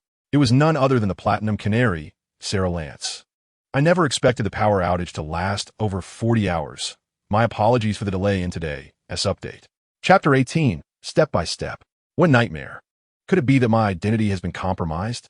Did Sarah Lance discover that I am not Oliver Queen and come to eliminate me? It is no wonder Leo thought this. The battle had erupted with alarming swiftness and unexpected ferocity. Yet, upon further reflection, this reasoning seemed untenable. If Sarah Lance had truly uncovered his true identity, she would not have acted so decisively with lethal intent, would she? A more rational approach would have been to capture Leo and attempt to extract information regarding Oliver. Moreover, as far as Leo knew, Sarah was not one to revel in bloodshed. The most critical question remains: when could the ordinary Sarah Lance possibly contend with the superhuman strength of Leo? It is worth noting that during the previous exchange, Leo had not exerted his full power. Utilizing the light emitted from fallen flashlight, Leo observed a peculiar phenomenon. Beneath Sarah's white tactical suit, there were numerous dark lines seemingly tracing the path of her subcutaneous veins, visible on her neck and wrists. Moreover, her eyes had transformed, devoid of pupils and whites, entirely a glossy black. Cursed be it, had she been controlled or injected with some frenzied serum? Leo mused internally. However, the silver lining was that her consciousness appeared to be clouded, rendering her incapable of discerning the extraordinary force he had just employed, surpassing even that of Oliver Queen. Yet, the reality was that he needed to subdue Sarah Lance to investigate further. Whether he could indeed overpower her remained a significant concern.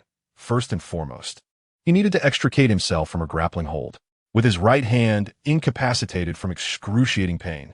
The prospect of his left hand also failing meant that he risked not only being unable to subdue her, but potentially losing his life in the process. In a moment of desperation, Leo turned and bit down on Sarah's right leg, which was pinning his upper body. Though hindered by her tactical suit, one should not underestimate Leo's biting strength.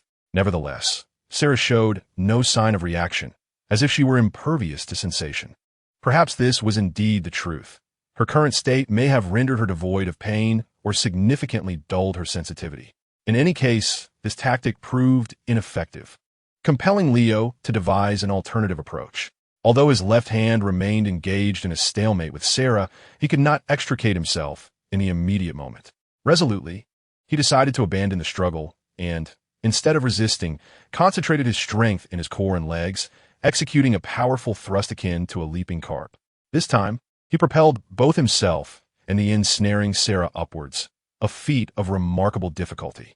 Upon regaining his footing, Leo, enduring the intense pain radiating from his left hand, took 3 steps and 2 strides toward the nearest wall, forcefully slamming Sarah against it. One hit was insufficient, so he struck her again and again until finally he felt her grip loosen. It was only then that he ceased his assault, casting off the unconscious Sarah from his body, and stared at her, exhaling a deep sigh. What a long night it has been indeed. Initially, the pursuit began with a small squad of the Marine Corps, under the impression that they were entangled in some nefarious dealings with the gang. However, it soon became apparent that the Green Arrow Squad had also set their sights on him. In a moment of clever deception, he played the role of an actor to mislead them. Upon returning to the scene where the Marine Corps squad was to meet with the gang, he realized that it wasn't a collaboration between the two factions, but rather that the gang aimed to expel the Marines from Star City. After extracting the gang's rough plans from a certain gang leader, Leo hesitated before deciding to first rescue individuals in the residential area. Despite overcoming the gang members there, he found himself besieged by the citizens, who mistook his Green Arrow combat suit for a threat. Unable to retaliate or protest, he felt quite humiliated.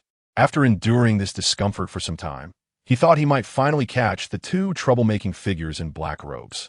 However, upon arrival, he was met with nothing but disappointment, and unexpectedly engaged in a fierce confrontation with the now rampant Black Canary, leaving him with incapacitated hands. What a bizarre turn of events. To clarify, the claim of his hands being incapacitated was somewhat exaggerated. His right hand was indeed rendered useless, while his left, thanks to his earlier resilience, had merely been dislocated rather than broken. Bearing the excruciating pain, he managed to slam his left side against a wall a few times to regain some movement in his left fingers. He then found a metal rod among the debris for stabilization and struck the wall again, finally resetting his left hand to a functional state. Though still uncomfortable, at least he had one usable hand. Now, he faced another dilemma: how to deal with Black Canary, Sarah Lance. Leaving her behind was not an option. What if she were to perish? Even if she were not killed by vagrants or others, her frenzied state could lead to unforeseen consequences.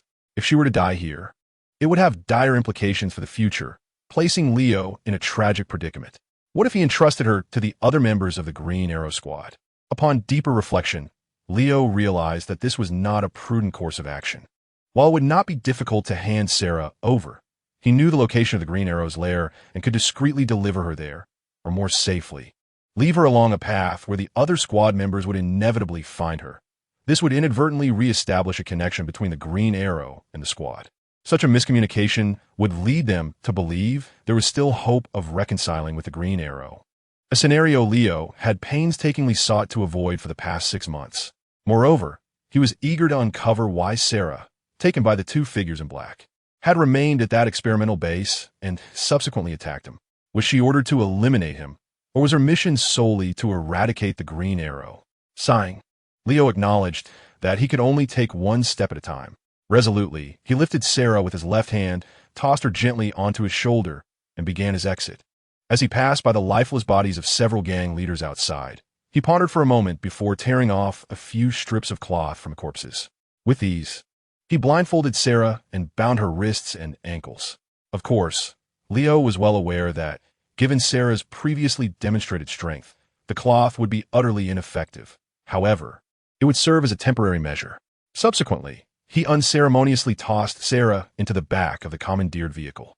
Little did Leo know that shortly after he departed from the ruins of the experimental base with Sarah, another figure emerged from the rubble with a soft puff. This figure made its way to a discreet corner of the facility, pushed aside some charred debris, and retrieved a cleverly concealed and operational camera. With a sly smile, another soft puff echoed, and the figure vanished from sight. Chapter 19. My secret base driving the sleek black car pilfered from the gangsters. Leo instinctively circled the outskirts of Star City under the cover of darkness, ensuring no one had followed him. He then abandoned the vehicle with Sarah outside a park, mere meters from the quarantine zone, and proceeded on foot through 2 city blocks until he reached an abandoned subway entrance. Inside, he navigated several turns before unveiling a drainage outlet that led him back to his operational base. This so-called operational base was, in fact, a subterranean section of a dilapidated sluice gate connected to the sewer system. Interestingly enough, it was precisely the place where he had been taken by a mysterious speedster after losing consciousness due to the explosion of the interdimensional portal 6 months prior. Navigating the unfamiliar streets of Star City, Leo found it quite challenging to locate an appropriate new hideout for his Green Arrow activities. So he had to make do with this location. Truth be told, the site was rather satisfactory. Although Leo had wandered about before returning, it possessed several discreet entrances, making it quite secure. His earlier detours were merely precautionary, as he had been driving a stolen vehicle and wished to avoid detection. In terms of having multiple hideouts, this place was indeed nearly perfect. Regarding the environment, directly above was the decrepit sluice gate, flanked by 2 river sections with significant elevation differences. The airflow was ample, and both water intake and waste disposal were exceedingly convenient, allowing for rudimentary hydroelectric power generation. While the efficiency of such power generation was not particularly high, Leo had no extravagant demands. Sufficient was all he required. He had no intention of risking exposure to the Green Arrow team or others by pilfering from the public power grid. Lastly, let us consider the layout of this space. Whether it was due to flood control or related to decades-old prohibition laws, the main area was spacious enough that if priced in the overseas real estate market, it would easily be valued at over $3 million, not for the first or second-tier cities. Over the past 6 months, Leo had partitioned this area, designating part of it near one of the exits as a garage for his transportation, despite possessing only 1 vehicle, which had unfortunately become inoperable just moments before. The remaining expanse he referred to as the hall. In addition to the circular array of tools for crafting arrows situated against the wall, the hall also houses the mainframe of the semi-intelligent program Gideon. This apparatus resembles a podium in both size and shape, gleaming in a silvery hue that exudes a distinctly futuristic aura. Furthermore, adjoining the hall are a garage and several exits, alongside 3 variably sized chambers. Of these, 2 exceed 40 square meters. One is utilized by Leo for storage, containing materials for arrow production and several spare sheets of Kevlar, among other items. The other chamber is equipped with a pull-up bar, weights, and a rowing machine, serving as his gym. The third room, approximately 20 square meters, functions as his bedroom, complete with an integrated shower and toilet. After unceremoniously tossing Sarah onto the iron bed where he typically sleeps and securely binding her with chains to ensure her immobility, Leo closed the door and returned to the hall. He opened the refrigerator, guzzled a bottle of ice water, and applied a small pack of ice to his right shoulder before approaching the silvery cabinet. "Gideon, please assess my physical condition." "Certainly, sir," came the electronic female voice from the cabinet. A 2-inch square aperture at the top of the cabinet opened, emitting a soft green light that formed a mesh-like horizontal cross-section, which slowly scanned Leo from head to toe 3 times. According to Gideon, Leo sustained 4 knife wounds and 6 gunshot injuries that night. Fortuitously, due to his muscular build and reflexes, the knife wounds were relatively shallow, while 2 of the gunshots merely grazed him. The other 3 bullets lodged within his muscle, with only one nearly penetrating his internal organs. "Ah, a mere degree of difference makes a significant impact," Leo mused, recognizing that his most severe injuries were to his hands. His left hand bore bruises from his struggle with Sarah, exacerbated by the effort of carrying her back, leading to localized soft tissue hemorrhaging and mild inflammation, though this was manageable. The true concern lay with his right hand. The initial ambush by Sarah resulted in a comminuted fracture of his shoulder blade. Typically, Individuals suffering from a comminuted fracture of the scapula would require immobilization and reduced activity for a recovery period of 3 months. However, Gideon provided a final diagnosis, noting, "Considering your past performance and unique physiology, this duration could be reduced to 3 days. During these 72 hours, I advise against engaging in any strenuous activities, as exacerbating your injuries could exponentially increase your recovery time." 3 days without fighting? Leo scoffed. "Sir, I implore you to heed my advice with caution." Gideon replied with a hint of humanity. Fine, fine, I hear you," Leo conceded, abruptly shifting the subject. "Now, tell me, Gideon, what does the future hold?" "Apologies, sir, but you lack sufficient clearance." "Damn it, Gideon, this time you are being quite unyielding," Leo lamented, his frustration mounting. "Can you be a bit flexible?" "My programming does not accommodate flexibility," Gideon responded. "Is this progress? At least you can make a jest now." "Sir, this is no jest." Leo shook his head, sighing. "Well then, allow me to rephrase my inquiry. Has the future changed?" "At present, it seemed not," Gideon responded in his usual monotonous tone. "However, I do not believe that bringing back Sarah Lance, who is destined to play a significant role in the future, would be a judicious choice." Leo furrowed his brow. "I have confirmed she bears no locator device." "That is not the issue, sir. The more interactions you have with her, the greater the potential impact on the future. I am aware this is not a prudent course of action, yet it appears we have no alternative. Could you perhaps suggest a solution?" "I apologize, sir, but due to insufficient conditions, I am unable to construct an appropriate quantitative model to provide effective recommendations." "Very well." Leo waved his hand, having not truly expected any suggestions from Gideon, merely asking out habit. "Gideon, I wish to conduct a full examination of Sarah Lance. She may have been injected with a serum possessing severe side effects. I need you to identify the primary components of that serum and the corresponding treatment methods." "Understood, sir. However, it is unnecessary to bring her out." "What? Whether through blood tests or other diagnostic methods, as long as you cooperate. I can direct you to complete the procedures and subsequently analyze the data remotely via wireless signals. Of course, if you could procure an electronic surgical platform, it would be even more convenient." At this, Leo paused momentarily before exclaiming, "Why did you not inform me of this before? When I had to endure the pain and crawl over to you for examination. This requires a second person to operate the instruments on the subject, and previously you were alone, sir." Chapter 20. The minions of the Triad conducting a full examination of Sarah Lance was not as simple as Leo's previous encounters, where Gideon merely needed to scan her with some form of radiation. In the current environment, where tools were exceedingly limited and with Leo, a novice incapable of even basic procedures, extracting blood became a chaotic endeavor that took over 10 minutes. He then needed to process the vial of blood according to Gideon's instructions, eliminating various components to ascertain its chemical makeup, followed by targeted analysis of specific symptoms and research into corresponding treatments. Essentially, Gideon directed the entire process, with Leo required only to perform the physical tasks, oblivious to the underlying principles. In a fleeting moment, several hours passed. The sun rose, heralding a new day. Well, I believe I have completed my tasks. The remaining weight and analysis of the results are matters you can manage on your own, correct?" Gideon replied, "Indeed, sir." "Very well. I shall take my leave for work now." "Farewell, Gideon." "Farewell, sir. Wishing you a productive day at work." Indeed, Leo was indeed heading off to his duties.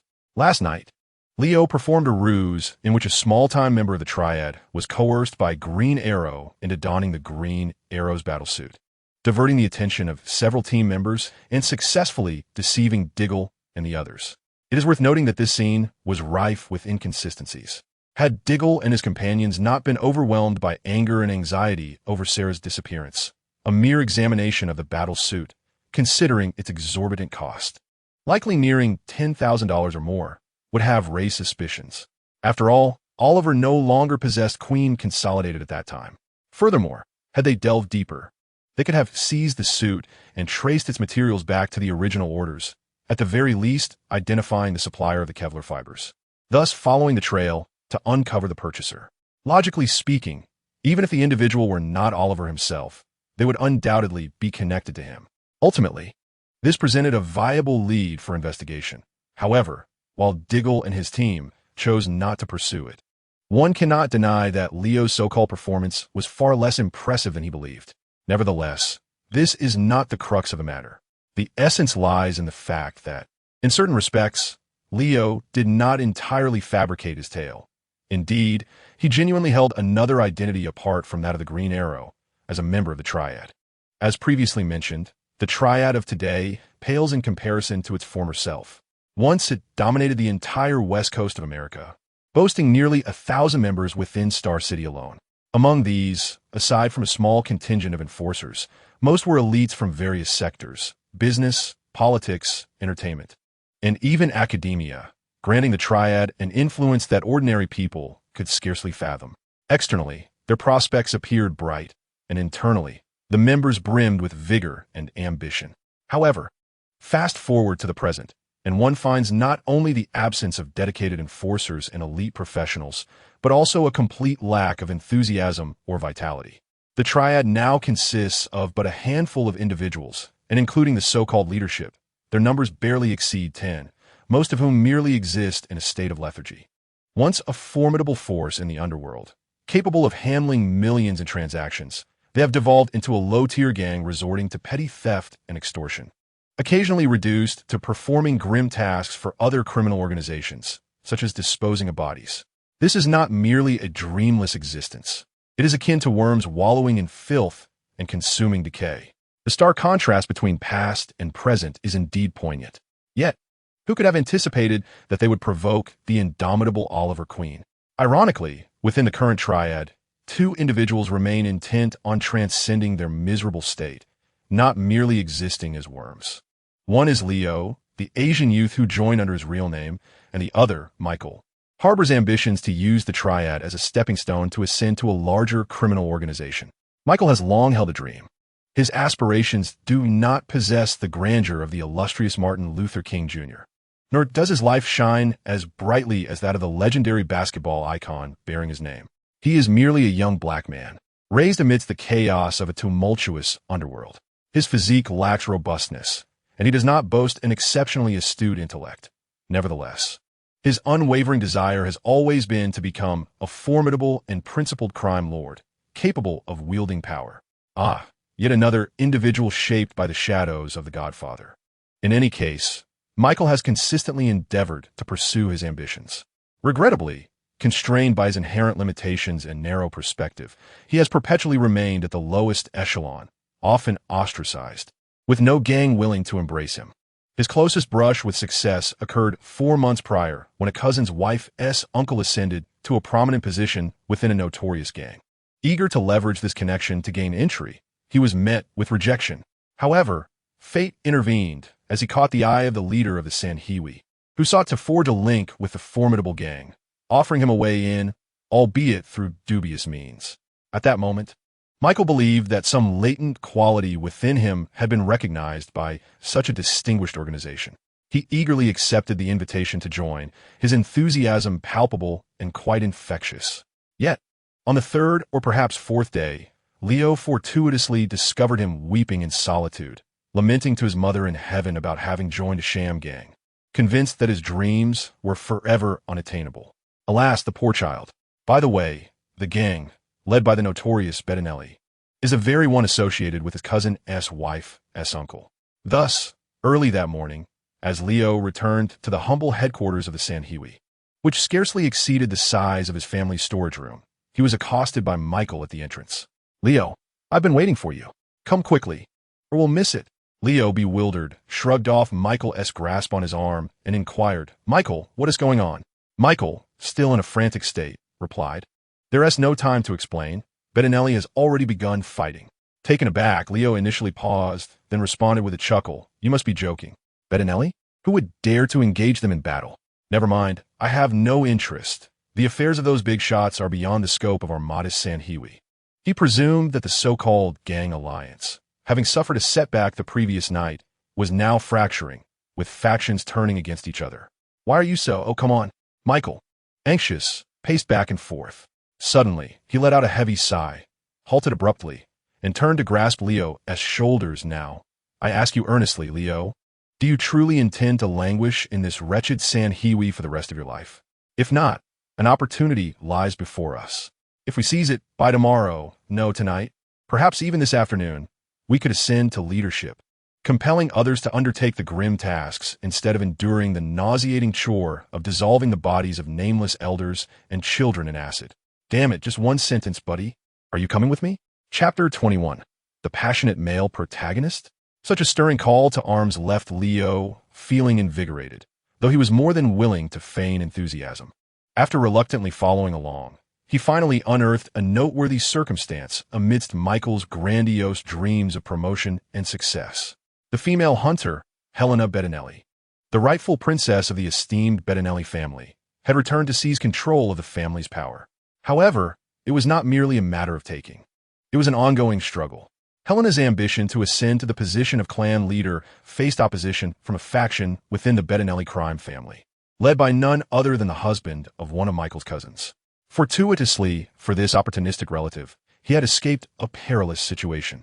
As the chief strategist of the gang, he was supposed to accompany the former Bettinelli leader to the municipal hall the previous evening. However, upon learning that two mysterious figures in black would be joining their ranks, the former leader decided to send him back to headquarters for safekeeping, wishing to appear more confident and formidable. Thus, the relative narrowly avoided disaster. It must be said that this relative harbored ambitions of his own. Under the shadow of the former leader, he had been uncertain of his own aspirations, mistakenly believing himself to be a loyal second-in-command. Yet, upon receiving news of the former leader's demise, his thoughts turned from concern for the gang's direction to an exhilarating realization. This was his moment to rise. However, such excitement was fleeting, for the next moment brought news of Helena's return. While her return alone was inconsequential, the weight of her esteemed surname unsettled him. The thought of taking orders from a young girl while remaining a mere subordinate was intolerable. Thus, he resolved to rebel. That position rightfully belonged to him. As the chief strategist who had ascended to the role of second-in-command under the former Bettinelli, this relative was no fool. He understood that to contest for the leadership, he was already at a disadvantage in terms of legitimacy. Furthermore, in terms of combat prowess, Helena Bettinelli had once mingled with the likes of Green Arrow, earning her the moniker of the female hunter. She had even single-handedly obliterated the illustrious history of the Bettinelli crime family during its peak. While this event remained largely unknown to the average person and even to many gang members, the relative was acutely aware of it. The dilemma lay in whether revealing this information would provoke disdain among the current members of the Bettinelli crime family or instill fear and obedience toward Helena. After much deliberation, he ultimately dismissed this course of action. Instead, he chose to reveal another piece of information, that Helena had slain the former Bettinelli leader. Honestly, the brother-in-law was entirely oblivious to the fact that it was Helena who had eliminated the original Bettinelli. However, shortly after Bettinelli's demise, Helena returned, and such a coincidence could not help but provoke the brother-in-law to seize the opportunity, even if it meant distorting the truth. In contrast, the current Bettinelli gang bears little resemblance to the one that Helena had previously dismantled. Therefore, the brother-in-law harbored doubts about whether revealing that incident would yield the desired effect. Nevertheless, a considerable number of loyalists to the deceased Bettinelli still resided within the gang, and the revelation would undoubtedly prove beneficial to the brother-in-law. Ultimately, the brother-in-law remained sufficiently cautious, unsure of how many would side with Helena and how many would support him. He commenced his campaign for votes the moment he learned of Helena's return. Moreover, he sought to rally any allies he could muster. Naturally, internal gang matters could not involve other gangs, lest it provide fodder for criticism. However, temporarily enlisting a group of rogue gangsters without allegiance posed no issues. It was under such circumstances that Michael was approached by his cousin. This situation bore little difference from when Michael was inducted into the Sanha Society. He was not valued for his own strength or any particular trait. Previously, the leader of the Sanha Society had appreciated his connection with the brother-in-law of Bettinelli, and now, the brother-in-law evidently viewed him as a makeshift enforcer, even a mere pawn to be sacrificed against Helena. Yet, Michael remained blissfully unaware of this reality, believing that his efforts had finally caught the brother-in-law's attention, and he was eager to prove himself. Leo observed him, wishing to utter something, but ultimately shook his head in silence. To put it simply, while resolving matters was not particularly difficult, shattering the dreams of a determined youth was something Leo could not bring himself to do. In truth, Leo had initially approached Michael precisely because of his connection with the brother-in-law. After all, Leo infiltrated the gang to closely monitor the dynamics of the impoverished district under the guise of a seemingly innocuous identity. Although Michael had been rebuffed by his cousin's brother-in-law, that connection still allowed him to gather significant intelligence, which Leo had utilized to acquire valuable secondhand information. Over time, Leo realized that this young man was unlike other gangsters. He was merely an earnest youth, akin to a spirited protagonist in a Japanese anime. Thus, while Leo could not risk himself for Michael, he was willing to offer assistance when feasible. "Very well, let's hide at the back when the battle begins," Leo finally suggested. However, Michael was discontented. "Hiding in the back is out of the question. I aspire to be the leader one day. If I retreat during a fight, how will my subordinates perceive me? It is impossible to hide. I must lead the charge." "All right, seeing this stubbornness, I shall refrain from further discussion," Leo conceded. Upon taking a seat in Michael's second-hand Ford, the speed swiftly escalated to 100 miles per hour, and soon the two arrived at the headquarters of the Bettinelli gang.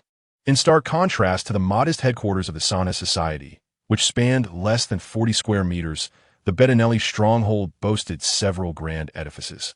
With the location, they approached merely one of them. The plaza in front of the main building alone could easily accommodate 7 or 8 of the Sana Society's headquarters. Presently, the surviving members of the Bettinelli gang, who had evaded the previous night's fierce confrontation with the military, were divided into 2 factions, facing each other in the plaza. On one side, associated with the brother-in-law, there were approximately 200 individuals, confirming Michael's role as a mere number among them. As many of these individuals were not originally affiliated with the Bettinelli gang, the opposing faction, encircled by the brother-in-law's contingent, numbered no more than 50, standing resolutely in a circle around Helena Bettinelli, who was stationed upon a platform. It seemed that Leo had arrived at just the right moment, bypassing the inconsequential banter of threats exchanged between the two sides. The next phase, of course, was the onset of battle. Chapter 22. Michael, half an hour later, one might anticipate a spectacular showdown among the underworld factions, perhaps envisioning a violent clash extending from the slums to the city center. Regrettably, such expectations would be unmet.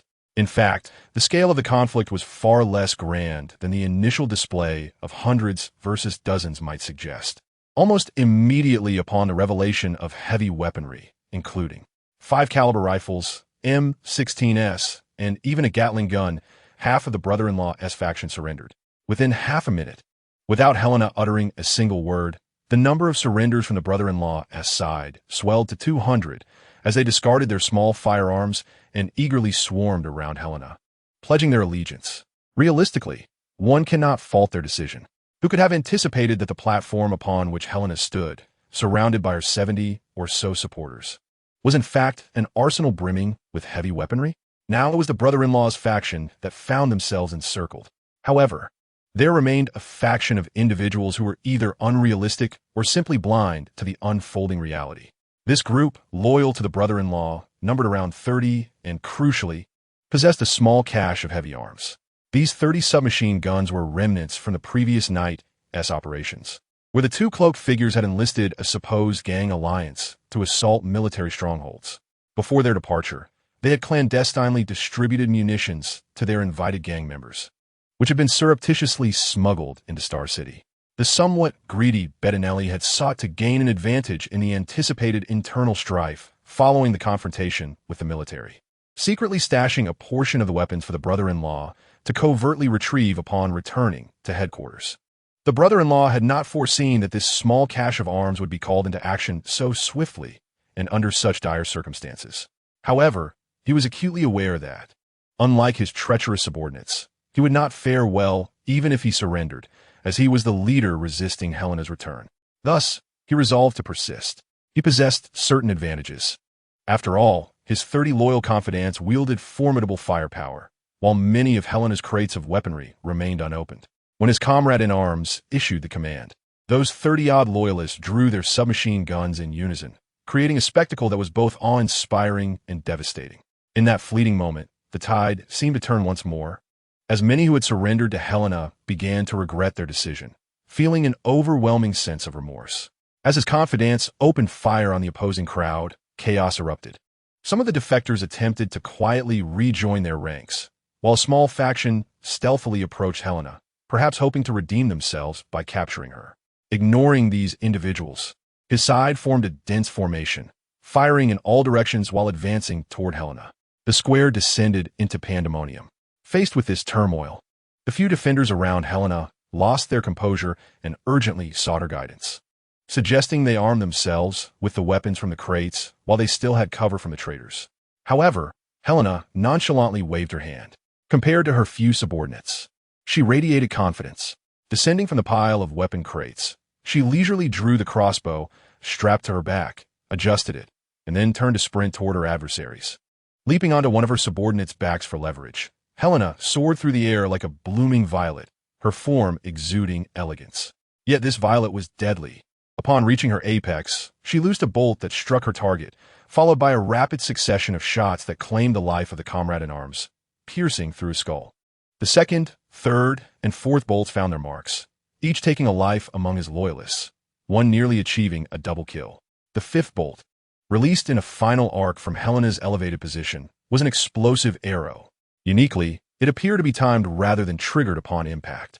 When that distinctive bolt detonated above the heads of his 20-odd confidants, they were subjected to varying degrees of explosive shock to their heads, arms, and shoulders, rendering them combat ineffective in an instant. Aside from the deceased and the 30-odd groaning in agony on his side, all others, whether the 50 or so steadfastly loyal to Helena or the more than 100 wavering souls, stood in stunned silence. In mere seconds, Helena single-handedly dismantled a 30-man squad armed with submachine guns. Undoubtedly, this display solidified Helena's authority, silencing any lingering doubts among the ranks. The first to react among them took the initiative to approach the enemy, capturing the more than 20 individuals who had not succumbed to Helena's crossbow bolts but were merely gravely injured and sought to claim credit from Helena. As long as Helena nodded in approval, they would have no qualms about eliminating those defenseless, severely wounded men, even if they had previously been their allies. Such individuals were naturally beneath Helena's disdain.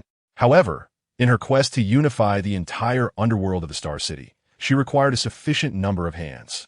Additionally, she contemplated whether she should eradicate the threat entirely, eliminating those 20-odd gravely injured individuals, and perhaps even their families, a notion that seemed somewhat ruthless, causing her to furrow her brow in hesitation. At that moment, an individual surged from the crowd, colliding with one of those dragging an injured man away. It was Michael. Let us clarify the complex sequence of events. As an external aide who had arrived late, Michael had been pushing forward since the commencement of the conflict, seeking to reunite with his cousin, who was aligned with the adversaries. However, the crowd was overwhelming, and the situation had undergone several tumultuous shifts. The vacillating throng between Helena and the opposing faction surged unpredictably, nearly causing Michael to be ejected from the crowd, let alone reunite with his cousin.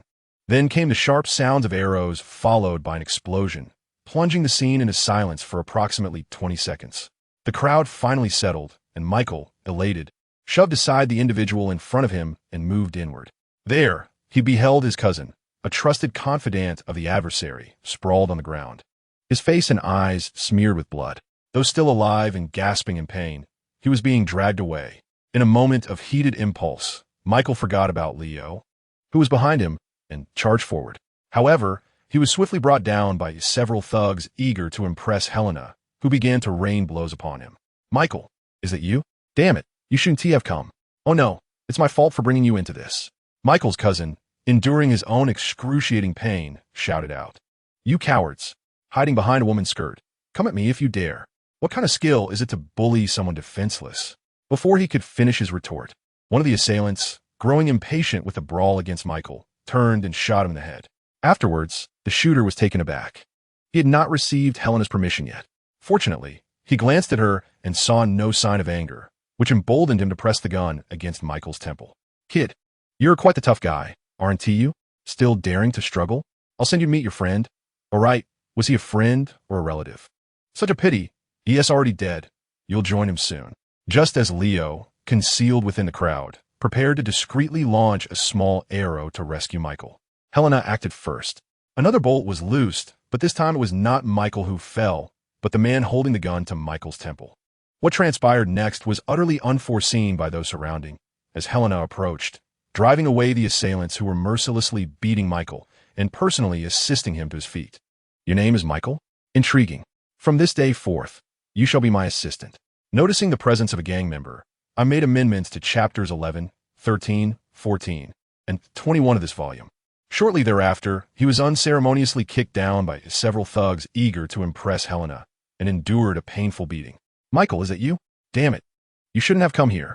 Michael's cousin, hearing his agonizing cries and enduring his own excruciating pains, yelled out, You cowards, hiding behind a woman's skirt. Come at me if you dare. What skill is there in bullying someone defenseless? Before Michael's cousin could finish his retort, one of the assailants, growing impatient amidst the fray, turned and shot him in the head without hesitation. The shooter was taken aback by his own audacity. He had not yet received Helena's approval. Fortunately, upon glancing at her, he found no sign of anger, which emboldened him to press the gun against Michael's temple. You're quite the tough guy, aren't you? Still daring to struggle? I'll send you to meet your friend. Oh wait, was it a relative? Alas, he is already dead. You shall join him. Just as Leo, concealed within the crowd, was about to discreetly launch a small arrow to rescue Michael, he was surprised to see Helena act first. Another crossbow bolt was released, but it was not Michael who fell. Rather, it was the man with the gun pressed to Michael's head. Even more astonishing to the onlookers, Helena approached thereafter, driving away the remaining assailants and aiding Michael to his feet once more. Your name is Michael? Fascinating. From this day forth, you shall be my assistant. I noticed an increase in gang members. Thus I revised chapters 11, 13, 14, and 21 of this volume. Those interested may refer back. Chapter 23. The transformation of Bettinelli for the majority of individuals remaining within the Bettinelli gang. The events of the past 10 or so hours were truly, well, fantastical. It began with an unprecedented collective assault by the gang on the military, only to discover that the military's hidden strength was overwhelming. The squads dispatched to various battlefields, alongside members of other gangs, were utterly defeated, with scarcely 30% managing to escape. The contingent, led personally by the Bettinelli leader, suffered total annihilation. The survivors, having narrowly returned to the slums, were still in a state of shock when the gang's second-in-command approached, declaring that a formidable foe aimed to engulf the gang and compelling everyone to take sides. Once they had all declared their allegiance to the second-in-command, it turned out that this so-called formidable foe was none other than Helena Bettinelli, the former heiress of the Bettinelli gang. Indeed, it is not merely because Helena bears the surname Bettinelli that she seamlessly ascends to the role of the new leader of the gang.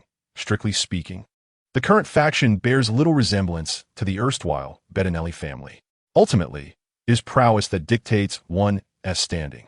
Thus, these survivors witnessed a staggering transformation from a mere 200 to a few dozen, followed by an escalation from 0 heavy firepower to nearly 100. And then the second-in-command revealing their trump card, culminating in a count of 30 armed individuals against none. Surely, the situation had reached a definitive conclusion?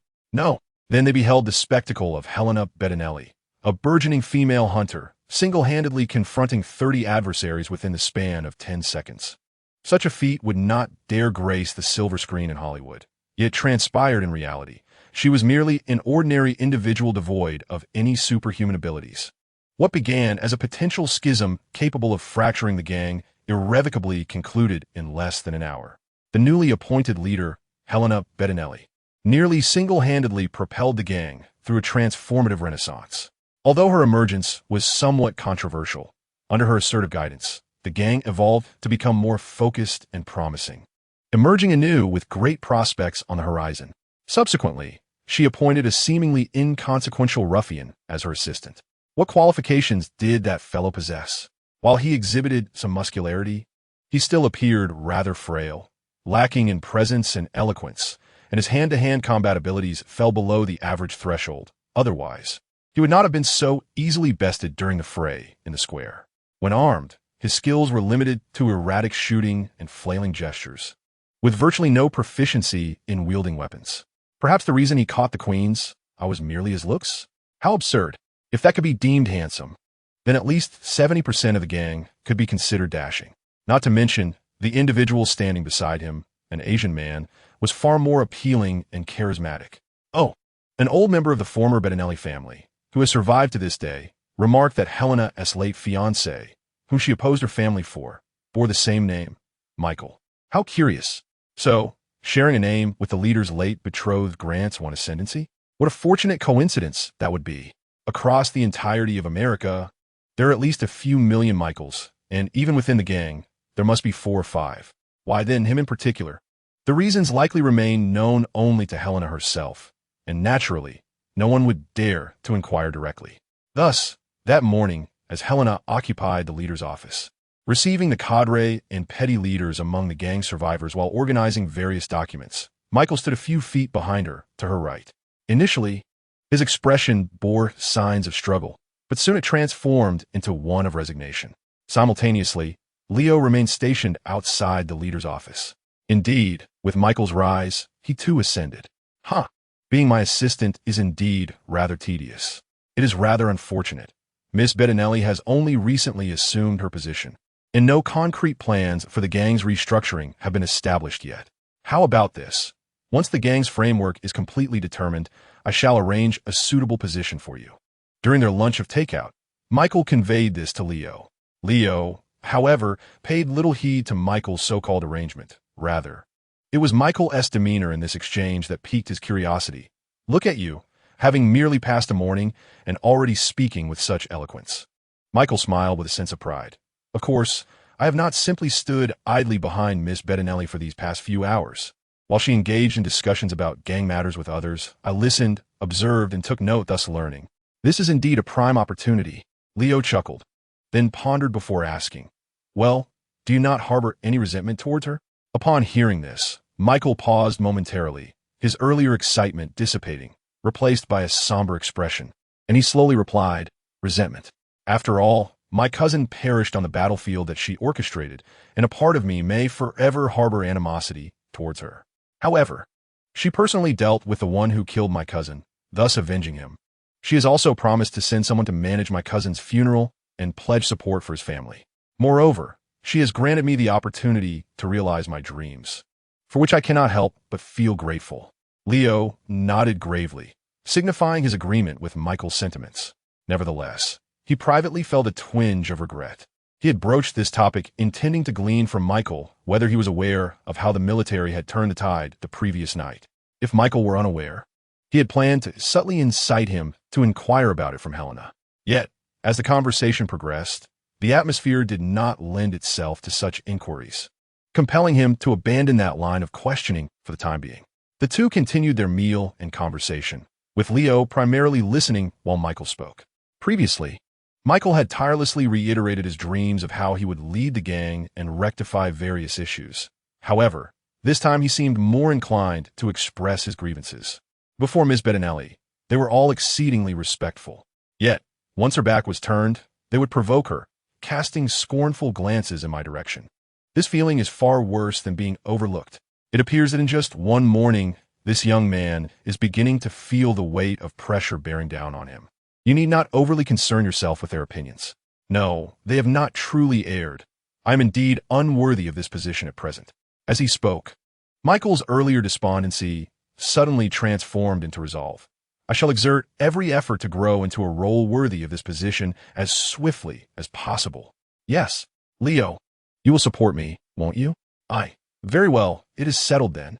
Let us strive together and astonish those around us. Feeling somewhat awkward in Michael's brotherly embrace, Leo noticed that several people had turned to observe them after Michael's declaration. This place is no longer the small locale it once was during the days of the Sauna Society. It is now the Grand Plaza in front of the Bettinelli Mafia headquarters. At this moment, a distinctive voice drifted in from behind, a soft, languid tone, melodious yet undeniably present, evoking a sense of contradiction. Together? Michael, I heard you mention someone. It was Helena Bettinelli. She approached, smiling at Michael, then turned her gaze to Leo, who stood beside him. So, is the person Michael is with you? As she spoke, Helena extended her hand.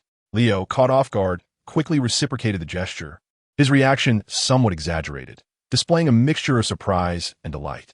Oh, hello, Miss Bettinelli. I'm Leo. It's an honor to meet you. I assure you, I hold no prejudices. Michael hastily interjected. No, Miss Bettinelli, Leo is just my good buddy. We're merely encouraging each other to better serve the organization. Hey, I'm just joking. No need to take it so seriously, Helena replied, bemused. Clearing her throat to regain composure, she shifted her tone. By the way, I have something important to discuss with you. 2 matters, to be precise. Noticing the sudden seriousness in Helena's demeanor, Leo immediately became attentive. Michael shook his head vigorously, attempting to clear his mind of distracting thoughts, and looked at Helena. Please, go ahead, Miss Bettinelli. Helena pursed her lips, a subtle smile forming at the corners. First, let us not refer to ourselves as a gang anymore. From this moment on, we are a comprehensive investment corporation. She spoke with conviction. Secondly, I assume your lunch has concluded? We are about to depart. Depart? Where to? Michael asked, momentarily taken aback. Helena's smile widened. We are off to execute the first merger of our Bettinelli Comprehensive Investment Company. Chapter 24. Helena's path to dominance. The merger Helena mentioned was, as many might have surmised, the absorption of rival gangs. Last night, the gang alliance launched a full-scale assault on the military, but was met with a devastating counterattack, resulting in a comprehensive defeat. This event was a significant blow to the underworld forces of Star City. The Bettinelli suffered over a 60% reduction in manpower, and other gangs of similar stature fared little better. Some mid-tier gangs, which could only follow the commands of larger gangs during the operation, found themselves in even worse predicaments. Escaping with 1 or 2 out of 10 was considered fortunate. In light of these circumstances, it became evident how incredibly fortunate the smaller gangs were. Prior to the assault, these smaller gangs, lacking sufficient strength, were relegated to menial tasks of sabotage along the routes. Thankless endeavors that bore little reward. They swallowed their grievances and begrudgingly set out. However, when the situation turned dire, those who had remained on the periphery, avoiding the main battlefield, could swiftly retreat to the slums, preserving their ranks more intact than ever. Certainly, even if all those small gangs were to remain intact, they would still fall short of being a match for the Bettinelli Syndicate, or rather, the formidable competitor that is Bettinelli Comprehensive Investment Company. This is true even after the latter has just endured a devastating defeat and suffered internal strife. As the old adage goes, a lean camel is still larger than a horse.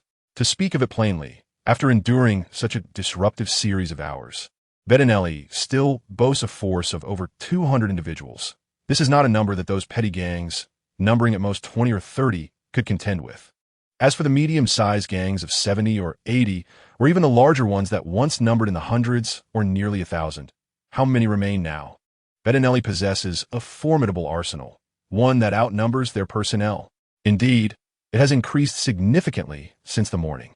Among these are unmodified bulletproof vests, and this alone is enough to plunge those gang members still armed with mere handguns into despair. Wait, did you mention that there are still gangs that did not participate in last night's coalition assault? Oh yes, for instance, the Sanha Society, which is now a shadow of its former self, reduced to a mere 1% of its peak strength, and similarly weak factions. Are they even considered gangs?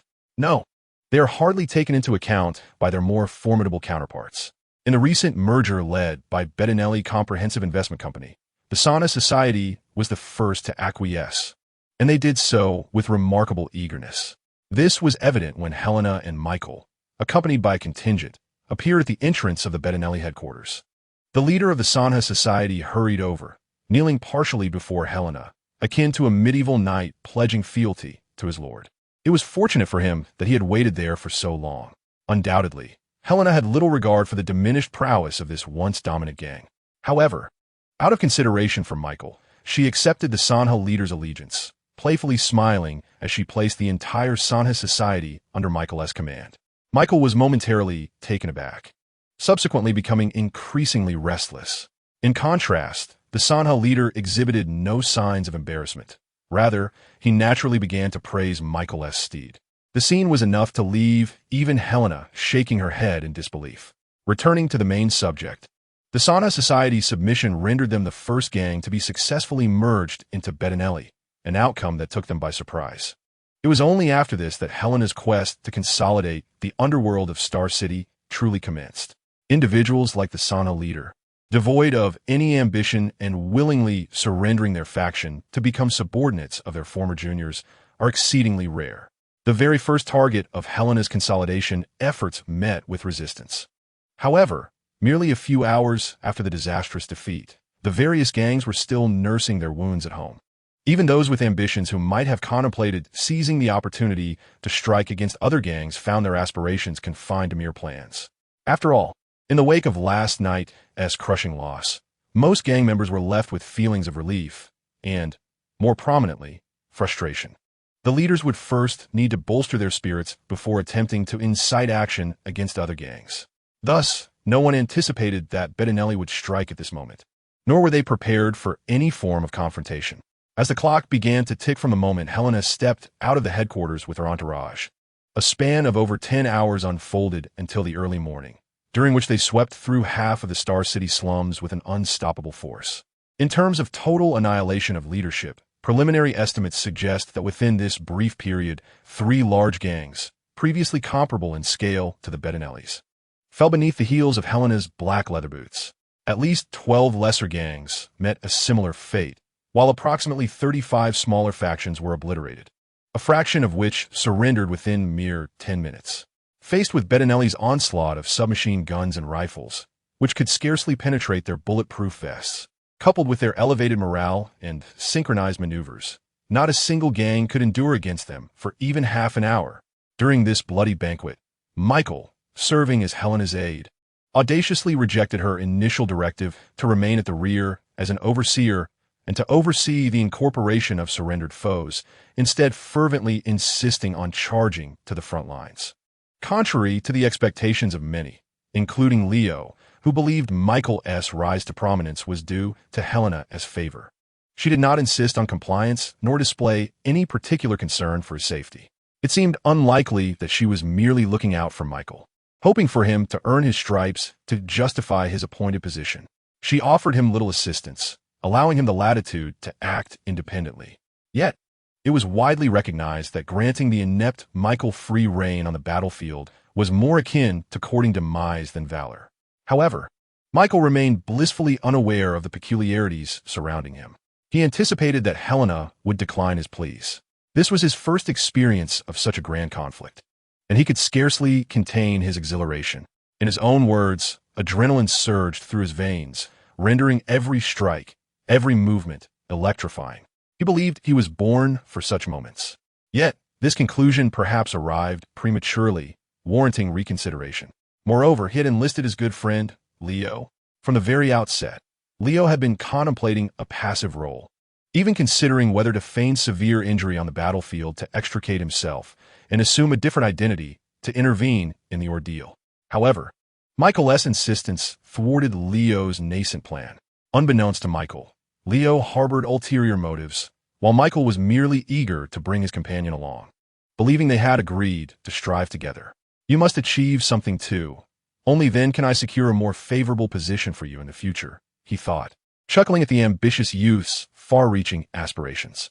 After conquering a significant portion of the Star City slums, Michael found himself standing taller among the other leaders within the organization. At this juncture, Helena's expeditionary force, under her direction, paused its aggressive expansion to regroup temporarily. After more than 10 hours, inevitably, a dozen or so remnants from several gang management levels managed to escape.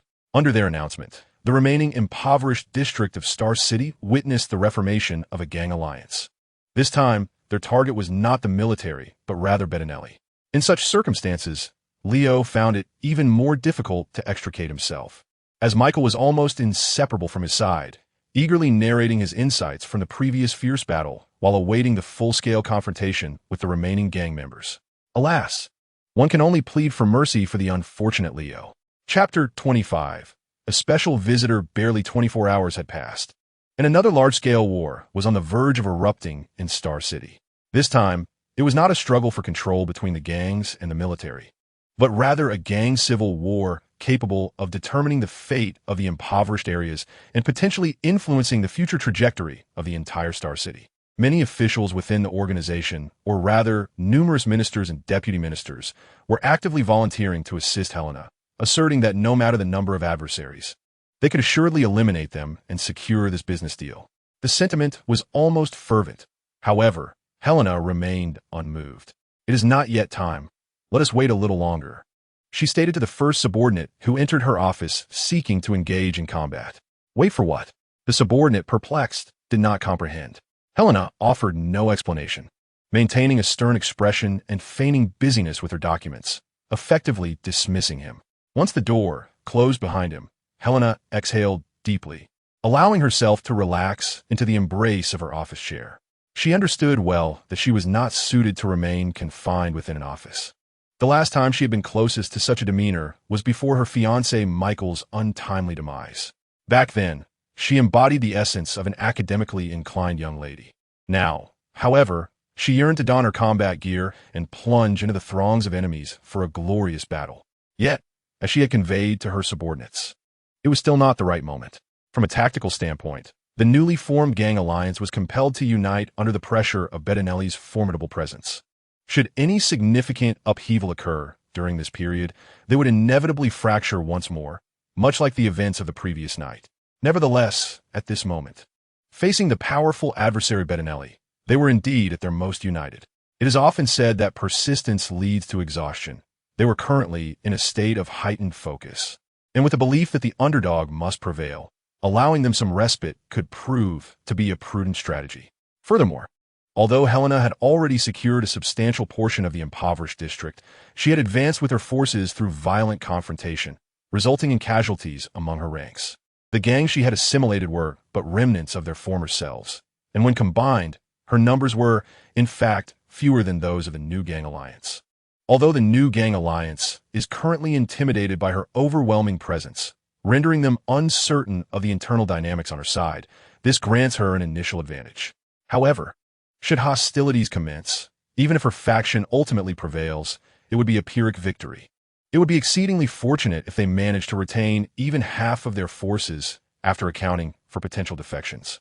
One must not forget that Star City is home to formidable military power beyond the underworld. In comparison to the previous night, when the old gang alliance launched a full-scale assault against the military and returned defeated, they suffered over a 60% loss, leaving merely half of their original number, approximately 20 individuals, to pit one-fifth of their personnel against an adversary that can mobilize entirely, only to face a complete rout. Seems utterly futile. The gangsters who fled from the urban area, whether leaders or foot soldiers, likely returned in bewilderment, unaware of the reasons behind the grandiose defeat of their once mighty alliance. Helena, who had engaged in extensive discussions with two cloaked figures and had even emerged from one of the military's bases, was acutely aware of the nature of the forces they were about to confront. It was imperative to consolidate the underworld while the military remained unresponsive. Even if it amounted to a mere fa-ade lacking substance, it must exert a certain degree of deterrence. Contemplating this, Helena pressed her fingers against her temples and murmured to herself. Yet, she could not directly instigate a conflict with the gang alliance. It would be preferable to persuade them and incorporate their manpower as intact as possible. Such strategies, however, were beyond her current capabilities. She could only await the ideas of those two individuals. At this point, she glanced at the electronic clock perched in the corner of her desk. Remarkably, those two had yet to arrive. The two individuals Helena referred to were not Michael and Leo, but rather her partners, the two cloaked figures. Meanwhile, another pair of individuals sat not far from her office on a balcony, gazing into the dimming night sky, awaiting the imminent war orders while engaging in casual conversation. As usual, Leo listened in resignation, while the oblivious Michael animatedly recounted tales. This was not Leo's first experience with Michael's incessant chatter, but the prolonged confinement in the same space had rendered him somewhat uneasy. He was still adjusting, attempting to mentally shield himself from Michael's voice, calmly contemplating his own dilemmas, such as the opportune moment and rationale for his eventual exit. Furthermore, he was uncertain whether he should allow the internal conflict within the gang to unfold, despite his personal inclination to witness it. At that moment, while feigning interest, lost in thought, and staring vacantly into the air, Leo suddenly froze, followed by a jolt that seemed to compel him to leap to his feet and flee. Yet, in the next instant, he regained his composure as if nothing had transpired. Unfortunately, this last act was not particularly successful. Even Michael, absorbed in his own expressive reverie, noticed Leo's disquiet. "What happened?" Michael inquired, glancing in the direction Leo had been observing. Leo smiled and shook his head, saying, "It's nothing. Just saw a rather peculiar-looking bird flying by." "What strange bird? Perhaps you mistook a plane for it," Michael chuckled, giving Leo a playful pat on the arm. "You, my friend, are simply too distracted in your endeavors, often drifting off. You ought to set a goal like I do, and then strive towards it without concerning yourself with anything else. I tell you, that is how I operate," he laughed, prompting Leo to listen with a resigned expression. Meanwhile, Helena found herself in a similar emotional state. Just 5 seconds prior, the door that had remained silent suddenly swung open, and uninvited guests entered. For a fleeting moment, Helena felt a spark of joy, believing that the two cloaked figures she had been anticipating had finally arrived. However, upon glancing up to discern their attire from behind her desk, her spirits fell. "It's you. You should have knocked," she exclaimed, astonished. Who would have thought that the unexpected visitors in her office would be Spartan, Red Arrow, and Black Canary from Team Arrow? Chapter 26. Old acquaintances. Her gaze lingered on Diggle's pistol, the vibrant arrows of Mia, and Laurel's dual short staffs for a moment. Helena leaned back in her chair, crossing her legs clad in sleek black high-heeled boots atop her desk, a smirk forming as she regarded them with interest. After all, she was quite familiar with these three. Not only had she once shared a connection with Oliver, thus meeting them, but she had also encountered them numerous times while dismantling her father's crime syndicate. However, at that time, Mia and Laurel were not yet members of Team Arrow. "Is this your grand way of welcoming me back to Star City?" she teased. "If so, I am truly honored." Before Helena could finish her sentence, Mia interrupted her directly. "Spare us the pleasantries. We're not here for idle chit-chat." Helena's simple remark about the once young girl's newfound aggression, attributed to her brother, ignited Mia's ire, as well as that of Diggle and Laurel. However, Helena remained unfazed by their fury. Suppressing her smile, she continued, "So, what brings you here?" Diggle stepped forward, holding back the incensed Mia, and addressed her. "What we're here for depends on your forthcoming responses. Before that, we need you to answer a few questions." "Ah, your manner of seeking favors is rather unique." Helena scoffed, a hint of derision in her tone. She glanced at the electronic clock, then waved her hand dismissively. "Fine. Given that it's you, and I still have a bit of time, go ahead and ask. But I cannot guarantee I will respond." Hearing this, Diggle discreetly exhaled in relief. To be candid, when Felicity suggested that the sudden appearance of Helena in Star City might be linked to Sarah's disappearance, perhaps even as the mastermind behind it, Diggle maintained a skeptical stance. Although the timing was somewhat coincidental, there were no substantial clues to support such an assertion, making it rather far-fetched to attribute Sarah's disappearance to her. Subsequently, when Sia proposed capturing Helena to interrogate her, Diggle immediately voiced his dissent. However, Felicity, Sia, and Laurel were all too eager to find Sarah, leaving Diggle unable to harden his heart against their fervor. He recognized the nature of these women and understood that mere opposition would be futile. Thus, he suggested an alternative approach. Hence, the current compromise emerged: to observe for a while, seek opportunities to approach Helena, and find ways to extract information from her, resorting to violence only as a last resort.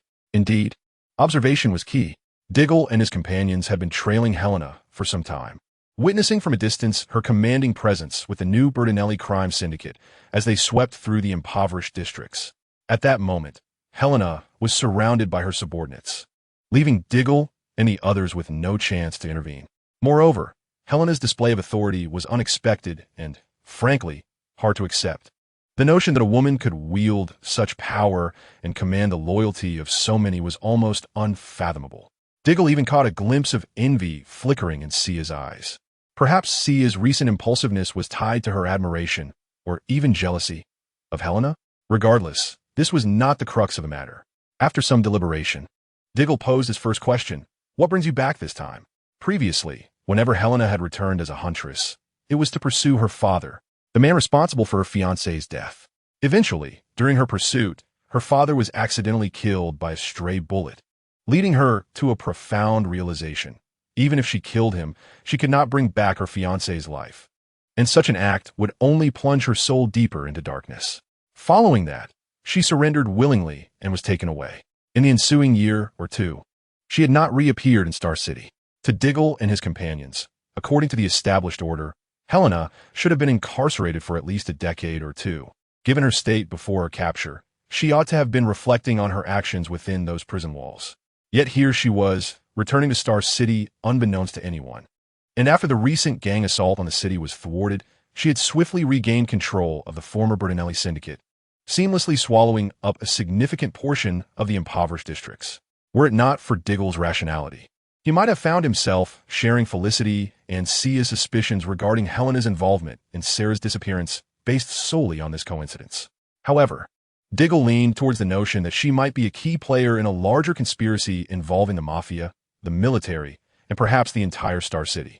In response to Diggle's inquiry, Helena suddenly adopted a stern demeanor. I have returned to save Star City.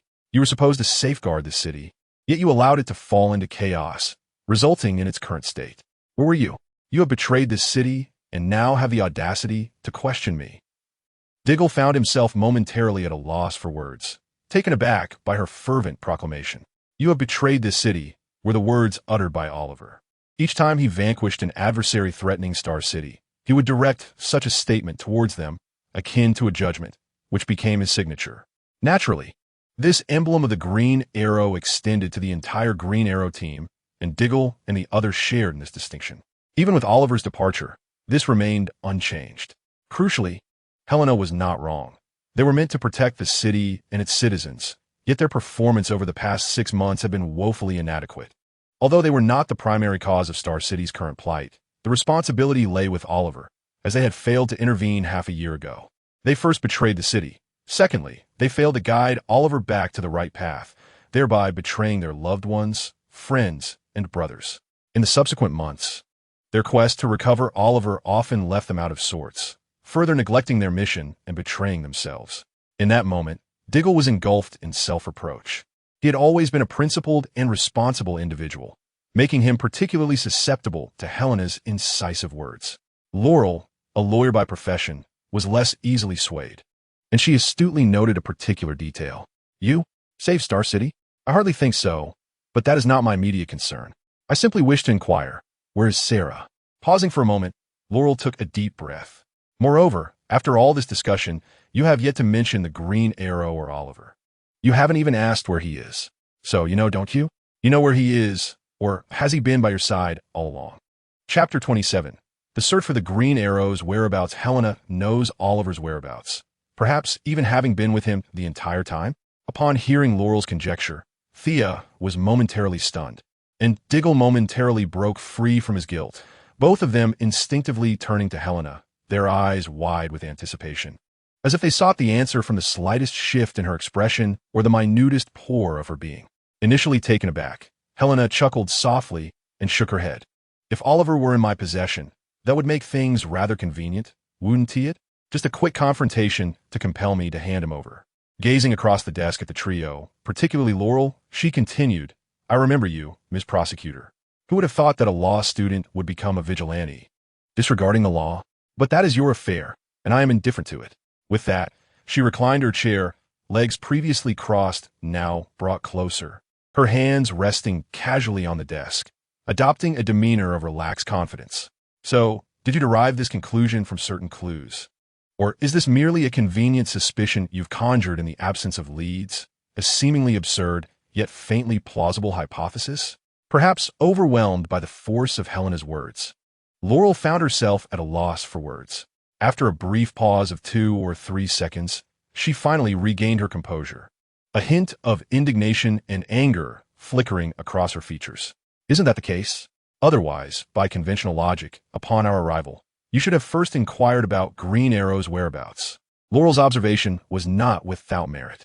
However, while it was a valid point, it merely served to raise further suspicions, to utilize such reasoning as the foundation for a conclusion.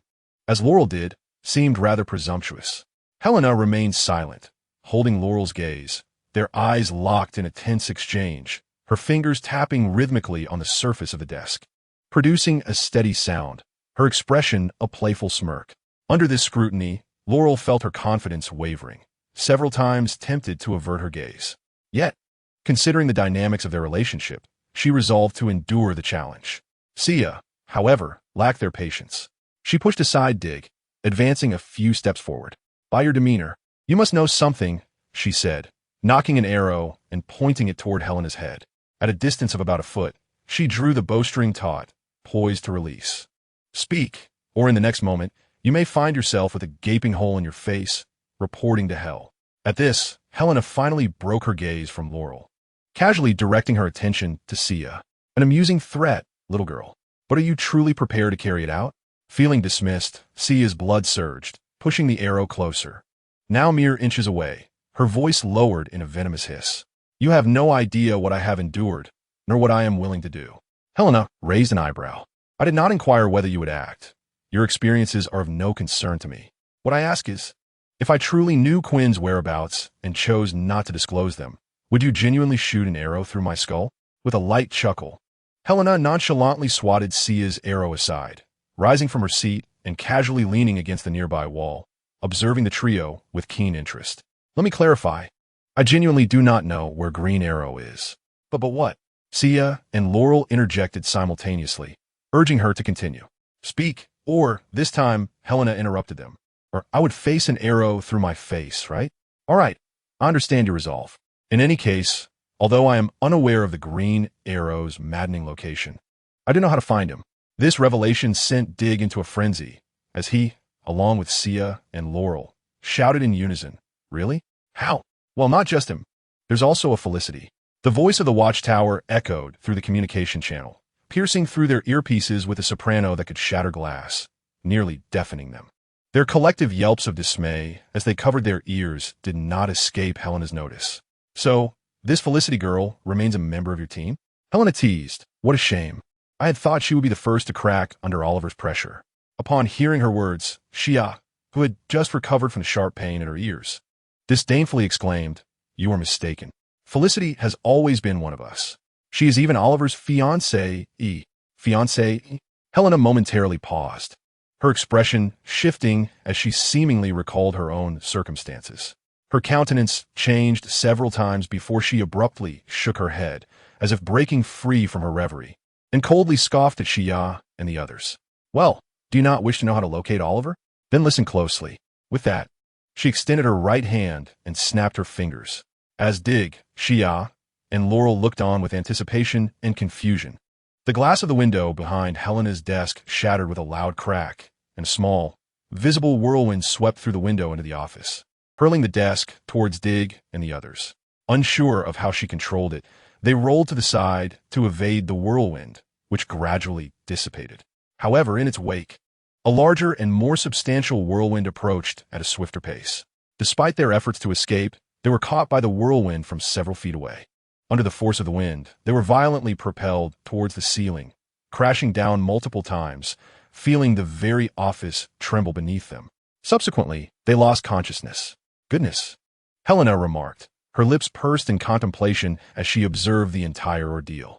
She rummaged through a quiver of sleep arrows that had scattered on the ground due to the whirlwind, retrieving several arrows filled with a soporific solution, which she handed to Shia, Laurel, and Dig.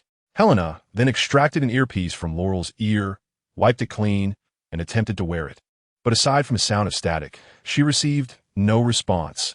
It seemed the device had been damaged in the tempest. Resigned, she turned to face the two figures drifting in through the window, cloaked in black. You are late, Helena admonished the pair, her expression stern. Without waiting for their reply, she gestured toward Shia and the others. They have conveniently arrived. The terms of our initial transaction have been met on my end. What of yours? The two cloaked figures remained, with the male silent and the female handling diplomatic matters. We are ready to depart at any moment.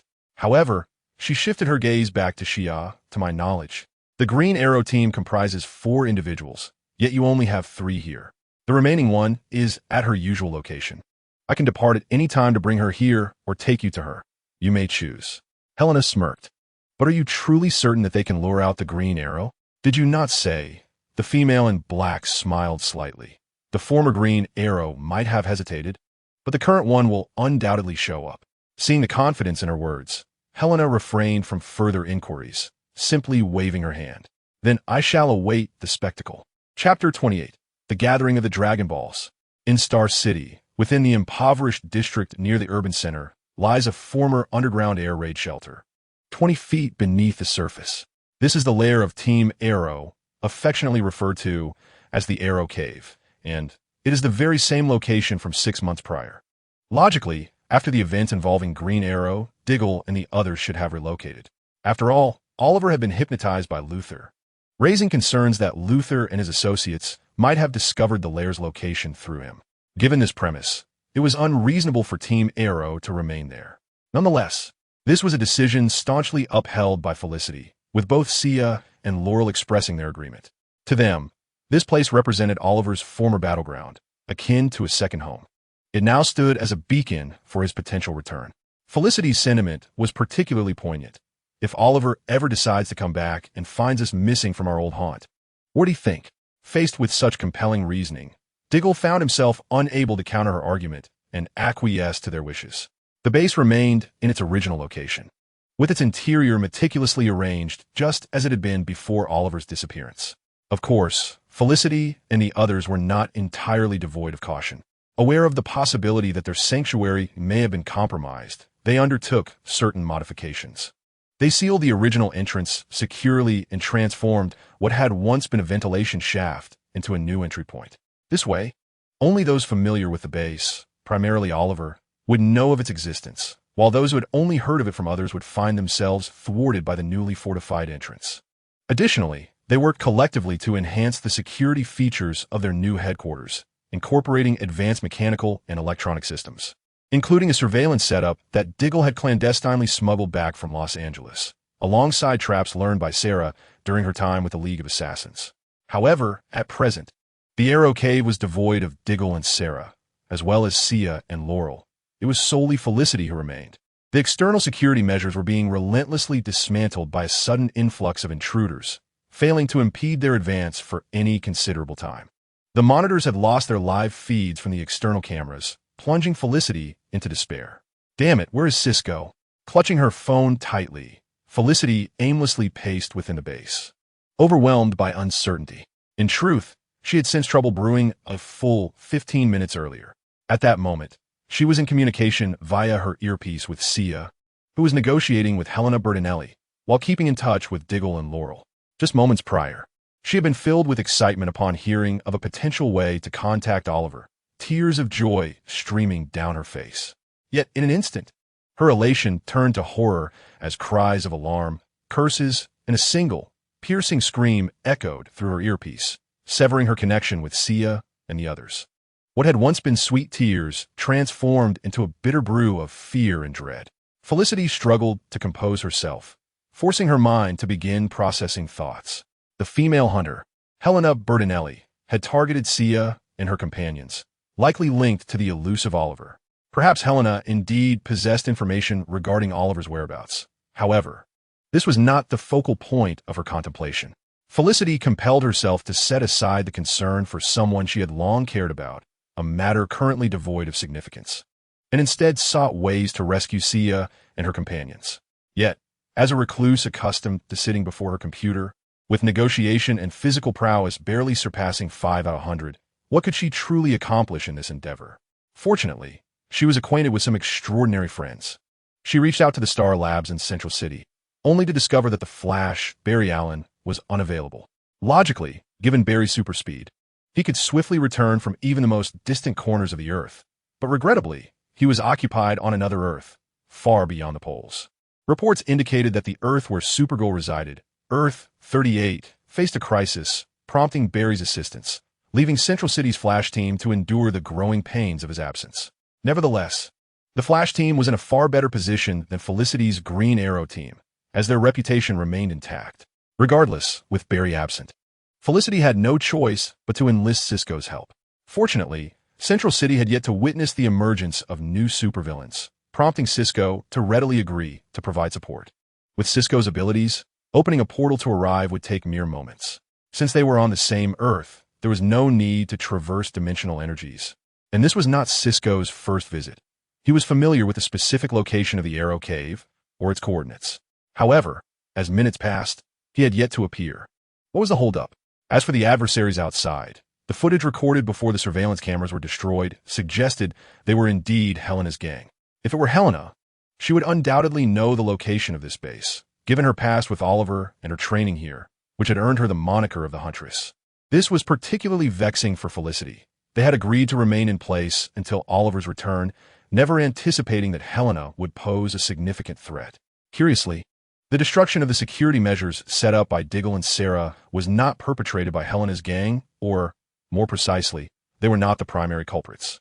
To Felicity's dismay, the main force behind the destruction appeared to be a series of compressed whirlwinds. The trajectory of these whirlwinds indicated they were under human control, suggesting that alongside Helena, there was another metahuman capable of manipulating winds. Felicity now feared that even if Cisco arrived, disaster was inevitable. What could she do? Suddenly, with a tremendous crash, the final door was forcefully breached, and a compact whirlwind, seemingly solid, surged into Felicity's view. As the whirlwind gradually dissipated, contravening climatic principles, a cadre of 12 individuals clad in black suits and armed with firearms entered, spreading out to flank both sides of the entrance. Following them was a familiar yet unfamiliar tall figure accompanied by a cloaked individual. After a long absence, Helena surveyed her surroundings and then turned her gaze toward Felicity. Initiating the conversation, "I have gathered Thea, Laurel, and Diggle, and with your addition, we shall soon be able to summon Oliver. Therefore, I must request your presence. I hope you'll be wise enough not to resist. After all, isn't reuniting with Oliver what you have yearned for these past 6 months? In this light, I am here to fulfill your wish." Chapter 29. The arrival of Green Arrow for Leo. This night was exceedingly bizarre. It was not merely the fact that he had been dragged along by Michael as Helena swept through the impoverished district with relentless force, nor was it the tedious wait before the decisive confrontation with the new gang alliance. It was also not the moment he had to rush after Michael to investigate the commotion emanating from Helena's office. However, that last detail was indeed drawing closer to the truth. The task of binding the intruders Thea, Laurel, and Diggle was one that Michael had taken upon himself, eager to prove his worth and justify Helena's trust in him. Naturally, Leo found himself ensnared in Michael's ambitions. Michael, along with a few other subordinates, previously loyal members of the Triad, secured the 3 unconscious captives and dispatched them to various hideouts belonging to Bernelli. This was Helena's directive, intended to prevent any potential rescue attempt from being discovered and to create obstacles for their would-be saviors. It was, without a doubt, a shrewd strategy. Leo was only aware of the location of one of the hideouts. Although the final choice involved several options, it was not overly challenging to locate them. However, with only one Green Arrow, once he appeared at one of the detention sites, the guards at the other 2 would undoubtedly be alerted. This was clearly not favorable news for Leo, who remained uncertain about precisely when and how to seize the opportunity to don that green attire and rescue the 3 captives. Regardless of the circumstances, it was an exceedingly complicated affair. Just as Leo secured Diggle, he received a call from Michael instructing him to meet at a certain block on the border between the slums and the city.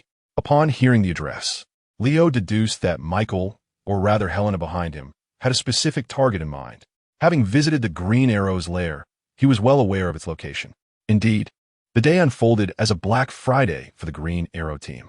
Following the capture of Thea, Laurel, and Diggle, the Green Arrow's lair, merely a change in entrance yet the same location, was also infiltrated by Helena and her crew, leaving the last member of the team ensnared. Unexpectedly, a situation arose that left Leo utterly speechless. When Felicity Smock heard Helena's intention to use her as bait to lure Green Arrow, the expression of fear and resistance that had filled her eyes vanished almost instantaneously. Instead, she cooperatively approached Helena, extending her wrists for Helena's men to bind her.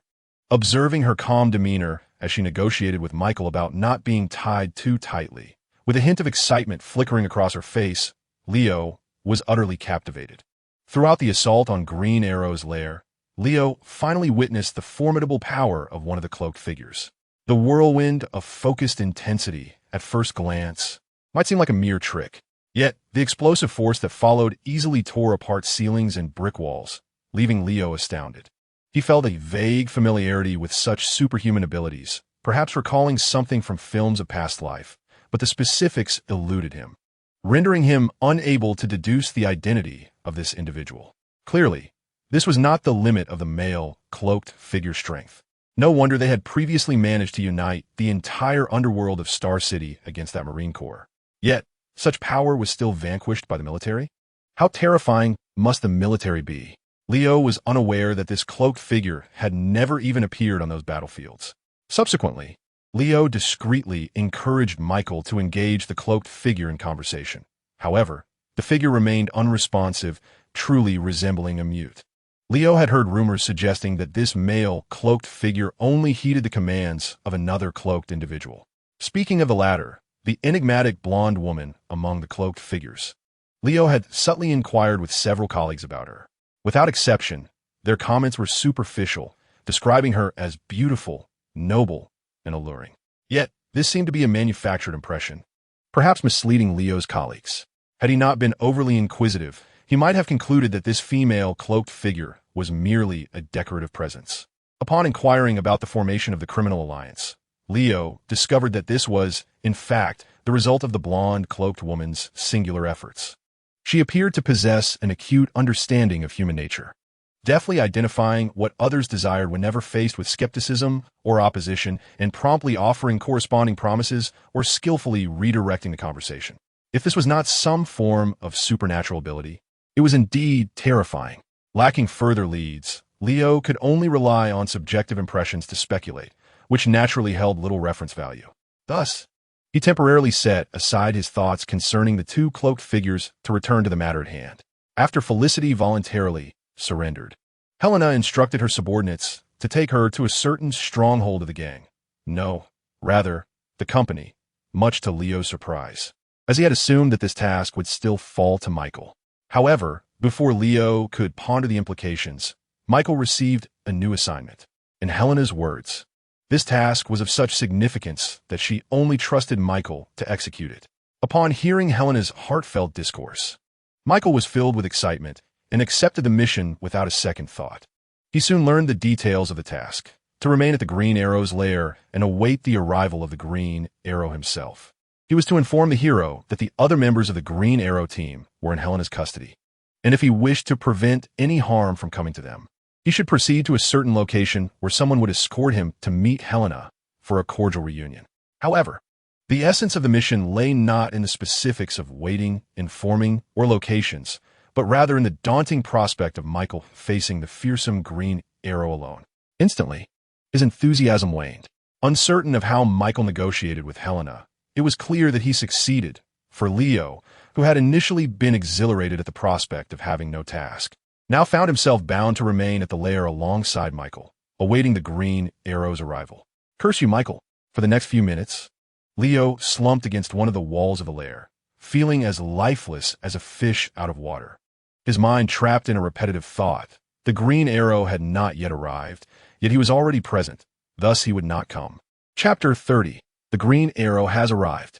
Michael, oblivious to Leo's predicament, busied himself in the center of the lair, boasting of the difficulties he faced in securing this coveted assignment from Helena. In truth, he was merely seeking companionship, fearful of confronting the Green Arrow alone. After several minutes of his self-aggrandizing monologue, realizing he had received no response from Leo, he called out, "Leo, what is taking so long? Come over and help." With a face devoid of enthusiasm, Leo ambled over. However, upon casting his first glance at Michael, he was taken aback. Before delving into the matter that startled Leo, let's discuss the mission. As part of the task to await the Green Arrow's arrival and inform him of the capture of his team, Helena had bestowed upon Michael two items. The first, resembling a sports water bottle in size and shape, bore no relation to athleticism or hydration. In reality, it was a firework. If one were to ascend to the rooftop and ignite this device, it would shoot forth like a firework, propelling the specially encased powder into the sky to detonate. This would release a shimmering, green smoke that lingered for an extended period. At that moment, no matter where the Green Arrow was situated in Star City, he would behold the spectacle of fireworks illuminating the sky above his former base, compelling him to approach. Michael instructed Leo accordingly. Temporarily regaining his focus, Leo regarded the green firework thrust into his hands, contemplated for a moment, and then returned it. "You should handle this," he said earnestly, fixing his gaze upon Michael. Taken aback by Leo's earnest expression, Michael found himself momentarily at a loss for words. I have known Leo for nearly half a year, and he has always appeared somewhat laid back. However, It is the first time Michael has seen him so serious. Suddenly, Michael had an epiphany. He took a step back, pointed at Leo, and exclaimed, "I get it. You must be scared." Leo shook his head in annoyance, retorting, "If I were truly afraid, it wouldn't be at this stage. You must understand that before the fireworks are launched, and for some time afterward, Green Arrow is utterly unaware of what transpires here, and he certainly wouldn't be lurking nearby." Upon reflection, Michael realized the truth in Leo's words. Embarrassed, he offered an awkward smile while scratching the back of his head. Perhaps out of guilt for misunderstanding his friend, Michael naturally picked up the firework and lighter, preparing to head outside. Yet his insatiable curiosity got the better of him, prompting him to ask, "But why did you let me do this?" With a serious expression, Leo replied, "You are aware of the kind of person we are about to face, the Green Arrow, a killer. And remember the massive explosion 6 months ago? Although rumors suggested he was hypnotized by a supervillain, no evidence has surfaced. Who knows the truth? Regardless, when he arrives, he might spare us because he has someone he cares about in our group? No, in our company. However, I fear he will humiliate us, and the situation could become quite uncomfortable. After that, I won't mind. After all, I'm just a minor player. But you, as Ms. Bettinelli's confidant, if you lack tangible accomplishments and rely solely on Green Arrow's mercy, how will you respond when others in the company inquire? If you ignite the firework, at least you can claim you drew Green Arrow out." To be honest, Leo's rationale was not particularly compelling, and it even contained some logical flaws. Nevertheless, he had indeed touched upon Michael's concerns. Michael was eager to seize every opportunity to demonstrate his worthiness of Helena's regard, seeking to prove himself to those who underestimated him. Conversely, any circumstance that could diminish his reputation was something he desperately wished to avoid. Thus, Leo's somewhat flimsy justification resonated with his mindset perfectly.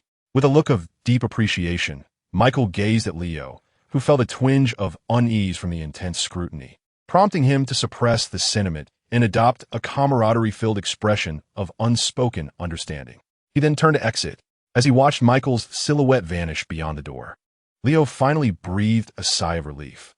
Now, they could discuss the matter of waiting for Green Arrow's arrival to negotiate with him, informing him that members of the Arrow Squad had been captured and directing him to a specified location. The second tool required for their mission, the very object that had startled Leo earlier, was a captive, someone known to Leo, Cisco Raymond. Previously mentioned, Leo has been grappling with the dilemma of when and how to extricate himself from Michael's current predicament, transitioning into the Green Arrow's combat attire to meet Helena and negotiate a way to rescue several members of the Green Arrow team. The challenge lies in his inability to devise a method that would entirely separate the identities of the petty criminal Leo and the heroic Green Arrow, thereby shedding all suspicion. Presently, with Cisco appearing before Leo in such a state, inspiration struck him, compelling him to make a rather audacious decision. "You have successfully lured out the Green Arrow." After confirming Cisco's condition, indeed, he was unconscious, Leo muttered to himself while scanning his surroundings. There exists a potential loophole. Presenting himself clad in black and merely veiled before Cisco would certainly be ill-advised. However, if there were none around, he could only concoct an excuse about having just spotted that green smoke, which necessitated his hasty arrival without donning his battle attire. Yet, this is the lair of the Green Arrow.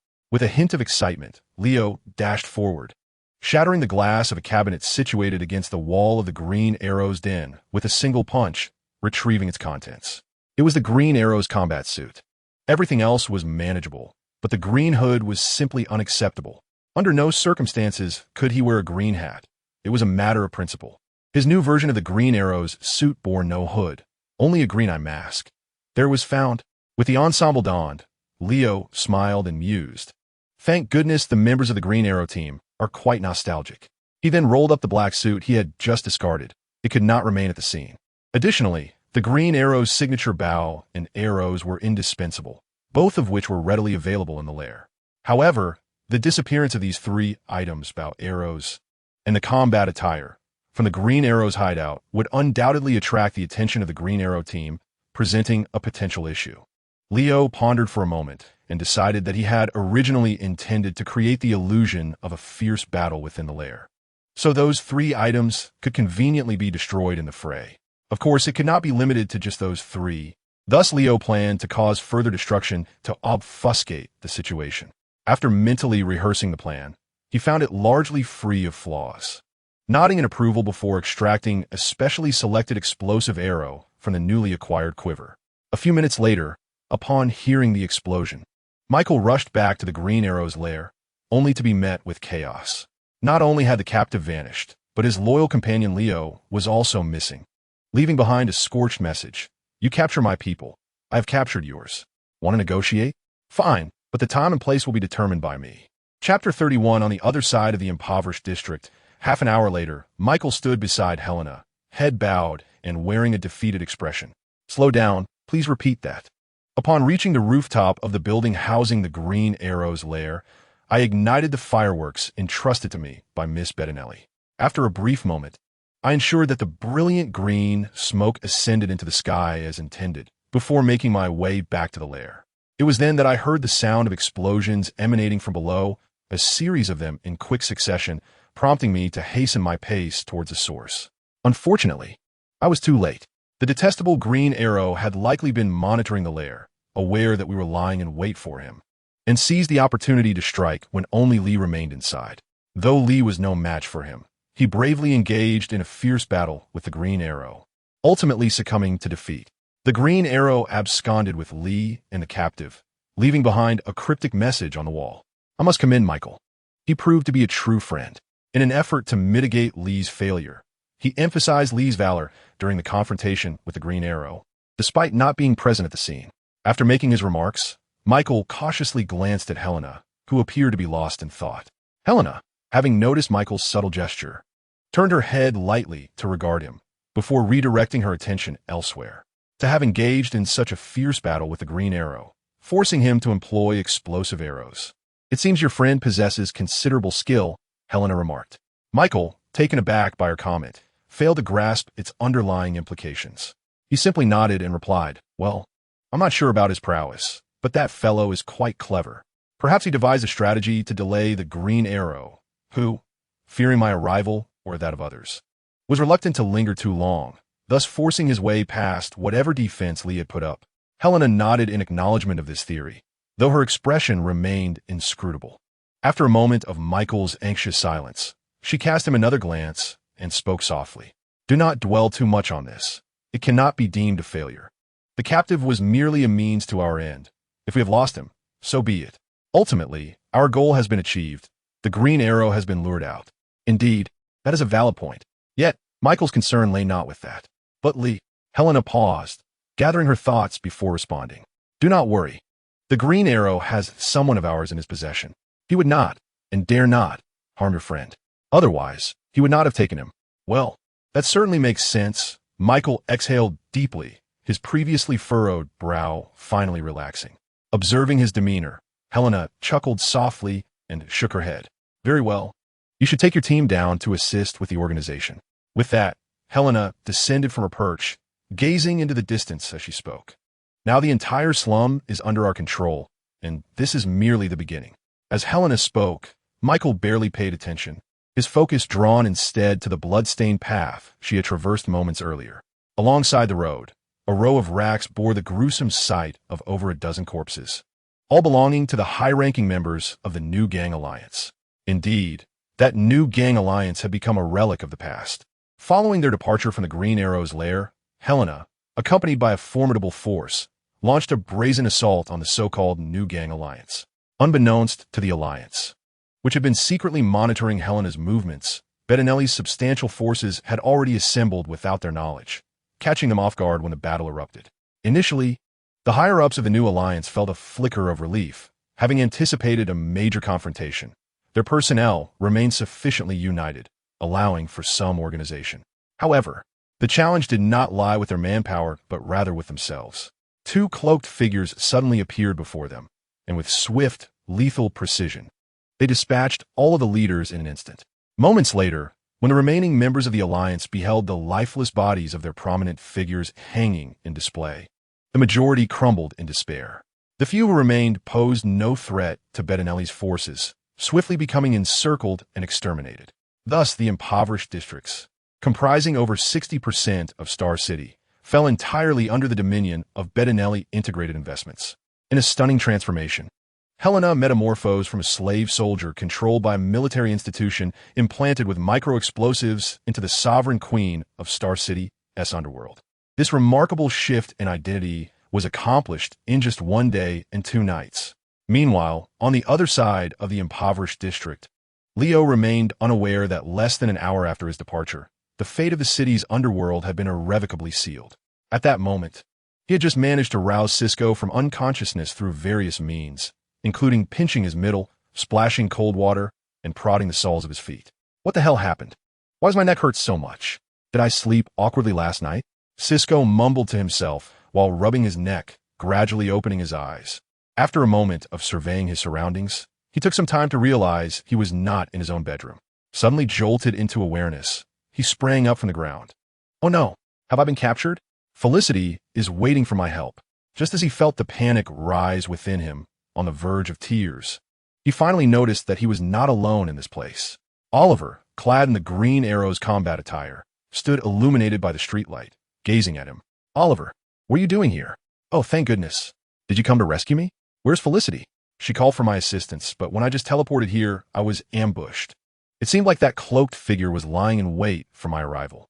Before I could react, he injected me with an unknown solution.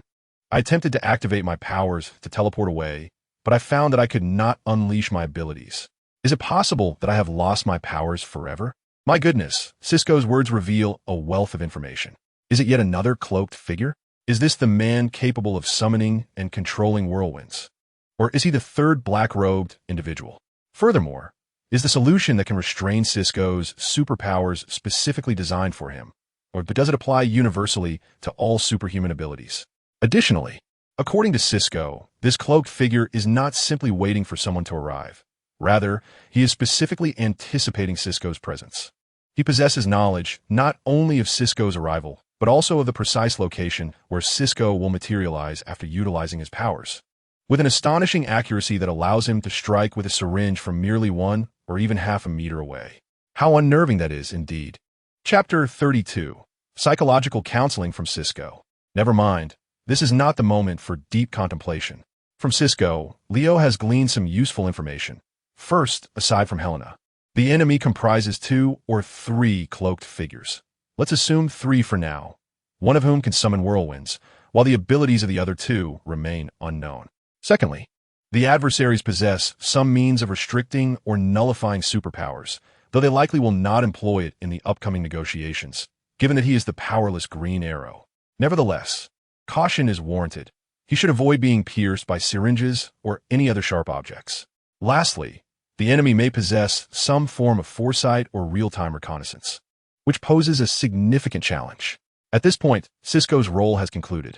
Leo activated the built-in electronic voice modulator in his combat suit and said to him, "You should return home."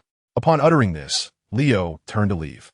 However, Cisco called out to him, "Wait, what do you mean I should go home? I came to help." Cisco protested, "What about Felicity?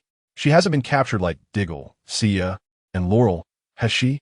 She sounded frightened during the phone call, even though she was in a hurry. "Are we preparing for a fight? I'm ready. You should go home." Leo reiterated in a lowered tone through the voice modulator. He added, "Without your powers, you cannot do anything." Under different circumstances, Leo might have chosen gentler words to dissuade Cisco from following him. But given that he is currently embodying the persona of the Green Arrow, he must maintain his stance. Cisco indeed became incensed. "Wow, you've truly become a bastard, haven't you? Felicity was right. She just sugar-coated it. You're far worse than anyone imagines." Approaching the Green Arrow, Cisco exclaimed, "What does it matter that I can't use my powers? When I first joined Team Flash, I had no superpowers. I supported Barry in mastering his speed without any abilities of my own. I prefer my identity as a scientist over the superhero moniker Shockwave." Leo remained silent, merely turning partially away to keep himself in the shadows, avoiding direct eye contact with Cisco. "Well, you won't even dare to remove your mask to meet my gaze, or to take off that damn voice modulator," Cisco retorted sharply, displaying a look of exasperation. "Forget it. The words that Felicity could not express to you will now be conveyed by me, as you have not afforded her the opportunity. I comprehend that 6 months ago, you committed a grave error that caused harm to many, an irreversible fact. All the respect you garnered for Star City over the years has vanished. The citizens harbor a profound resentment towards you, and the world perceives you as a duplicitous conspirator, a brute. Yet what of it? You still have us, Felicity, Barry, Sia, Diggle, and Laurel. We all recognize that you were under hypnosis at the time, unable to be accountable for your actions. We do not blame you. You should extend the same leniency to yourself. How overly sentimental, Oliver thought, as goosebumps prickled his skin. Cisco continued, "It is commendable that you still don the Green Arrow suit and strive forward. This proves that the citizens of Star City's disdain has not defeated you. If you persist in this manner, I believe the citizens will ultimately forgive you. However, with the same resilience and confidence, why have you not applied it to us? Regarding the current situation in Star City, the Marine Corps and such, Barry and the others at Star Labs have heard about it. For now, we cannot offer much assistance. But I understand that this is a burden you cannot shoulder alone. You must reconcile with Felicity and the others. You are a team, the Green Arrow crew. Only together can you reach your fullest potential." Clearly, over the past 6 months, Felicity has confided in the Flash team about your continuous evasion of the team. Or else Cisco would not be so well informed. After all, Felicity has never been one to conceal her feelings. It has been quite a trial for her over these months. "Regrettably, I am not Oliver Queen and cannot provide the help you need," Leo sighed softly. A thought struck him. Cisco came to assist after receiving Felicity's plea for help, but what of the faster, more capable Barry Allen, the Flash? Lowering his voice and utilizing a voice modulator, Leo posed this question. Oliver remained silent, which displeased Cisco. However, since the inquiry was made, he chose to overlook it for the moment. Moreover, Oliver's concern for Barry indicated he was not entirely devoid of decency. This was a promising sign. It seems Earth-38 is facing some crisis, and Kara has called Barry for assistance. The specifics remain unclear, but judging by Kara's plea, it appears to be quite troublesome. Unfortunately, the situation in Star City is also dire. Otherwise, you could lend a hand on Earth-38. Upon hearing this, Leo couldn't help but stir slightly. Kara and Earth-38. It is said that Earth-38 is encountering a crisis, and Leo genuinely yearned to assist. He had not seen Kara in 194 days, but alas, he could not depart. Otherwise, the insufferable timeline protectors would pursue him. Shaking his head, Leo momentarily cast aside, with a sense of reluctance and resignation, his yearning to reunite with Carla. He even found himself wishing to avoid the presence of Cisco, the bearer of news. After lowering his voice to suggest that Cisco should return home, Leo suddenly sprang into action, drawing his grappling arrow and releasing it toward the exterior wall of a nearby high-rise, ascending into the air.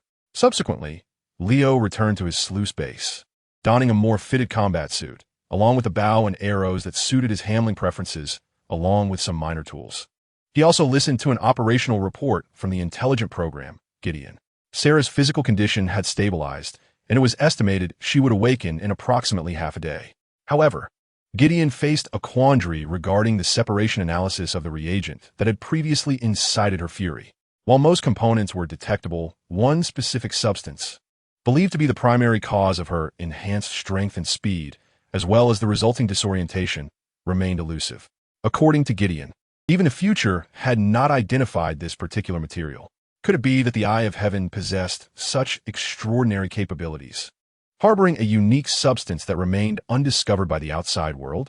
Leo, at this juncture, suspected that Sarah had been drugged by the Eye of Heaven. Never mind, Gideon. Let's set this matter aside for now. After a few moments of contemplation, Leo resignedly instructed, continue to monitor her condition closely, and if possible, conduct further analyses to gain a comprehensive understanding, and ensure that the iron chains binding her and the blindfold covering her eyes remain secure. We cannot allow her to know where she is. Understood, sir. Very well. I shall take my leave now. Leo spent approximately half an hour at the sluice base, which felt ample. He then arrived early, 20 minutes ahead of the designated meeting time with Helena. After circling around to ascertain that no ambush had been laid by Helena, and seemingly demonstrating sincerity by not sending anyone ahead to make arrangements, Leo nodded approvingly. However, he proceeded to seek out several discreet corners to set up some tools. What? Accused of double standards? This was merely prudent preparation. Chapter 33. The other side awaits time was drawing near. 5 minutes, 3 minutes, 1 minute, 30 seconds. Leo stood at the most conspicuous edge of the rooftop, waiting. Yet, no one appeared. He began to suspect that Helena, irked by his forceful reclamation of control, was deliberately leaving him waiting. Oh, just as the agreed time approached, Leo's ears perked up. A barely perceptible sound emanated from a distant point below his right, capturing his attention. The noise grew louder and sharper. Instinctively, Leo reached for the quiver on his back, intending to intercept the rapidly approaching object, but reconsidered. In the end, the object turned out to be a crossbow bolt, akin to his grappling arrow, with a long steel cable in place of the fletching, embedded deeply into the concrete wall at the edge of the rooftop, mere inches from Leo's feet. Then, the enchanting figure clad in a predominantly purple combat suit adorned with black accents gracefully ascended the steel cable, ultimately executing a light somersault to land beside Leo. What a stunning entrance! Typically, upon witnessing Helena make such an entrance, Leo would indulge in some teasing or sarcastic remarks. Of course, he might have also whistled and approached her, for Helena exudes undeniable charm. Her tall, well-proportioned figure and classical beauty evoke comparisons to the likes of Audrey Hepburn and Vivian Leigh, a rarity in today's world dominated by social media influencers.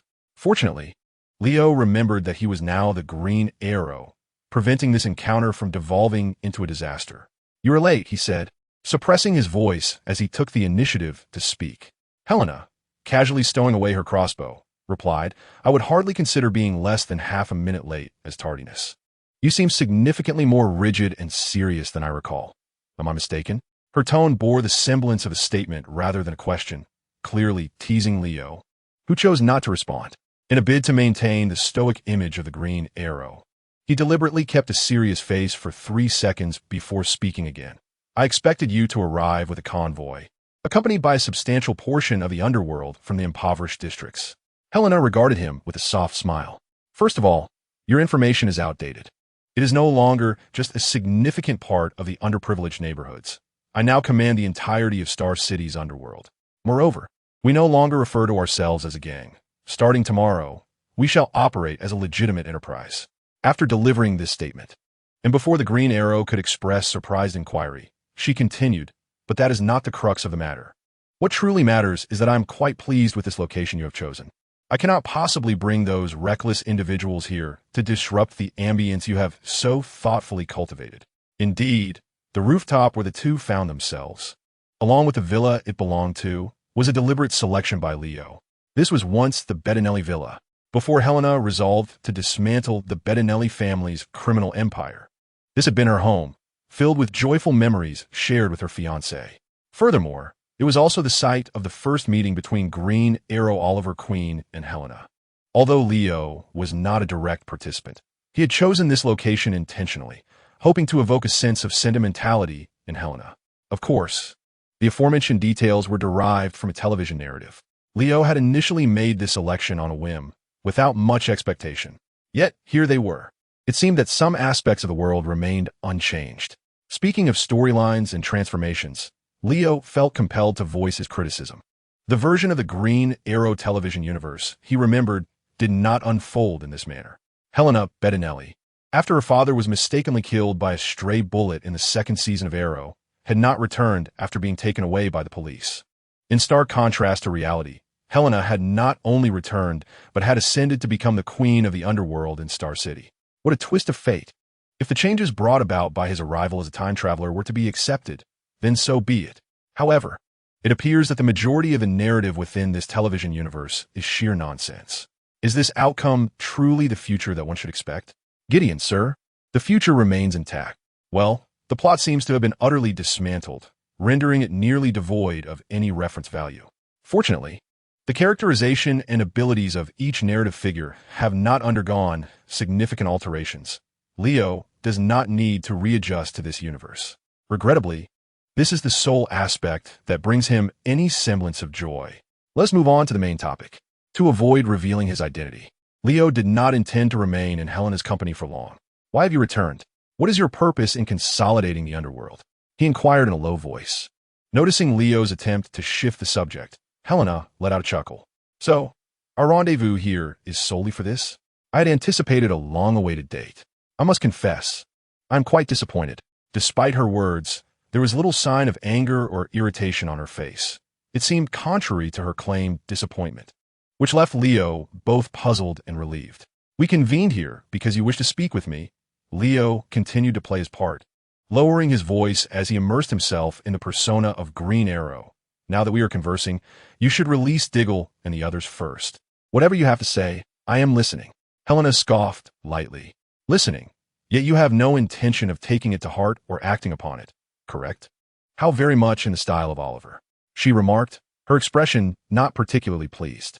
And what if I declare that I will not release them until you agree to my terms, or even fulfill those conditions? What would you do then? Attack me? Green Arrow regarded her, pausing for a moment before replying. If necessary, I would.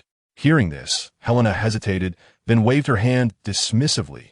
Well, you may certainly try. But I must warn you, I am no longer the person I once was. All right, let us proceed. At this, Leo found himself in a quandary. In the face of such circumstances, would the real Oliver choose to fight or refrain? What would the outcome be if he engaged? Losing would mean nothing would be resolved, and winning would not guarantee Helena would relinquish her captives. But should he choose not to fight, what alternative path could he take? Miss Bertinelli's demeanor proved to be quite unexpected for Leo. Alas, it seemed he would have to capture her regardless. Yet, just as Leo contemplated his next move and resolved to act, Helena suddenly shattered the stalemate. She approached him, standing at an intimate distance, and slowly tilted her head back, eyes closed as if about to kiss him. Feeling flustered, Leo had no choice but to turn his head away. Nevertheless, she leaned in closer until he felt he had nowhere left to retreat. Just as she was about to close the gap, she paused, creating distance once more. Ha! You possess more composure than I had anticipated. She suddenly laughed, leaving Leo utterly bewildered. Let this be the end of our encounter. In truth, I have come merely to meet you. The one with whom I truly wish to converse is someone else. Under Leo's astonished gaze, the other individual Helena spoke of soon emerged. Riding upon a condensed whirlwind, a man and a woman clad in black robes gracefully descended beside Helena, opposite Leo. Then, the female diplomat among them uttered a phrase that transformed Leo's astonishment into sheer shock, even horror. It is an honor to finally meet you, Green Arrow 2. Chapter 34. Joining upon finally encountering the two figures in black robes, especially the woman, Leo felt a mixture of anticipation and anxiety. After all, the current situation was fraught with turmoil, much of which had been orchestrated by this enigmatic woman. Leo could not help but admire her cunning and depth of strategy. He was about to negotiate with such a person. However, before negotiations could commence, Leo was abruptly taken aback. Was it merely a greeting? Green Arrow 2. After managing to conceal his astonishment, Leo feigned confusion, furrowing his brow as he replied, I do not comprehend your meaning. The woman in black chuckled softly and turned her gaze towards Helena. The latter merely shrugged, remaining silent, her expression one of neutrality. Although she neither endorsed nor opposed the statement, the mere fact that this expression appeared on Helena's face, rather than one of shock or denial, spoke volumes. It was evident that Helena had previously discussed the notion of Green Arrow 2 with the woman in black, and had mentally prepared herself to accept this assertion as a fact. Her stance was clear. Whether she spoke or remained silent was of little consequence. Thus, the woman in black did not elaborate further, simply shaking her head with a smile before redirecting her attention to Leo. There is no need for pretense, sir. We have ascertained that you are not the genuine Green Arrow, nor Oliver Queen. Moreover, you need not be overly concerned, thus far. Your disguise has been remarkably successful over the past 6 months, convincingly portraying Oliver Queen's guilt and turmoil. Even I must commend your performance. As for how we have come to this knowledge, let us say we have our methods. Rest assured, there is no universality to it. Furthermore, you need not worry about the revelation of your true identity. At least, it will not originate from us. After all, we are allies, or rather, we shall soon be. The woman in black revealed several details in her discourse, yet Leo remained oblivious to their veracity. Even if she spoke the truth, he could not fathom how to respond. So, this was a threat, or perhaps an ultimatum. Was it? There was no need for her to continue feigning a voice modulator. Leo's voice, now laced with genuine annoyance, resonated as he stated, If I do not acquiesce to your forthcoming demands, you intend to expose my identity, do you not? Upon hearing Leo's words, imbued with anger, the woman in black shook her head once more. No longer donning that courteous smile, she met Leo's gaze with earnestness. No, this is an invitation. I trust you will not decline. The woman in the black cloak spoke with sincerity. Although Leo did not fully believe her, he felt less resistant to her words. Moreover, her unwavering conviction raised the question, did she truly have confidence that Leo would join her? It was undeniable that she had successfully piqued his curiosity. What makes you think I would agree? Leo inquired. The corners of the woman's mouth curved slightly, a manifestation of her self-assurance. Yet, as she continued to speak, her expression gradually shifted to one of seriousness and gravity. The explosion orchestrated by the genuine Green Arrow, Oliver Queen, over 6 months ago, not only wreaked havoc upon Star City, but also posed a significant threat to the entire world and even the universe. Furthermore, this crisis was likely not singular. Several doors have been opened, potentially inviting monstrous beings to cast their covetous gaze upon humanity and Earth. An entity had been unleashed and fallen into the hands of certain individuals, which could spell doom for the planet. Pausing momentarily, she allowed Leo a moment to digest this information and to collect her own thoughts before she continued, her tone shifting. I still do not know your true identity. You are more enigmatic than most. I am also unaware of your reasons for impersonating the Green Arrow, even though this once-cherished title of superhero has been nearly obliterated. However, since you have persistently endeavored to embody the role of Green Arrow, performing the deeds that he ought to undertake and safeguarding the people of Star City, I believe the choices Oliver Queen would make would resonate with you as well. At this point, Leo, whose mood had grown increasingly somber, was momentarily taken aback. The choices Oliver Queen would make?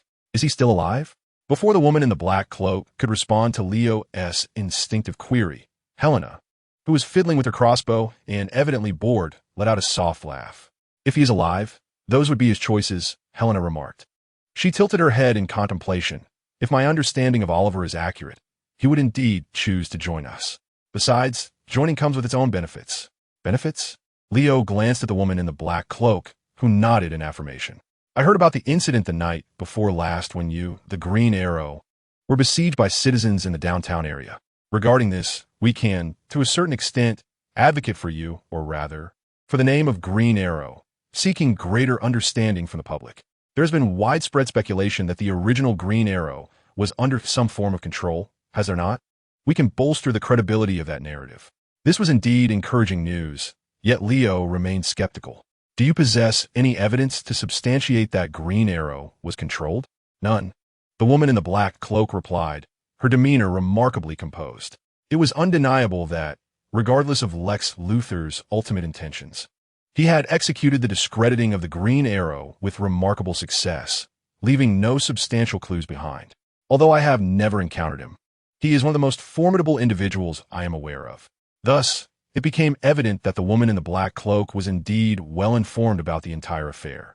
Otherwise, she would not have been so certain that Lex Luthor was the puppet master, nor would she have been aware of Luthor's smear campaign against the Green Arrow, a target that Leo and his companions had invested considerable time and intellect to uncover.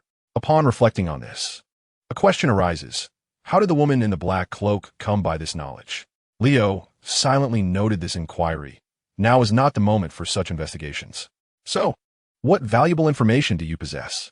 The utility of such information remains to be seen once it is presented, for it lacks tangible evidence.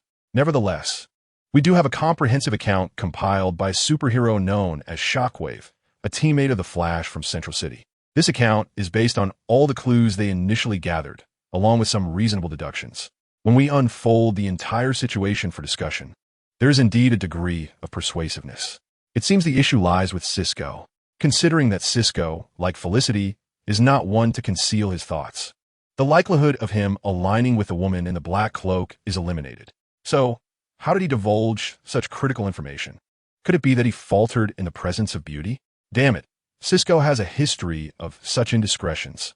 Yet, as I mentioned, now is not the time to pursue this matter. If that were the case, it would be unnecessary. Compared to this baseless rumor, the citizens of Star City would be far more inclined to trust Green Arrow's tangible actions to rescue them, Leo mused thoughtfully. He then observed that the woman in the black cloak displayed neither disappointment nor displeasure. On the contrary, She burst into laughter once more. I presume your next statement will be that you want to join us, but we can collaborate, correct? Well then, here's to a fruitful partnership. Chapter 35. The Black Cloak Gang. No, I will not leave. I demand to see your leader. I wish to meet Helena. Later. Within one of the hideouts in the impoverished district, Felicity of Team Green Arrow was summoned by a guard to receive the latest orders. After learning that Helena intended to use her to draw out Green Arrow, she complied without resistance, eager for a reunion with him. However, she was now informed that she could depart, yet without Green Arrow. Helena had promised to lure him out, regardless of Felicity's protests and struggles. The guards paid her no heed. She even attempted to lie on the ground, refusing to leave, but was hoisted up by two burly men and unceremoniously carried outside the hideout. These men showed no tenderness. Upon exiting, they simply hurled her away, and Felicity, suspended in midair over a height of more than a meter, screamed in terror. Had it not been for someone catching her, she would have undoubtedly suffered for a week. The one who caught Felicity was not the broad-chested Oliver, as she had hoped, but rather Diggle, who had also just been released. One can only imagine the disappointment etched on Felicity's face in that moment, as well as the helplessness and frustration that washed over Diggle upon witnessing her expression. Besides Felicity and Diggle, Sia and Laurel were also present. The four stood there, watching as the Bettinelli crew closed the hideout's door, still grappling with that poignant absence. Oliver, after a brief interval of half a minute, observing that the three women still gazed longingly at the stronghold's gate, Dig sighed softly and felt compelled to shatter the silence. "Let us return," he suggested. Shia and Laurel exchanged a fleeting glance, their expressions tinged with melancholy as they cast one last look at the gate before turning away and walking out. Meanwhile, Felicity remained transfixed, her countenance marred by despair. Did she not say Oliver would appear? Witnessing her distress, Laurel, who had once shared a history with Oliver, sighed and approached Felicity, enveloping her in a comforting embrace. Shia, ever forthright in her sentiments, remarked, "Since Helena Bertinelli has released us, it is evident that Oliver has indeed made an appearance. Yet, his absence in coming to see us clearly indicates that he has forsaken us. He shall not return." Nevertheless, Felicity resisted accepting the harsh reality of Oliver's absence. Even Laurel, unable to contain herself any longer, gently urged, perhaps in his heart, "We are no different from others, merely citizens in need of assistance." Following this statement, Felicity, who had held back her emotions for over 6 months, finally broke down in Laurel's arms, sobbing with a heart-wrenching lamentation. Dig sighed once more, contemplating that perhaps it was time to conclude their prolonged endurance. As the members of Team Green Arrow turned their backs to the stronghold and departed without a glance back, it seemed they had resolutely decided to sever ties with their painful past. Meanwhile, within the confines of the stronghold's meeting room, another group appeared considerably more at ease, poised to confront an uncertain future. "Are you certain this is a prudent course of action?" inquired a male voice, raspy and akin to a saw, emanating from the previously silent male figure in a dark cloak who had been suspected of muteness. His reference was directed towards the female figure clad in black. "I cannot say for certain," she replied softly. Noticing her faint smile, the male figure found himself at a loss. "It is evident you have made up your mind." Standing by the window, gazing at the night sky without turning around, she stated, "I truly remain uncertain. However, this does not conflict with my decision. In truth, we have limited options, do we not?" The male figure waved his hand dismissively. "No, we can afford to be patient. What we lack is not patience or time, but opportunity," she countered, shaking her head slowly. "We are aware of our desires. Yet after over 6 months, we still cannot pinpoint our adversaries beyond Luther, nor do we comprehend the extent of their knowledge regarding what we possess, their understanding of us, or their ultimate objectives. In the face of these enigmas, neither time nor patience will alter our inability to break this impasse. What must change is our approach. But seeking out such an individual, he is not even the genuine Green Arrow." The male figure expressed his continued confusion. "Trust me, in this matter, he is far more useful than the true Green Arrow." In stark contrast to the confusion and gravity etched on his face, the female figure in black robes beamed with delight, evidently having conceived an ingenious thought. "Let me pose this question. Why do you suppose the true Green Arrow's reputation has been tarnished, while the orchestrators behind this, particularly Luther's faction, have allowed him to continue operating in Star City?" It is not because they are oblivious to the fact that this green arrow is an imposter. No. The male figure in black suddenly recalled a matter he had previously overlooked. 6 months ago, the incident involving the extraction of certain items from a node had no bearing on the defamation of Green Arrow's name. Therefore, the smear campaign is also one of Luther's objectives. Given that Luther's faction has not targeted Green Arrow in the past 6 months, it indicates they are aware that this Green Arrow is a counterfeit. Upon seeing the astonished expressions directed at him, he chuckled softly and shook his head. Do not misconstrue this. Our false Green Arrow is not affiliated with Luther's camp. He has merely been thrust into this role, completely unaware of the machinations at play. As for the individual who elevated him to this position, whether through intention or happenstance, I am inclined to believe that transforming him into a faux Green Arrow is part of Luther's ultimate scheme. Thus, this unsuspecting individual, situated at the eye of the storm, is indeed the key to unlocking Luther's secrets. Upon hearing this, the other figure finally nodded with greater understanding, though a look of confusion soon returned to his face. If he is so vital, why not recruit him directly instead of establishing some form of collaboration? He must possess some unique qualities that enable him to resist your superpowers.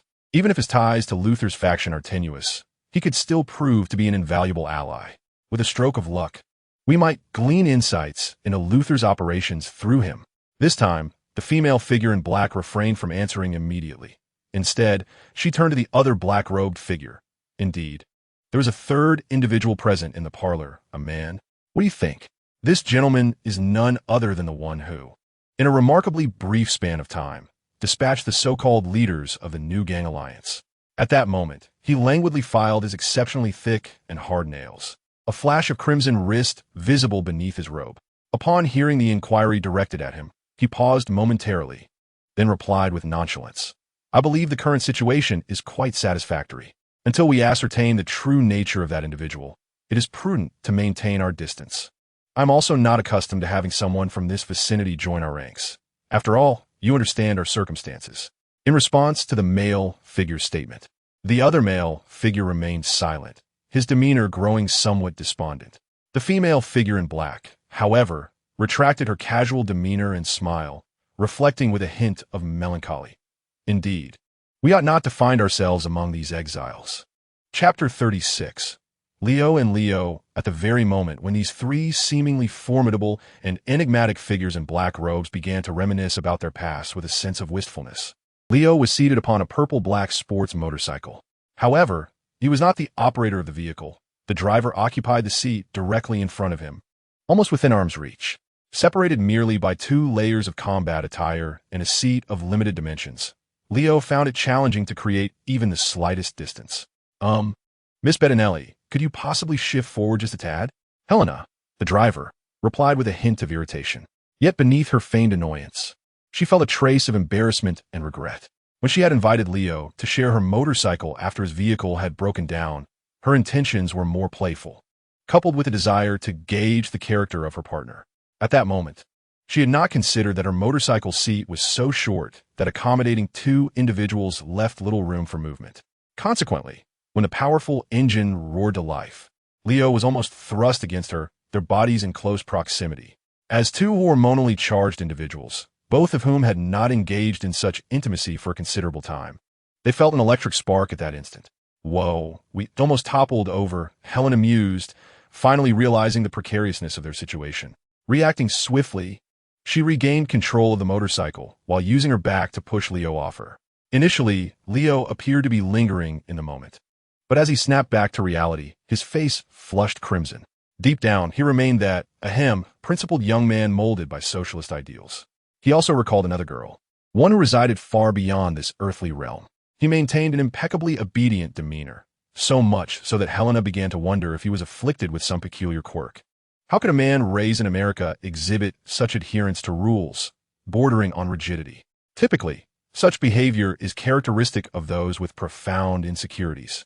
Yet this faux Green Arrow did not exude a lack of confidence, leaving Helena somewhat perplexed. Thus, the two, each consumed by their own thoughts, endeavored to disregard the physical friction between them to avoid further awkwardness. Eventually, after what felt like an eternity, they arrived at their destination, the headquarters of Bettinelli Corporation. As soon as they entered the underground parking, Leo could hardly contain his eagerness to exit the vehicle. The moment the car halted, both he and Helena sprang out almost simultaneously, the confined space resulting in a tumble that left them entwined on the ground.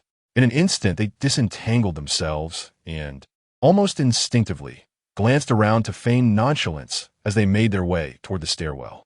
However, after only a few meters, Helena, while removing her huntress mask and loosening the collar of her fitted attire, abruptly halted and called out to Leo, who was ahead. Turning to face her, still wearing his green arrow mask, she inquired, "You seem quite familiar with this place?" Upon her inquiry, Leo was momentarily taken aback, before he succumbed to a fit of laughter. It was indeed a rather absurd situation. Previously, at the Bettinelli villa, Leo had been unmasked by Helena and the man in the black cloak, revealing that he was not the Green Arrow. In his astonishment, he had thought little of it, while Helena and the enigmatic figure had invited him to join them, displaying an air of nonchalance and confidence, without posing any questions. Thus, until now, Leo had not engaged in a discussion regarding their true identities. The notion of agreeing to collaborate under such circumstances was, upon reflection, quite ludicrous. To add to the irony, Leo had just shared a ride with Helena moments ago. "What are you laughing at?" Helena inquired, her tone tinged with displeasure. "I assumed you were aware," he replied. "Well, wait a moment." As he spoke, Leo turned partially away, discreetly removing his green arrow mask, while subtly retrieving a specially crafted fake nose from the pocket of his combat attire. After approximately 7 or 8 seconds, he faced Helena once more, appearing as he had when he had deceived Diggle and Thea, a guise of the small-time thug Leo. "Is it you?" Helena's voice escalated several octaves. "You are Michael's friend, Leo. I am Leo," he continued, maintaining an expression of amusement, shaking his head. "I thought you knew. I always felt you were somewhat targeting me. It seems I was mistaken. Given that they were to collaborate, it was essential to express some measure of sincerity." The persona of the thug Leo was Leo's gesture of goodwill, a means to cultivate trust with his potential allies. As for the deeper, concealed identity he once bore as the superpowered being known as Chrysalis, it was prudent to keep that a secret. Returning to the present, Helena too was caught in a mix of amusement and disbelief. "Not entirely. I have indeed been observing you discreetly. However, I suspected you might be a spy sent by the military, never anticipating you were merely a faux Green Arrow." At this juncture, her expression soured. Noticing her change in demeanor, Leo promptly inquired, "What is it?" "Nothing, just a bit of confusion in my thoughts," Helena replied, waving her hand dismissively.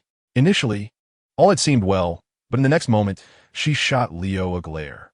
"I had devised a preliminary plan, intending for you to masquerade as the Green Arrow, using Leo to stage an interrogation, thereby drawing out certain military forces and disrupting their rhythm.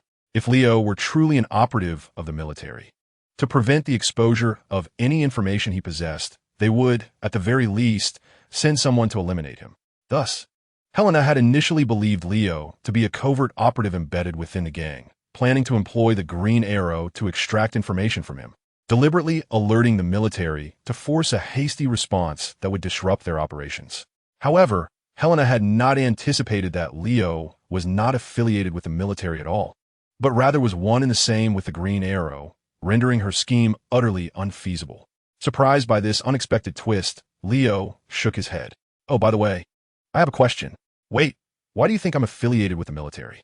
Helena's response was a moment of silence, followed by a dismissive roll of her eyes. Chapter 37. The Grand Testing Grounds. Ultimately, Helena did not disclose her reasoning behind considering Leo as military personnel. However, Leo speculated that it might be linked to the enigmatic figure cloaked in black, particularly the female counterpart. It is noteworthy that following this misunderstanding, the slight romantic tension that should not have existed between him and Helena was finally dispelled. This was indeed a positive outcome. Otherwise, maintaining such awkwardness could have hindered their collaboration and potentially led to unnecessary complications. As it happens, Leo's return with Helena was to deliberate on their forthcoming operations. The alliance formed with the black-clad individuals, coupled with Helena's influence, had established a formidable control over the underworld of Star City. As a new member of this alliance, Leo finally grasped the crucial information that he, as Green Arrow, ought to be aware of, Their current objective was to expel the military unit enforcing a quasi-martial law within the urban area of Star City. Indeed, it was that military unit, rather than the Marine Corps or a blanket blame on the entire use military as Leo had previously assumed. According to intelligence gathered from the black-clad individuals, it was indeed the Marine Corps that had been dispatched 6 months prior to oversee the chaotic situation in Star City. However, their enforcement of quasi-martial law was conducted covertly, without the knowledge of the Pentagon or the broader U.S. military establishment. Of course, a mere company of Marines could not achieve this on their own. They struggled even to prevent information from leaking outside Star City. Even if they sought assistance from their superiors, the entire Marine Corps would likely be ineffectual in this regard. The entity capable of facilitating this concealment was a clandestine organization within the military, an institution that, while not officially recognized, represents the most advanced segment of the armed forces. Indeed, the Eye of Heaven, as previously mentioned, the Eye of Heaven bears a resemblance to the S-H-I-L-D of the adjacent universe, possessing a comprehensive administrative, military, and research framework.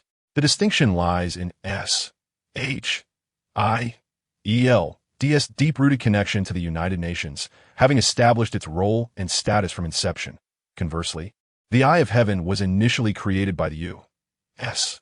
military to obscure the public's awareness, specifically to confront superhuman threats, particularly those labeled as superheroes. It is fundamentally a unique military force. Under the leadership of Amanda Waller, the Eye of Heaven evolved through her adept negotiations and strategic maneuvers with various military leaders, transforming it into an independent organization amalgamating diverse elements, complete with its own logistics and cyber departments, and even possessing autonomous research capabilities to enhance its armaments. In comparison, the influence of S-H-I-L-D is undoubtedly more extensive. However, the authority of the Eye of Heaven is more concentrated, focused, and unified in its internal perspectives. It is worth noting that Amanda Waller is unafraid to challenge the military hierarchy. Previously, when Leo discovered the emblem of the Eye of Heaven at the concealed experimental base beneath the ruins of the original City Hall's magical energy node explosion center, he speculated that the Eye of Heaven had exploited the convenience of semi-martial law in Star City to conduct inhumane experiments. From the intelligence shared by the figure in the black robe, he realized he had correctly deduced part of the situation. Yet he underestimated the audacity of the Eye of Heaven and its role in this affair. It turns out that the contingent of 100 Marines dispatched to restore order in Star City merely undertook the physical labor. The true masterminds behind the establishment of the semi-martial law in a city plunged into chaos, with residents fleeing en masse, were indeed the Eye of Heaven. What astonished Leo even further was the revelation that the experimental base he had encountered was merely one of many belonging to the Eye of Heaven, which conducted various gray and even black experiments. There were over a dozen such facilities, with at least 2/3 involved in human experimentation. Initially, Leo harbored skepticism about this claim, questioning whether Helena and the figure in the black robe fabricated such a story to enlist his aid against the military. Surely, even the Eye of Heaven would not dare to engage in such inhumane and large-scale activities. However, the evidence lay stark before him. Helena presented several documents to Leo, which she had procured from the ledgers of several large gangs she had annihilated. These records detailed transactions between the gangs and the Marine unit, revealing that the gangs exchanged not money but rather individuals, men, women, the elderly, adults, youth, and even children, on a monthly basis for drugs, alcohol, and other controlled substances. With a stern countenance, Helena remarked that while she had indeed taken lives and was no paragon of virtue, even she could not remain indifferent to such atrocities, her fury bubbling beneath the surface. According to my knowledge, the individuals that fell into the hands of that Marine unit ultimately ended up in the laboratories under the Eye of Heaven. What fate awaited them within those laboratories was all too predictable. Subsequently, Leo listened to a recording, the source of which remained unclear, but it captured discussions among members of the Eye of Heaven regarding the implementation of semi-martial law in Star City to facilitate their experimental operations. One individual remarked that, in the aftermath of the catastrophic explosion 6 months prior, those who chose to remain in or migrate to Star City were predominantly scoundrels or opportunists. Essentially, the dregs of society, rendering them ideal subjects for experiments devoid of any moral qualms, even qualifying as waste for repurposing. Such cold-blooded sentiments were astonishingly brazen. Thus, it became clear to Leo that if he were to embody the role of the Green Arrow and honor the city, the Marine unit and the Eye of Heaven lurking behind them represented the adversaries he must confront. Helena gazed intently at Leo and said, "As far as I know, one of the significant studies undertaken by the Celestial Eye Society revolves around the magical energies that detonated in Star City 6 months ago. The Hell Lions believe that this research may herald a dreadful crisis. However, it also serves as a clue to reclaim what was unleashed back then. This implies that we share a common adversary, the Celestial Eye Society, which forms the basis for our collaboration." In truth, there is no need for Helena to emphasize this point. Leo had already resolved to cooperate and had no intention of retracting his agreement, at least not until he could ascertain the true motives of the Hell Lions. The term Hell Lions was indeed a title crafted by the Black Robes for their own organization. As it stands, the Hell Lions comprise 4 members. Leo had encountered 2 of them, while Helena had met 3. Furthermore, Leo felt a peculiar familiarity with the name Hell Lions, as if he had heard it somewhere before, though he could not recall where. In contrast, Leo found himself more intrigued by another matter. The Hell Lions aimed to trace the whereabouts of the entity released during the explosion 6 months prior, while also seeking to uncover Luther's schemes. His own objective was to embody the role of Green Arrow and safeguard the city. "What about you? Why have you entangled yourself with the Celestial Eye Society?" Helena curled her lip and recounted how the Celestial Eye Society had implanted a capsule bomb in her neck, coercing her to serve as a guard at the experimental base beneath the ruins of the former city hall. She spoke of her desire for revenge. Yet, Leo perceived that this was not the entirety of her story. Perhaps she harbored feelings for the city, albeit concealed beneath a hard exterior. Nevertheless, Leo discerned a troubling truth from Helena's narrative regarding the Celestial Eye Society. The volatile reagent within his pet canary, Sarah, had not been injected by the Celestial Eye Society, but rather by the Hell Lions. Chapter 38. Side effects. Well, the collaboration had not yet formally commenced, and already divisions had emerged. According to Helena, when the 2 Black Robes had just raided the Celestial Eye Society's experimental base with her, they surmised that Green Arrow would undoubtedly come looking for her. Consequently, they left Sarah behind, administering the only complete reagent from the base to her as a means to test Green Arrow, while also setting up a camera to document the ensuing battle. It was at that juncture they confirmed Green Arrow possessed sufficient strength to warrant their collaboration.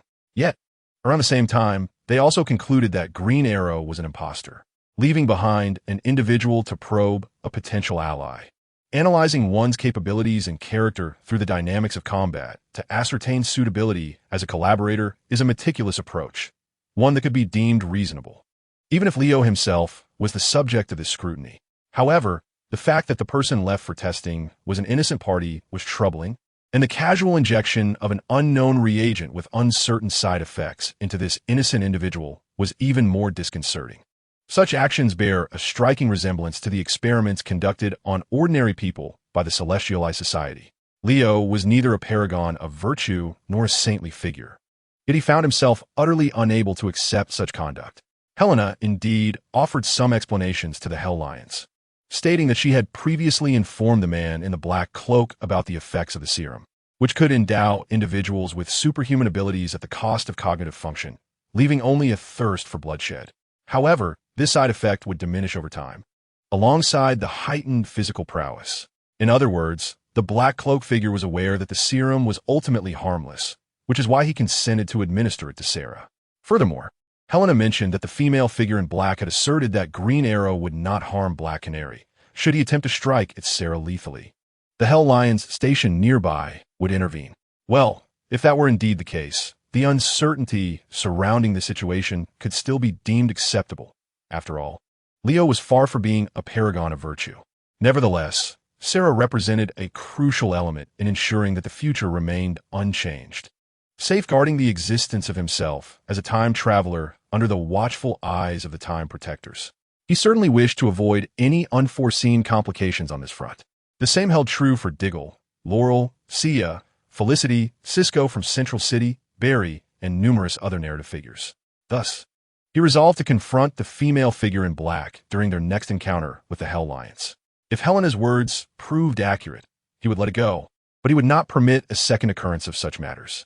At this juncture, the discussion seemed to reach a temporary conclusion, and Leo began to analyze the influence of the Eye of Heaven within the city, summarizing potential causes for the collapse of the gangs over the past few nights, and devising targeted strategies. Given the uncertainty surrounding the Eye of Heaven's willingness to relinquish control over its population sources, as well as the possibility of a more formidable criminal force attacking, it was evident that a counteroffensive could erupt at any moment. Helena, naturally, did not wish to see the underworld of Star City, recently unified under her command, once again fall under the yoke of the Eye of Heaven. Time was of the essence. She had no intention of allowing Leo to return home for sleep and was already prepared for an all-night discussion. Leo had no choice but to acquiesce. After all, his bed at the sluice base was already occupied. Thus, the two immersed themselves in dialogue for over 2 hours. At that moment, Leo's phone began to vibrate. He extracted the device, but did not answer. Instead, he frowned at it, allowing it to continue its incessant buzzing. The muted vibrations disrupted Helena's train of thought. She glanced over, not at all irked, considering it a momentary respite. After a moment's reflection, she chuckled and teased. "You should take the call. It wouldn't happen to be Michael, would it? Are you two really in such a relationship that he's calling to inquire why you aren't home sleeping?" Previously, Helena had not been particularly familiar with the imposter Green Arrow, but having investigated Leo, who had joined her Bertinelli Consolidated Investments alongside Michael, she had gathered sufficient information. He had no family or friends, having come to Star City alone, only to find himself amidst a quasi-military regime. In a bid for survival, he had reluctantly joined the once flourishing, now dismal, Sanha society, becoming a lackadaisical thug who managed to scrape by. By mere chance, he had met Michael, and they had forged a friendship. That was the entirety of Leo's background. If this encapsulates all that Leo is, then the caller must undoubtedly be Michael, who often boasts about him in Helena's presence. At this moment, Helena is playfully teasing Leo about his identity as Green Arrow. Is this a signal for Green Arrow to spring into action? Should I also arrange for a spotlight akin to Gotham's, with the emblem fashioned into an arrowhead? Leo rolled his eyes, choosing to disregard her, and pressed the answer button. In truth, Helena's conjecture held some validity. Leo's phone rarely rang. However, the incorrect part was that even Michael had never called this number. This device was specifically designated for communication with his semi-intelligent program, Gideon. So, what pressing matter could Gideon have to reach out to him at this juncture? Gideon? "Sir, Miss Lance has awakened." Well, perhaps that qualifies as good news. "I might just be able to reclaim my bed," Leo replied with a hint of vexation. "She hasn't managed to break free from those bindings, has she?" "Bindings?" Helena, overhearing, couldn't suppress her laughter, which was met with yet another eye roll from Leo, as he turned away, presenting her with the back of his head. "No, sir. Neither the blindfold covering her eyes nor the chains restraining her limbs are compromised, except that she has been terrified and struggling." "Terror?" Hearing this, Leo paused momentarily. "I am quite astonished, Gideon, that you possess the capability to analyze human expressions. I am even more surprised that after emerging from the Assassin's Guild, having perished once, and traveling through time to experience various epochs, the canary of all individuals could exhibit fear. Gideon, are you malfunctioning?" "Sir, I indeed have a module for emotional analysis. Furthermore, I am not erroneous regarding this matter." A minute later, as Leo hung up and stowed away his phone, Helena couldn't contain her eagerness and queried, "Bindings? Your repertoire of activities is quite rich." "Oh, my apologies. I seem to have detained you here discussing work. It appears I have encroached upon your personal life. Shall we?" Her playful banter was abruptly interrupted as she noticed Leo's expression upon turning to face her. It was devoid of emotion. Thanks to the serum administered by the Hellhound, Sarah Lance had lost her memory. Chapter 39. A graver matter than amnesia impossible. That serum does not induce amnesia as a side effect. When Helena dialed the phone for Leo, the female figure in black robes from Hellhound responded with such a retort that Leo nearly erupted in fury. "This is the best justification you can muster? How do you ascertain the specific effects of that serum?" You squandered Betty's explanation. "It seems you truly are the kind of people who will stop at nothing to achieve your ends." Faced with Leo's accusation, the woman in black did not counter, but rather fell into silence for 2 or 3 seconds before stating, "We can resolve this. We will devise a method to restore her memory. I will come immediately." With the other party's unexpectedly accommodating demeanor, Leo found himself momentarily at a loss for words. However, just as the voice of the woman in the black robe faded, a distant male voice remarked dully, "The reagent should be fine. Could be a feigned amnesia. Deliberately finding an excuse to target us and vie for discourse power. We have certainly encountered such tactics before." Then another male voice chimed in, "Is not without possibility. He is not the genuine Green Arrow. Sarah Lance is no relation to him, and he seems unduly concerned." The woman in the black robe could not intervene in time, and this exchange had already been overheard by Leo. Well, what a turn of events. Such duplicitous individuals certainly exist in reality, and some might even deem such behavior as shrewd. However, for these words to reach the ears of a partner was sheer folly. Without a moment's hesitation, Leo hurled the phone back into Helena's hands, foregoing any farewell, and stormed out. When the woman in the black robe learned of this situation from Helena, she reiterated her intention to come over, but Leo had already sped away on his motorcycle. Having casually seized Helena's keys from the desk, a temporary loan she had previously granted him. In truth, the two male voices on the phone were not entirely incorrect. Under normal circumstances, Leo had no familial ties to Sarah, and thus had no reason to be so agitated. Even if there were some connection, what of it? Amnesia is merely a condition, perhaps temporary, with the potential for gradual recovery over time. Even if it were indeed permanent amnesia, it did not equate to death. What was there to fear? The Hell Lion in the black robe was oblivious, and Helena could not comprehend the gravity of the situation, but Leo understood the stakes involved. To avoid drawing the attention of those tasked with safeguarding the timeline, Sarah was one of the individuals Leo had to protect. This was precisely why, after incapacitating her in her frenzied state at the Eye of Heaven experimental base, he had brought her to safety, to prevent her from being captured by any potential investigators from the Eye of Heaven. At that moment, even up to now, Leo believed he had ensured everything was under control. However, what had Gideon stated in that recent phone call? Regarding the fear, "Sir, Miss Lance has lost her memory. According to my pre-stored data, the future has already deviated by 0.74. This figure is continuously rising, and once Miss Lance's amnesia becomes a fixed reality, the degree of future deviation will reach approximately 81.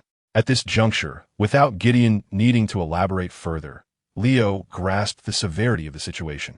Setting aside the method of calculating those percentages, whether it be 81 or merely 8, Leo would face relentless temporal tracking, leading to his eventual erasure from the timeline by those protectors. Thus, in addition to ensuring Sarah and a few other key narrative figures remained alive, Leo also had to guarantee that they were free from undue interference and remained in pristine condition. Leo was on the verge of exclaiming in frustration. In order to survive, one must reluctantly assume the role of the notorious Green Arrow, and in addition to that, attend to the various messes left by Sarah and her fellow members of the Green Arrow team, discreetly assisting them in extricating themselves from their predicaments. Now, with yet another burden added to his shoulders, it is enough to make one feel utterly exasperated. Will Leo now also have to tend to the emotions of these strangers, rushing to their aid whenever they appear discontented, with a heart full of resentment? It is already a testament to his emotional control that he has refrained from unleashing a tirade upon the individuals from Hell's Lion. No amount of self-deprecation can change the reality. One must confront the inevitable, for evasion is not an option. With merely 10 minutes left to reach the Watergate base, Leo's thoughts have already soared back to Gideon. He longs to discuss strategies with Gideon immediately, or rather, he wishes Gideon would promptly inform him that there is still a chance to rectify the situation. This is the news he yearns to hear most. While he dares not hope to reverse the course of events that have already transpired, he prays to minimize the repercussions of Sarah's amnesia on the future. It must not exceed 5, as Leo, burdened by tumultuous thoughts, eagerly anticipates his return home. Let us shift our focus to another scene. Little did Leo know that the first to discern Sarah's predicament was not the Gideon from the Watergate base. Rather, it was someone else entirely. Another journey had ended in failure. How much time have we squandered? Who proposed that we come to Huaxia? It was I. What of it? Now, the timeline has lost all points of reference, devoid of temporal vibrations or storms to serve as additional markers. Do you possess any intelligent suggestions? You. I may not be particularly clever, but at least I want to issue reckless commands. Reckless commands? What do you mean by that? Are you questioning my authority to make decisions? It was Sarah's directive before her departure that I should assume the role of captain. My reluctance regarding this matter is no less than yours.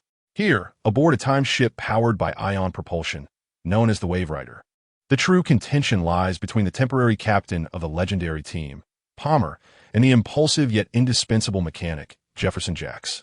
After parting ways with Sarah, the legendary team continued their pursuit along the timeline to uncover the cause of a significant future event.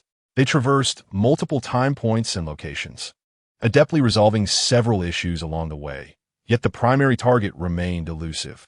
With no other recourse, they resorted to searching through a vast ocean of possibilities, fully aware of their slim chances of success. Given that fragments of a future catastrophe contained Chinese characters, they made a trip to Huaxia. The outcome was disappointing, yielding nothing of value and wasting considerable time. Amidst feelings of frustration and disillusionment, the aforementioned quarrel ensued. Just as Palmer and Jacks were on the verge of physical confrontation, other teammates, equally disheartened, mustered the courage to intervene. However, at that moment, an unexpected wave of dizziness struck them, overwhelming their minds in a matter of mere seconds, causing them to collapse one after another. After considerable effort, they finally managed to rise, yet remnants of unsteadiness, nausea, irritability, and a tumultuous heart still lingered within them, accompanied by an unexpected craving for chocolate milk. Indeed, how did you know? One mused as the legendary team exchanged bewildered glances. Gideon, what has transpired? In response to this inquiry, Gideon, the artificial intelligence aboard the Wave Rider, authentic AI rather than the truncated semi-intelligent program of the Leo Watergate facility, spoke up. There are two known possibilities in this scenario. The first is that you have fallen victim to an attack by a creature known as the Havasian brainworm, which could cause you to foam at the mouth and perish at any moment. The legendary team swallowed nervously in unison. The second possibility is that your sudden inclination towards chocolate milk signifies that you are experiencing some form of temporary memory displacement. Memory displacement? They echoed. Indeed, is also referred to as temporal dislocation. Your original memories are being altered or modified. In simpler terms, you may have acquired a memory you never actually experienced, or a memory you did experience has been excised. Upon hearing this, the legendary team was taken aback. Among them, Palmer and Professor Stein, who possessed the highest scientific literacy, considered a grim possibility. Gideon, do you imply that a segment of history closely related to us has been altered and is on the verge of becoming an established fact? In response, Gideon articulated, rather than a segment of history, I would suggest it pertains to an individual closely associated with you. Ladies and gentlemen, perhaps you might recall if there are any fragments that are becoming indistinct. Speak them aloud, and I can offer you a point of reference. 5 minutes later, they finally discerned the crux of the issue. They had lost their memories of Sarah Lance.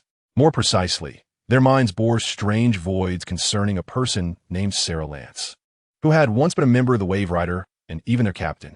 My heavens. Chapter 40. The Illusion of Time with the assistance of photographs, videos, and recordings provided by Gideon, the legendary team gradually rekindled a sense of familiarity regarding Sarah, which only added to their mental disarray. After all, Sarah was absent from their memories, yet the large screen displayed her unmistakably standing among them. Is she still our captain? I thought our captain during this time had been Ray, Jax exclaimed instinctively. Goodness, I thought it was bad enough having Ray as captain. But there's also this petite woman. Before Palmer could retort, Gideon interjected, You are mistaken, Mr. Jax. Miss Lance is an exceptional captain. As for your comment on her stature, it is worth noting that Miss Lance was once a member of the Assassin's Guild. If we exclude the time she merged with Professor Stein to become Firestorm, I doubt you would last 20 rounds under her command. Jack was momentarily rendered speechless, while the others erupted in laughter. The brief interlude lasted less than 2 minutes. Given the circumstances, it was evident that resolving Sarah's predicament was far more pressing than aimlessly pursuing an elusive temporal anomaly. After all, there was still a trail to follow regarding Sarah's issue. However, matters were far more complex than the legendary team's members had anticipated. Just as they were eager to return to the moment Sarah had joined the team, Gideon offered a different suggestion when they sought to investigate the rewritten history. Dear ladies and gentlemen, I propose that the pivotal moment you need to revisit is not January 2016, when the team was formed, or any time prior, but rather October 2016. Gideon's words left the legendary team momentarily stunned. October 2016, was that not 6 months after the explosion in Star City? Professor Stein furrowed his brow, recalling. I remember that during the first half of the year, the Flash sought our assistance. Indeed, Professor, by the time you arrived in the past, the explosion had already occurred several days prior. It was then that Captain Lance decided to temporarily leave the team to remain in Star City and help it through its crisis before returning. Then why must we travel to October 2016? Nate Haywood, the historian, posed a question that lingered in everyone's minds. Since history has been rewritten and Sarah did not board the Wave Rider, even if she were to appear in Star City in October 2016 to assist in its reconstruction, she would not be our Sarah. Our Sarah should have been in January 2016 when she had not yet boarded the Wave Rider, and we must ensure her return. The others nodded in agreement with Haywood's statement. That is precisely the crux of the matter, Mr. Haywood. You do not need to facilitate her return, Gideon countered. I have reviewed the timeline, and in January 2016, Ms. Lance indeed boarded the Wave Rider, subsequently becoming the captain of the Legendary Team. This revelation perplexed the Legendary Team. If Sarah had indeed boarded the ship, why were they unaware of her? If history had not been rewritten, how had their memories been lost? Ultimately, it was Palmer and Stein, the two most academically accomplished members, who first grasped the implication. Gideon, are you suggesting that the cause of this situation does not stem from the past, but rather from the future? Stein inquired. Oh no, not the future. Traveling along the timeline for too long often leads me to err. However, for our friends, October 2016 should be considered the present. Stein's comment about the present was relatively comprehensible. They had boarded the Wave Rider in January 2016 and had since traversed time freely. However, their friends had lived along the ordinary timeline, and from their perspective, they had already reached October 6 months later. Thus, from their standpoint, October represented the present. Yet, the notion that the cause originated not from the past, but from the future left the others bewildered. The past undeniably influences the future, a concept we readily acknowledge. However, the notion that the future could impact the past seems perplexing. Palmer merely nodded, asserting that if one were to regard time as a constant independent of the universe's other elements, such a phenomenon would indeed be impossible. Much like the narratives found in science fiction literature and films, any alteration of events necessitates a modification in the past. Time travel invariably leads one back to earlier moments. Yet, through the lens of quantum mechanics, scientists propose a currently derivable yet unprovable hypothesis. Time may not exist in any definitive sense. These scholars contend that time is merely an illusion, a misperception arising from our attempts to simulate the entirety of the universe using only a minuscule fragment of it. Perhaps it is akin to points, lines, and planes drawn on the same sheet of paper. While we may grasp length and width, we cannot discern which line bears a heavier stroke or a deeper hue of ink. Our comprehension of three-dimensionality eludes us, compelling us to employ alternative vocabulary and concepts to explain the essence of elevation. Time, in this regard, epitomizes our elevation. Should the concept of time indeed be erroneous, then the notions of past, present, and future would naturally also be illusory. Extending this thought, we might envision time as a variable of a higher dimension, capable of modification under the influence of appropriate forces. Stan's remarks left the group in a state of confusion, and Palmer's explanation did little to clarify matters. Instead, it deepened their bewilderment. Among them, the more intellectually lethargic, muscle-bound Mick bluntly interjected, "If time does not exist, what then have we been doing as a team?" Indeed, their very responsibilities revolved around preserving history and maintaining the timeline. Their former superior, hailing from an infinite future, was even designated as the master of time. If they continued to uphold the concept of time, what basis did Palmer and Stan have to assert its fallibility? It was not merely their assertion, but rather the perspective of other scientists. Faced with mixed skepticism, Palmer was compelled to concede a step back. Nevertheless, his indomitable spirit urged him to continue. Yet this notion is not unfounded. For instance, the discrepancies between quantum mechanics and relativity remain unresolved. Let us allow Palmer to elaborate. Though it was evident that the audience was disinterested in his scientific exposition, particularly as it risked veering into the realm of questionable science. In the absence of Palmer and Stan's expertise, the group finally recalled the individual who had been previously interrupted and subsequently overlooked, an entity of artificial intelligence. Returning to the concept of time for clarity, Gideon pondered and calculated before proclaiming, "However, I must introduce another concept: reality." What is reality? You all understand it as the existence of objective entities. The current situation is that Miss Lance boarded the Wave Rider with you in January 2016 and subsequently ascended to the roles of captain and commander. This is reality, and the timeline reflects this. However, in October 2016, due to some presently unknown cause, the memories associated with this reality vanished from your minds. This reality persists. It has merely been obscured. The reason for this coverage, or rather the force behind it, is also related to time. Gideon's words have become devoid of enigmatic metaphors or intricate concepts, yet comprehension still eludes one. Should one feign understanding? Perceptive of the legendary member's embarrassment, Gideon, an artificial intelligence far superior to a similarly named semi-intelligent program, concluded with this remark. Regardless, you merely need to travel back to October 2016, locate Miss Lance, ascertain the cause of the impact, and then rectify it. You have accomplished such tasks more than once before, so you should find it second nature. Indeed. Chapter 41. Sarah's situation, the perspective shifts back to the present. Time, October 2016. This marks the third day since Leo learned of Sarah's amnesia, and also the third day he has been frantically seeking trouble with the Eye of Heaven. From his own version of the semi-intelligent program, Gideon, Leo discovered that Sarah's amnesia was far worse than he had anticipated. First and foremost, this condition of Sarah's is almost certainly not transient. It is unlikely to dissipate with the passage of time and may very well be permanent. Moreover, what Leo found utterly unacceptable was that Sarah had not merely lost her memory. Rather, her time had regressed. She was no longer the Platinum Canary, the member of the Assassin's Alliance who had been rescued from shipwreck and subsequently died, only to be reborn through the waters of the resurrection pool, but had instead reverted to a younger version of herself, the 20-year-old girl who had perished in the same shipwreck while accompanying the frivolous scion, Oliver, several years prior. The crux of the matter is that this regression pertains not solely to her memories, but also to her physical form. Indeed, it appears that Sarah has regained her youthful vitality. According to Gideon S. account, her body seems to have returned to its prime. All the scars from her time in the Assassin's Alliance, as well as the various internal ailments accumulated over the years, have vanished. Were it only this, the situation would not be too dire.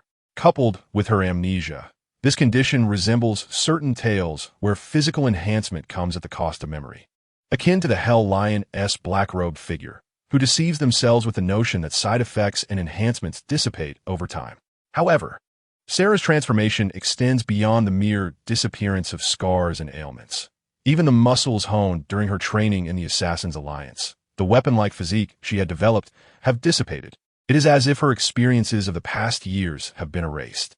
She is no longer a deadly assassin, but rather an ordinary university student with a reasonably fit physique and a hint of baby fat on her face. To say she has regained her youth is but a figurative expression. In truth, it feels as though time has reversed, and only for Sarah. Such an effect, let alone a mere potion, cannot even be achieved by the mythic waters of the resurrection pool of the Assassin's Alliance. In light of this, Leo naturally believed that the black-robed figures from the Hell Lion had deceived him, and thus his pent-up resentment was directed towards them. Had it not been for his uncertainty regarding Helena's awareness of the situation, he might have even vented his frustrations upon her. Nonetheless, Helena was not spared from his inquiries. However, a peculiar circumstance arose. Helena was utterly unfamiliar with Sarah. Initially incredulous, Leo questioned her, "Surely, you jest. Just yesterday, I mentioned her amnesia. Furthermore, we had previously discussed the matter of the Hell Lion administering a serum to her. He had assumed that the name Sarah Lance was merely a code name, pondering how far she was willing to go to impersonate Oliver S. Green Arrow, even invoking the name of his deceased girlfriend. The situation grew increasingly bizarre. Leo pressed Helena for clarification, only to confirm that she had indeed never heard of Black Canary. Her recollection of Sarah Lance was limited to a brief investigation during her relationship with Oliver, where she learned of a girl who, alongside Oliver, endured a shipwreck. Oliver had survived on a deserted island for 5 years, while the others perished. Yet it was perplexing that, prior to discovering that it was not the eyes of heaven, but rather the black-robed figures from Hell Lion who had injected Sarah with the Rage Serum, she had previously mentioned both the Green Arrow team and Black Canary. What transpired next was even more enigmatic. The black-robed figures from Hell Lion, accompanied by one capable of conjuring whirlwinds, approached Leo with earnest apologies. They were aware of Sarah Lance's identity as Black Canary and had some knowledge of her experiences since returning from the League of Assassins to Star City. Their astonishment at Helena's ignorance of Black Canary was palpable. Why was it only Helena who had forgotten? Leo, utterly perplexed, could only inquire. He had originally intended to confront them with ire, but in this context, his confusion overshadowed his anger, allowing the matter to slide for the time being. Of course, he would not let it rest indefinitely, but that was a concern for another day. In the face of this bewildering situation, the representatives from Hell Lion were equally baffled. However, the female black-robed figure proposed a more comprehensive course of action. She advised Leo to bring Sarah before her, claiming to possess a unique ability to synchronize with Sarah's thoughts, potentially uncovering the truth. Simultaneously, she requested that Helena meet with Sarah's elder sister, Laurel Lance, to probe further. After some consideration, Leo agreed to the suggestion. Discovering the truth was indeed paramount, and he was also intrigued to witness this purported method of thought synchronization. It was no wonder she had previously managed to quell the leaders of all the gangs in the impoverished districts of Star City, compelling them to form an alliance. Regrettably, when he brought the blindfolded Sarah before the similarly blindfolded figure and removed the cloth from her face, what ensued was a rather exaggerated spectacle reminiscent of a ritual dance. Nonetheless, she circled around Sarah several times, occasionally reaching out to touch her crown or temples, all while maintaining an air of bewilderment. Ultimately, the outcome did not disappoint Leo. She was unable to uncover any clues. However, I am certain that Miss Lance has indeed lost all her memories from the past few years, and her psychological age remains anchored in the period prior to the maritime disaster. In other words, the enigmatic woman in the black robe concurs with Leo's assertion that time appears to have regressed for Sarah. But how did she ascertain this? By merely taking a few laps and feeling around? Setting that aside, let's turn our attention to Helena, who has returned significantly later than anticipated. After confirming her memory loss with Leo and the woman in black, Helena was quite despondent. Following her request, she sought out Laurel, as well as Dig, Shia, and even several individuals who should have known Sarah, including some of Sarah's high school and university classmates. The outcome was consistent. Everyone's memories of Sarah were frozen at the moment she and Oliver encountered the shipwreck. So, what on earth happened to alter the memories of potentially hundreds or thousands, if not the entire globe, overnight? What transpired with Sarah that caused time to regress for her? Additionally, there remains a question that both Leo and the woman in black are keen to uncover. Why were they not affected? The situation is utterly perplexing, and the group finds themselves at a loss, ultimately placing their hopes on the sole clue available. The complete reagent from an Eye of Heaven organization evidently contains discrepancies when compared to its associated documentation, and the divergence is substantial. Thus, in recent days, Leo has been relentlessly assaulting other experimental bases of the Eye of Heaven in Star City, hoping to extract authentic intelligence regarding that reagent. It feels akin to searching for a needle in a haystack, yet he has no alternative, does he? Chapter 42. What has the Eye of Heaven done to be candid? When Leo resolved to embark on this arduous quest, seeking to trouble the Eye of Heaven's experimental bases in hopes of uncovering information about the reagent's origins or other intelligence, he had not anticipated the formidable challenges that awaited him. Previously, from Helena and the woman in black associated with the Hell Lions, and even initially from the leader of a minor gang, he had heard numerous accounts regarding the military, specifically the Marine Corps unit and the Eye of Heaven. They had perpetrated numerous grievances in Star City under the guise of semi-military control, particularly within the laboratories, where much of the gray and even black experimentation transpired. At that time, Leo only absorbed figures and statistics, which were indeed striking but lacked depth. Moreover, he did not press for further details, nor did Helena elaborate, leaving him without a visceral understanding or sufficient objective evaluation of the actions undertaken by the Eye of Heaven and the Marine Corps unit in Star City. Overall, his impression of the Eye of Heaven and the Marine Corps unit was that they were villains engaged in nefarious deeds, and he felt justified in wanting to thwart them and exact some measure of justice. Well, that may be a bit lengthy, but that encapsulates the essence of the matter. However, over the past few days, his thoughts and impressions have become considerably simpler, succinctly encapsulated in the phrase, "They deserve it." Perhaps describing it with 4 words is somewhat inaccurate, for a myriad of more intense emotions resides within that exclamation mark. The truth is, during these days, he has personally visited several experimental bases of the Celestialized Society and witnessed the grim realities within. Leo was initially struck by shock, followed by an overwhelming fury. He observed one after another, living beings, men, women, adults, children, and the elderly, being dragged, pulled, and bound to operating tables. All while heartless scientists in white coats conducted various experiments on them.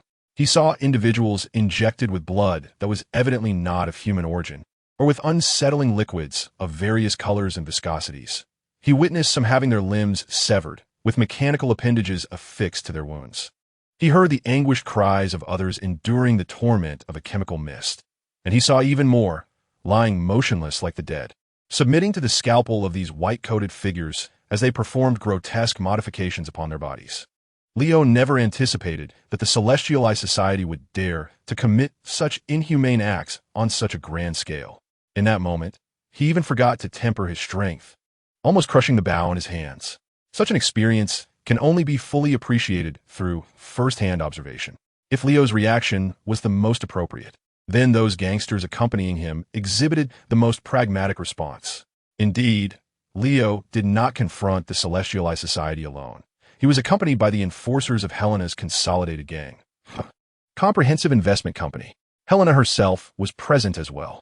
Her reaction was similar to Leo's, albeit somewhat tempered, for she had previously been forced to endure a stay at one of the experimental bases and had already witnessed some horrors. Hence, her shock and rage were not as profound as Leo's. Nonetheless, her resolve for vengeance against the Celestialized Society remained unwavering. As for Helena's subordinates, a significant portion of them had participated in the recent assault by the Old Gang Alliance on the city. Unfortunately, due to the oppressive darkness and the formidable security forces of those laboratories, this was their first glimpse into the nature of the research being conducted there. Upon their initial sight, many were so horrified by the unsettling scenes that they retched on the spot. The remaining individuals, though perhaps fueled by anger, were largely affected by the gruesome sights, their fighting spirit significantly diminished. It is essential to recognize that most of those sold to the Celestialized Society as experimental subjects hailed from impoverished districts, and, among Helena's followers, many were acquainted with these unfortunate souls, some even being their kin. Even for those without personal ties, the shared humanity inevitably evokes a sense of sorrow. However, do you believe that witnessing those horrifying scenes constituted the greatest ordeal faced by Leo, Helena, and the gangsters? Far from it. The most excruciating ordeal lies in contending with the experimental subjects that have already been fully transformed. Those unfortunate victims, altered to the point of losing their human form, under the manipulation of the Eye of Heaven organization, turn upon their would-be saviors with weapons in hand. The poor subordinates brought by Helena, equipped with advanced gear and resolute determination, faced a grim fate. A significant portion perished at the hands of these victims during initial assaults, while others fell victim to their own hesitance to harm those who had suffered. Undoubtedly, many were slaughtered due to the vast disparity in strength. Indeed, the laboratory subjects within the Eye of Heaven are invaluable experimental assets. Setting aside humanitarian concerns, the organization has made astute decisions. From Leo's perspective, suppressing their indignation at the inhumane human experimentation, they were granted a sobering enlightenment.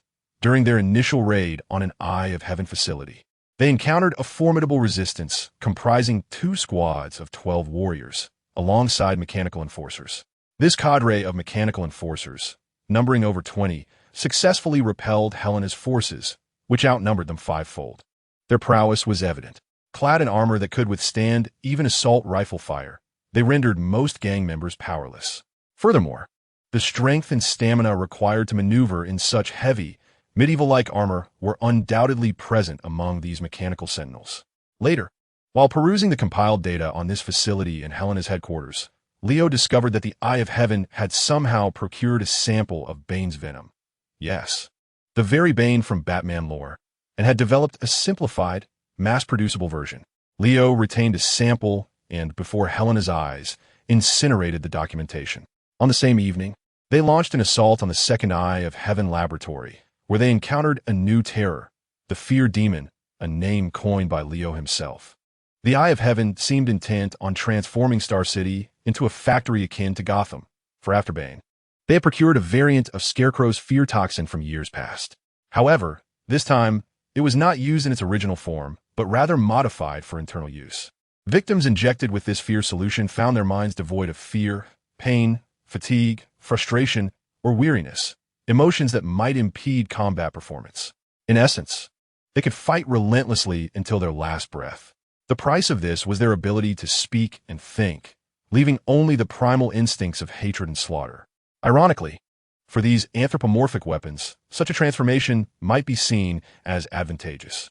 Yet, they remained only in form, their skin marred by dark patches, their features grotesquely twisted and misaligned. Otherwise, why do you think Leo refers to them as demons? Chapter 43. Kryptonian Genetic Modifications. In addition to the two monstrosities created from Bane's venom and the Scarecrow's fear toxin, Leo and his companions have also encountered creatures resembling Gotham's Killer Croc, likely a product of extensive crocodilian genetic enhancements, nearly impervious to blades and bullets. They have witnessed the terrifying chameleon, whose body parts have been grafted with mechanical weaponry, the slime, which, having acquired various superpowers, has completely forsaken its human form, and the pseudo-super soldiers that abruptly meet their demise mid-battle, among others. In recent days, the number of gangsters who have perished at the hands of these monsters far surpasses the fatalities incurred during Helena's consolidation of the underworld. Simultaneously, Leo and Helena, the elite combatants of their faction, have sustained varying degrees of injuries, narrowly escaping with their lives. Regrettably, despite the thrill of the Sky Eye meetings, they remain at an impasse regarding Sarah's situation. On the fourth day, within the confines of the sixth or seventh laboratory of the Sky Eye meetings, Leo and Helena faced an unprecedented challenge, a group of 9 new human experimental subjects. These beings possessed greater strength than the crocodilian hybrids, boasting defenses that rendered them nearly impervious to weaponry, and exhibited various forms of aberration, each endowed with distinct superpowers. One of them wielded a freezing ray, emanating from its eyes, which bore a striking resemblance to a hammerhead shark with pronounced ocular protrusions. Another creature, grotesquely disproportionate with a head constituting 60 of its body mass and a mouth occupying over 60 of its head, could unleash flames of extreme heat from its maw. Fire-breathing? With the freezing ray in play, such a development was hardly surprising. Following the oversized head, a diminutive cranium made its appearance. 2 genetically modified beings, possessing the robust physiques akin to gorillas, yet with heads scarcely larger than fists, approached. After inhaling deeply, they unleashed screams that shattered the laboratory's specialized glass from several meters away. Leo could not help but exclaim, "What in the world is that noise?" Surely, this could be classified as a superpower, supersonic resonance? To be frank, the previous 3 specimens were already sufficiently peculiar. Leo had believed there could be no stranger creations.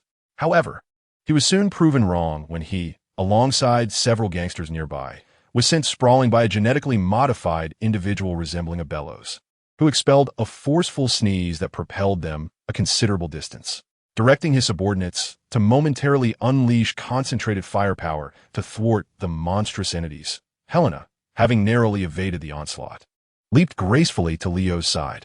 "Do you recognize these creatures?" she inquired. At that moment, Leo's expression darkened considerably. "Recognize them? Not precisely, but I have an inkling of their origins." "And what might that be?" Helena pressed, assisting him to his feet. With a disgruntled sigh, Leo replied, "If I am not mistaken, these are the result of genetic experimentation with Superman's DNA. I am quite certain of it." Leo, though not an expert in biology or genetics, could not academically explore the origins of the 9 modified beings. However, as a traveler from another realm, he recognized the 2 abilities resembling freezing rays and fire breath, which were indeed the signature superpowers of Bizarro, an entity that had yet to make an appearance in his current reality, though it was frequently seen in comics and animations. Does this sound familiar? You might think of heat vision and freeze breath, powers associated with Superman. Bizarro, a biochemical creation engineered by Lex Luthor, is designed to embody all abilities that are the antithesis of Superman's. Furthermore, Leo recalled that a similarly conceived Bizarro appeared in the series Supergirl, albeit as a reverse biochemical entity. If one were to dismiss the freezing rays and fire breath as mere coincidence, then the whimsically named Super Noise and Super Sneeze, both powers that bear resemblance to Superman's original attributes, would challenge that notion of coincidence even further. Yet, it is essential to note that the beings Leo encountered were not the original version of Bizarro. While Bizarro, despite his grotesque appearance, retained a humanoid form, the creatures before Leo were bizarrely deformed, devoid of normality. However, they were easily identifiable. The one emitting freezing rays had peculiar eyes, while the one exhaling fire breath possessed an unusual mouth. The superpowers exhibited by these modified beings were directly linked to the anomalous characteristics of their bodies. They could be considered failed prototypes derived from Superman's Kryptonian genes. This raised an intriguing question. How did the Eye of Heaven acquire Superman's genes? Pondering this, Leo found himself deep in thought. Meanwhile, Helena, having heard his earlier remarks, paused in surprise. Superman, the one from Metropolis? She inquired. Noting her astonishment, Leo casually nodded. Helena pressed on. The one defeated by Oliver 6 months ago? This time, Leo was taken aback. Indeed, that incident had occurred. Yet Helena's tone suggested a certain disdain for Superman. As anticipated, she continued, how could a being defeated by Oliver produce such formidable modified beings? In her recollection, even Oliver would find it challenging to contend with these monstrosities. For the past 2 years, Helena had been under the control of the Eye of Heaven, bound by a capsule bomb implanted in her neck, leaving her little opportunity to engage with the outside world. She was even largely unaware of General Zod's assault on Earth with remnants from the Phantom Zone, thus lacking a contemporary understanding of Superman's rising reputation. Leo yearned to elucidate Superman's formidable prowess to her, but the moment was not opportune. Fortunately, Helena was aware of the terrifying nature of the modified beings before them, which saved Leo considerable explanation. Indeed, witnessing her subordinates being repelled, overwhelmed, and effortlessly crushed by the modified beings, like blades through grass, alongside the cries of her men, Helena could not afford to underestimate the lethal force they faced. Fortunately, not every individual possesses an array of superpowers. Perhaps one day you will encounter the true Superman, and then you shall comprehend. For now, Leo remarked with a gentle smile towards Helena, since each of them wielded but a single superpower, and none possessed extraordinary defense, hearing, vision, or speed, they were indeed manageable. I will divert their attention. You seize the opportunity to flank them and strike with explosive arrows or freezing arrows, he suggested. Helena nodded, though a hint of apprehension lingered. Are you certain you can survive long enough to hold their focus? After all, I question whether your lifeless body would prove enticing to them. Leo chuckled lightly, refraining from responding, yet soon Helena bore witness to his performance. He unleashed a sound wave arrow, producing an effect akin to a sonic bomb, capturing the attention of several modified beings instantaneously. Before these creatures could coordinate their various superpowers against him, he began to retreat while maneuvering to the left, maintaining the rhythm of drawing his bow and releasing arrows. In a brief moment, the modified beings, lacking remarkable speed, collided with one another in their pursuit of Leo, barely managing to avoid inflicting harm upon themselves, let alone executing a combined assault against him. Meeting Helena's astonished gaze, Leo cast her a triumphant glance and continued to manipulate the formation of the modified beings. This time he shifted to the right. Approximately 15 minutes later, as the last super-sneezing creature succumbed beneath Helena's heated crossbow arrow, yet another experimental base of the Eye of Heaven was conquered by Leo and his companions. Well, that sounds rather intriguing, he mused. However, was this truly the so-called unprecedented challenge? Not quite. Just as Leo and Helena were about to secure the experimental data on the Kryptonian gene modifications, a voice crackled through Helena's earpiece from the Hell Lion's black-robed figure. Quickly, leave there with Leo. A group is approaching. Chapter 44. The approaching group. Leo and Helena had only just prepared to seize the experimental data on the Kryptonian gene modifications when a warning from the black-robed figure of Hell Lion reached them, indicating that a group of enemies was on the way. Earlier, while observing Leo and Helena dismantling the Eye of Heaven's hidden experimental bases throughout the urban area, one might have deemed their actions foolish, while the black-robed figures of Hell Lion appeared less than honorable. In a cooperative endeavor, why did only Leo and Helena engage in combat, while the leaders of Hell Lion, possessing at least 2 high-level combatants, remained inactive? Oh, they had indeed taken action. In recent days, the reorganized underworld of Star City, under Helena's guidance, had exhibited formidable combat prowess and a nearly unified will, systematically dismantling the experimental bases of the Eye of Heaven, creating an illusion of effortless success. However, Leo, Helena, and the Hellline faction have not forgotten how the former Old Gang alliance was utterly shattered during their full-scale assault on the city. Even without a clear understanding of their adversary's strengths, they returned to the slums with less than half of their original numbers, defeated and dispirited. Reflecting on subsequent events, it took Helena 2 days and nights to conquer and consolidate the entire underworld. During this period, the criminal forces in Star City were at their weakest. Yet the omnipotent Tianyin society, which had long been the ruler yet felt threatened, did not seize the opportunity to counterattack the slums. Additionally, in recent days, as Helena and Leo systematically dismantled various experimental bases, why did the Tianyin society fail to muster their strength and permit Leo and his companions to methodically destroy each base? Even if only 2 nearby experimental bases had collaborated, utilizing the bizarre abilities of those modified entities, they could have created significant obstacles to delay Leo and his group. This would have allowed reinforcements from other experimental bases to arrive and mount a rear assault, encircling them. This is where the Hellline faction played a pivotal role. Those cloaked figures were not merely idle observers. They executed the most crucial aspect of the operation by severing communication between the Tianyin Society's various experimental bases within Star City. This permitted Leo and Helena to systematically dismantle each base. From the actions observed over the past few days, it is evident that regardless of the methods employed by the Hellline faction, they fulfilled their promises, enabling Leo and Helena's successful endeavors. Leo even heard that the female cloaked figures had obtained the equipment and resources from the Tianyin Society that were allocated to a Marine Corps unit enforcing military control in Star City, thereby isolating the Tianyin Society's influence from the outside world and rendering it utterly cut off within the city. This was nothing short of exceeding their mission objectives.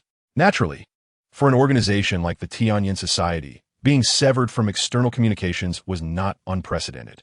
The internal structure had long-established protocols for such situations, detailing contingency plans for various crises, with several agreements available for selection.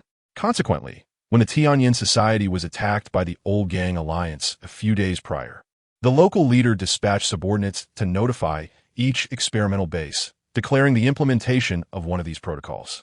According to the stipulations of this agreement, each base was to respond to any potential assaults before providing support to the nearest facility.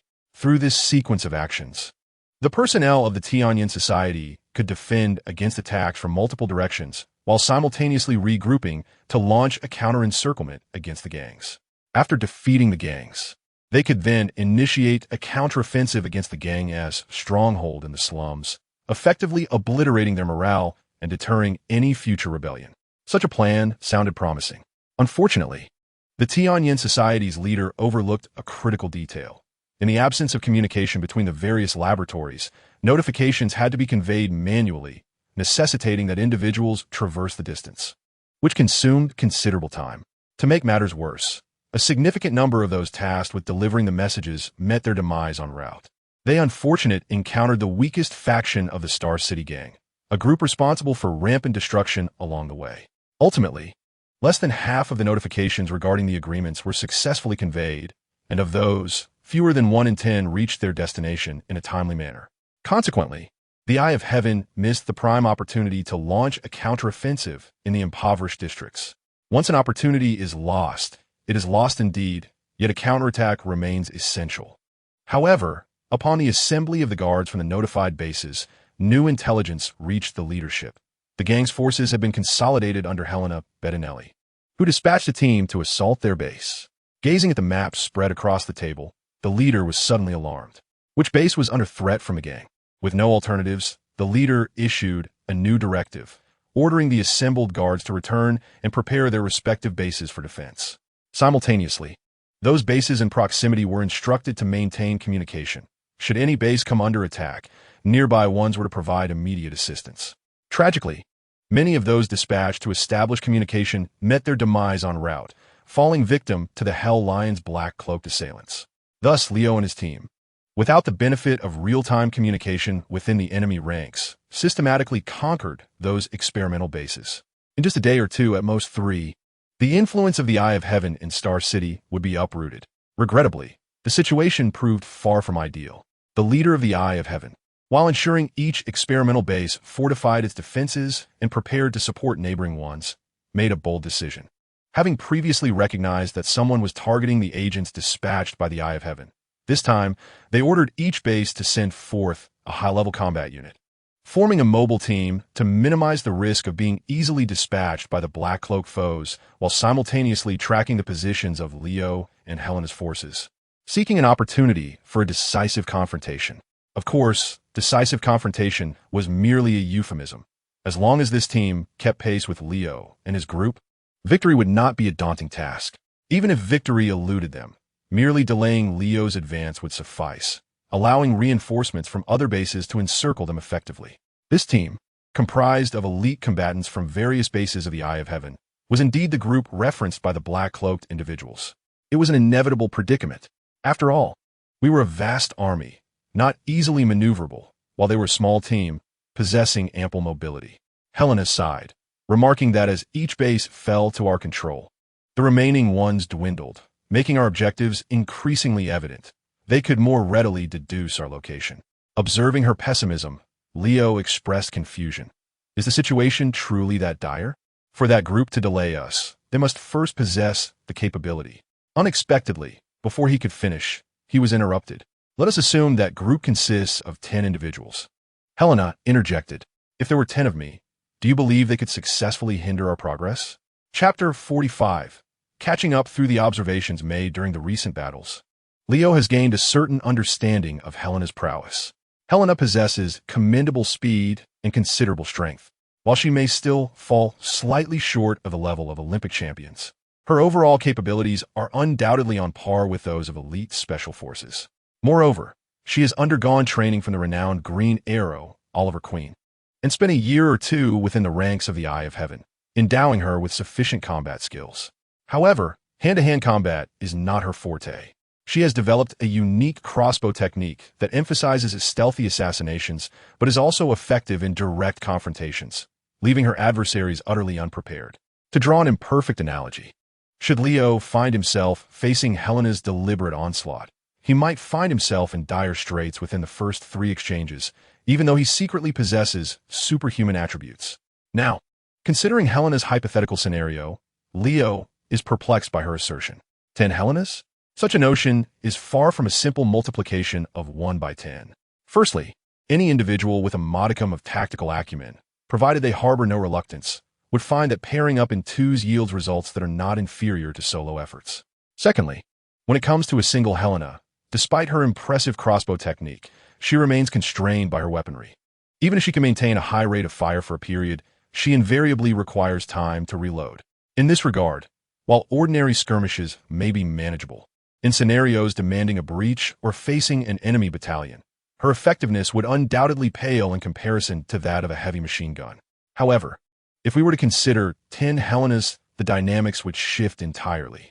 They could easily divide into a 70-30 or even 80-20 formation, with 3 or 2 of them reloading after expending their bolts, while the remaining 7 or 8 maintain a barrage of firepower, compelling the enemy to remain in concealment. In the case of a skirmish or a small-scale defensive engagement, the situation becomes even more favorable. Imagine this: 10 elite marksmen systematically eliminating you and your comrades before you even draw near, or perhaps even before you are aware of their presence. What could you possibly do? This is not a video game. There are no respawns, and a single well-placed shot could spell instant doom. Yet, how could there possibly be 10 of you? Leo remarked with a smile. Helena's classically elegant visage bore no trace of amusement, as she directed her remaining subordinates to swiftly evacuate everything they could carry. She ordered a few others to topple over the alcohol lamps and flammable chemicals within the laboratory in preparation for ignition, while explaining the rationale behind her mention of 10. You are already aware that I was once controlled by the Eye of Heaven using plastic explosives and assigned to guard the experimental base beneath the ruins of the former city hall. Fortunately, I was rescued by the Hell Lions. However, what I am about to reveal will astonish you. There are at least 10 individuals like me under the Eye of Heaven's command, 1 for each experimental base. Upon hearing this, Leo gazed at her, his expression reflecting disbelief as if to say she must be jesting. Thus, this cadre of individuals was evidently composed of elite forces deployed by the Eye of Heaven to guard various experimental bases within Star City. And these elite forces are likely of a caliber akin to Helena's? Well, even if there aren't 10 formidable Helenas, they certainly won't be lacking in power. Moreover, they might even be more fearsome than 10 Helenas. This could very well be the inception of the Suicide Squad. The thought was too daunting for Leo, who shook his head and could only inquire of Helena. Who are the individuals involved? Helena pondered for a moment. I have not seen them myself. However, during my return to Star City, I overheard a soldier from the Eye of Heaven mention a name, one that you should be somewhat familiar with. Oh, what is it? Helena did not respond immediately. She called for her subordinates to retreat, instructing them to destroy everything left in the experimental base, before turning back and giving Leo a gentle push to urge him to leave. Black Arrow. Ugh, not him again. Malcolm Merlin. While Malcolm may not be deemed a major villain, at least not after the first season of Arrow, a deeper reflection on the narrative reveals that he has been involved in many of the events transpiring in Star City.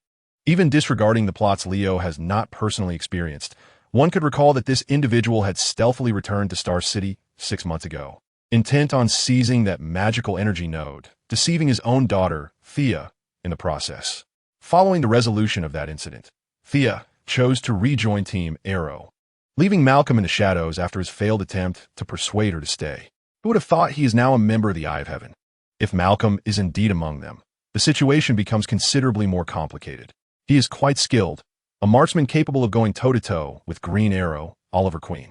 Emerging from a league of assassins, his arsenal of assassination and ambush tactics is extensive, and he does not shy away from employing underhanded and even treacherous methods in direct combat, such as feigning surrender to lure his opponent in for a surprise attack. He is even known to unleash hidden darts from his sleeves mid-fight.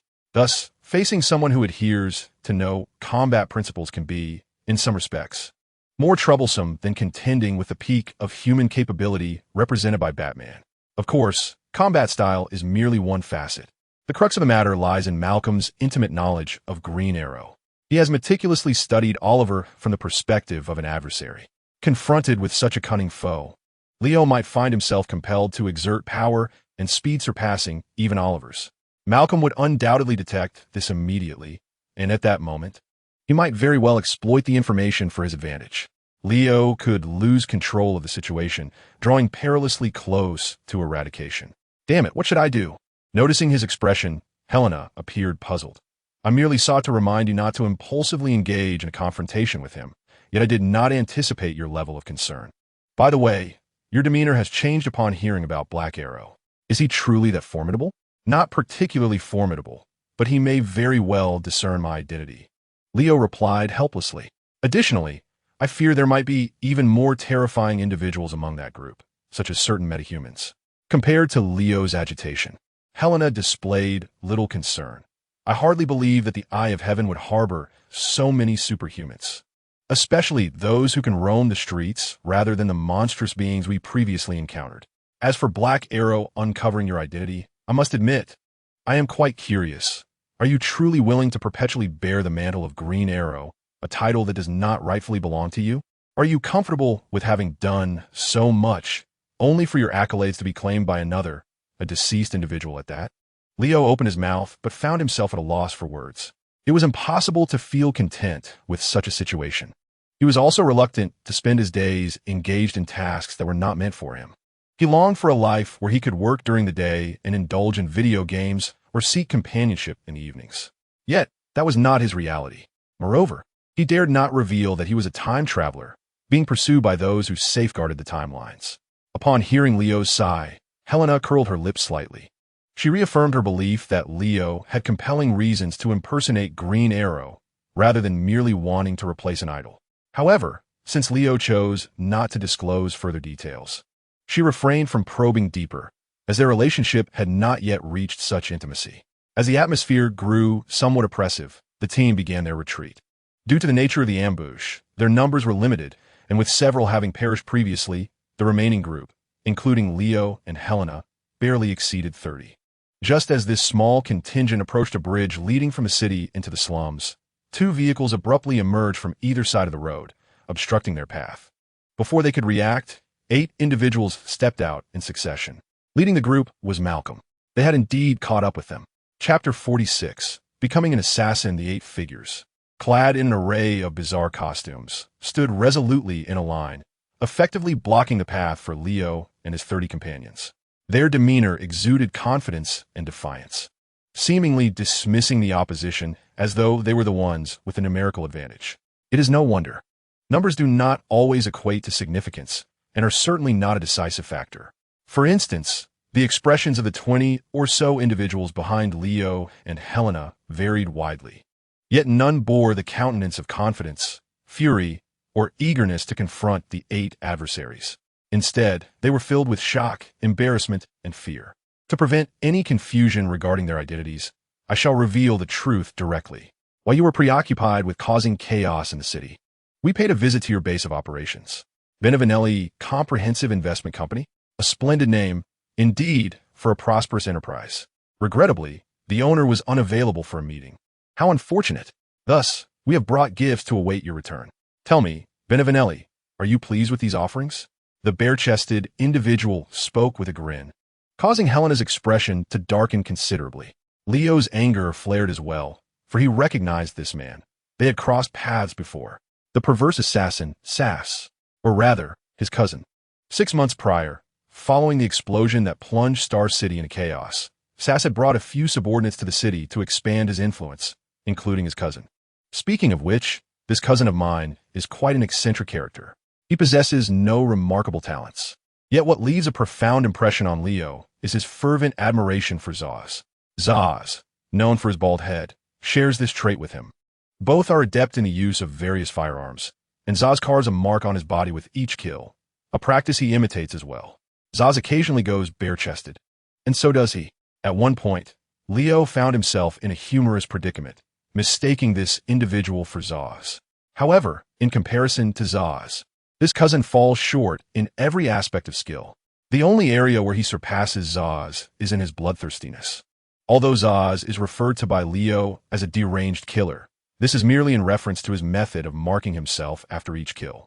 In reality, Zaz rarely engages in combat with the weak. In fact, over the past decade, after the demise of his only superior, the former ruler of Gotham's underworld, Falcone, no one has been able to command him, leading him to refrain from attacking those beneath him. Conversely, this cousin is markedly different. Clearly, when compared to Zaz, he is more deserving of the title deranged killer. Meanwhile, his performance is far from over. After chuckling to himself, he seemingly recalls something and turns back to the vehicle, dragging out a bound individual wearing a black hood over his head. With a mischievous laugh, he tears off the hood, revealing a face sealed with tape. It is Michael. Even from a distance, the bruises on Michael's face are evident. He squints his eyes, adjusting to the surrounding light, and upon seeing Helena, he begins to struggle. In response, the cousin raises his weapon and strikes Michael's temple with the butt of his gun, rendering him unconscious once more. Letting Michael's body succumb to gravity and fall to the ground, the cousin kicks him mercilessly a couple of times. Bettinelli, I hear this is your assistant, so I brought him along as an introduction. Shall we take this opportunity to get to know each other better? Over here, Helena casts a glance at Leo, suppressing her anger. After receiving a nod from him, she coolly glances at the cousin and then strides away. When her subordinates attempt to follow, she gestures for them to remain behind. She intends to confront the cousin directly, aiming to eliminate the deranged killer who dared to provoke her. Observing Helena walk to the side, the cousin becomes exhilarated, skipping over in her direction.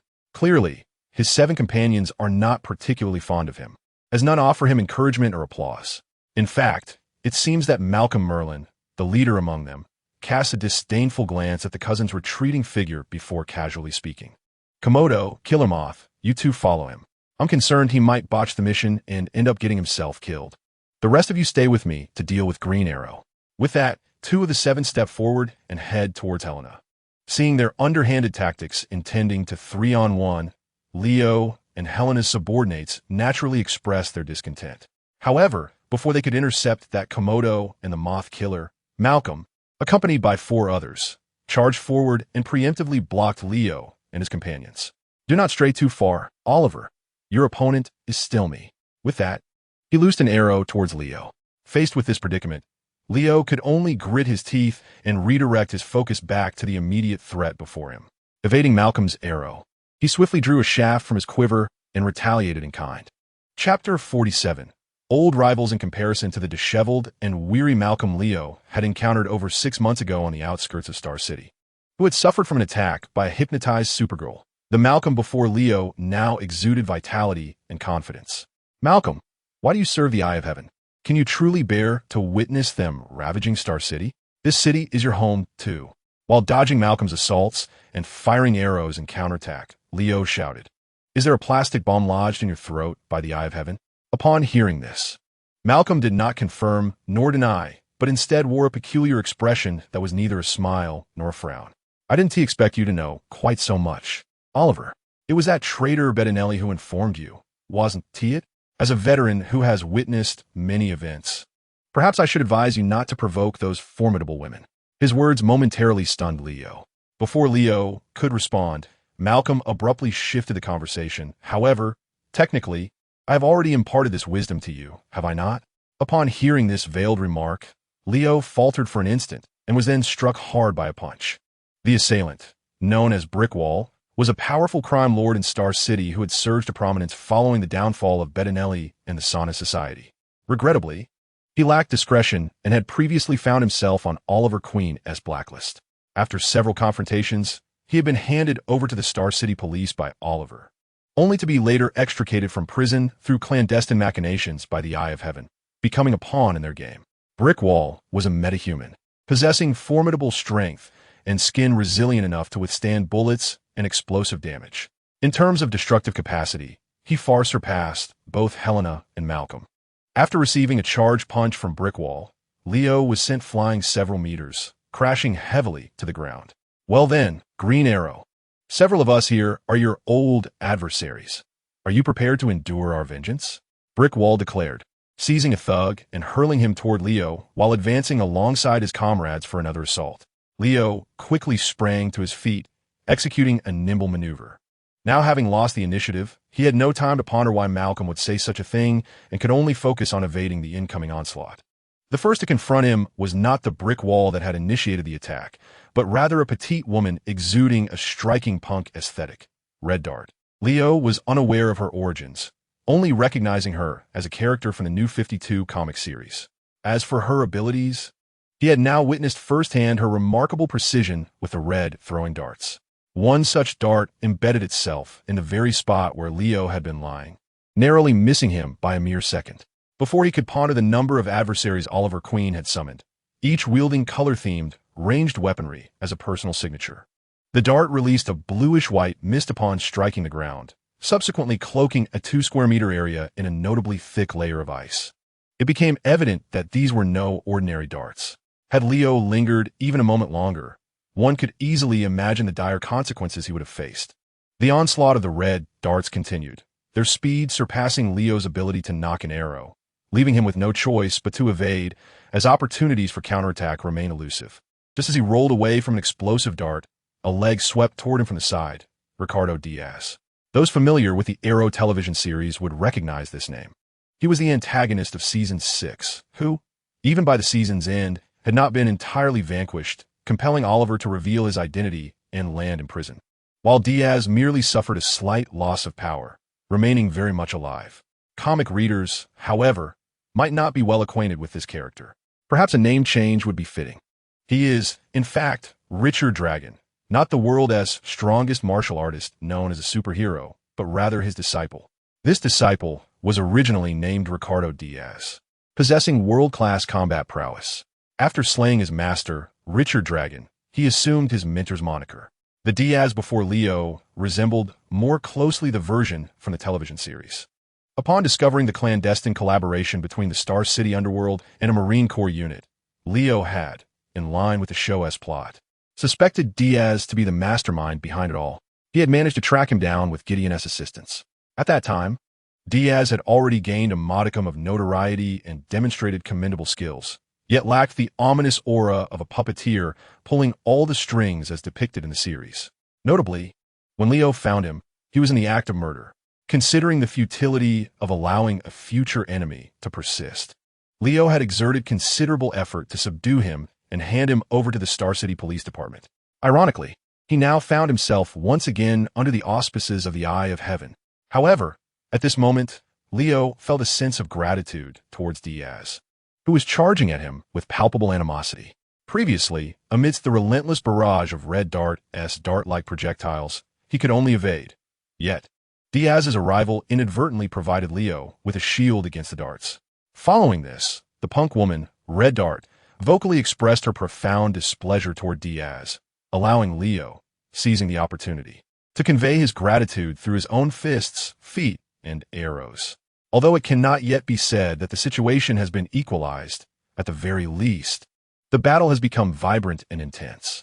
Aside from the brick wall, Diaz, and the Red Dart, Malcolm has eliminated all remaining henchmen of the gang and is now approaching the last member of their team alongside Leo. This final individual, though Leo has not directly confronted him, evokes some memories as he seems to be one of the less prominent adversaries from the Oliver era of Green Arrow.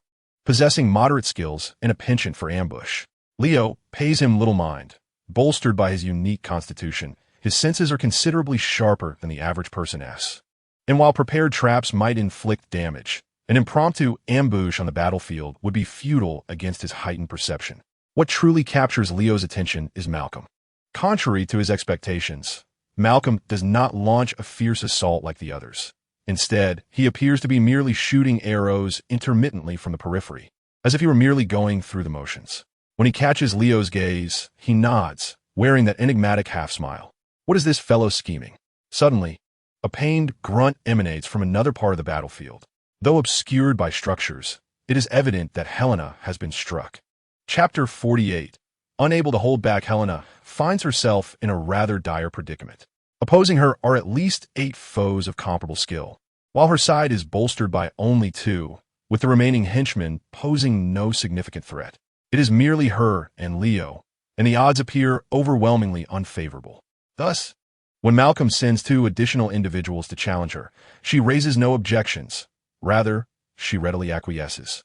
Dividing their forces seems far preferable to having 2 ill-coordinated individuals encircled and relentlessly assaulted, potentially jeopardizing her ally.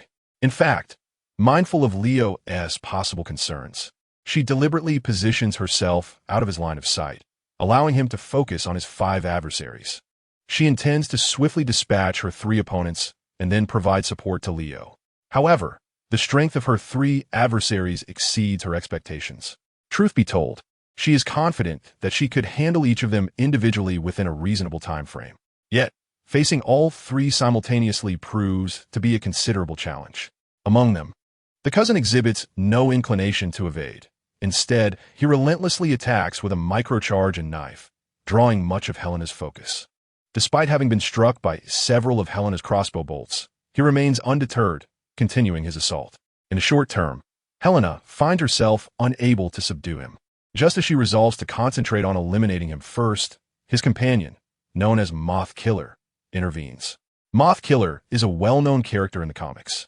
Once conceived as an adversary to Batman, utilizing substantial financial resources to craft a moth-themed suit for his criminal endeavors, alongside establishing an equivalent of the Batcave. Dubbed the Moth Cave, he even possesses his own moth signal light.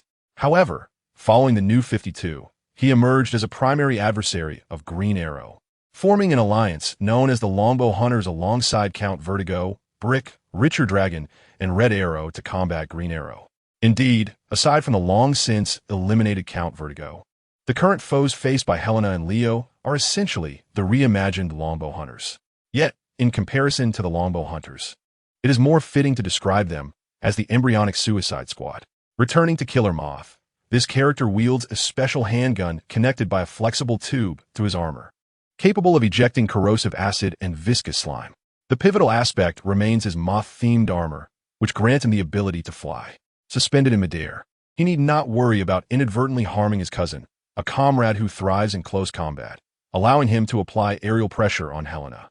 As for the final member, Komodo is also a character from the comics, a mercenary who has a history of killing Green Arrow's sidekick and claims to be the slayer of Oliver's father. Additionally, he made an appearance in a television series, albeit as a fleeting antagonist, merely serving as a plot device and even mistaken for someone else. For a character whose presence might be less notable than the aforementioned fifth member. The only aspect that captures Leo's attention is that he too employs a bow and arrow as his weapon of choice. However, to be candid, while Komodo does not pose a threat when acting alone, within this trio, they complement each other remarkably well. The cousin, serving as a human shield and tank, while Killer Moth and Komodo focus on damage output. Of course, the latter two can also be seen as controlling the battlefield. When Helena seeks an opportunity to eliminate the cousin, their attacks force her to retreat. Conversely, when she attempts to distance herself from the cousin, they drive her back. This strategy and synergy leave Helena feeling frustrated and constrained, escalating her irritation as the battle progresses. Ultimately, she could no longer contain herself, deciding to risk injury to eliminate the most loathsome cousin. She succeeded, landing a triple shot with her crossbow, pinning his entire right leg to the ground. Yet, she also failed, as Komodo struck her right shoulder with an arrow, and Killer Moth hit her as well. The acid burned a hole in the back of her combat suit, searing her delicate skin into a purplish hue, causing her to emit a pain gasp. At that moment, it is likely that none of the four in this precarious situation anticipated that this gasp of pain would serve as a turning point in the battle. On the other side of the battlefield, Leo erupted. Hearing Helena's cry, he transitioned from a 1-against-5 scenario, effectively 1-against-4.5 due to the opposing team's least expected member barely maintaining his precarious hold, into a sudden transformation. He swiftly unleashed an arrow, penetrating Brick's heart, indeed, piercing rather than merely shooting or penetrating through. Moreover, do not forget that a brick wall, indeed, can withstand bullets and typical explosive damage.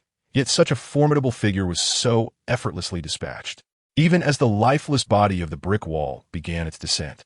Two more souls fell victim to Leo's hand. Diaz, whose ribcage and neck were shattered by a single kick, and the farthest standing Red Dart, who was pierced through the forehead by a small arrow. To Leo's surprise, as the unknown fifth individual collapsed, his next target, Malcolm, began to applaud with a smile. Leo, however, paid no heed to Malcolm's antics. Having revealed his powers and speed far surpassing those of Oliver Queen, he had no intention of leaving any survivors.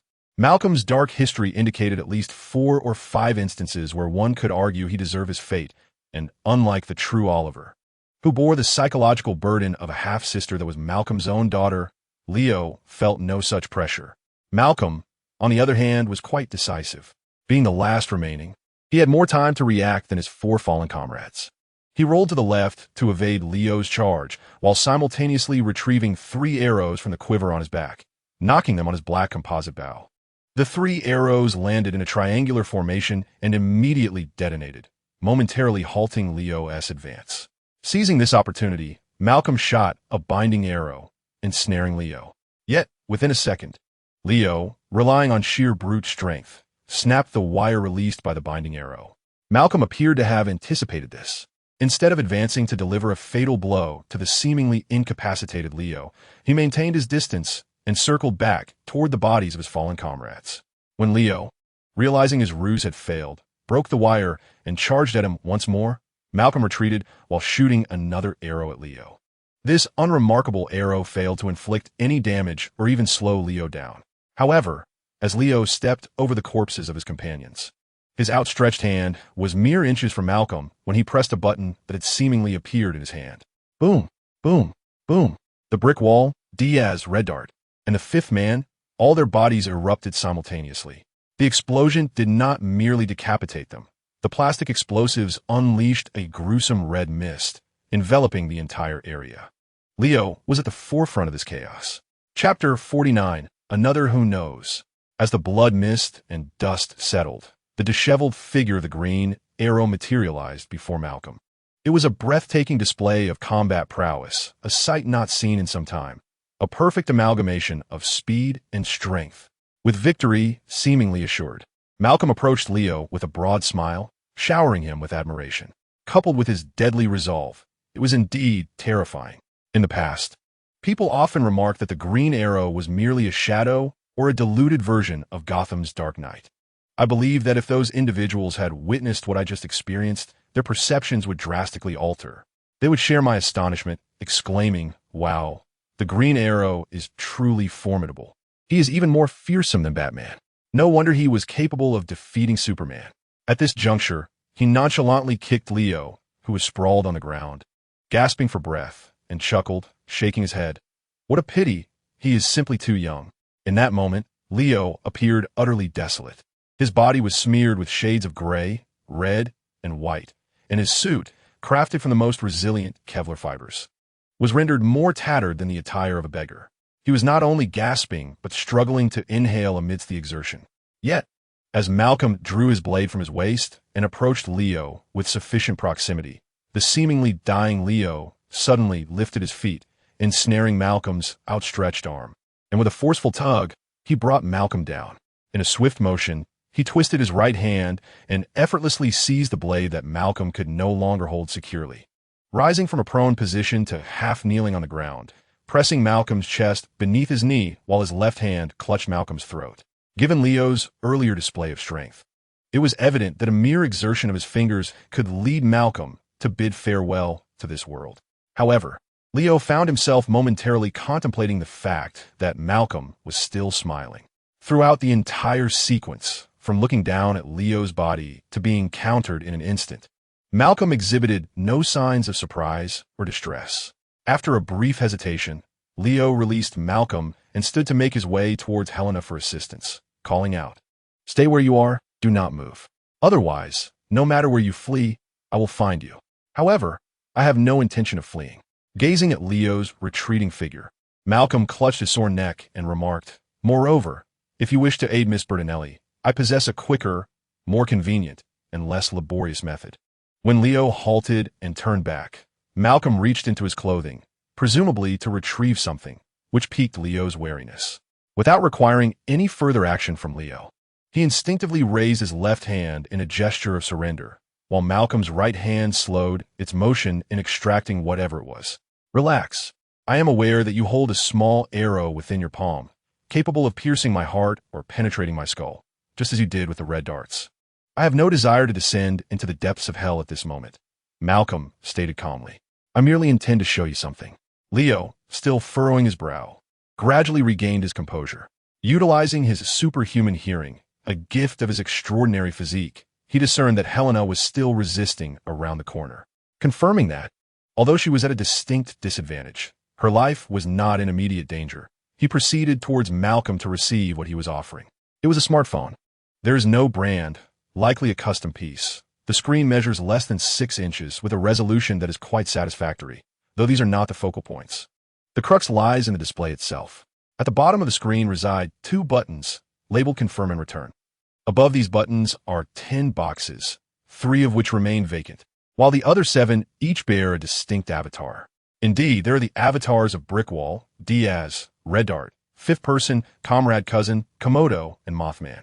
Notably, the avatars of the first 4 are adorned with large red crosses.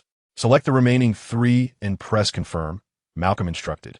Noticing Leo's incredulous stare and his lack of action, he impatiently reclaimed the phone, tapping the touchscreen 4 times on Comrade Cousin, Komodo, and Mothman, followed by Confirm, before shoving the phone back into Leo's hands and retrieving the previous button. Beep, boom, boom, boom. The sound of explosions erupted, causing Leo to instinctively glance at the phone Malcolm had handed him, only to observe that the remaining 3 avatars were now obscured by formidable red crosses. Oh, damn it. Leo recalled the explosive force he had just witnessed. Helena was likely to be gravely injured or even dead. He hurled the phone back at Malcolm and dashed towards the corner. However, after just a few steps, he noticed something peculiar. The earlier explosions had produced a cacophony far louder than the sounds emanating from Helena's vicinity. Dismissing the negligible possibility of his hearing being affected by the proximity to the explosions, it appeared that the power of the explosions differed on either side. The next moment, Helena's return seemed to confirm this hypothesis. She appeared somewhat shaken, yet her body bore minimal injuries, certainly not from the explosions. As I reiterated, "Remain calm," Malcolm advised again. "Everything is under my control. The power of the plastic explosives differs between the 3 on that side and the 4 here." Receiving Malcolm's assurance, Leo exhibited little enthusiasm. His expression remained stern as he directed his gaze towards Malcolm, evidently awaiting an explanation. Meanwhile, Helena, having just arrived, did not require Leo's tactful approach to balance the dynamics with Malcolm. She directly posed her questions. Why are you doing this? And how did you acquire control over the plastic explosives? Why does the Eye of Heaven not have a plastic explosive implanted in your neck? In response to Helena's inquiries, Malcolm offered her a feigned smile, refraining from answering directly, instead redirecting his attention to Leo. Oliver, what do you think? Upon hearing his name drawn out, Leo paused momentarily before casting a penetrating glance at Malcolm. Let us discuss this here. Helena is my partner. She is aware. She knows? Malcolm retorted, a hint of sarcasm in his tone. It seems my advice upon our meeting was entirely disregarded. He shook his head, gazing deeply at Leo as he continued, never mind. Your personal matters are of little concern to me. Were you the true Oliver, I might have offered a few more words, consider my relationship with Sia. You are not Shia's brother. Let it be as it is, as long as you are content. It is merely a pity. It is confirmed that Malcolm is indeed aware that Leo is not Oliver. Leo feels somewhat disheartened, pondering how it seems that everyone suddenly knows of his masquerade. Chapter 50. Another collaboration proposed at this moment. Leo is still contemplating, while Helena, as per usual, directly poses her inquiries. Malcolm has evidently misconstrued her relationship with Leo. She feels no obligation to elucidate, yet it is clear from his insinuations that he is attempting to sow discord, accusing her of being a menace, almost articulating it verbatim. She sees no reason to endure such provocations. What do you mean by that, Merlin? I seem to recall having wronged you in no way, shape, or form. Malcolm shakes his head and waves his hands, appearing quite sincere. Do not misunderstand. I am merely several decades your senior and have encountered more experiences. I do not hold high hopes for your, partnership. This is not directed at you. Helena scoffs dismissively, choosing to ignore Malcolm, and turns to Leo. I have sustained a minor injury. I must tend to it. Michael's condition appears somewhat grave. I shall ascertain that as well. At this juncture, she casts a conspicuous glance at Malcolm in Leo's presence. Be cautious when dealing with this fellow. Leo nods solemnly. With his acknowledgement, Helena refrains from further comment and proceeds towards Michael and the two vehicles. Leo then turns to Malcolm and declares, now, let us commence. Malcolm smiles. Oh, how shall we begin? You have clearly come seeking me, and you harbor no intentions of aggression towards me. I can only surmise that you require something from me. Under this premise, you ought to first demonstrate your sincerity. Therefore, let us start with your response to Helena's earlier inquiry. While the part about needing your assistance is subject to debate, the rest sounds quite fair. Very well, Malcolm concedes. Firstly, I have come with the directive of the Eye of Heaven to ascertain that you are indeed, as I suspected, not Oliver himself. Now that I have confirmed this, their existence is no longer warranted. Even if you do not intend to eliminate them, I have no intention of allowing them to return alive. Secondly, I have invested considerable time and effort to gain control of the plastic bomb testing protocol. The head of the Eye of Heaven in Star City has evidently underestimated my capacity to learn. I meticulously designed 2 batches of plastic explosives with differing potency, intending to substitute them for several individuals, including those 7, during the weekly inspections to test whether you are as I presume. For instance, retaining the more potent explosives to gauge your true strength, while the weaker ones merely need to delay your companions, with no lethal tasks assigned to them. Well, one might say this is a demonstration of my sincerity. As for the third question posed by Bettinelli, I differ from those 7. They were extracted from prison by the Eye of Heaven, while I proactively approached them. Thus, I bear no plastic bomb around my neck. Upon hearing Malcolm's response, Leo furrowed his brows once more. Why did you seek out the Eye of Heaven? I do not perceive you as one who willingly submits, particularly to an organization such as theirs. Malcolm cast a mildly surprised glance at Leo. Your tone suggests a certain familiarity with me. Had I not recently witnessed your true capabilities and confirmed that you are not the Green Arrow himself, I might have mistaken you for Oliver. So who exactly are you? Leo had no intention of answering that question. What does the Eye of Heaven possess that you require, which can only be obtained through them? Malcolm paused for a moment, chuckling as he shook his head. Indeed, you appear to know me well. Nevertheless, I shall uncover your true identity one day. He softly uttered these words before shifting back to the matter at hand. You are correct. I instinctively harbor disdain for organizations like the Eye of Heaven. Yet they possess a valuable intelligence network that I need. I am searching for an organization, to be precise, a secret council. Secret council? Leo instinctively murmured. Upon hearing that phrase, his mind immediately conjured images of the Court of Owls in Gotham, a clandestine organization that had wielded power for over a century, to the extent that even Gotham's most brazen criminals had to adhere to the court's dictates. Its existence was revealed through a disquieting nursery rhyme. Yet anyone daring to unveil this secret would meet their demise at the hands of its minions, save for Batman. Indeed, yet another of Batman's adversaries, yet also a source of his torment. Given that this version of the Green Arrow was also known as the Bat Arrow, Leo could not help but ponder whether the Court of Owls might also manifest in Star City in the future, perhaps under a different name. Then Malcolm interrupted Leo's wandering thoughts. Yes, a secret council with very few members, likely no more than 10, each possessing immense power. Well, this does not sound like the Court of Owls, Leo mused. Malcolm remained unaware that Leo's thoughts had drifted thousands of kilometers from the west coast to the east coast, and continued, as far as I know. Lex Luthor is one of its members. I wonder if you were aware. He is far more than just a businessman or philanthropist. A quick search of Luthor and Superman should suffice. Most information is merely rumor at this stage, yet there is a saying, a fly does not alight on an uncracked egg. Not to mention, I am 100% certain that the incident involving Oliver 6 months ago was orchestrated by him and that secret council. At this point, Malcolm's assertions aligned closely with what the Hellhound had conveyed. Leo cast a sidelong glance at Malcolm. Do you know what their objective is? I have a few conjectures, Malcolm replied, appearing to possess some substance. Discrediting Oliver is certainly one of their aims, yet I am convinced it is not their ultimate goal. I have speculated that this secret council seeks to take control of Star City, yet for the past 6 months, the Eye of Heaven has effectively governed the entire city. Certainly, it is plausible that this secret council has allied with the Eye of Heaven. However, I have investigated within the Eye of Heaven and found no evidence to support such a claim.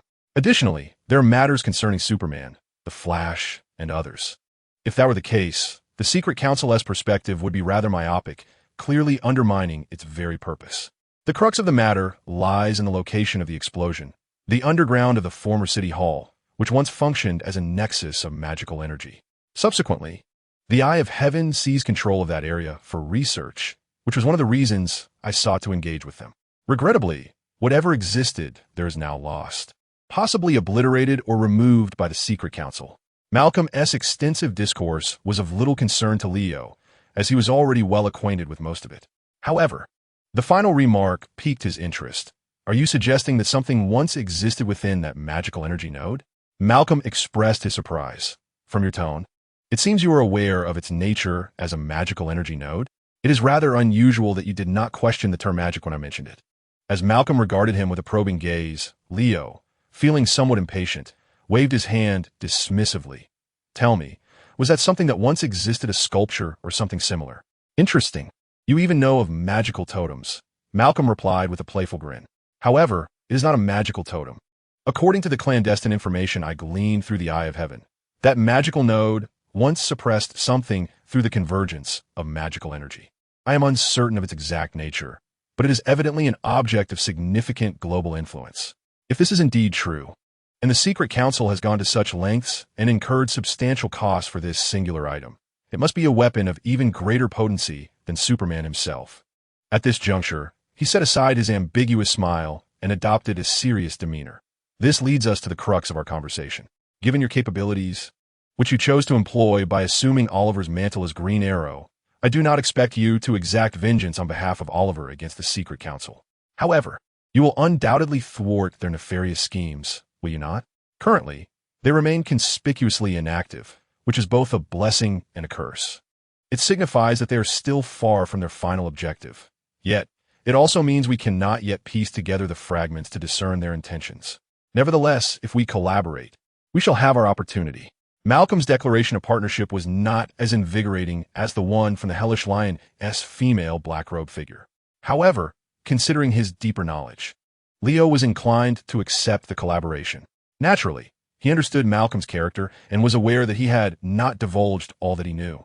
Yet, just as Malcolm was unabashedly curious about Leo's identity, Leo harbored his own desire to unearth all the intelligence that Malcolm possessed. The pivotal point was that Malcolm did not independently deduce that Leo was not the true Green Arrow. There were others behind him. Leo found this individual of particular interest. Chapter 51. The Eye of Heaven and the True Suicide Squad, East Coast of the United States. Location coordinates, unknown. Here lies the headquarters of the Eye of Heaven. Should Leo find himself here, he would undoubtedly be astonished. The headquarters of the Eye of Heaven in this world starkly contrasts with the easily accessible versions depicted in American television series, as well as with the feeble villains like Boomerang, who could be dispatched without much effort. This location is meticulously secured, resembling a clandestine town, a cyberpunk utopia, if you will. Beyond the administrative, research, and military zones, there exists a well-equipped living area designed to meticulously control the interaction between internal personnel and the outside world, thereby significantly mitigating the risk of information leaks. Consequently, a facility harboring numerous secrets is invariably fortified with stringent defenses. Signal jammers and satellite blockers ensure comprehensive coverage, while an advanced radar and missile defense system stands at the ready. The elite military force stationed here would even overshadow the prowess of Navy SEALs, complemented by an extensive arsenal capable of addressing diverse environments and battlefields, ranging from landmines to tanks and even nuclear launch codes. The prospect of breaching this fortress single-handedly is utterly implausible, unless one were to multiply the number of boomerangs by 1,000 or more, or perhaps seek the assistance of Luther to incorporate Kryptonian genes.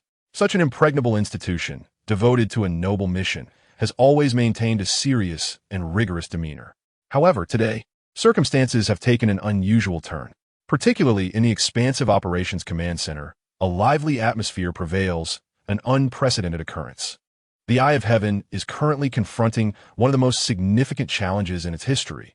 Perhaps we could even omit the 472nd assault. Warning, the 472nd assault. Is it photographs or videos? Text materials, interspersed with images and videos. All must be intercepted. Should we fail to block everything? The threat level of plain text pales in comparison. We must prioritize intercepting photographs and videos. This is non-negotiable. However, following this incident, everyone, yes, everyone, myself included, must brace for the possibility of being dispatched to Siberia to endure the harsh snow and frozen earth. It is evident that this is a cyber attack, albeit not a typical one. Since that fateful night when the gangs of Star City united to assault the urban area, the Eye of Heaven has lost its ability to seal off Star City through networks and other communication means. Consequently, the actions undertaken by the Eye of Heaven over the past 6 months have begun to leak from within Star City. Initially, only text was disseminated, but by the third day, photographs and videos began to surface, many of which were captured within the Eye of Heaven's clandestine laboratories. Undoubtedly, should these materials reach the public domain, the Eye of Heaven would face dire consequences. The organization would be shut down and sealed, all documents and records subjected to scrutiny, leading to a comprehensive investigation from top officials to minor operatives, all of whom would find themselves embroiled in public prosecution. The lower-ranking operatives might serve 3 to 4 years in prison, while the higher-ups could face sentences extending into the realm of 40 to 50 years, or even 1 to 2 centuries. Fortunately, in accordance with the established protocols for such circumstances, the command center of the Eye of Heaven, which has been vigilantly monitoring the situation in Star City, swiftly intercepted all data streams emanating from within. However, relying solely on passive interception proved inadequate. The faction within Star City, attempting to expose the situation, upon realizing their communications were being blocked, escalated their data offensive. Compounding the issue, due to the successive losses of Eye of Heaven's forces stationed in Star City, several points of origin for these data offensives have shifted beyond Star City itself to nearby urban locales. As the fleeing individuals continue to spread outward, it is evident that the headquarters of the Eye of Heaven will face increasing difficulty in their interception efforts, until the day arrives when the truth is laid bare before the public eye, a day that seems imminent. Just 5 minutes prior, the command center detected a substantial data flow related to the situation surging toward the public network, originating not from Star City, nor even from the surrounding cities on the West Coast. Astonishingly, the escapees managed to traverse such a considerable distance, despite stringent monitoring of every individual in Star City, including prohibitions on their use of various modes of transportation. They have surprisingly reached the East Coast, including cities like Metropolis and Gotham. The command center was taken aback that individuals from Star City could evade the Eye of Heaven surveillance, which spans across the entire nation, and reach the East Coast. thousands of kilometers away, so swiftly. While they ultimately succeeded in intercepting the photographs and videos, a portion of the textual information has already circulated in the public domain. Although mere text lacks the persuasive power of visual evidence, and the Eye of Heaven is not an openly recognized agency, most have never heard of it, leading many to question the authenticity of the claims regarding its existence. Those in the know are acutely aware that the Eye of Heaven is indeed capable of such actions. Often, the evidence itself bears less significance than the impact of the events and whether bystanders, motivated by self-interest, will choose to engage. Rumors suggest that the Pentagon has reached out, summoning Amanda Waller, the head of the Eye of Heaven, for questioning. There are even whispers that the military may take full control of affairs in Star City, using this incident as a pretext to diminish the scale and resources of the Eye of Heaven. The mere thought of this left the responsible party in a state of immense pressure. He had previously emphasized the necessity of maintaining their principles. Even if they managed to intercept the photographs and videos, the entire team would ultimately face exile to Siberia at the hands of the lady. Given his understanding of her character, considering the repercussions of the situation, such a fate would be regarded as exceptionally lenient. Shortly thereafter, he was informed that the lady wished to see him in her office. The lady, Amanda Waller, is the leader of the Eye of Heaven, an unremarkable middle-aged black woman of modest stature and appearance. Yet, her unassuming visage belies a commanding presence that resonates for 30 meters. Upon entering her office, he found her standing before the floor-to-ceiling windows, facing away from the entrance, with her hands clasped, gazing outwards. Through the expansive glass windows, one could behold the azure sky and the boundless greenery of the woods. Stealing a moment amid the bustle of work to gaze upon the cerulean expanse and lush foliage serves as an excellent method to uplift one's spirits, enhance productivity, and even refine one's character. However, based on her understanding of Waller, the lady renowned for her astuteness and resolve, it was unlikely that she would indulge in such leisurely pursuits. Flag, you have a new assignment. With her back turned, Waller commenced with this unexpected declaration. Catching Flag off guard, he had anticipated she would inquire about the status of information interception or perhaps direct him to intensify oversight to ensure the situation did not deteriorate further. Yes, ma'am. Waller then turned to face him, her expression neutral, seemingly unaffected by the pressures of the situation. The Pentagon is preparing to send General Ryan to take command of Star City. I need you to resolve the issues before his arrival. Flag paused momentarily, ma'am. What do you mean by resolving the issues? Eradicate all evidence from every laboratory and eliminate all relevant individuals, Waller stated matter-of-factly. Noticing the hesitation on Flag's face, she inquired, "What is the matter? Do you have objections?" Flag slowly shook his head. "No, ma'am. It is my duty to obey orders.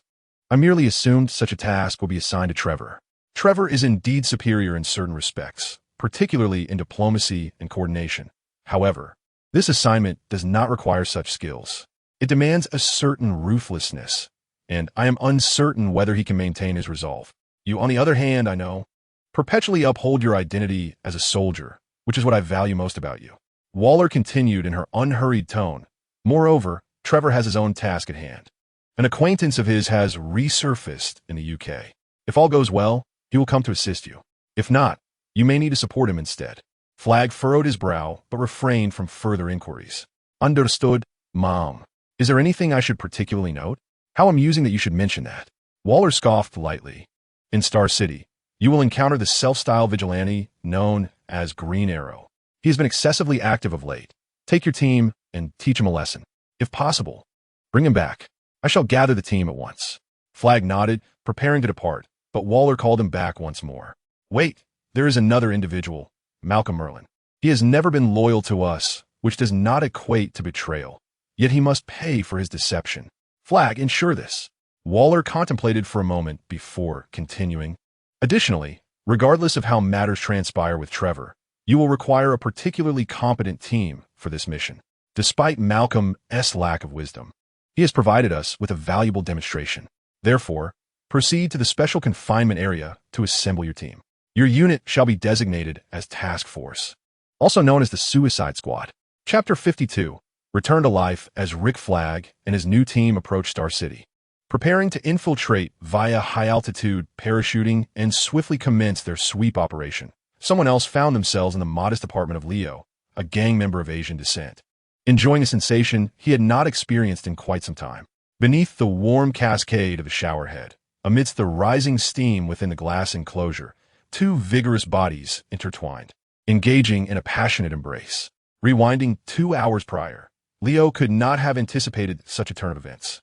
At that moment, he had merely established a tentative collaboration with Malcolm, exchanging brief farewells before escorting Helena and returning Michael to the impoverished district, seeking medical attention for him. Following the Eye of Heaven's control over Star City through gang dominance, hospitals within the gang-ruled slums became rare commodities, with few doctors willing to live under the shadow of gangsters. Thus, hospitals and medical professionals became coveted prizes among the criminal factions. However, with Helena's consolidation of gang power, the situation had markedly improved.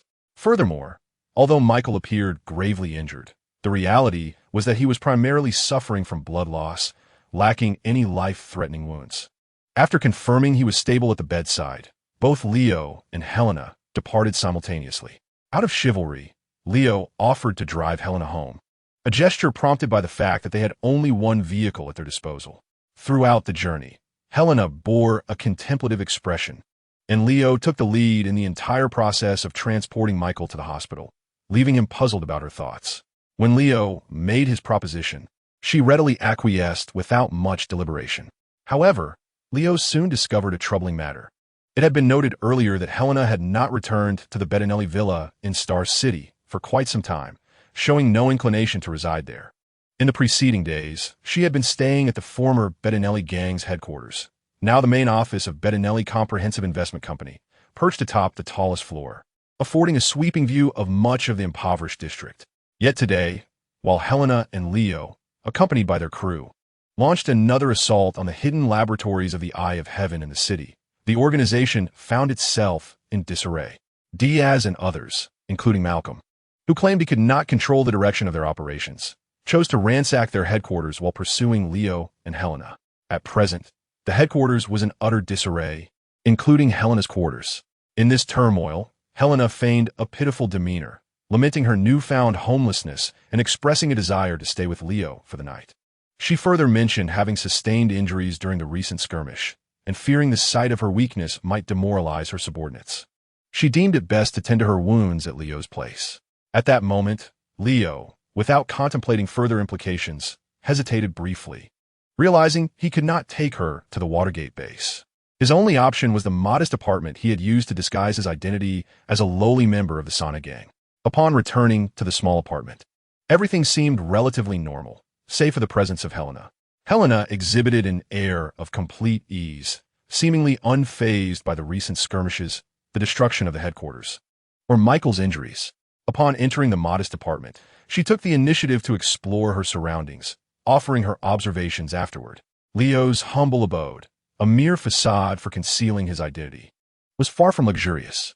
Yet, rather than lamenting the lack of opulence in decor, Helena praised its tidiness and cleanliness, suggesting enhancements such as placing a pot of African jasmine on the coffee table to evoke a cozier ambience. Indeed, a healthier one as well. Reflecting on this moment, it became apparent that Helena was beginning to express a certain inclination. When Leo, as the host, inquired if Helena would like something to drink, she did not respond directly. Instead, she requested his assistance in tending to her wounds. Her other injuries were relatively minor, requiring merely a gentle wash and disinfection. The sole exception was a more troublesome wound inflicted by a potent acid spray from a moth during her reckless confrontation with her cousin. Fortunately, her combat suit had provided some protection, rendering the injury less severe, though its location was rather awkward, right on her lower back. After Leo had addressed her other wounds, he intended to mention this last one when Helena, without a word, rose to her feet, disrobed from her entire combat suit and the undershirt beneath it, leaving only her two-piece undergarment, and reclined on the sofa in a manner that accentuated her figure. "Ah, I feel a bit drowsy. Come help me fix this up, and then I shall wash up and rest," she said. Since she seemed unbothered, Leo chose not to press the matter further. To his surprise, he found that treating the relatively small wound took him nearly 20 minutes.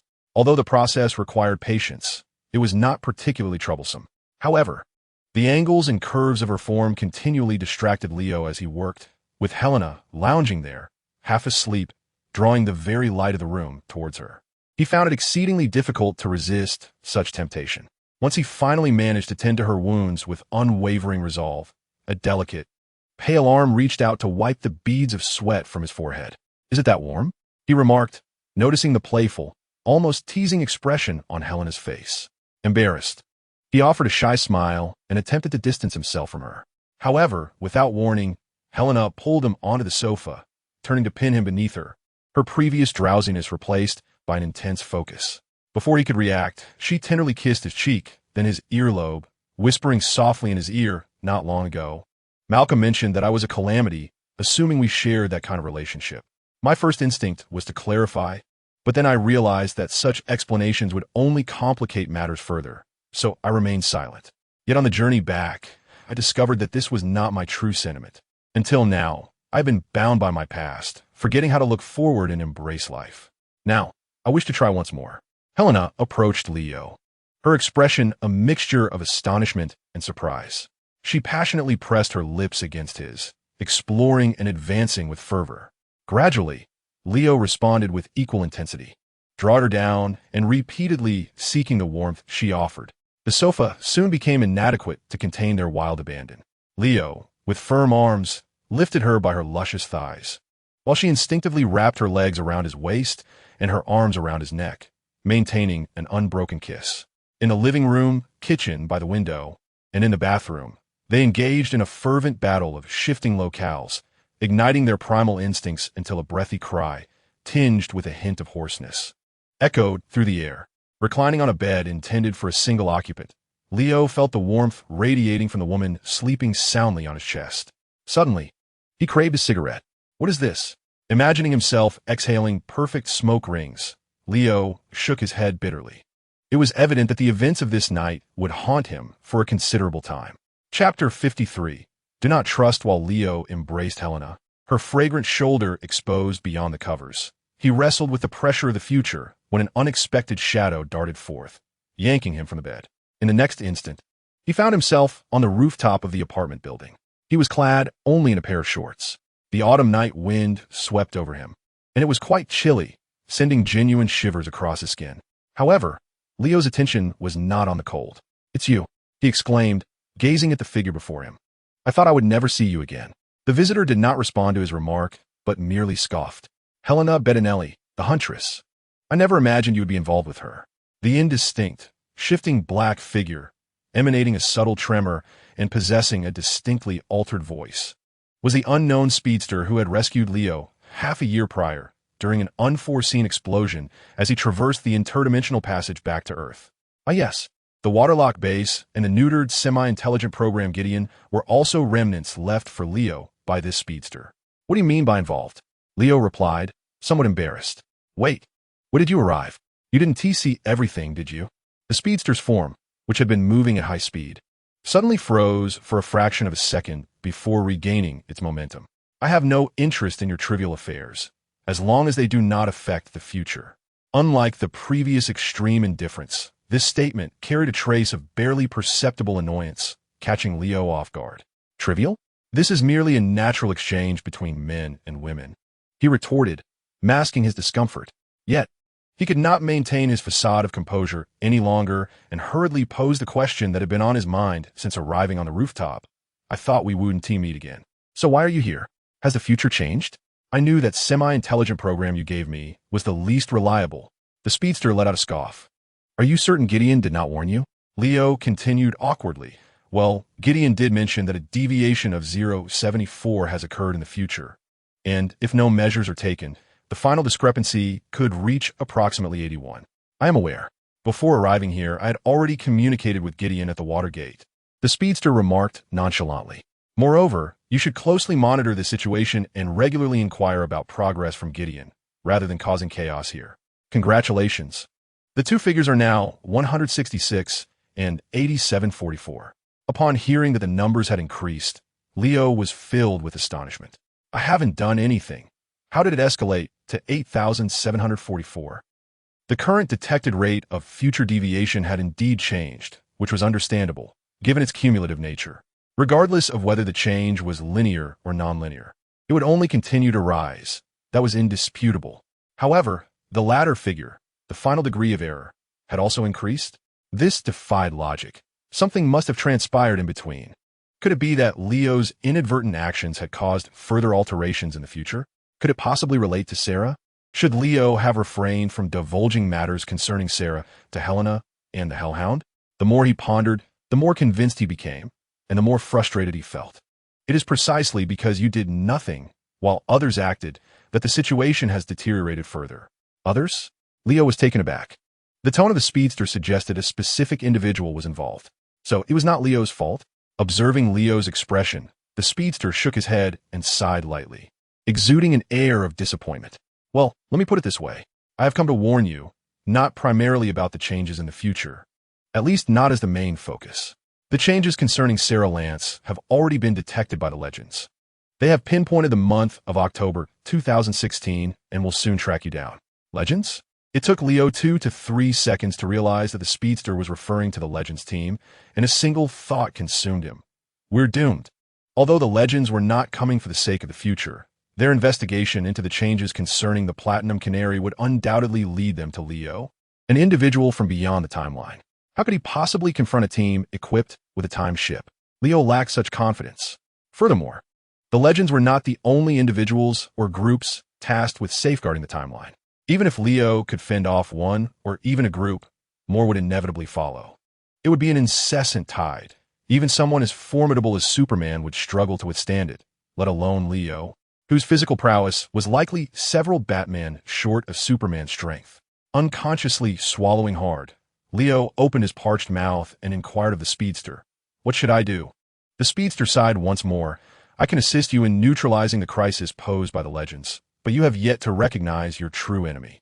This leaves me profoundly disappointed." The true adversary, Leo, furrowed his brow. "If I understand you correctly, aside from the timekeepers, there are others who have set their sights on me. Are you referring to the secret council of Luthor?" He recalled his conversation with Malcolm. This time, the speedster finally displayed a look of surprise. However, the individual from the future soon shook his head. "It is indeed unexpected that you are aware of the existence of that secret council at this juncture. Yet, I'm not speaking of them." The speedster continued. "Perhaps at some future point, you may find yourself at odds with that secret council, provided, of course, that you survive until then. In the present moment, your adversaries are not them.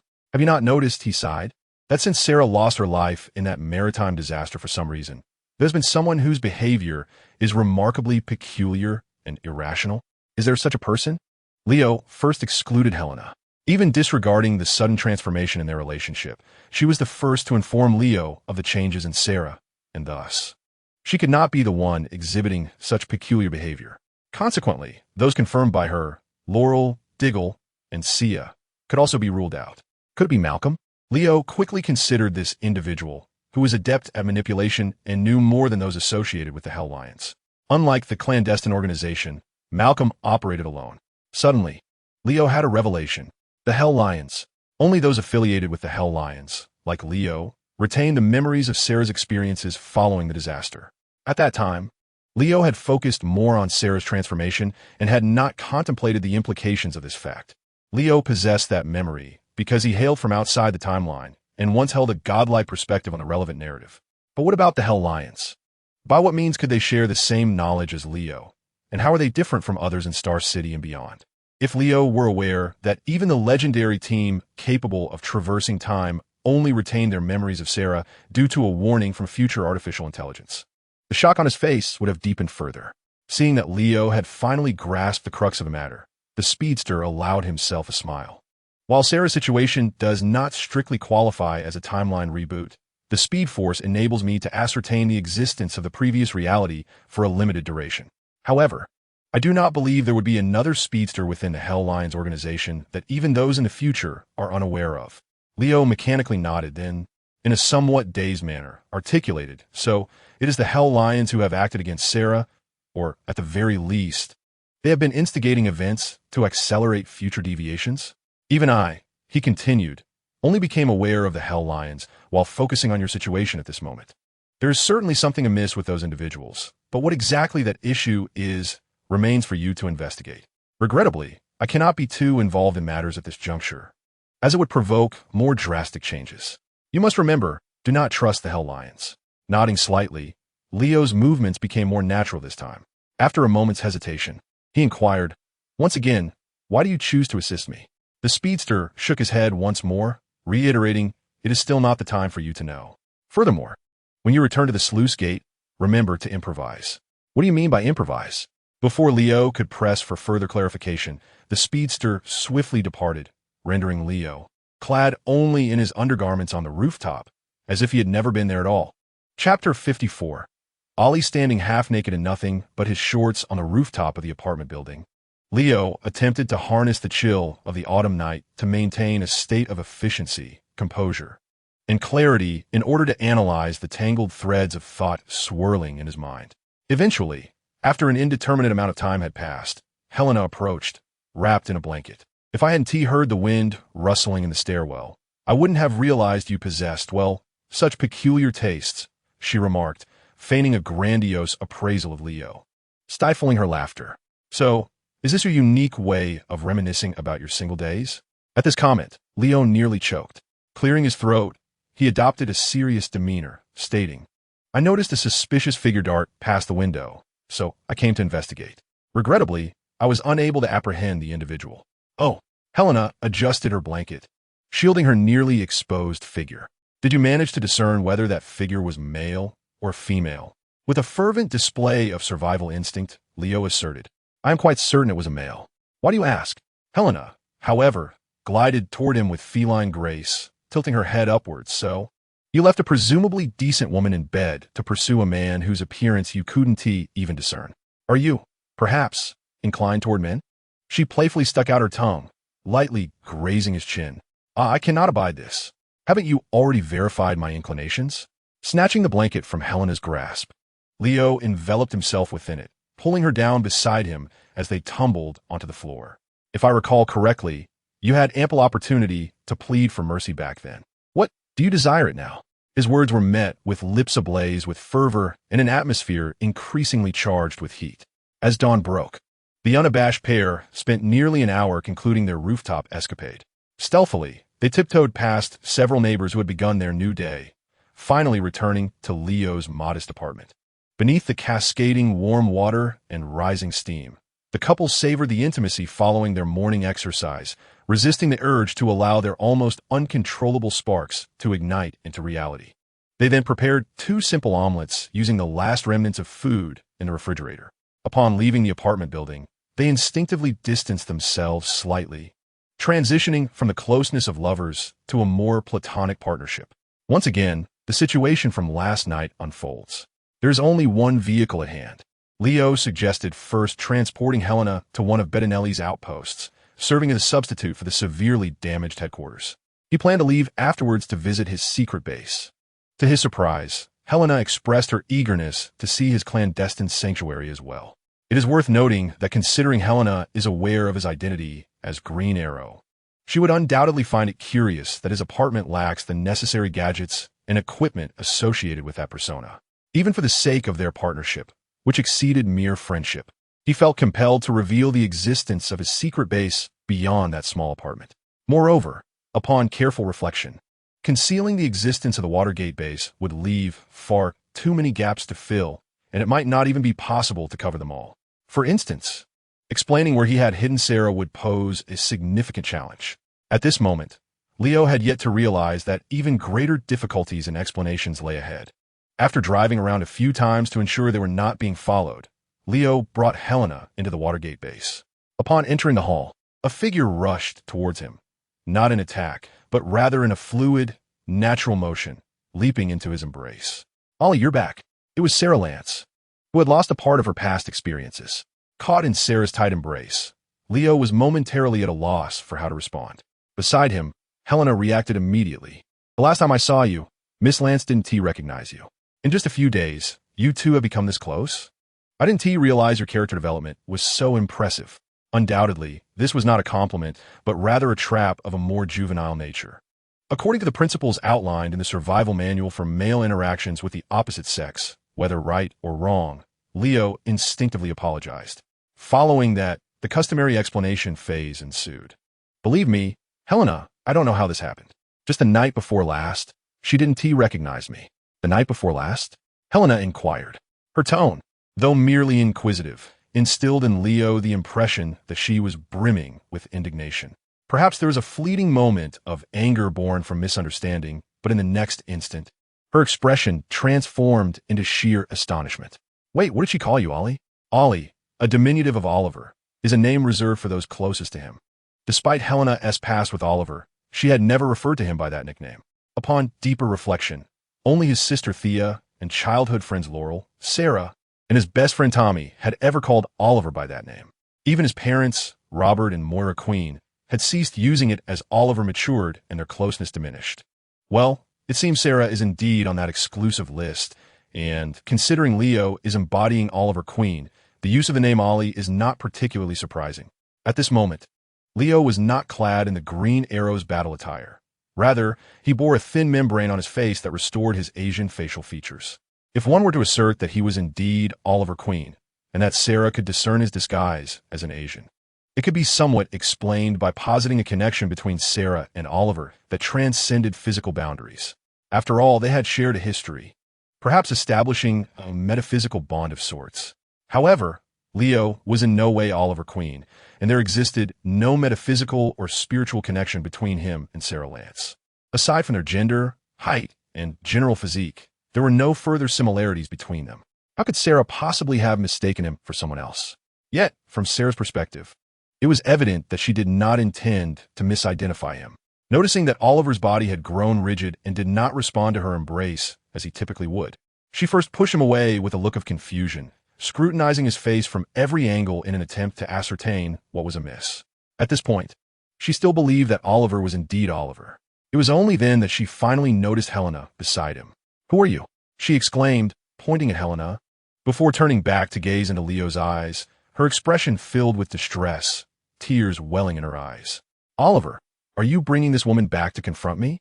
Faced with Sarah's tearful demeanor and the amused Helena at his side, Leo could only think, oh my God, what on earth was happening? Chapter 55. The legendary team arrives. Leo desperately wanted to declare that nothing could be more bizarre than Sarah mistaking him, in his Asian form, for Oliver Queen. Yet, it turned out that there was indeed something even more peculiar. After a considerable effort to restore Sarah's body and memories to her college-age self, he managed to soothe her and don the Green Arrow's battle attire. Together with Helena, they returned to one of the Bertinelli strongholds to regroup. They swept through the city, preparing to eliminate the remaining secret bases of the Eye in the Sky. A day passed, and their progress was commendable. They had dismantled 3 bases. Regrettably, they still could not uncover any information related to Sarah's current predicament. Upon returning to the Watergate base, filled with disappointment, he discovered a massive hole in the ceiling of his home, and there were guests. It was an immediate recognition, the various battle uniforms. With their relatively flamboyant style, this was the legendary team minus the Black Canary. Leo's first instinct was to either flee at once or engage in a brief confrontation before making his escape. In truth, he had set various counterattack traps within this base. Yet when it came to actual combat, he still harbored no confidence in his ability to prevail. The legendary team boasts at least 2 members with the ability to soar through the skies. Among them, it remains uncertain whether the conflated entity of Jax and Stein, known as Firestorm, resembles the mere flying torch depicted in television series, or if it embodies its original conception, capable of rearranging atomic and subatomic structures to achieve a transformation between the tangible and the ethereal, unleashing disruptive energies in the process. Additionally, there exists Adam, Ray Palmer, whose destructive prowess is not particularly remarkable.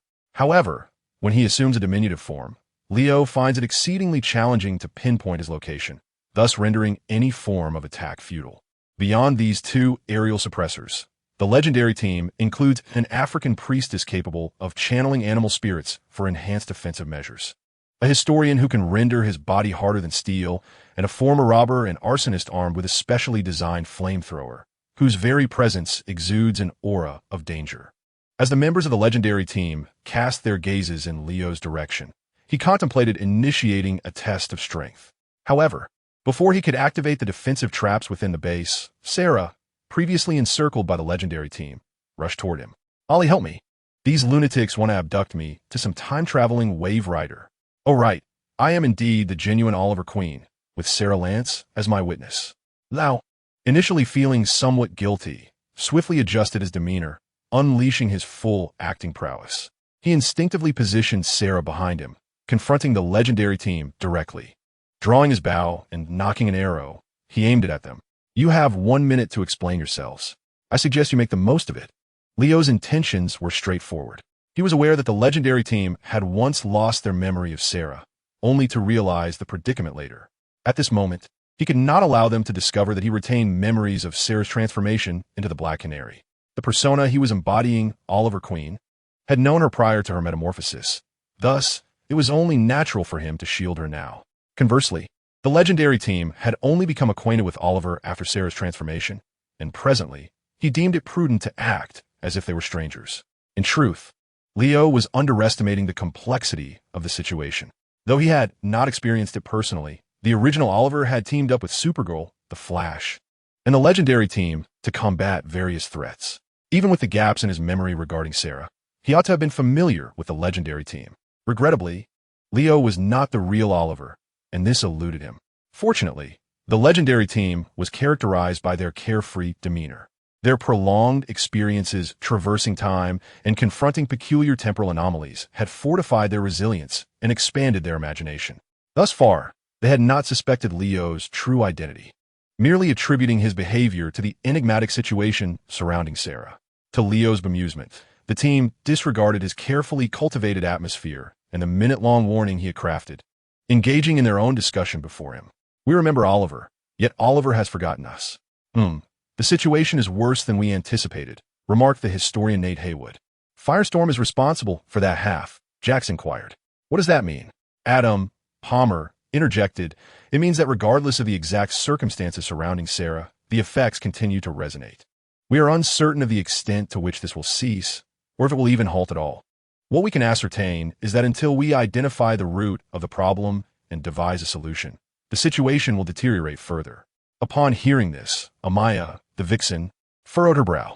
How bad will it get? If Sarah is at the center of this incident, one could surmise that eventually all entities associated with Sarah's experiences over the years may face regression. Professor Stein, the intellectual half of Firestorm, added, perhaps one day we will awaken, no longer aboard the Wave Rider.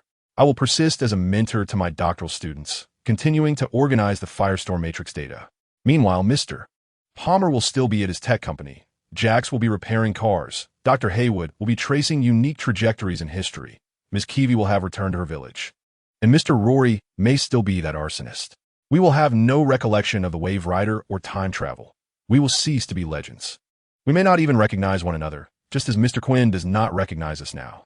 Stein's words enveloped the entire legendary team in a heavy silence, as they were evidently reluctant to accept such a fate. Amidst the discomforting quiet, Mick Rory, the former arsonist who still clutched a beer, belched and suddenly spoke up.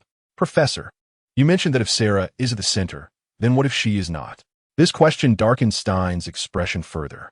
Imagine the implications of someone who is not at the center having such a profound impact, radiating to so many people. What horror must lie in store for the one at the epicenter? The ramifications are evidently global. In the years Sarah has been lost, everything that has transpired, every human endeavor, may never occur again. Civilization could face a rupture, technology may regress. Then consider the individual orchestrating this incident. What could their motive be? To endanger humanity as a whole? The atmosphere grew increasingly grim, and silence reigned, save for Palmer, usually the most jovial and often the target of his teammates' jests, who attempted to uplift spirits. Perhaps the situation is not as dire as it seems. It may not be the machinations of a single individual, but rather an unintentional consequence, like a temporal error. The reality here may have gone awry, yet there is no need for excessive concern. If we pinpoint where the error occurred and rectify it, as we have done countless times before, the situation will surely improve. His teammates responded weakly, offering half-hearted affirmations, devoid of determination or confidence, leaving Palmer, the provisional leader designated by Sarah, feeling quite troubled. He recalled the images and videos Gideon had shared, particularly of Sarah. Sometimes she acted impulsively and could be short-tempered. Yet the majority of the time, she embodied the qualities of a caring leader, attuned to the emotional needs of her team. Reflecting on this, Palmer felt an even deeper sense of melancholy. Chapter 56. Bold speculation on the other side.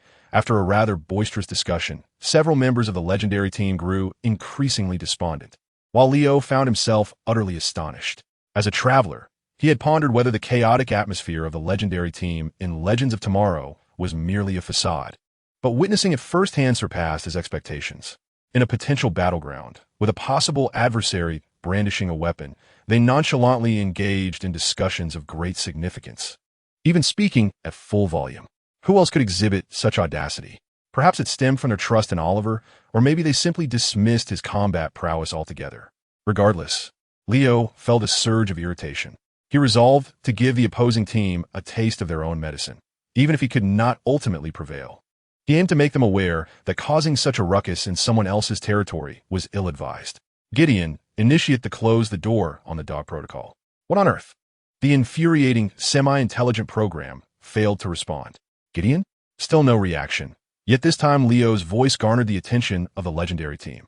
Professor Stein, the eldest and most experienced among them, was the first to emerge from the cloud of negativity, having just caught Leo's second call. I apologize, Mr. Quinn, but if I'm not mistaken, you are calling for Gideon? Stein's inquiry linked the previously distracted members of the legendary team to the name Gideon. Oh boy, how did you know we had a Gideon? Jax had just posed the question when he was playfully tapped on the back of the head by Haywood. Have you forgotten? Green Arrow has been aboard the Wave Rider. Upon hearing this, Jax no longer held a grudge against Haywood. I remember now, back when our teams were first combined. Without giving Leo a chance to interject, the legendary team members astonishingly bypassed the stage where they should have questioned why Oliver suddenly mentioned Gideon's name. After a brief flurry of chatter, it was Palmer, the temporary leader, who stepped forward. We apologize for the earlier commotion. However, it is time to clarify a few matters. Gideon? I am here, Dr. Palmer. A feminine electronic voice responded. An anthropomorphized artificial intelligence projection emerged through the miniature control computer in Palmer's atomic suit, materializing as a holographic image. The voice was identical, the anthropomorphic half-figure unmistakably the same. Yet this Gideon was evidently not the truncated version of the semi-intelligent program belonging to Leo, but rather the complete version aboard the Wave Rider, possibly equipped with, albeit humorously, artificial intelligence. At the behest of Palmer and the others, much like before on the Wave Rider, Gideon presented to Oliver and Sarah, who was hiding behind him, a glimpse into the life of Sarah Lance, the Black Canary, which had since vanished. As they beheld the holographic projections of photographs and videos, including those featuring Oliver alongside Sarah, one individual, quite aptly, concealed parts of their face outside the mask to express their astonishment, subsequently posing several questions that, in light of the unfolding events, seemed exceedingly reasonable, reflecting Oliver's psychological journey from skepticism to acceptance. Upon witnessing Oliver finally sheathing his bow, the members of the legendary team rejoiced, including Leo, who was relieved that a crisis of identity had been averted. Ironically, it seemed that, rather than Leo needing to dispel the team's doubts, the legendary team was more eager to earn his trust.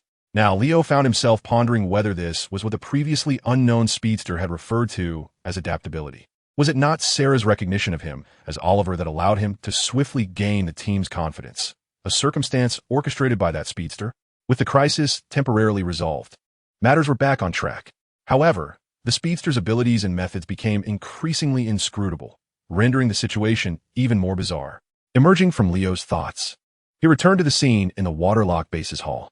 In contrast to Oliver, who had hesitated momentarily before choosing to believe amidst ample evidence, the legendary team's endeavor to convince Sarah proved far more arduous. This is not me. This woman can actually fight? I've forgotten all the yoga I took in high school. She is so impressive, so cool. Yes, I feel a twinge of envy, just a little, but this woman is truly not me. Oliver, you actually believe this? They're merely using these eccentricities as an excuse to abduct me. Those images and videos must surely be computer-generated. At this juncture, Sarah's disposition was still akin to that of a college freshman, embodying a youthful spirit. She adored celebrity culture, was infatuated with handsome men, relished being the center of attention, vivacious and restless, somewhat headstrong. This was her current state. starkly contrasting with the occasionally decisive yet empathetic Black Canary depicted in the photos and videos. While her appearance remained unchanged, her essence and demeanor were worlds apart. This disparity formed the crux of Sarah's disbelief that the figure within the projections could indeed be her. Until, that is, she caught sight of an image in the holographic display, seemingly unearthed by Gideon. The Black Canary, Sarah, weeping sorrowfully before the grave of her sister, the Black Siren, Laurel. Witnessing this scene left even the legendary team members in a state of shock. Gideon, in her emotionless and monotonic electronic voice, responded with remarkable ease to the unvoiced half of Palmer's inquiry. According to the original timeline, Sarah Lance was the first Black Canary. After Captain Lance adopted the name White Canary and joined the Legends, the title of Black Canary was inherited by her sister, Laurel Lance, who sacrificed herself in April of this year. This sentence is laden with information. Well, of course, not the kind of information you might be thinking. It evokes speculation. Could it be that in this reality, Laurel is still alive, perhaps due to the temporal dislocation caused by Sarah's lost years? Or, daring to connect the dots, one might wonder if someone altered reality in an effort to save Laurel, resulting in the erasure of Sarah's experiences following the shipwreck. The members of the Legends found themselves pondering more and more, increasingly convinced that Laurel did not perish as the original timeline suggested. And this must be intricately linked to the erasure of Sarah's experiences during those years. Some even connected it to an impending, unspecified disaster in the future. Could it be that Sarah, keeping secrets from us, returned to the past to rewrite history, allowing Laurel to survive, thereby causing a rift in time that not only impacts the future, but also the past? Once the timeline stabilizes, could it be that she never boarded the Wave Rider?